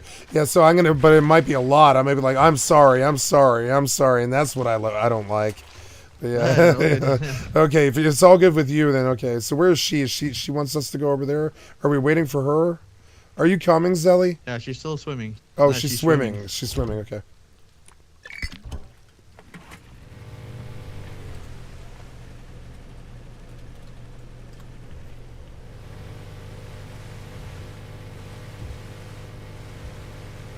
There she is.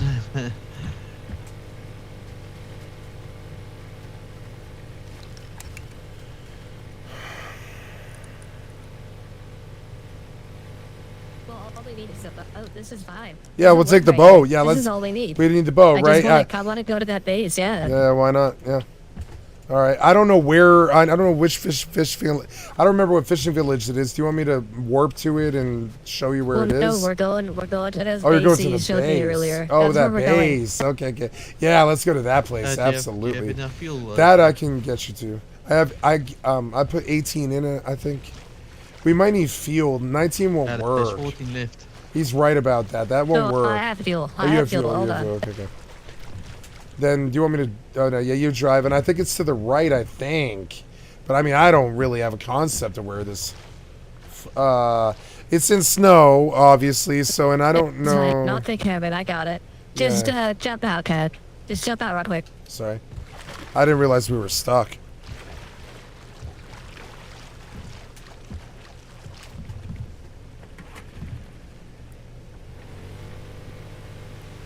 Yeah, is it left? Yeah.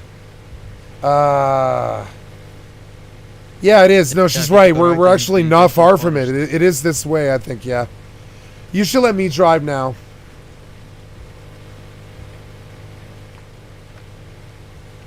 I'll get you there faster.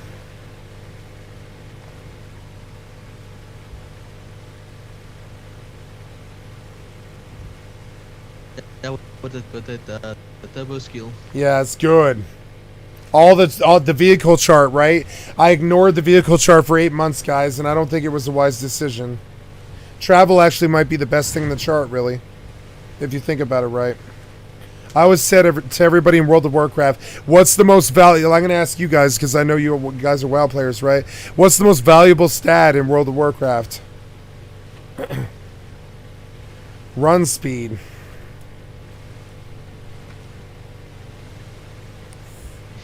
Yeah. It is.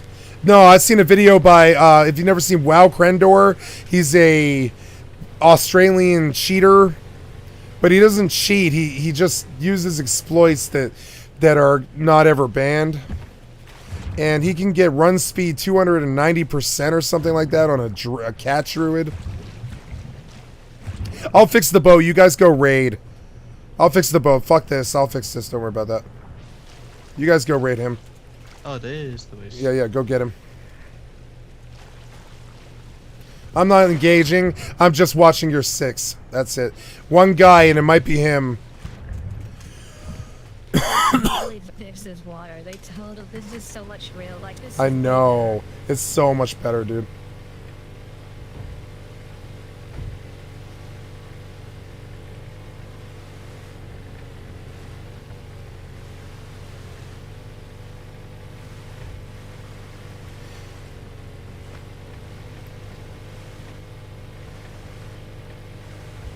I'm thinking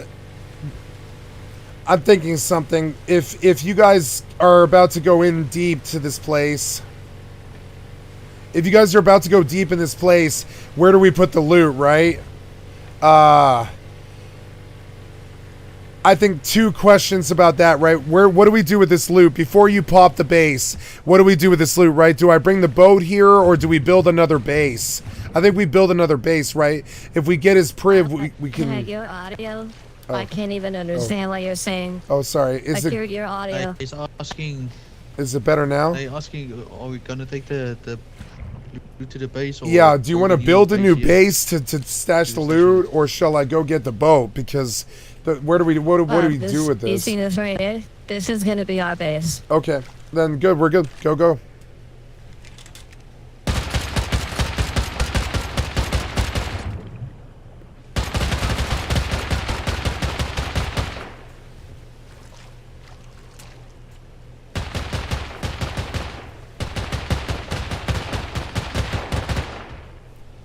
Is it empty? Oh my god.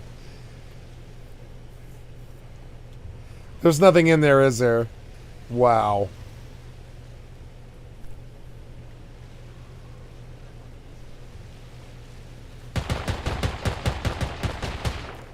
It's always empty. It's so annoying. It's always empty. It drives me crazy. I stopped doing it. I was like, it's always empty. God damn it. Don't worry about the double. Hey, Steph. There's no. Steph, what'd you get out of that TC? What did you get out of the TC? Just 114 wood. 114 wood. Lose the shit. Don't even say what it is. Okay, can you make a door, a metal frag door, and okay, yeah, sheet metal door, lock it up. Yeah. You want to know why it's empty? They keep drowning. Yeah, true. I'm sorry. I just had to say it.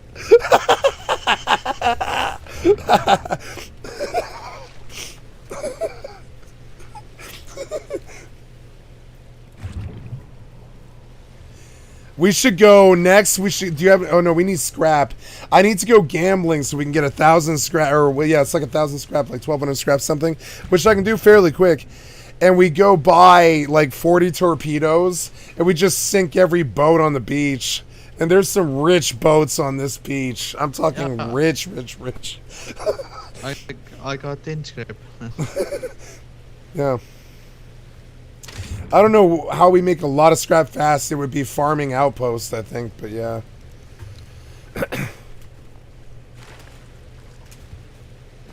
What's in there? If that one's empty, what's in this one, right? Yeah. It's empty. It's fucking empty. These guys are scrubs. There's nothing in here. Steph, okay, really quick, Steph. When you put a lock on the door, make sure it's code locked so everybody else can get in and out, yeah? Yeah. It's true. There's not enough metal frags for it. I have metal. I stole metal. I'll make the locks here. I'll fix it. Here, take the locks off this door, and I'll fix all these so that we have access to this, and I can use it for for a stash spot on my boat. Thank you.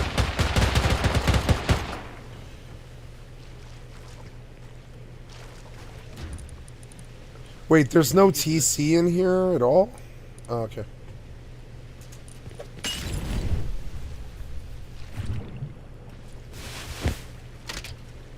This one's going up your guys' number. It's all yours. Hey, at least there's a box in here. What's in I'm here? having a door right now. Lame. Fucking poor. Oh well. And I mean, guns are good. Yeah, I mean, guns are good. Guns are better than normal. That's more guns than I usually see, and in the ammo I definitely want. Yeah. So hey, I mean, at least it was something. We used the hacker's bullets to do it. What's that? Oh, here's some stuff, I guess. 64 fuel and 238 GP out of the TC. So.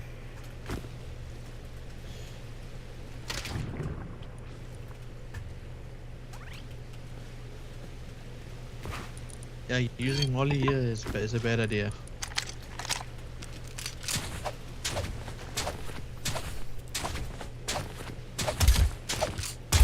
I'm gonna die. Like, I'm negative 22. Then put on a hazy or something. We didn't have one, do we? I have a full... Let's build you a fire. Build a fire and the next turn. I'm building one now. Take this. Snow jacket. Yeah, that'll help.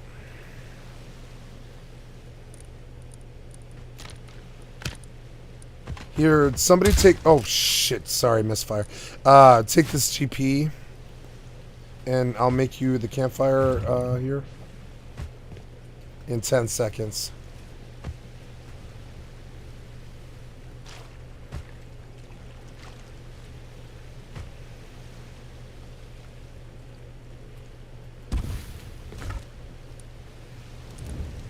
I'll make another one, but I just want to make sure you didn't die. You know what I'm saying?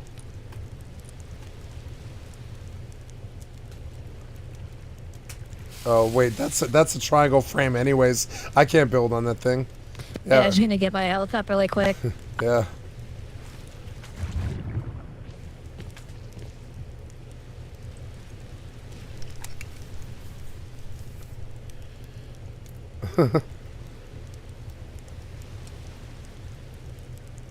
Is there anything worth anything in this base, or?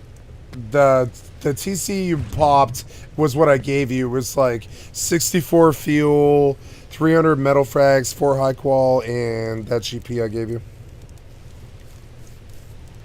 It was like a row. So do you want to hop in the boat and get out of the still right now, or Yeah, I mean, find another base? Yeah, let's like go commit mischief now. We don't have like, you know, wall hackers. I think I hear your voice like 3 times. Yeah. 3 times? That sucks. Do you have the stream? Do you have the stream on?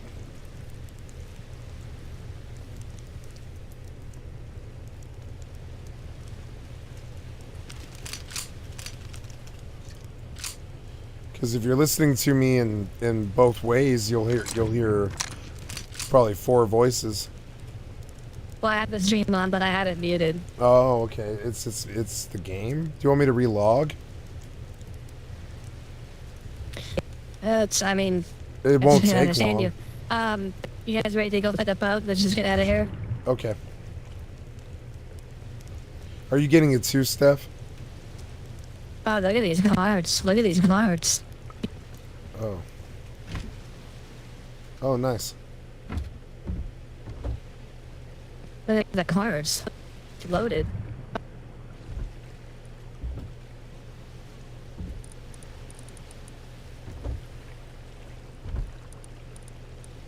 Hey, you got guns and stuff. Yeah, the guns, yep. You see the cards as stuff?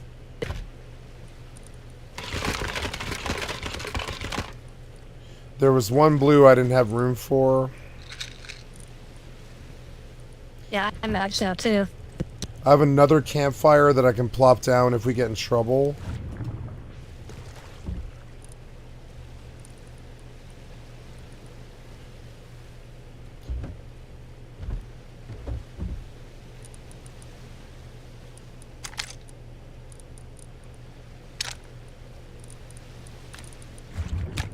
Yes, he's AFK again. Alright.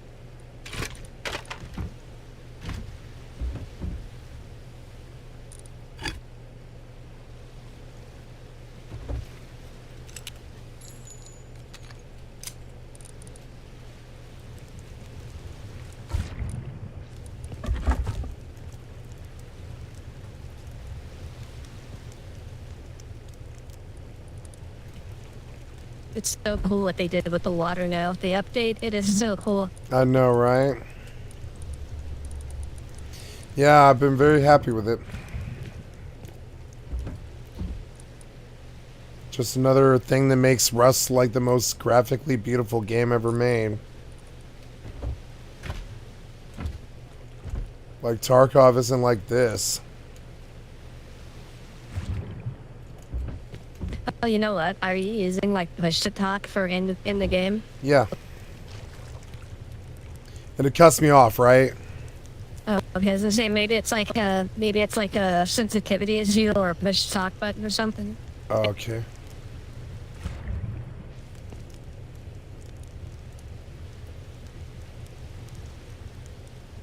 I mean, I can listen to the stream. It's just gonna be like a 30-second delay. You can't hear me? I'm gonna relog. Be right back.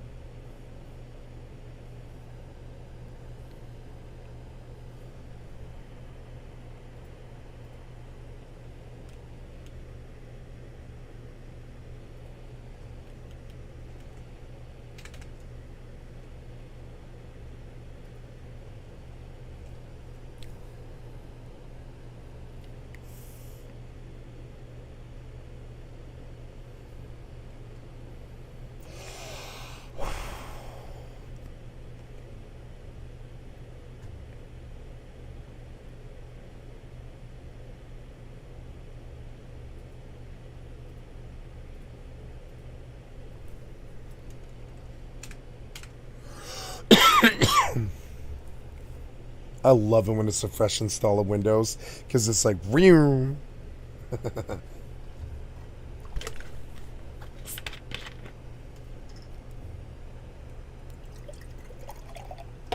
Pretty fun rating.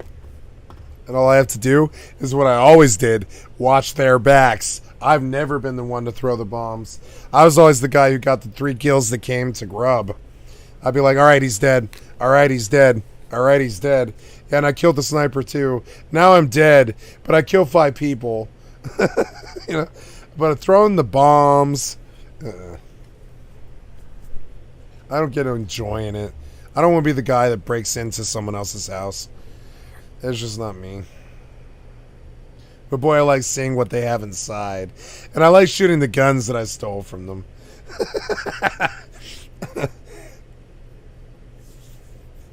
Never mind, this was not fast. This was incredibly slow. Why are you slow? You should have been loaded by now. God damn it. Why are you slow?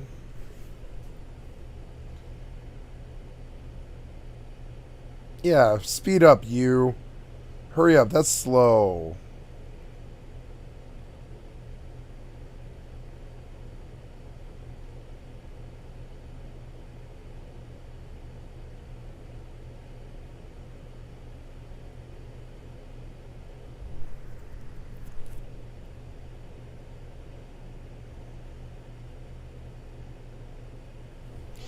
Maybe it's Steam. It might be Steam. Let's see if I can find that.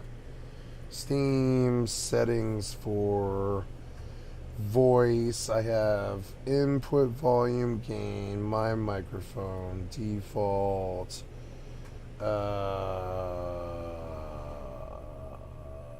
voice output device, output volume, input.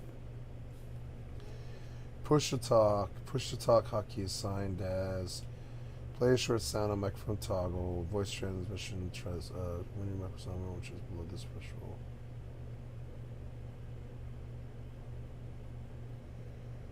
Advanced options, echo cancellation, noise cancellation, automatic volume gain control. So no, I don't think that was it, but yeah, the HyperX is set. My God, this took forever.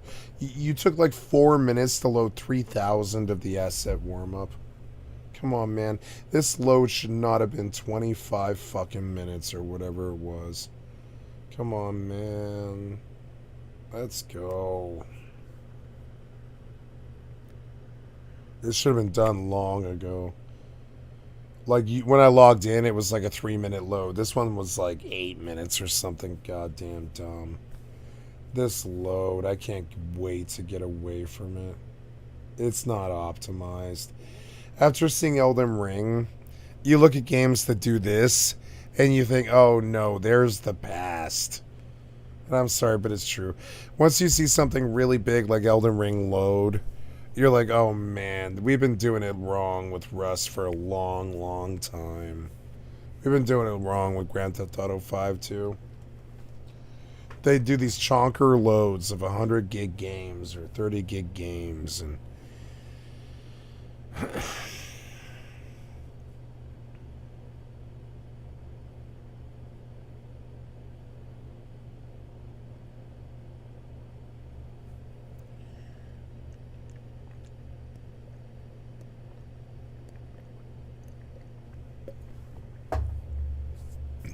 finally, Jesus Christ, man.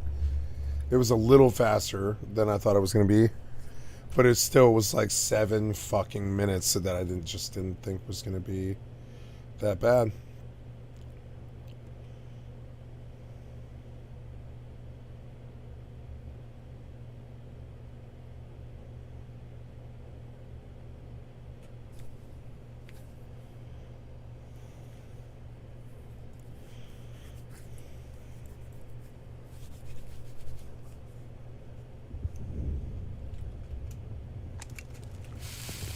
I'm so sorry.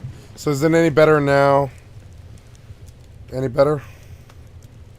Yeah, it's much better now. Oh, good. Thank God. Yeah, Russ. For me, at least. Good. I'm so sorry that was so long. But I'm all set whenever. She's gonna die because it's night, huh?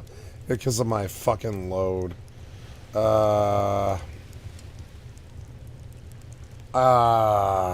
Oh, no, you're good. Oh, we shit. got some fish, so she was eating fish to get the HP up. But yeah, but we need a There's wet... food in your cat. Right here in the fire. Eat. Oh, yeah. Alright. Thank you.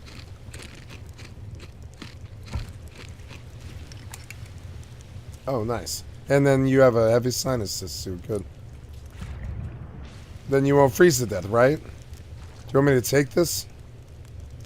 I'm gonna fix all these problems. Alright. He has a heater here, but where's the battery and... Oh, never mind. Yeah, you put it up without the battery. That's nice.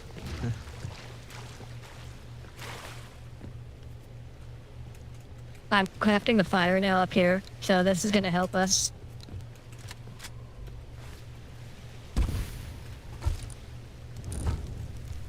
Oh yeah, that's definitely gonna help with what it does in the reach here. Yeah, I've been fighting for my life for like 20 minutes. I know. Now I can actually, Because of the load. I'm so sorry. I thought that was going to be like a 90-second load, but it was like 7 minutes. I'm so sorry. Oh, it doesn't matter, kid. You're chilling. It's cool. Yeah, but it should have been 90 seconds, though, because, I mean, I just, reloaded, you know? I don't know. Sometimes when you reload Rust, it's like 90 I wasn't seconds. referring to you, Cat. Oh, yeah, I know. Yeah. But see, if you freeze to I was referring to death... this cold, Yeah. But if you freeze to death while I'm stuck in a 7-minute load, whose fault is that? If you can't leave because I'm, not in the game... Okay, what skill is that you don't get freeze? In like the cold? chart, it's called Rugged Up. It's in the medical skill tree in the bottom left. Medical skill tree, bottom left.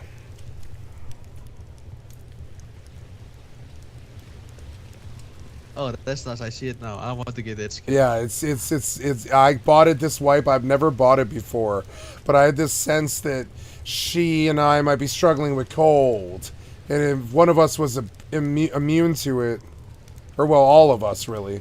If one of us was immune to it, I could always pick people up or at least get their loot, kind of thing. So I bought into it this wipe, and it cost me too, because the chart that I lost was all of the buildcraft stuff. So when I build a base, it's worthless. It's the base that this guy builds now. Or I could build like a huge chonker if I have buildcraft skills, but instead I bought all the way into medical all the way. But now I'm immune to fall damage too. Yeah. So, that's Oh, also that's cool. nice. Yeah, it's completely. I'm 100% immune to fall damage, and I don't like fall damage, so that's a good one. Yeah.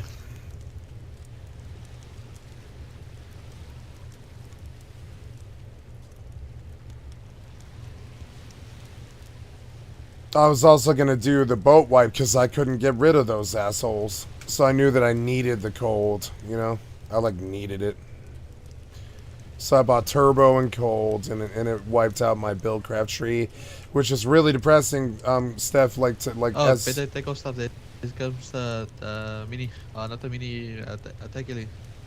it's the Chinook. Oh, it's a Chinook. Yeah. So it matters, Steph. So because I dropped out of buildcraft, right, I can't produce a lot of bullets or get when I produce bases. I can produce bases for almost essentially free if I go through the buildcraft chart, but then I dumped it for medical and vehicle, and that costs. All right, just let me know when you guys are ready to get on the Oh, boat. I've been and go to ready. Land. Yeah, I've been ready. I'm immune to all this, and Yeah, same here. I'm also ready. I'm all set. It's more you. I don't want you to die. So you tell us. Oh, I left it in the water, so you guys should get back on Where's the top. boat at?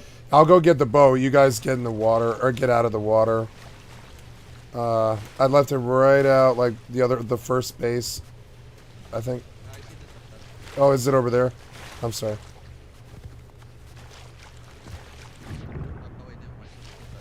Yeah, I think I brought it to the base. Yeah, 1 sec.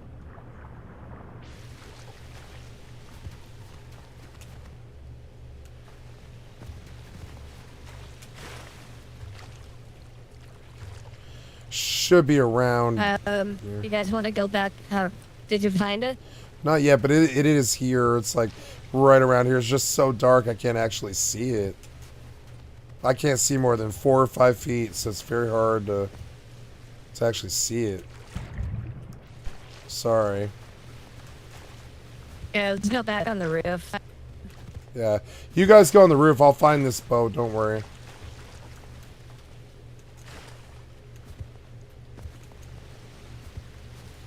Like, I came right to the ice. I think it's here.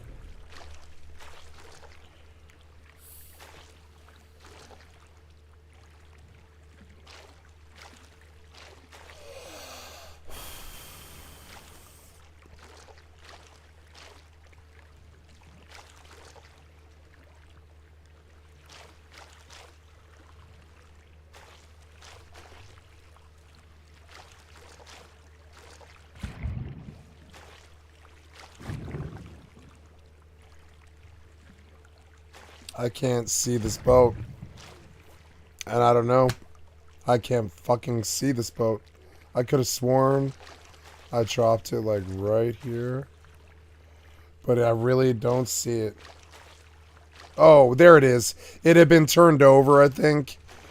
There, I think. No, that's not it. I don't see this motherfucker, man.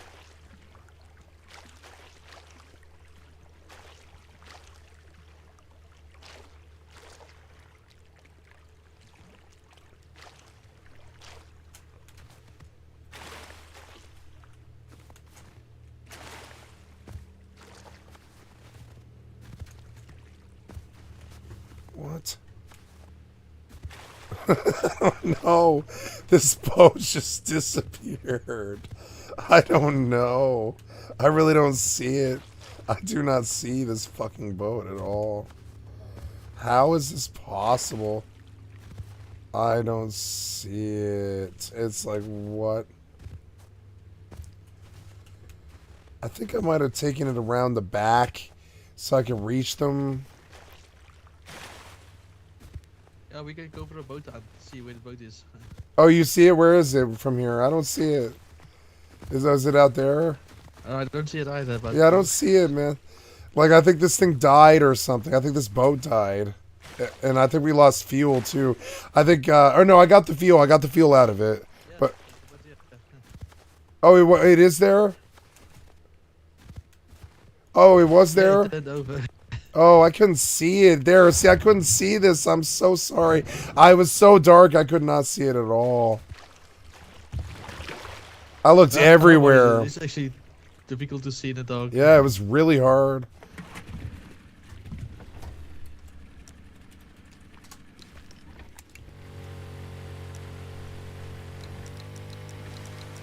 Holy turbo. Yep. like the turbo. It's 5 points. It's expensive. It better Oh, be good. something that- Wait, what? Turbo to the sunset. Oh, I know, yeah.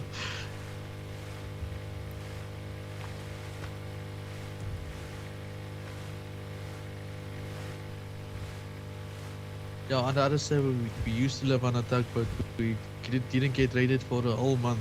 That's what For the whole I'm month, we trying didn't to get do. raided once. Yep. They can't find me. They can find me right now, and I probably got raided. But if they didn't raid me, I mean, I might have been raided. I left it fishing village, and then Nah, I doubt it. yeah, I doubt it. Yeah, there's only one person on right now. The server might be dead without them And for a while. that's admin. Yeah.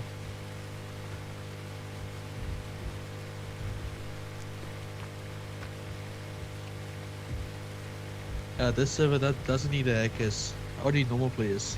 Yep.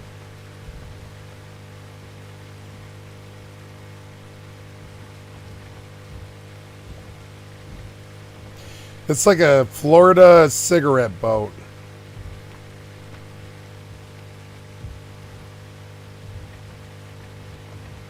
It's educational for the server. You can actually like see the server pretty well.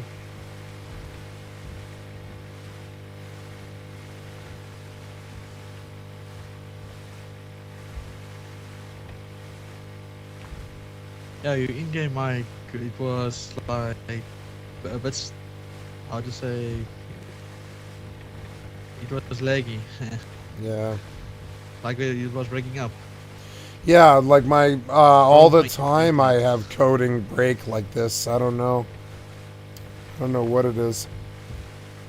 Every program I use. Maybe it's the new curse, I don't know. It's just software breaking all the time for no reason. Yeah, sometimes it's my Got this one here. internet also. Got this one here.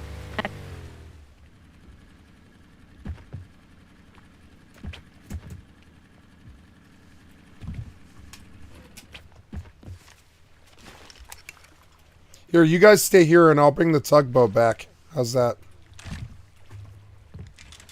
Okay.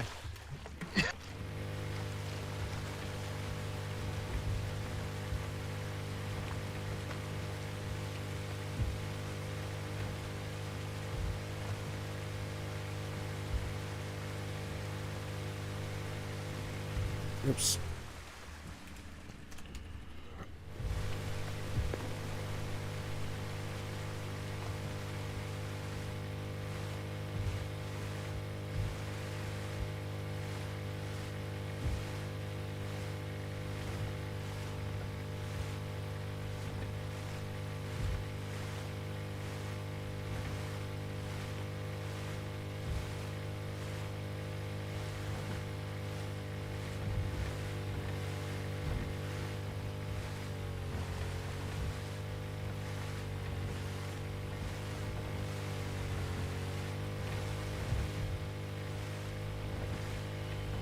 Oh God. I gotta retrace my steps. I parked. I might have to just jump to the boat. And I have all these guns and shit, which is a problem.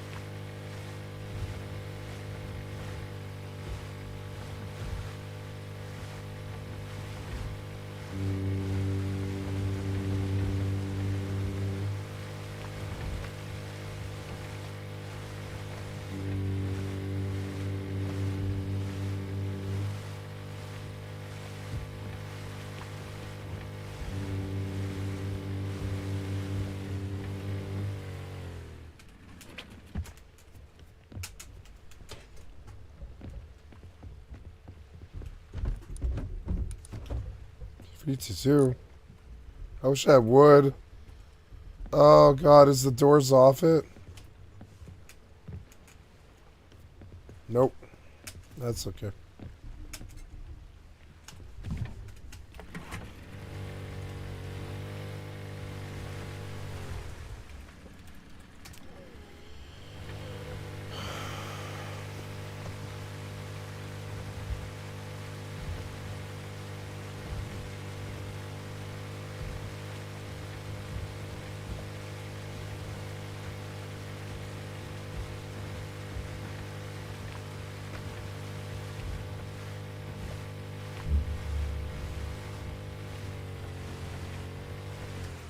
Hey, so I found another base for you guys, like a 2x1 we can hit. It's like a wood one, but I don't know where my base is. I'm just dumb and drunk, and I don't remember where I left it. I'm gonna have to kill myself. I'm gonna leave the guns in the boat and the body on the floor, and I'm gonna just warp to the boat and bring it here.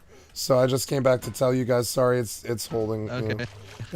I'm gonna make the guns in the boat, but on my body, my body has a lot of loot on it. So just keep in mind, Steph, if it takes me a little bit to get back here, watch the body. You know. I will do. The guns are in the boat, and anything of value, red cards, bullets, yeah, like anything really, like so. Yeah, all the fuel. There's fuel in the boat if you guys need to go anywhere. And if you follow the beach down that direction, there's a very obvious wood 1x2, or it's actually like a 2x2, I think, just down the beach right from here. If you want to hit it, I can take you there if you want. Okay, thanks. Yeah, let's go hit that. You guys can hit that while I get the tugboat.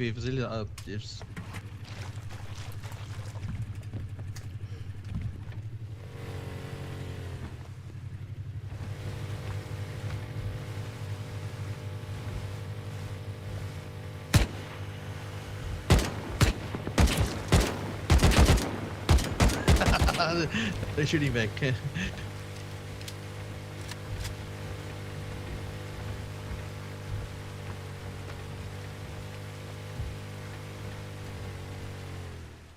What the hell is base is that? Huh? Okay, guns are in the crate, or guns are in the boat, excuse me, and all the loot, and my body's gonna be on the shore, and I'm gonna kill yours? Oh, no, I don't own, well, yeah, maybe I do own that. Maybe I own this, never mind. It is mine, huh? I pulled all the loot from this, never mind, I'm sorry. So here, the boat's there, you can drive it if you want to, but I do have loot on me, is the real problem. So here, stay here for a minute, and I'll come meet you. Okay.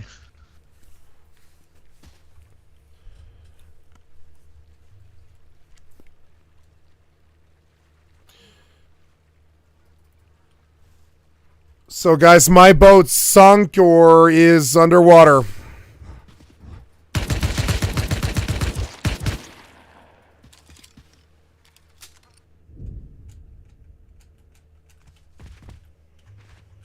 Oh,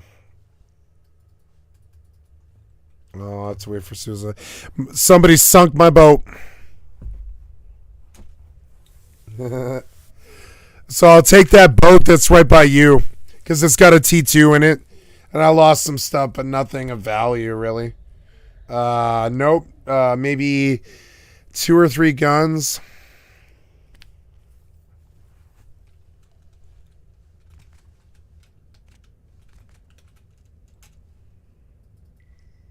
I'm gonna make my way to you.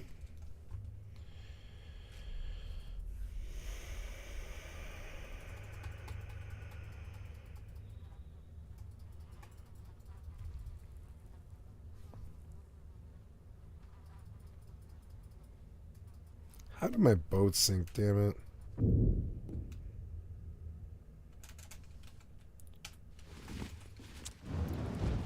Damn it. I screwed up a spawn. Oh my god, the spawn is so annoying.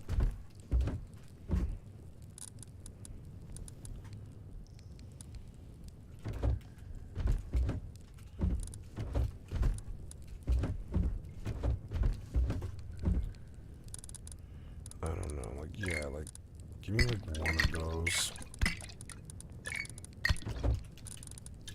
gonna go kiss some fucking Molotov.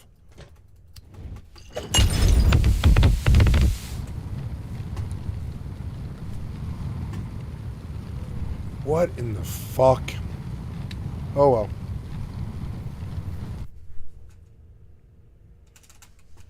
Okay, I'm in green. I've got to come to you. I'm coming to you. Not that far from you. It's going to be about 5 minutes. I'm not that far from you guys. I'm sorry. But yeah, I'm coming. Give me like 5. And I'll come get those guns off the ground and we could just roam. But yeah, I left. I was so stupid. I left the boat. Oh, by the way, so I don't know if you guys saw this base today. But yeah, there's this one I'm going to leave a screenshot of for Zelly. I don't know why I can't pull Zelly's list. There we go. Upload last screenshot. Upload.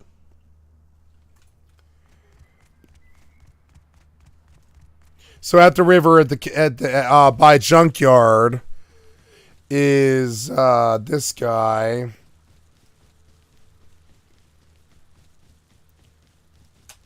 He had a horse. Yeah. That's what I like to see. I'm going to steal his horse now because I need it. Sorry. So this is the beat. You're gonna see it. I'm coming down. I'm not that far from you. I've got to go from green to desert, but I'm not that far from desert. It's like down past the harbor. It turns to desert. It's like there's a fishing village right here. This is the fishing village I think I stopped at, and I was so stupid. I parked the fishing village at the fish. I parked the boat at the fishing village, and Sten's probably just bought. You know, he probably just brought 1,000 scrap and bought a submarine and sunk my ship right at fishing village. And so I like my first ship ever, I parked my entire base at fishing village, which is pretty much the worst thing you could possibly do, because they can just buy a fucking submarine right at fishing village and sink you inside of 10 seconds with 1,000 scrap, which is what somebody did to me. Yeah. You guys stay there, and you have the boat, right? So you have the boat. So come my direction towards green from desert. Like, see, I'm about to see desert. You guys are way over that direction, right? Here's another set of bases. Oh, there's a boat. Oh yeah, I'm at this base with the water jugs, right? Or no? I found another base. I found another 2 bases. Jesus Christ. So we're going to say that one. So by the swamp and the lighthouse on the water in the green is these bases. There's a door on it. I'm going to show you the picture on the doors. Yep. And I'm going to link those.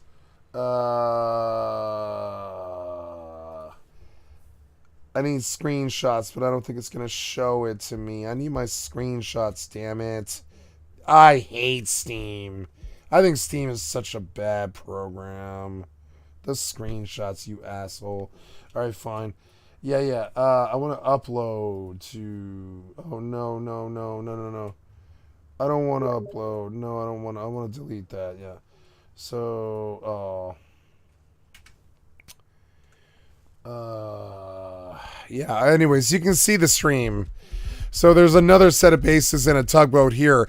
We come here right now. We're going to take you to this boat right now, right? We're coming to this boat right now because it's like a very easy raid, and we're going to take this boat for me.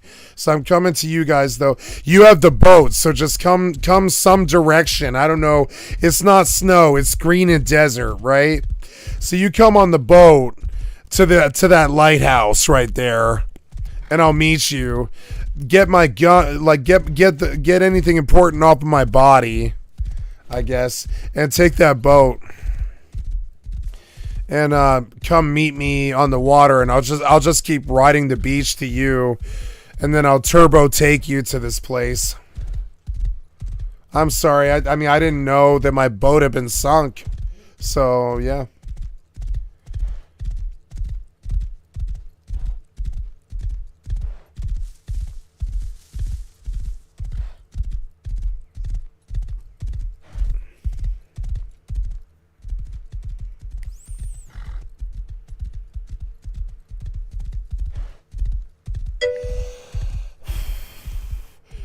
No, that's their tug, and we're gonna rob it. It's a one-door raid, and it's probably stuffed with loot.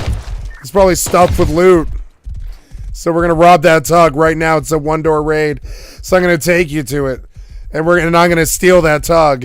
You know, you're gonna blow through. Well, it's a 3-door raid, but yeah. I don't know. Are you guys out of explosive rounds? Because we would need like a lot. It would be 180 explosive rounds, and I didn't bring any. Here's another base. Here's another base. This one looks like Byram, but I don't know. It looks like somebody we don't want to rob. I don't think. Yeah, I'm starting to finally start to see. Yeah, that one by you, but I'm talking about the one by me has loot because it's parked right by a base. I'm very far from you still.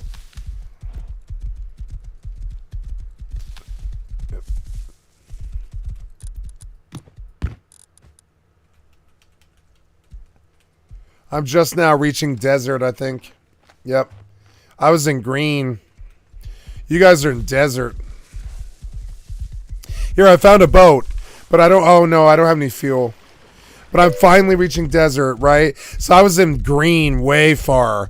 So I'm just casing bases for you on the coast while I come back for those guns that are on the ground. If you guys don't have the room to carry all that stuff, I'll just come to you.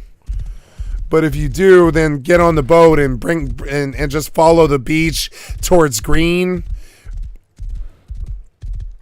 And you'll see me. I'm at the desert harbor right now, just like I'd say 1 or 2 monuments from you. I think it's still another 5 minutes or something. And the horse is tired.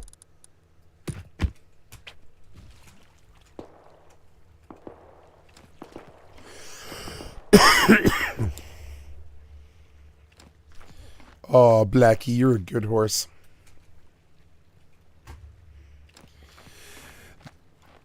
This is the second time Blackie and I have hung out today. And I'm inclined to return him to his owner. Near Forest Lighthouse. Oh yeah, are you okay? Then you pass me. Come back to the peninsula and follow the beach. You pass me, but I'm coming back to you. I see the Forest Lighthouse, yeah.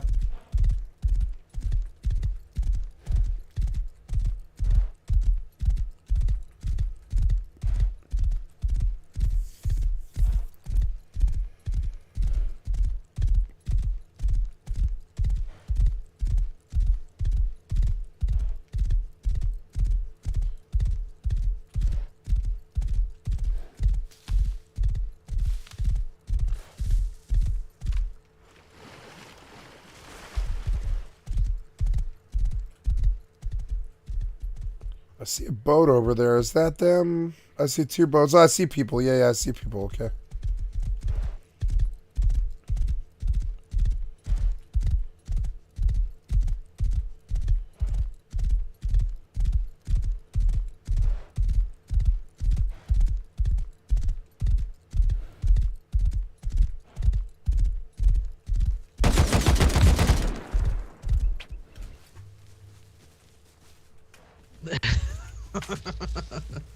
Hey, what up?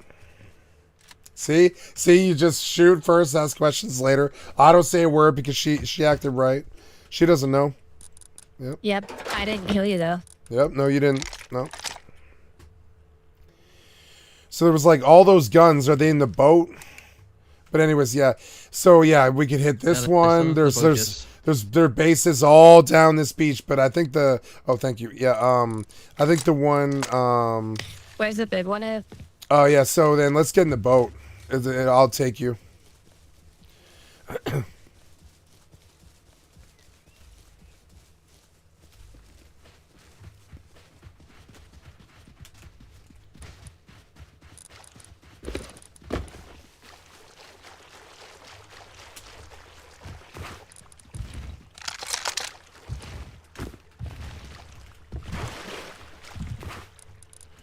I'm just getting strapped up here, sorry. get my guns on my bar in case something bad happens. There we go. Okay, and then, yeah, there's like a lot of guns and stuff in the boat in case something bad happens. I'm going to take the fuel and... there's food in there if you guys need. There's like corn and stuff in there you need. Thank you. I think it's still stuck on the shore. Oh, it is? Okay, well then...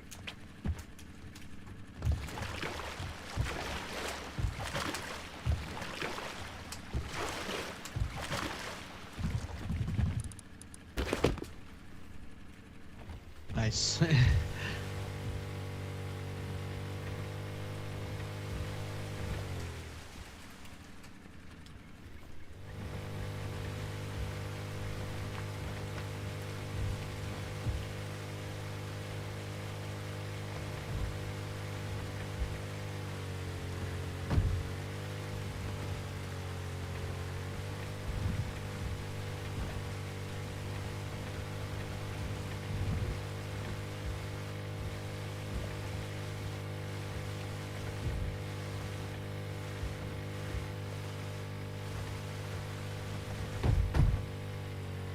Oh, that's a nice race. Do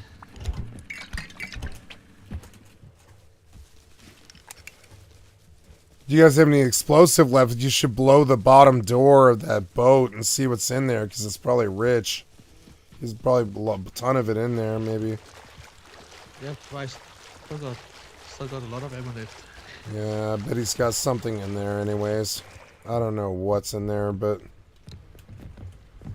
yeah. It's a fat door, I'd say. Yeah, look first before you do that. Don't waste your bullets. Hold on. Mm-hmm. Yeah, look first. It might be empty. He might be juicier up there. I mean, I doubt he keeps the loot in the boat, right? Because anybody could torpedo him. Just like what just happened to me. Yeah, the boat is empty. Yeah, it's probably empty, right? So... yeah, it no is boxes or empty. anything. So, yeah, don't blow this. Never mind. I didn't realize you could look in the windows like that. That's crazy. Yeah, I can't believe I parked at Fishing Village. I'm so sorry I lost all that loot, Sally. I won't do that again.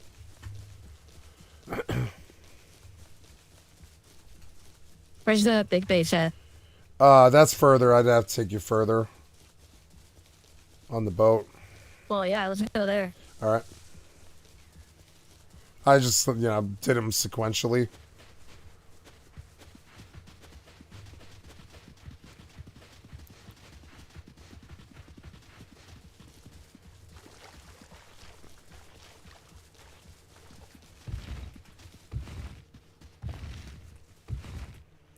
Turbo.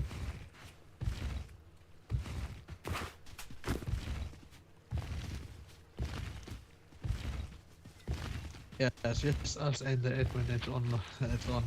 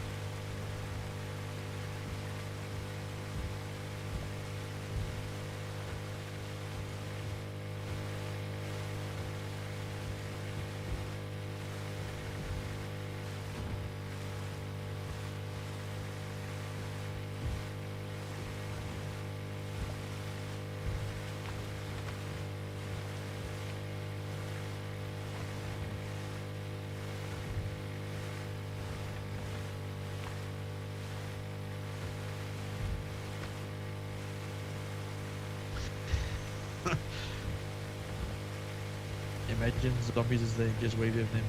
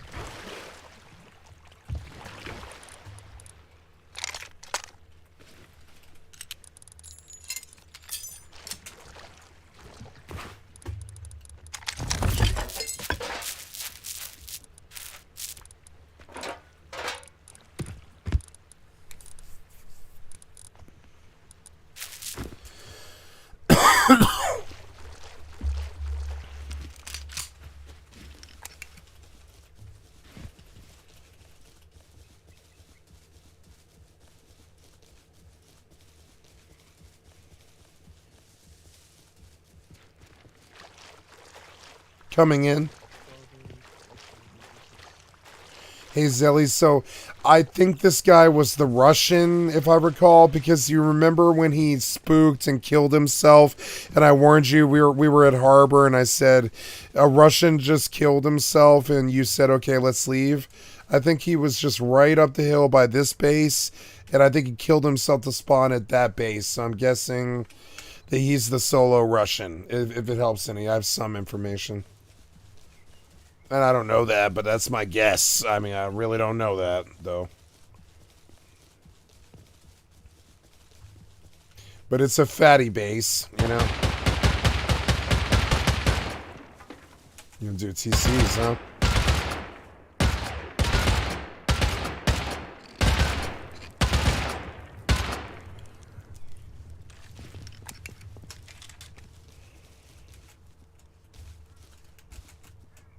Just got this one gun.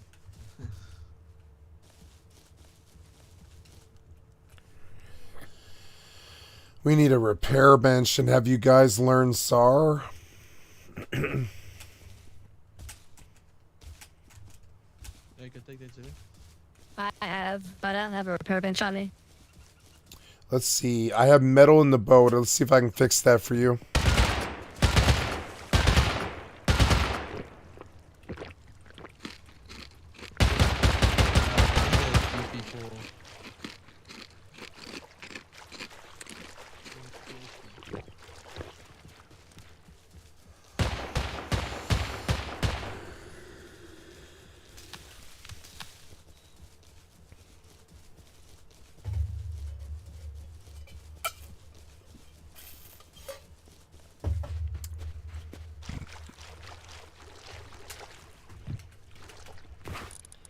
Shit, I don't have metal frags. And I don't have tools. Son of a bitch. Yeah, what can she do about this? She can't. I'll have to, like, run something somewhere. I don't know. Without metal frags, yeah, I don't know. My boat got killed, and they were spiteful about it. God damn it. But I mean, that boat, though, there was nothing in it. There was like 1K metal frags and a bunch of bullshit. A couple of fishing poles. There was no sulfur or any bullets or anything. No guns. That boat was worthless. Coming in.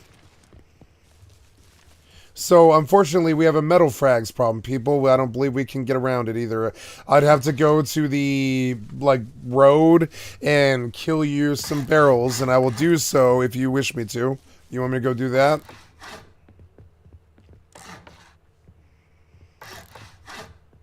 I mean, is it, like, how long, is it going to be an inconvenience for you? No, I don't give a fuck. No, or? I'm just saying what's necessary for what we want. If you want it, I'd love to go get that. Sure, I don't care. Yeah, you want me to go get it? Yeah, a All repair right. bench. And Yeah, I'll make you a repair would be bench. great. Yeah, all right. Yeah, I got it. I'm on it. I was telling you what's necessary, you know.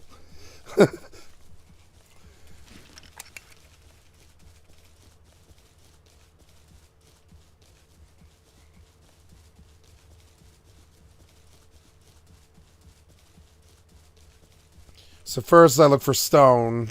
I have nothing. I need stone like pretty much off the ground somewhere. And we pull stone. They need metal frags and I don't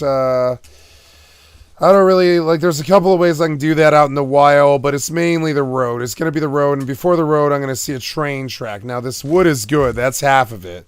If I can get a couple of stone tools, it's over with, because all I have to do is go take the stone pickaxe to all the metal nodes, and sooner or later I'll pull her 200 metal frags that she needs for her thing. Even if it like takes like 5 nodes, I'm still gonna get the metal frags in the end she'll need.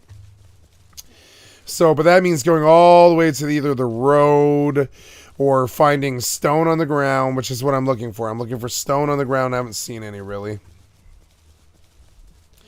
We got to get up to the stone pickaxe. And that's possible, but I mean, I don't have a stone on me, so we go all the way one direction. And we pray for good loot, which I'm not seeing. And we see stuff like mushrooms, which always helps, cloth, all that stuff, because that's XP. At least like my, and also on top of it, my personal growth is also gaining for trying to help them. So at least like the game is paying me for my time here. I reached the road, and that's a good sign because at the road, I can just start capping fucking road signs. And I'll get the fucking metal frags. Well, I guess I'm not gonna get metal frags that way. I'm gonna get high qual that way. I need a real tool, which I don't have the ability to make right now. Let's see what's in the box. Nothing. Yeah, unfortunately, I'll have to...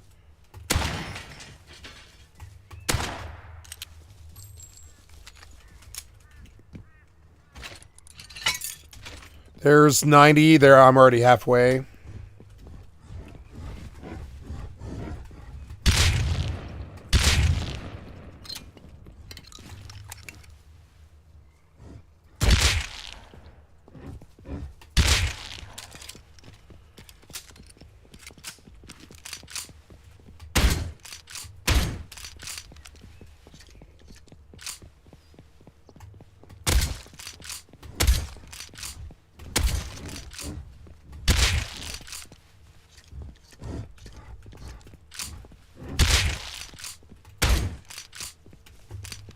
Oh, these are slugs. I forgot. Shit, I forgot. Yeah. Scatter on my DB. Slugs in my single for the fucking road signs. I forgot. I'm sorry. That's a tool, really. Yeah. Shit, but I'm at 90. Let's see. I guess it really is. Like, I guess it's the Tommy. Yeah, I don't have a tool. It's unfortunate, but I don't. It's not easy.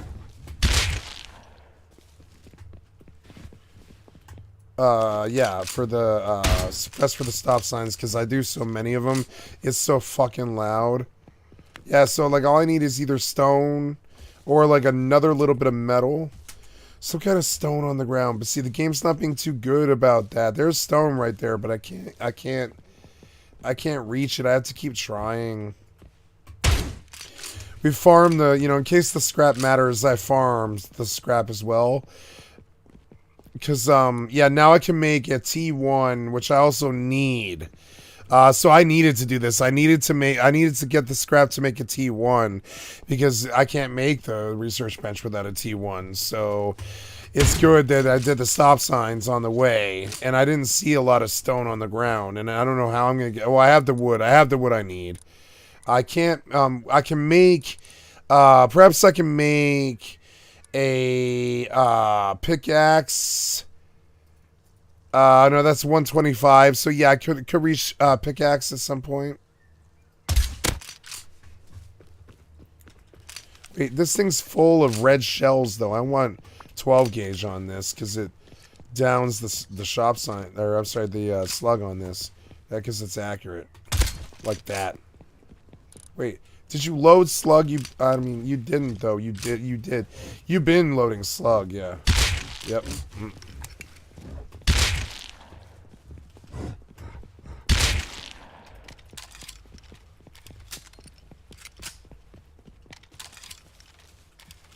Shooting a Tommy off isn't the safest thing, but there's no one here. Fucking metal is so annoying. There's probably my solution.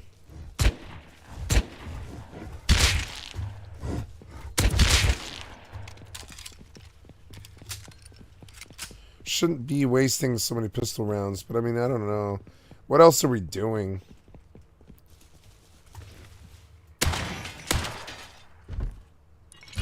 Come on, man. Give me the metal I need. It's so annoying. There. Like...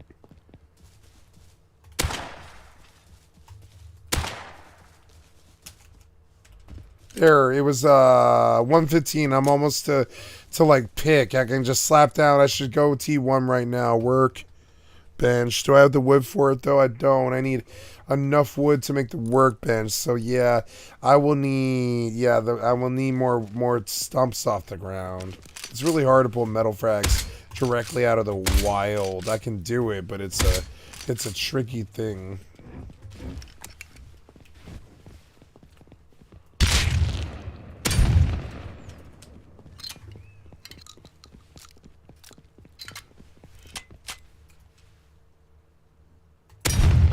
How does that miss?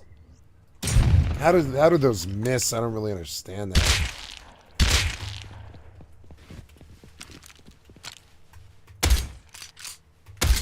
How is that? What? Oh my god. He nerfed slugs, I think. He didn't like how fast Slug killed Softsign, and I think he nerfed Slug, which is not good. I mean, it's probably good for bears and shit now. And humans, it's probably really good for humans and wolves and shit. It is good for wolves. Look, I killed him in 2 hits. Yeah, like, why would slugs only do 45 damage now? Fuck is that, man? That is not right. Oh.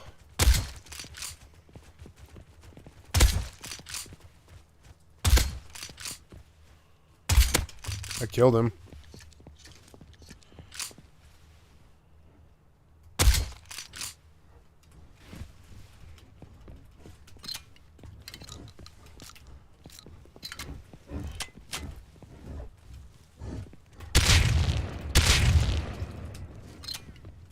I went so far. So annoying.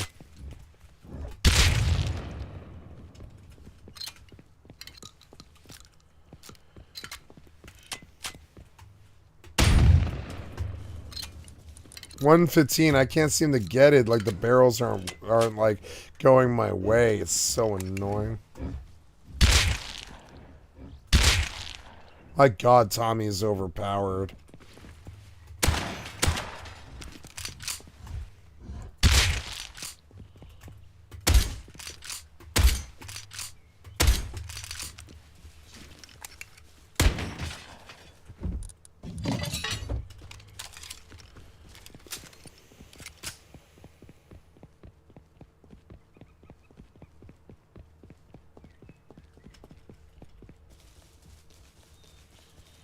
My God, I need like stone. I've been watching for stone and I haven't seen it. It's so annoying. I should roam the grasslands. I've come too far. I've come way too far. I don't have the fuel. Oh, do I have the fuel to get back like a long distance towards them? If I can find a boat. That's probably the best way back to them. And I need to like come back and farm their area for the materials I need. I cannot find stone. I just can't find little stone frags here and there. It's just not here. I've been looking. I'm like I'm on the road, but I mean, I got the scrap we needed now. So like, I mean, I don't know. I've been stressed. I can't find the stone we need. It's so fucking annoying.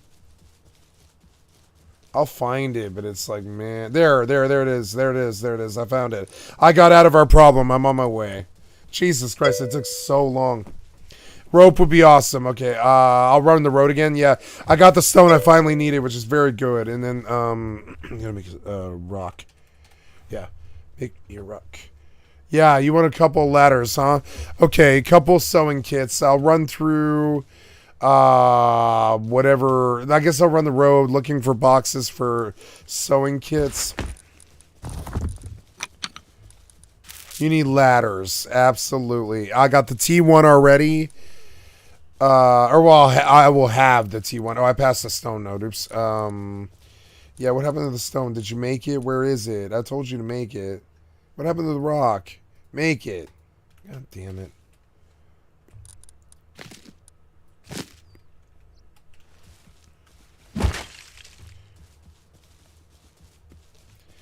I think we should just go get more explosive 5.56. Who needs ladders? Just like blow through their shit.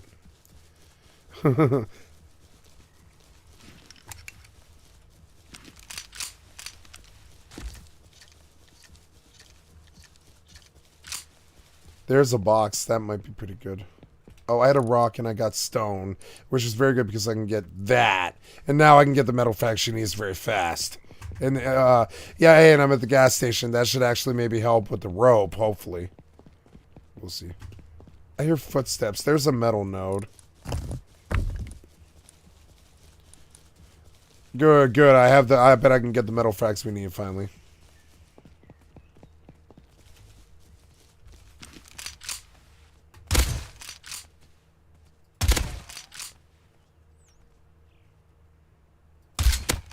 I hit him, but it didn't kill him. It should have, too. Slugs are worthless now. He nerfed them. God damn it. He nerfs everything. There, see, so 177. I'm almost to the metal frags we need for... Oh.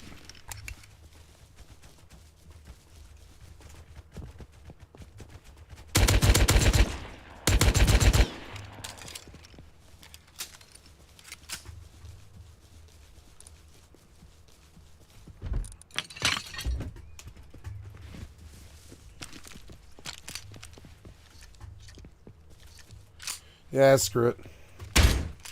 Yeah, look, the red shells kill him.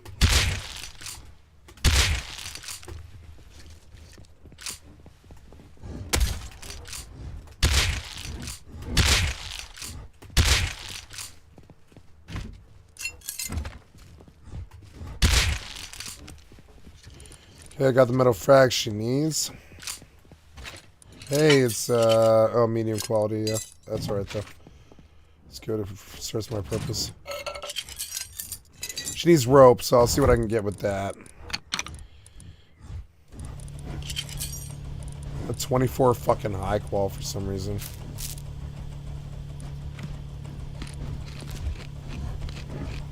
What else is going to have metal here? There's the repair bench. And, see what I find down here. I was hoping for sewing kit, but I didn't get it. Fuel is good, but it's still not what I need. I like the mining helmet. I'm going to need it soon. It's almost dark. That's good. That helps a little bit, the light. Yeah. And I look around to recycle for the other metal frags. Check the mill crate. Maybe it has a magic solution to our problem. Hey, there's another pump shotgun. That's cool. Hey, guns are always good. And a flamethrower. I got a flamethrower, you guys, if that helps you anyways. Yeah, I don't need sulfur. And I can recycle that, and recycle that, and toss that, and eat that, and throw that, and then... So, good. You.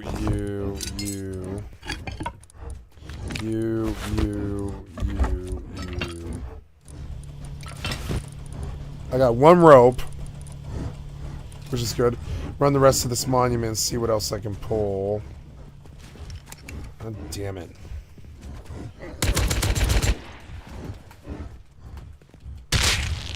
Got all three. Not bad.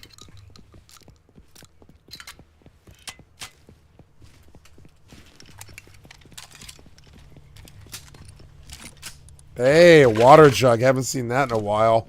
If those people need water, well, I mean, they're at a river though.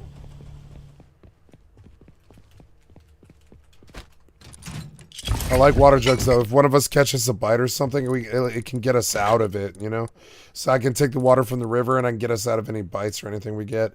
So, yeah, I mean, like, yeah, I'm gonna just switch out for pump, loud pump too. Yeah, like a loud pump full of red shells and stuff. That'll be fun.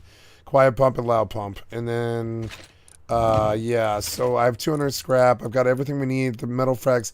I didn't pull enough rope for ladders. She needs ladders, but rope is hard. Rope can be hard for me. It's not hard for her, but it's hard for me. I have to get, like, sewing kits. I don't get rope naturally, so...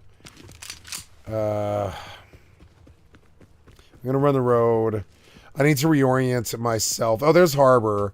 Harbor will help with what I need. It's weird that we haven't seen other people.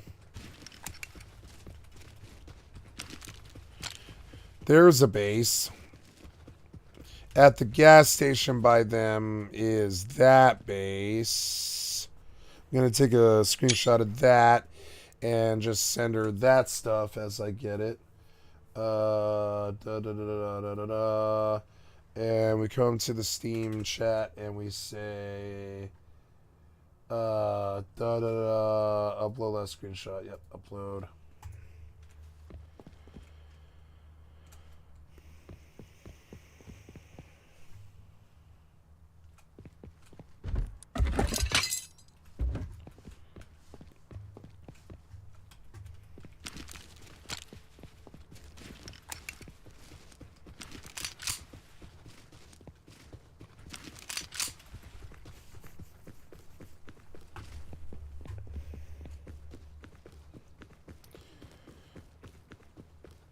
This is Byram.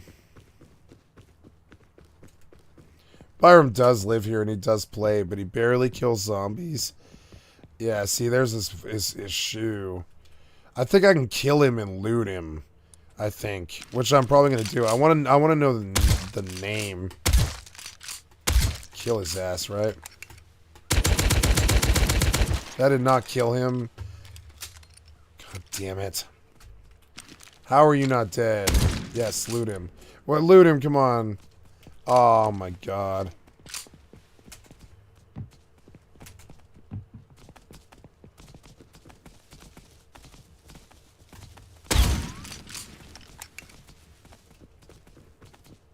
I didn't kill him. I think he was protected.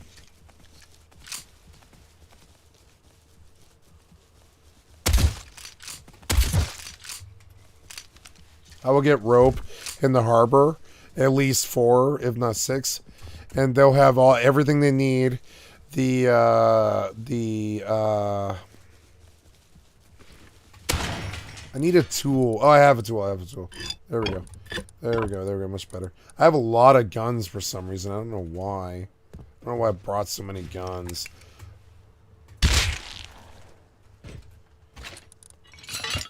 Yeah, so I got 50 fuel in the flamethrower, which is really good. And then we might need that. I can pop the TC. So that's good. I can also help them pop a TC. I think we need to get explosive rounds to that base, and I mean that's travel. I wish I'd get metal frags off that, but I won't. Oh my god, running harbor is gonna take forever.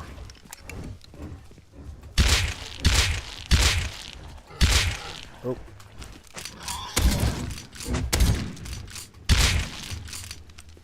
I can't believe I didn't catch a bite, and I don't have pills. The fucking pig came out of nowhere. Nowhere.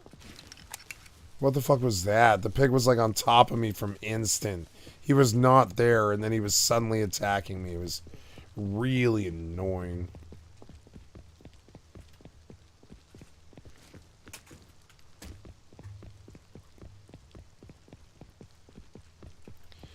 Yeah, where are the boxes around this place? I don't have green card. I should have grabbed the green card, but I don't have a fuse, I don't think. I'm gonna have to stash some of this loot because I don't have any room. Yeah, like that stuff. That's no good. Oh, wait, no, that might be rope. I think I'm gonna get rope off that, actually. Which is good. I'm gonna get rope off that, yeah. I think. Which is good. Yep, and then, what the hell? Oh, you scared me.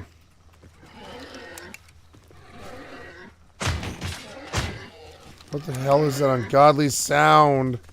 Fucking pigs fucking in the dark. What's going on?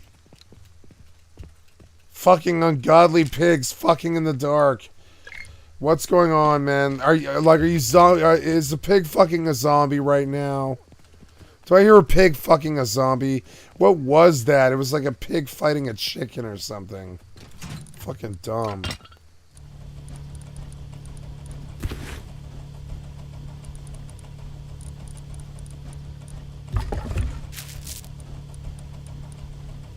Come on, rope.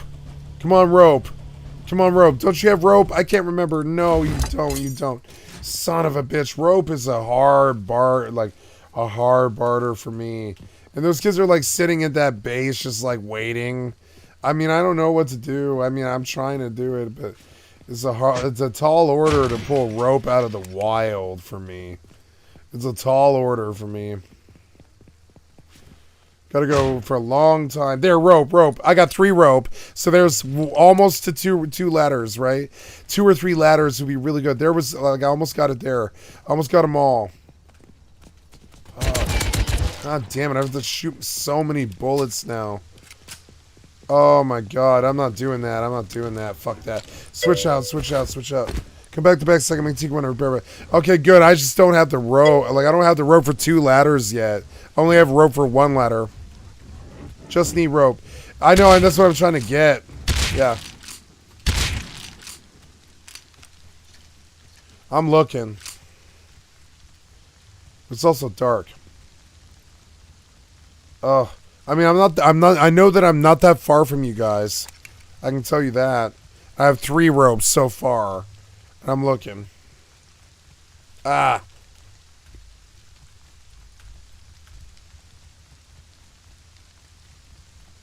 I think the road's gonna do me better than the harbor. Especially in the dark, because I can still get like loot on the road.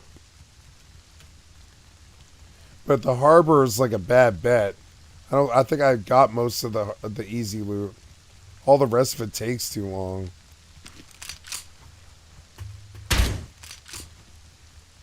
Here, see, this road will get me out of this. Right here, this road.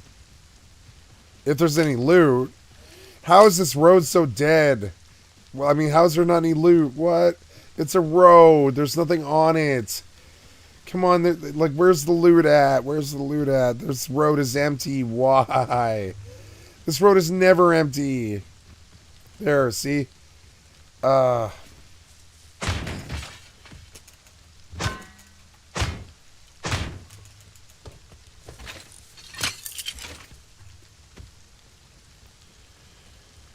Three rope. Still, come on, man, rope. Wood, metal, black cloth. Oh, I didn't catch it there. That sucks. Rope, rope, rope. Nope, no rope. Come on, rope. Rope, rope, rope. Rope, rope, rope. Nope. Rope, nope, rope, nope. Rope, rope. Come on, rope. Nope.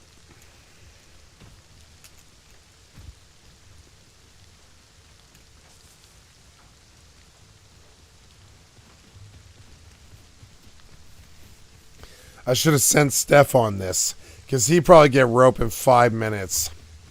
But me, I can't get rope. It's the one thing on the server I can't get.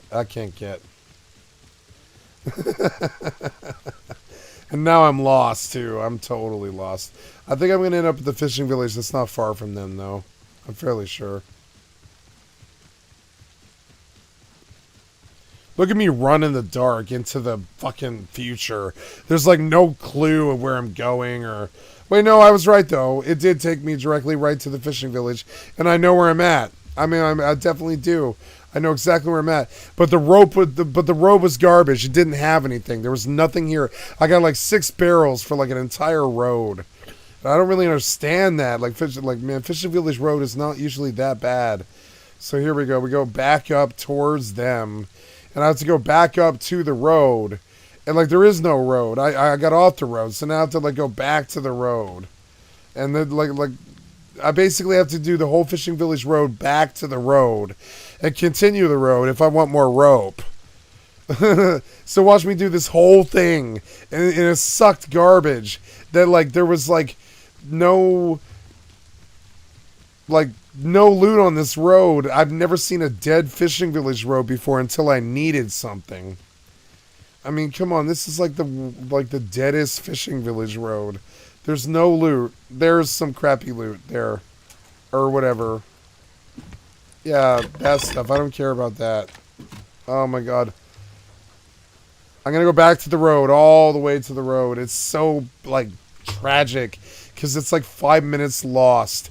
And I followed my instincts down this crappy road that had no loot. And now I have to go back to the road. All the way back. And that's Rust for you.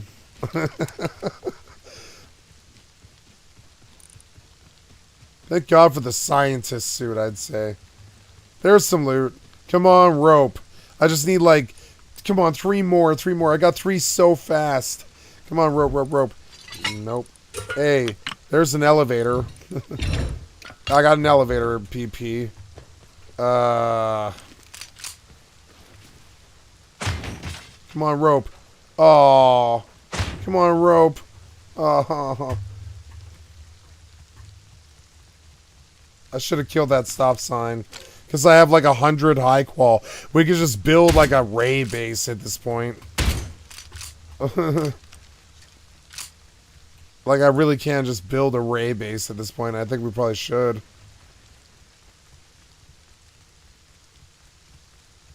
You guys should build a ray base. I mean, what else are you doing? But you don't have any tools, huh? I have to come to you, and I'm so far. I'm not that far, actually, at all. Oh, rope, rope, rope, rope. I'm up to 5, guys. I'm up to 5. I'm going to get you the 3 that you need. Okay, come on, come on. Now I can just go to them. I can just go to them. I have what they need mostly. I can guarantee they can probably get what they need within two ladders, I would say. So, wow, am I back at Harbor somehow? The rope, the road took me back. Damn it. But I'm not far from them. This is the monument that's closest to them. So I'm going to come back in, right this path, right, it will take me right to them. Thank God I can run the hardcore server at night, or I would have been no service to them at all, you know? Like, thank God I could do it. I should look for a boat because I have fuel enough to get me to them, like, really fast. Like, let's see if there's a harbor boat or something somebody left here. Nope. Oh, tragic. I mean, I guess I should pull a tugboat, really. I mean, yeah, but I don't really have the feel for that. I should run the road because, like, the rope is crucial to them.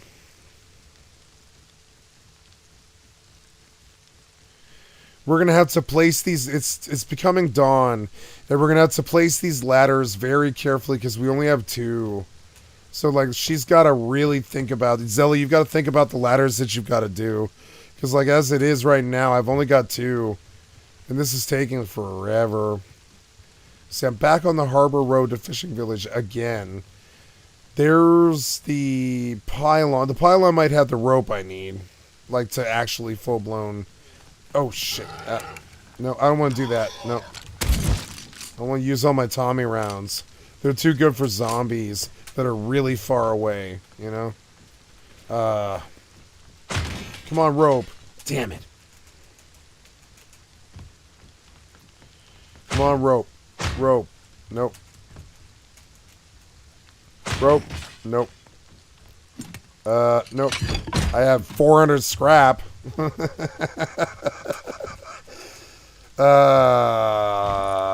Nice. I mean, sure.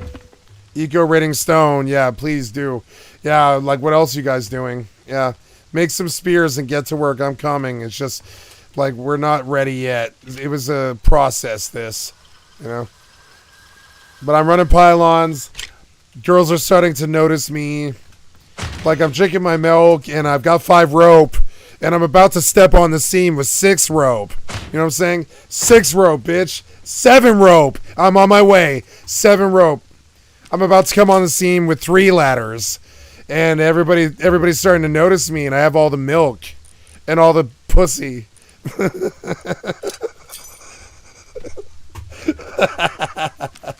I got it. Heads up, guys. The names jumped, and you might check the name, because now we're not alone, and he might be in that base next to you. Oh, God, where are they? I need to go to the water. Yeah, I went out of the way. Shit. They're right by the water. Like, right by it. So, I mean, I'm just going to go to the water, and I can't miss them. I'm fairly sure the river's right over this tail. I'm pretty sure. I think right over this tail, I think I'm right at them. I'm fairly sure. If I know hardcore. I think I do. I think I know hardcore. I'm, like, not that far from them.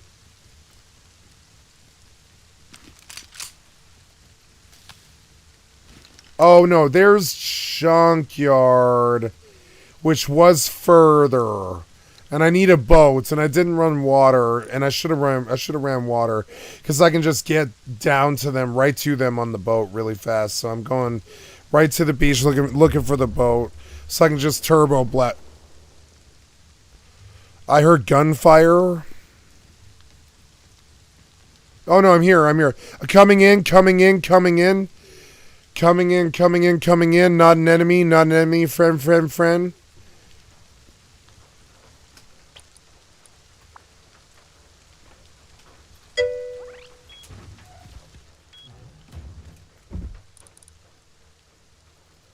Okay, Zelly, the mats for... Okay, Zelly, so the mats for your everything is in the base. 700 metal frags, 50 high qual. You can fix your SAR. You can make your ladders. You can do everything you need to do.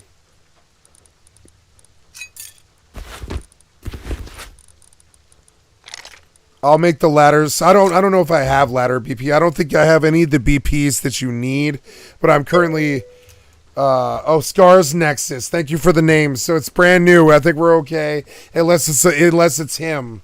Remember Terminator 2 guys? It's him. Remember? It might be him. So just watch it.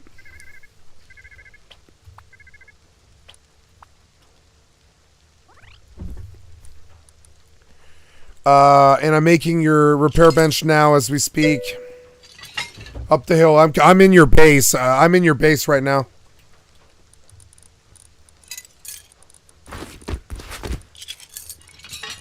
$400 scrap in here for some fucking reason. So dumb. Yep. I want, this is no good. I want to fix that for her because that's no good. I don't want that. I mean, we need wood and she doesn't have the tools. So I have the tools. She's going to need that fixed. The repair bench was the other bit. Repair bench is what, 200 metal frags? Yeah. Repair. I don't have it starred. Don't make cat. There's a bench made. Okay. All right. All right. I have not made. I'm going to fix your airlock because this makes me nervous. And there's also a twig roof. So. Yep.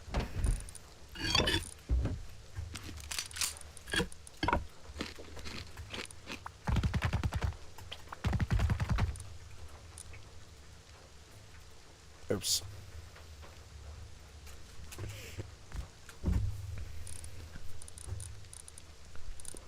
What I don't have, Zelly, is ladder BP. I'm terribly sorry. So that one you'll have to do yourself.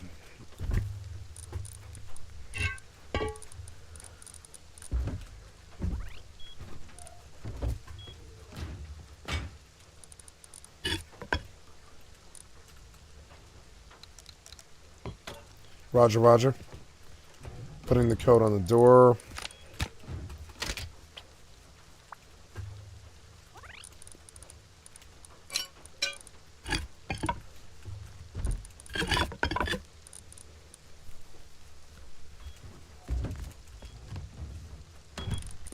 When you're done, if you'd like to join us for eco rating, it's kind of fun. You can join us. Yeah, let me stash these guns and grab a set of machetes. I'm gonna bring my DB. Keep it cheap, because if he comes on, you know.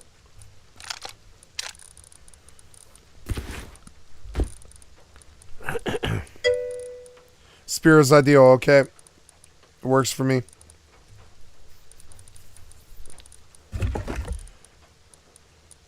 I don't know if we have enough. Yeah, I don't think we do. Oh, I was gonna make a furnace, but to get her more metal frags, but I don't think we really need it. Yeah, the suppressed pump will be what I want here. Yeah, and like a revolver with 64 bullets. I don't want to lose the Tommy to some kind of fuckery on an eco raid. And then. Yeah, and I have like no set. The set itself is in there, so I'm gonna maybe see if I can put a bag down here because I have suspicions something weird is about to happen. So I'm just gonna. You have 100 fuel, yes. So I mean, but do you need metal frags? I don't think we do. I don't think we need metal frags for anything we're doing. So, and there's 1,000 in here already. So I put a bag down in case. There's any problems and stuff, and I'm at 5 of 5 bags. So I can I can spawn here and give you guys respawns and stuff. If we need a respawn or if we die to a trap or anything like that, I can get you out of it. I'm gonna say Ray base, right? And if you guys have any bag slots, it might not be a bad idea, but I doubt it. I doubt we have any problem here. And now I'm coming finally. Just trying to get the appropriate kit. I won't leave the base without the appropriate kit. I learned the hard way. I lose if I don't have the right kit. So I always do it perfectly. Even if it takes 10 minutes, I don't care. Yeah, I need wood for the spears. Making spears as we go.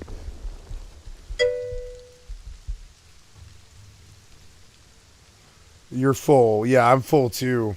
Yep. Fire in the hole.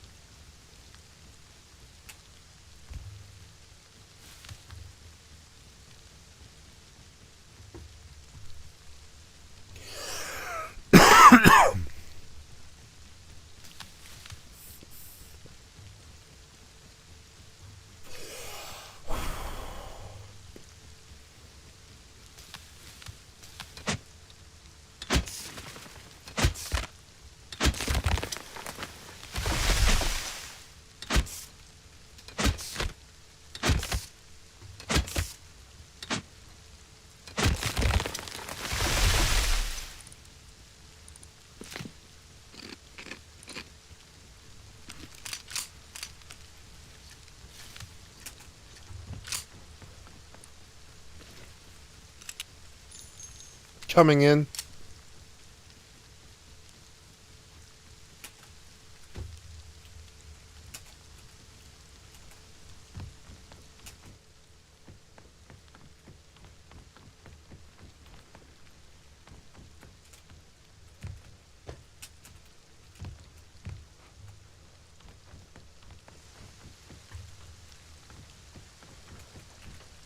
Right, I came up this way and I lost track.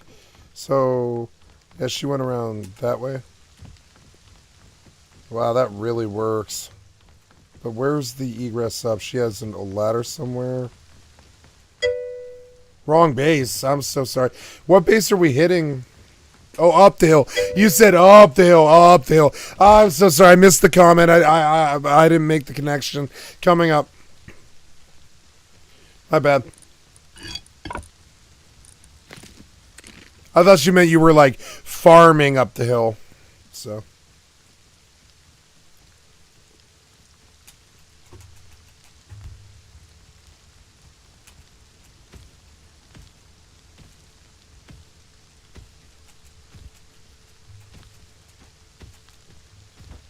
Thank you.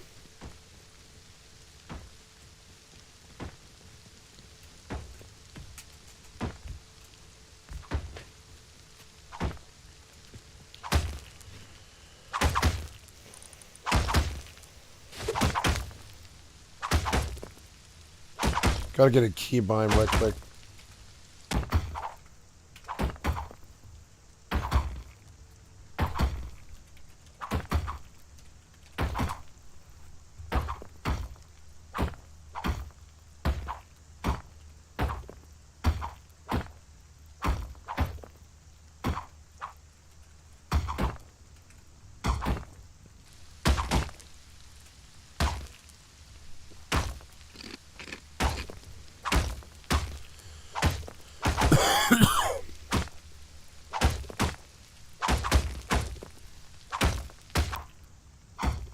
Oh, damn it. Ugh.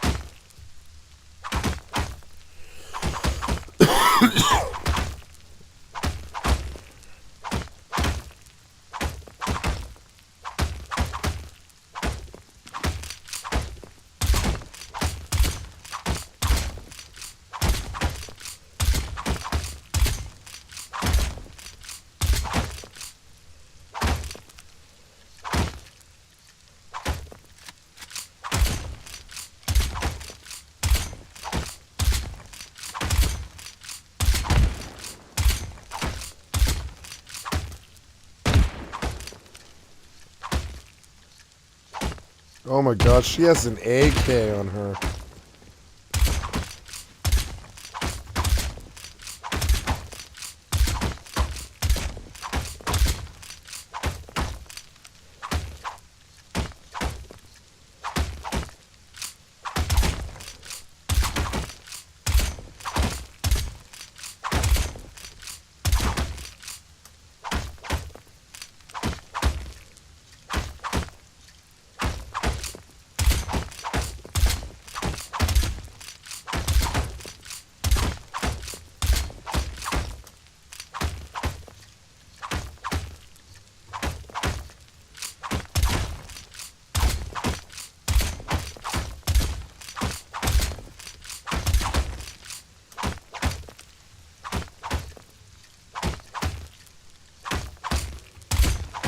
Okay, watch out. Watch out for a second.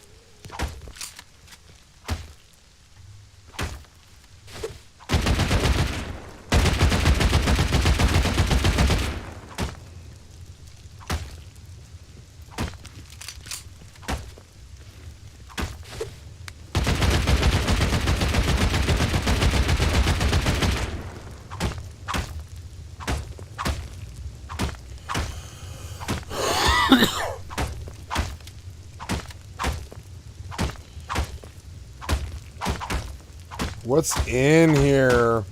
What do you have in here? Is it gold?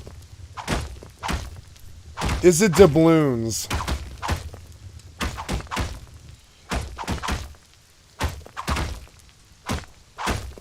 It's empty, isn't it? It's another empty base.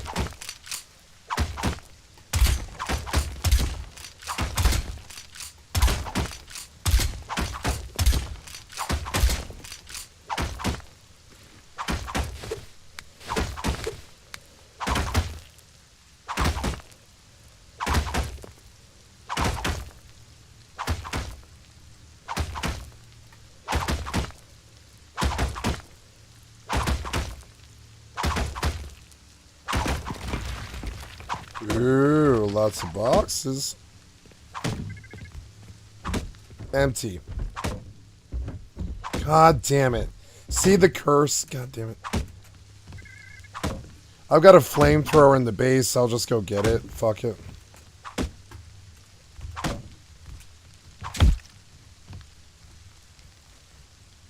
Oh, sorry. You're good, man.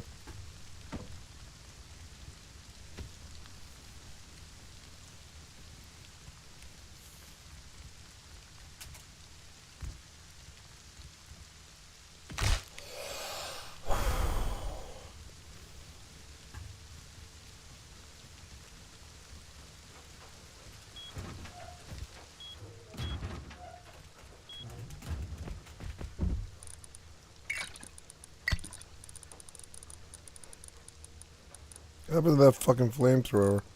Oh, she's got it, huh? Yeah, she's got it. Never mind. Yeah. I was like, yeah, I have a flamethrower, yeah. Or do I? Yeah, I have a flamethrower. I brought it back. Yeah, she's got it. Okay.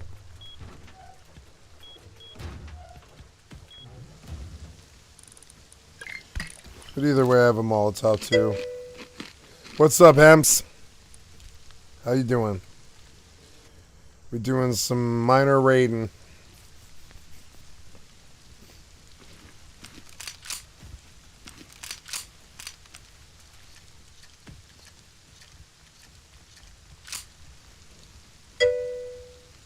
Right on, right on. Pretty chill Sunday to Monday morning for me. Oh, well, thank you. I appreciate that. It's always good to have some patronage. Well, thank you. Yeah, I've been at it for a little while now. It's a long progress, Hemps. So this is the first year and a half, right? See what it is in 10 years is what I have to say, right? Check in with me in 10 years, right? It sucks right now, and some of them are good, but I'll have like an album, and I'll have like some videos going and stuff. I think I've got a career coming. And thank you for the awesome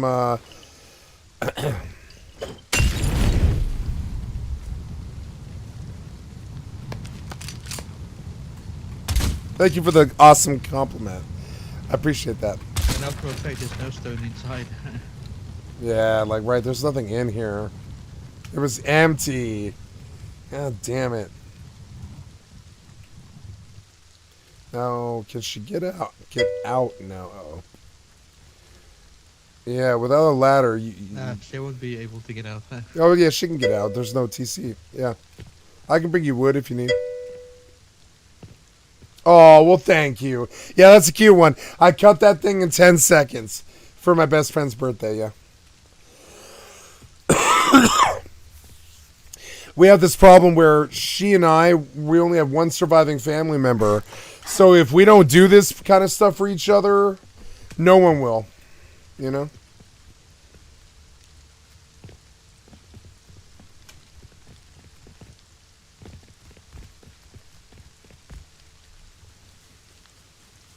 Try to make her feel I told her, I was like, I'm going to try to make you feel significant, like someone cares and is willing to do a YouTube video about you. And she was like, that's very nice. And I was like, that's right. I want you to know that you care. I want you to know that someone really cares that you exist, because she struggles with what's called and it's very personal, but I don't think she would mind if I shared it. She struggles with what's called imposter syndrome. And so do I, kind of. I suffer from imposter syndrome, where I believe that I don't belong in society, that I'm not qualified or something. And that's ridiculous. Totally ridiculous. We're all valid. We all belong here. We're all friends and family and humans. We need more explosives, right? Yeah, where's the repair bench at? Oh, I didn't make one. Sorry, you said you had one, so don't make one. No, we have them. Oh. We have Explo. We just need a repair bench. Oh, you need a repair bench. I'm sorry. Okay, cool. Yeah, I'll make one. Yeah, there's metal in the base. Yeah, like 1,000.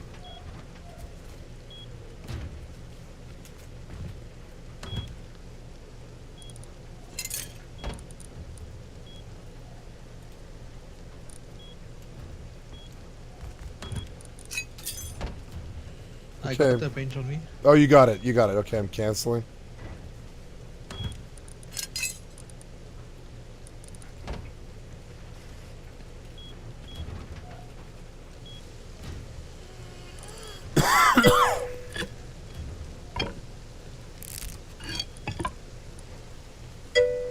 Oh well, congratulations, Attempts. It is. It's a birthday for. I'm gonna do it every year. It's a happy birthday to the entire world. But I mean, it was a personalized birthday for a friend. But I mean, like, I wouldn't mind saying happy birthday to the entire world. Do we have a ladder, by any chance? I don't have the BPs, but what we do have is 7 rope. I got BP. Okay. Yeah, isn't that a cool idea? Like, I see streamers, and I think they think this is about money. But I'm here for the community. So, like, if a happy birthday brings up somebody's day, I've won. And on top of it, I get hits. And I get the power. What, the viewers? I get the viewers. I get the power. That's this is where the power is. We have the power. We have the power. And a screenshot. I'm gonna get a screenshot of the Zelly here. Yo, there's Zelly on her way to kick someone's ass.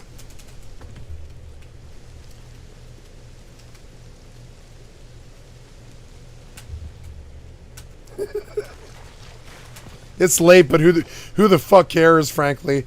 It's funny with the boomers because we have the schedule. We have the time to kick someone's ass.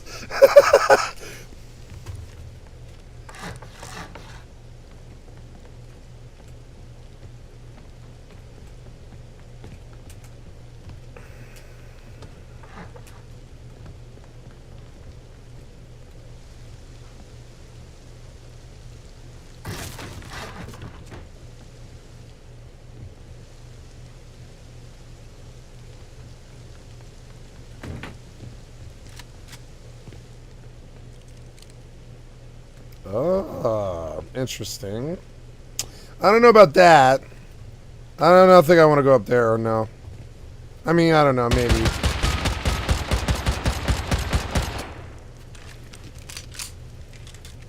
I'm gonna watch your 6 and get my Tommy here. I'll BRB.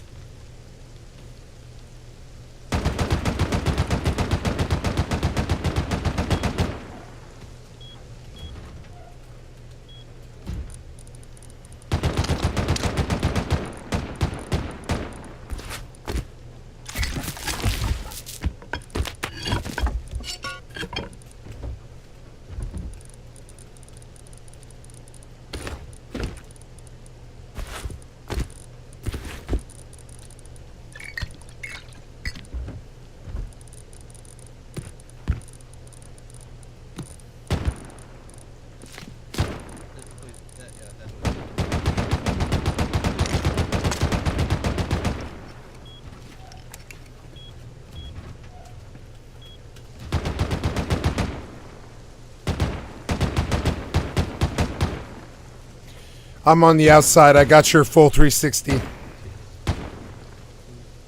So you can keep your eyes on what you're doing if you want. I think we have. I live in what's called a fifth wheel, which means that it is a extended household that looks like, well, I can't show you just yet because they're explo rating, It's not a van. It is a fifth wheel. It is a $55,000, 1,200 square foot, queen size bed, like living space with a living room that's about 700 square feet. So, and I'll give you a base tour if you would like to see it. There's like back there in that bedroom is my bedroom with my queen size bed and my 40-inch television and stuff. And there is, I'm sorry, what's up? Are you in? Yeah, nice. So yeah, and there's my 100-inch television, and then over there is my kitchen. I'm sorry, my camera's got to kind of spin and stuff. But yeah, like over there is the kitchen, and there's my monitor and stuff, and my couch and my various windows and stuff. I saved up and I bought this place and renovated it for about $30,000, which is a lot different from a trailer. Trailers are expensive and they can be very good, Yeah, and so the beautiful thing about this is it's a home. It's like a 1,200 square. It's more than that. It's less than that. It's like 900 square feet, I believe it is. It's like 900 square foot home worth about, you know, I got it used for like 30,000 with all the renovations and everything. It's got solar. It's got power. It's got a shower and a toilet and running water, and you know, and like up there on the roof is an air conditioner. You know, I have an air conditioner running right now. It's a home. It is not a trailer, but it is a cheap home. It's a very cheap home, you know, and that's the whole point. And also I can hook it up to a truck, and I can slide it into itself, and it compacts to the size of a truck, even though it's a home, and I can drag it across America. Yeah. Yeah. I mean, it was only 30 grand. I think we bought it used for 24. I'm sorry if I'm not paying attention, but I've been watching your 6. You know, I've been watching, you know. But I am talking to somebody on the stream. Yeah. I'm worried. I actually have been watching, though. I have been watching, I promise. Yeah. But yeah. You know, yeah.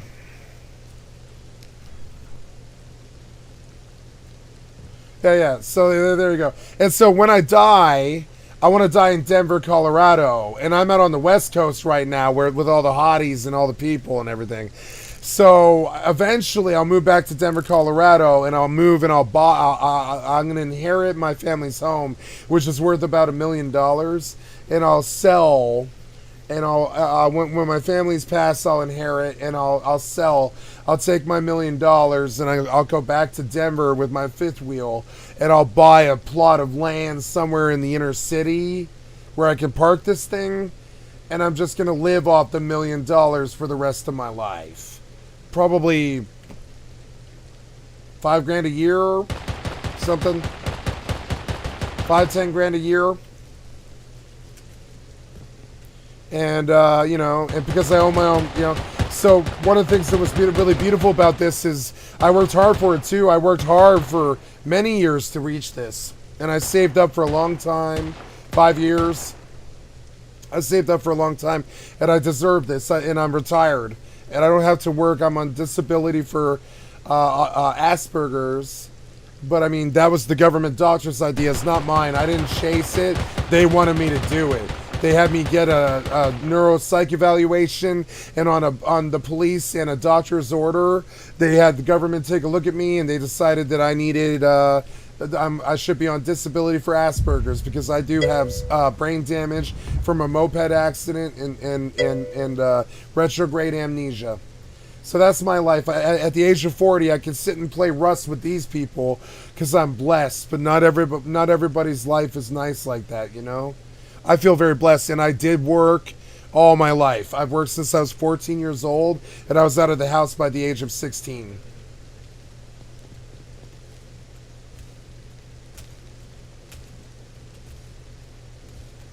So, and thank you for the wonderful support. Yeah, people ask, is it a van? Is it? I mean, no, it's like a full blown home. I had it renovated. I had it remodeled. Like, my mother did the decor. She had me move my paintings in and shit. You see the paintings? I drew those paintings and shit on the wall and all that. Yeah, I mean, it's like a full blown home. It's not a van. It's like, you know, I can live here very comfortably for the rest of my life on my parents' land, and I don't have to pay rents or anything like that. So yeah, and people ask you. By the way, don't feel like rude or anything about asking. Many people ask for a base tour. It's a very common thing. And I say, no, it's not a van. You save up $50,000 like I did, and then buy it. And then someone says you bought a van, and you're like, nah, motherfucker, I saved up $50,000 and I bought my home. It's a cheap home, but I mean, I bought my home. You know, and I feel very good about that. You know. I feel good about it.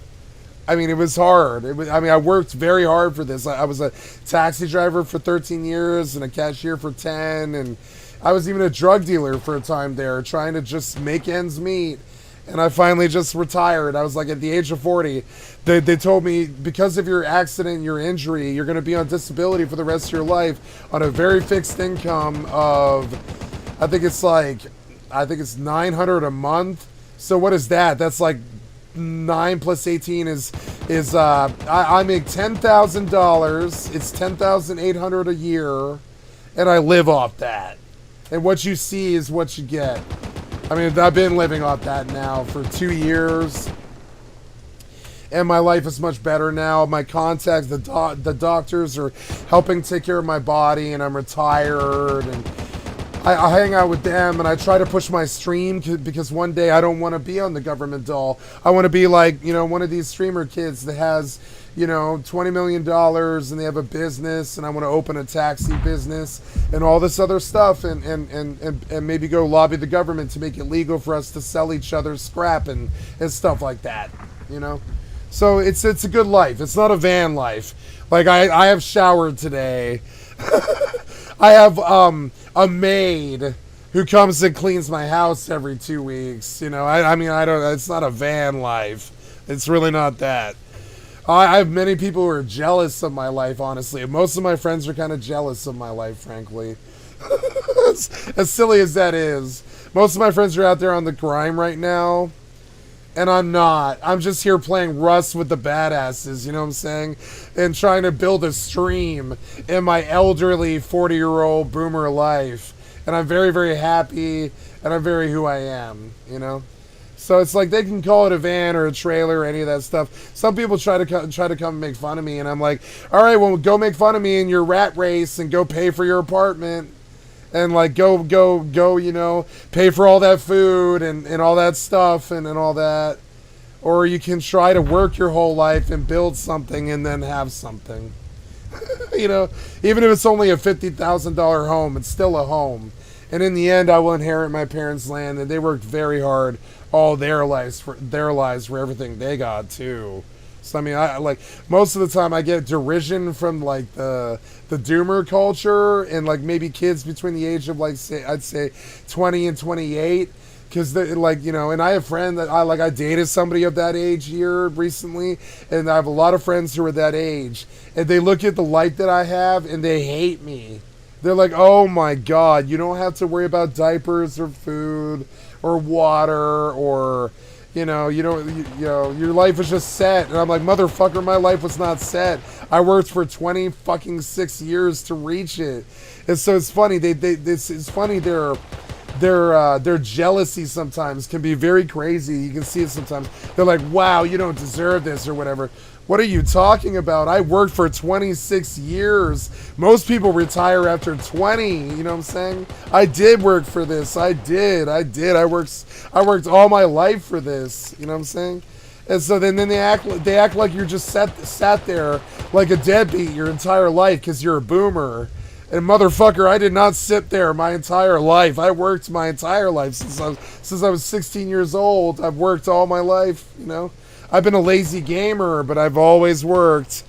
Even when I was on the government dole, I would still work on the side trying to get better on a part-time job, fixing laptop screens or something to try to get out from unemployment or something like that. I'm like, Jesus Christ, I've had a lot of bad problems in my life, but I'm happy. That's the difference. And I hope that you one day can feel the same.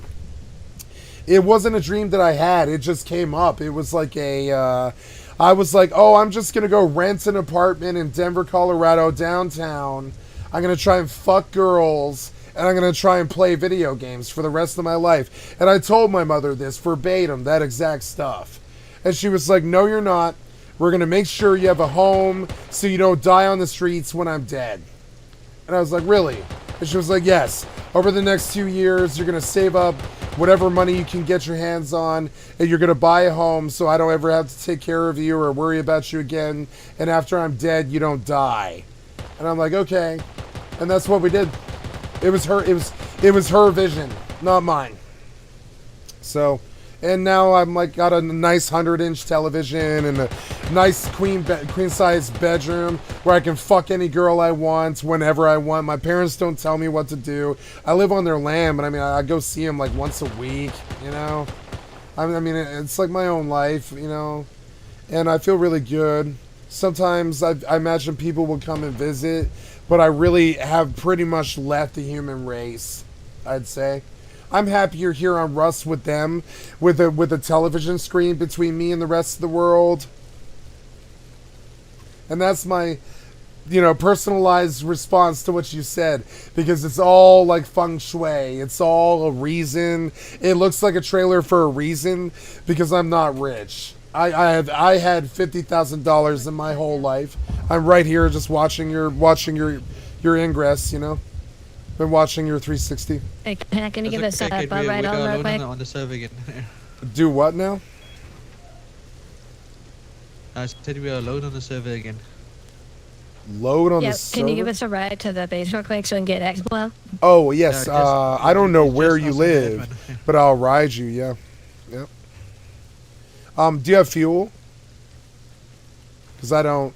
Is it in the base? Yeah, I got 100. Oh, you got it? Okay.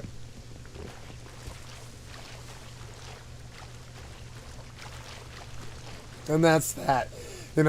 It's sometimes I feel like my life is a movie, because it was. My life was like a movie. It really was. And so, like, people think that I just sat there like some kind of interminably online person all my life doing nothing. And I've had like 55 jobs in my life, and I worked all of them, mostly like a lot. I graduated high school. I went to college. I mean, I worked hard. I'm an actual boomer who worked hard. It's kind of rare, but I worked hard my whole life. Oh, I'm driving, aren't I? I'm so sorry. There we go. So, are we ready?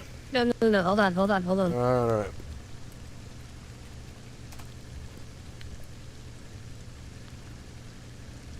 Yeah. Wow, so, he's gonna meet us there. Okay, yeah, you're driving. and everyone here is the same. Our generation was not given any money. I was not given $1 by the government until I was like 36 or something like that. They didn't give a living shit about us. Hey, you can go. Okay, you don't want to wait? I'll wait for him. I'm not in a rush. Are you sure? He's spawned at the base. Oh, he's already just there. Meet that way, yeah. All right. So you'll need to guide me where the cave is, but I'll take you go the other way. Other way. I've got to strip my guns and my suit here. 1 second. There we go. But I suggest you do the same. He might aggro. So it's this way.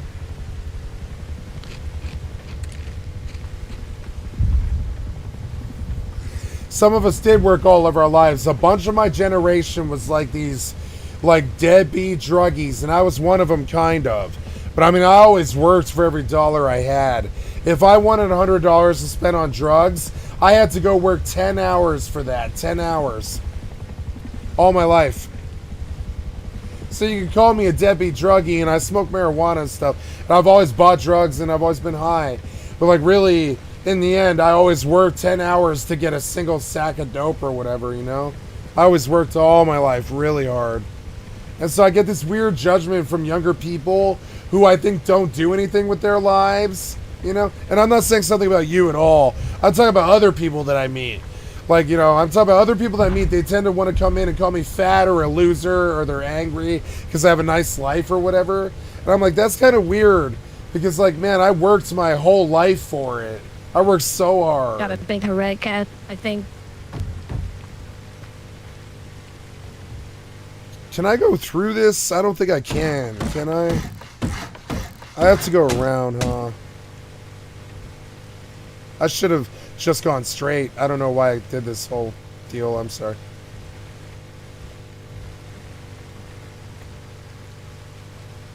God, I love Turbo. We're gonna have contact in a second. We're gonna have contact in the snow. Why? I blew the hazy. We'll be fine. Oh, he found him? Okay. Oh, I'm not worried. I'm just, thank you for the heads up. I'm just wondering what's going on. Is he being pushed?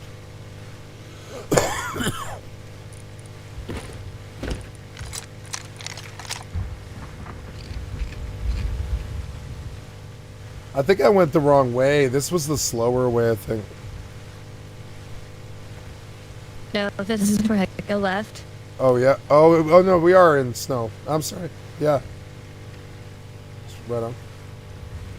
Like in Yep, just go straight right there, to your right. The way you're pointing, okay. Yep, straight there, straight. Well, Yep. we need up the cliffs though, which, like, I want to see if I can see a good way to do that fast. Maybe we can do it right here.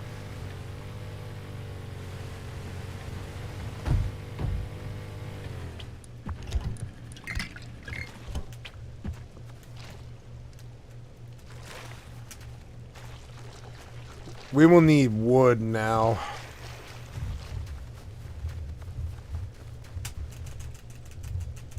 Here is good.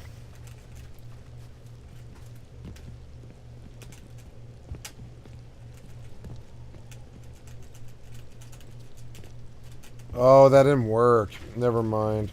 Maybe here? Yeah. Yeah, like over here. Yeah, this works.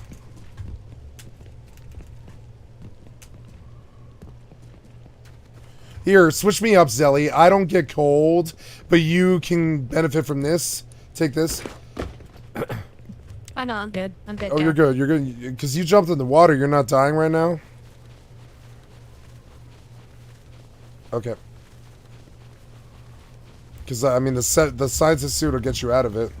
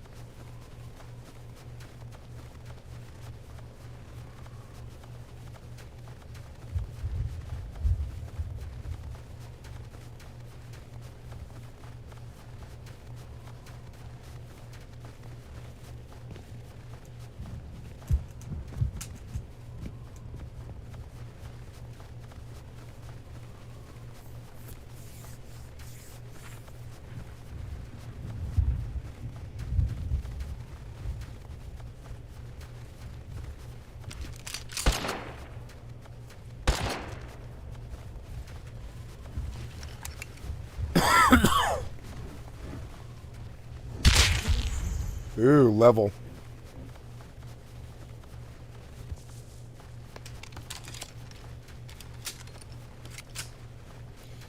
$60.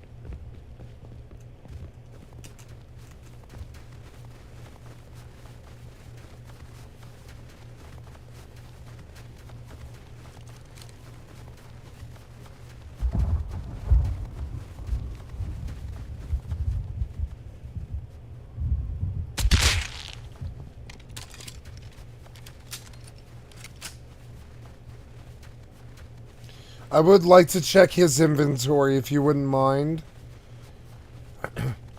I left that scrap in the base, and I don't know why I did that. But yeah. I left that 400 scrap. I should have brought it. I hear patrol.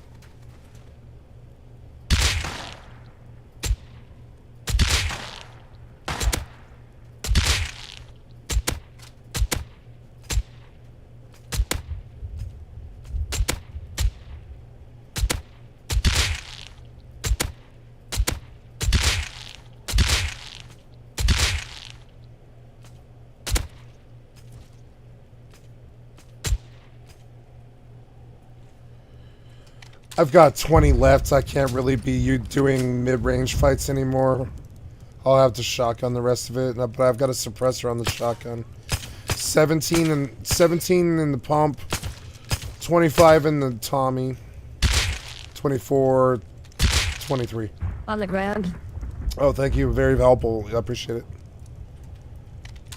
Just, you know, keeping you updated on what my situation is. If we have to fight him, you know, it's good to keep, like, 2 mags, because I might need it.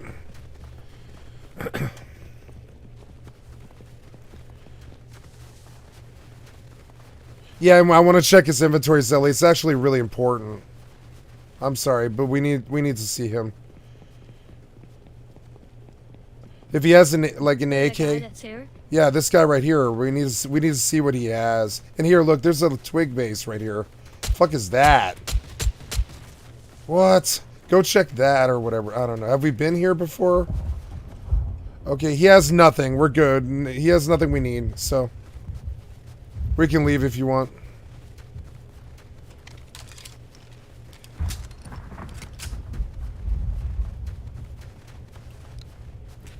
We've been here, I think, didn't we? I think we've been here. Or no, I don't know. We haven't been here, but... No, this is new. This is brand new. Brand new, right? Yeah, I was like, I'm tripping, right? I was like, this was not here today. Like, I don't know. We can't burn it. I have fuel, but I can't make it. There was stuff on the ground, so there's some on there. Just a heads up. Yeah, so if we had a T1, we could make a Molotov. It's the vendor. If we have fuel, we can make a Molotov and burn his TC, but I mean, I doubt he has anything if he built that. I doubt he has a gun. I have all those BPs. Yeah, he probably... Okay. I don't know. We're good, though. I don't know where we're going, though. You'll need to take point. We're done now.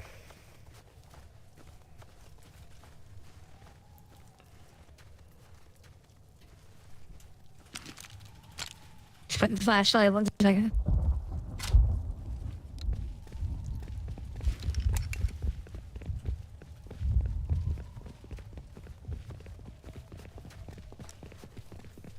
Sometimes they have like AKs for 400, you know, which would be beneficial, you know.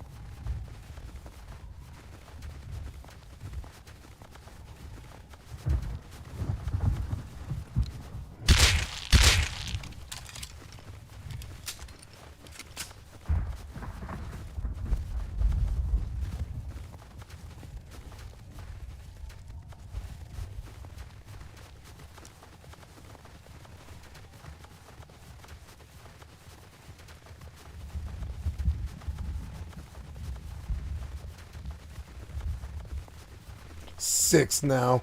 There's another.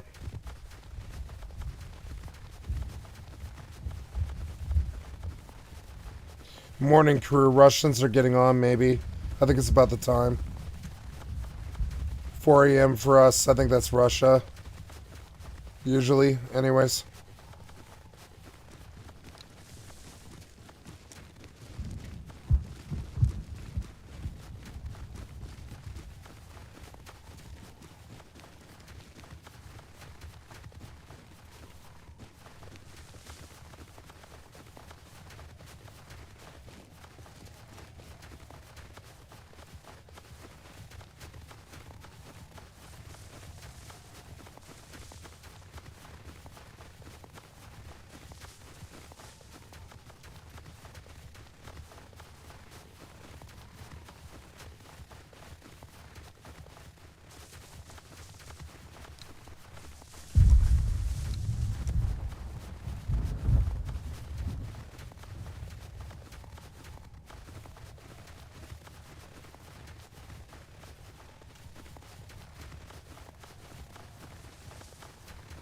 I'm trying to find it. You're fine, Zelly. It's hardcore. What's bad is feeling bad. I don't know, I'm doing it. We're almost there. Yeah, you're doing great. I know you are. Yeah. I'm like, I know we're close. I see that box. You know? That box is smart.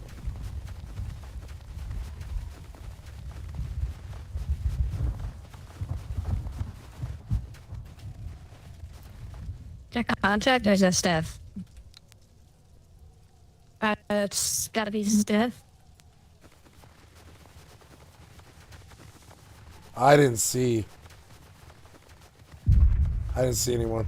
Oh. Should we kill him? That's Steph. That's Steph. There's no way it's not Steph. Yeah, that's Steph. Yeah. That's me. Yeah. Little warning, motherfucker.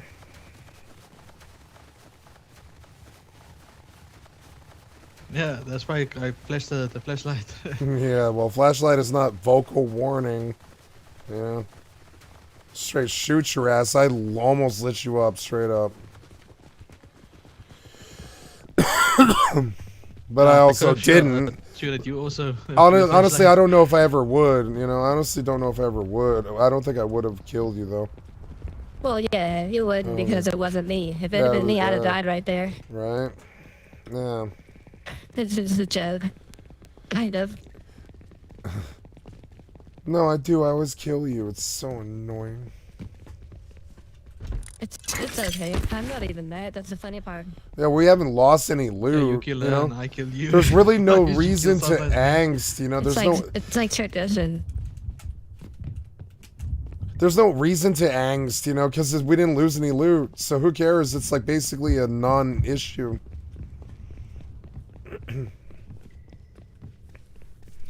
Airdrop.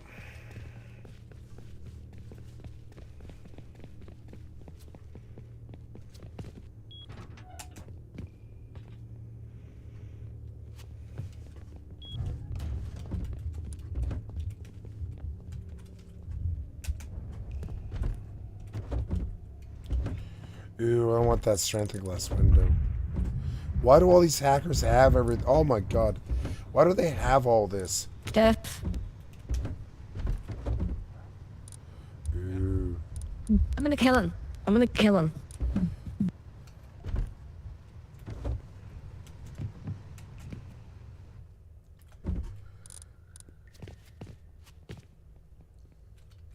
I want that 8x. I'm just gonna take it. I don't care. I'm putting the 8x on the Tommy. Shit, what else is in here? I'm gonna go see what guns these people have. Like, why do they have all these guns? It's just crazy. It's Steph, what is this in this box?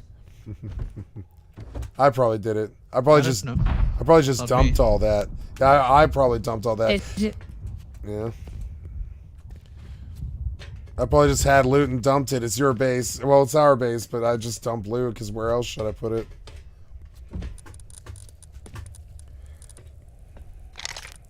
Okay. Move the bases in anyway. It's all good.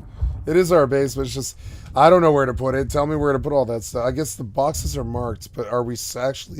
No, you're chilling. It's fine. Are we actually sorting them? I mean, yeah, you did. You did sort them all. No, I mean, yeah, I'm so sorry. So I will obey your box rules. I just have lived in the wild solo for so long that I just don't have Be right back. don't have box rules.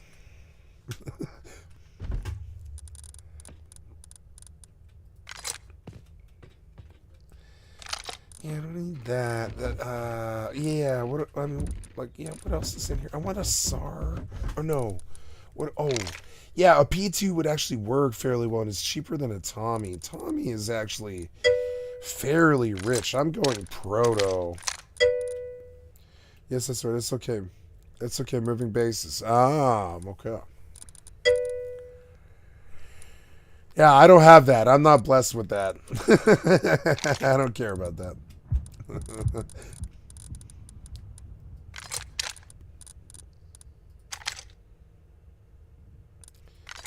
Ooh, look at all that. Yeah, let's dump all of that in there. Have a full blown nice converted that. And then instead of another proto, I'll take a P2. I mean, yeah, like the Tommies are... I like the Tommy. It's got the range. I want range. I want a SAR, but they're using them for, like... They're using them for raiding. It sucks. Because it's like, I want a range, and the Tommy range sucks. The range on this thing is 45. Range on this thing is 45. Range on that is 72. The Tommy is 90, which is nice, but it's not like...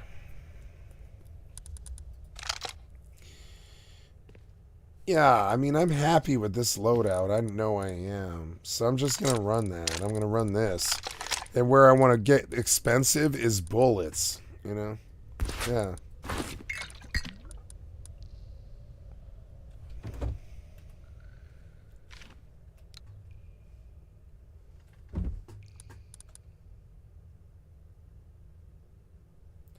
Wow, there's a stone gate in here. Nice.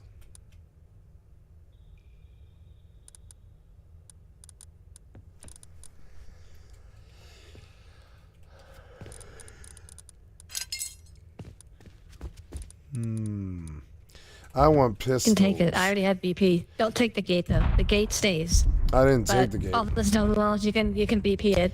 I live on a boat. I don't need the gate.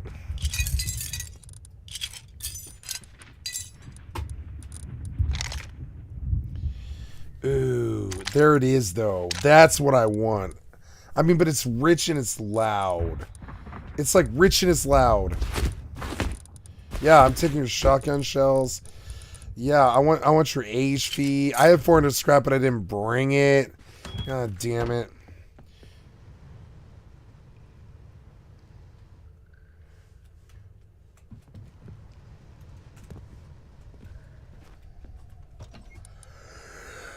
Oh well, that's okay.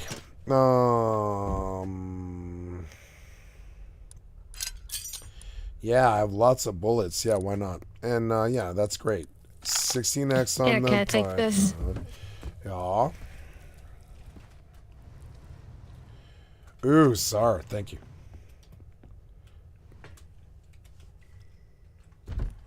SAR has the range, but I also need like a lot of 5.56, which I don't know. I need like 2 stacks of 5.56. I haven't fired a SAR in a year. I can't wait.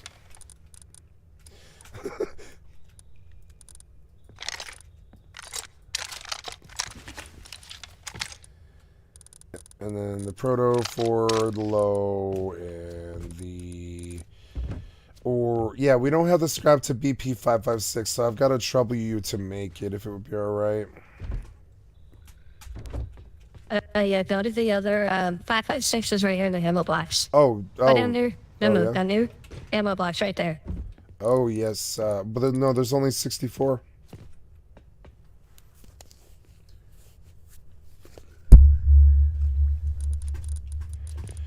I need 2 stacks if I'm gonna... Oh, no, I don't. No. I guess 64 is probably enough, actually, for what I'm doing.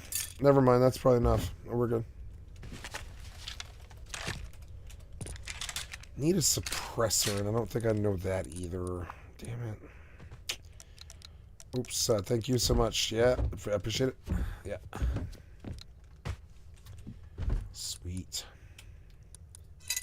Oh, I'm perfectly set. Yeah, perfectly set. Sweet. I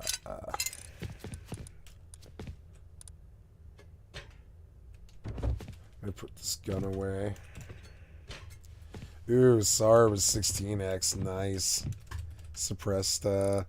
Ooh, can you manufacture a suppressor for me, please? Because I don't have the BP. I suck at Rust and I don't get BPs like you. I just die to stream snipers all day. Thank you.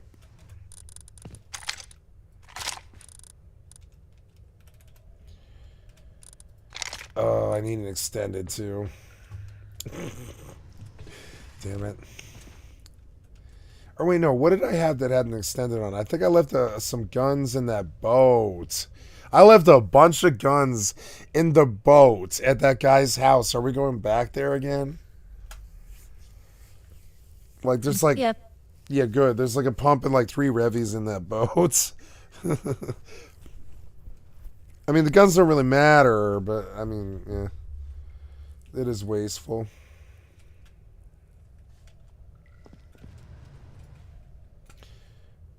Oh, this is perfect. I haven't had a sniper weapon on this server in so long. It's going to be so fun.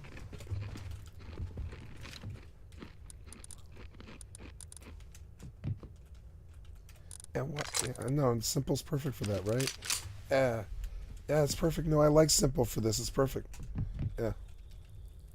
Hey, what's wrong? I have a reflex I've got to put away. And a Python. Okay, I think I am ready. I want to err on the side of bullets. I think I'm going to bring a stack of Explo too, if that's alright. And, let's go.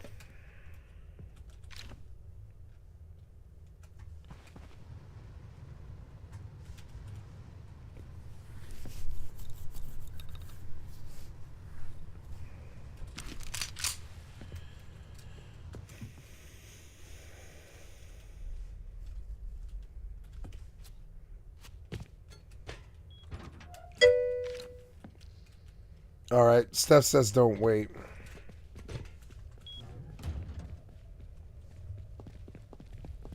I'm not. I got stuff to do.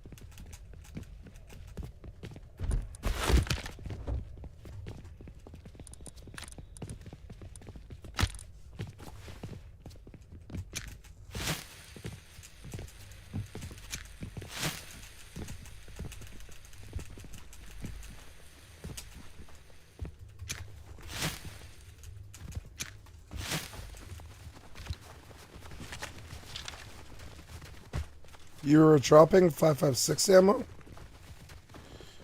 Or you did. I picked it up. I'm just warning. I don't know if you're done making them, but... Yeah.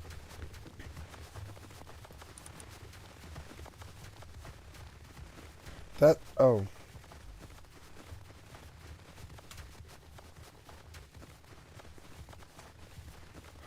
What's the story on that metal base with the door popped on the top? You guys raided them?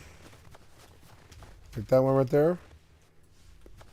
Yeah, that's ours. Oh, cool. I was just wondering. Hey, a train. Nice.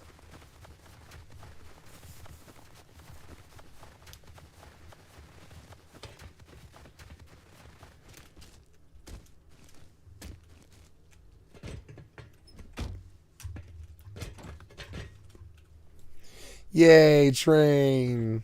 Hold on a second. Oh, yeah, I don't care.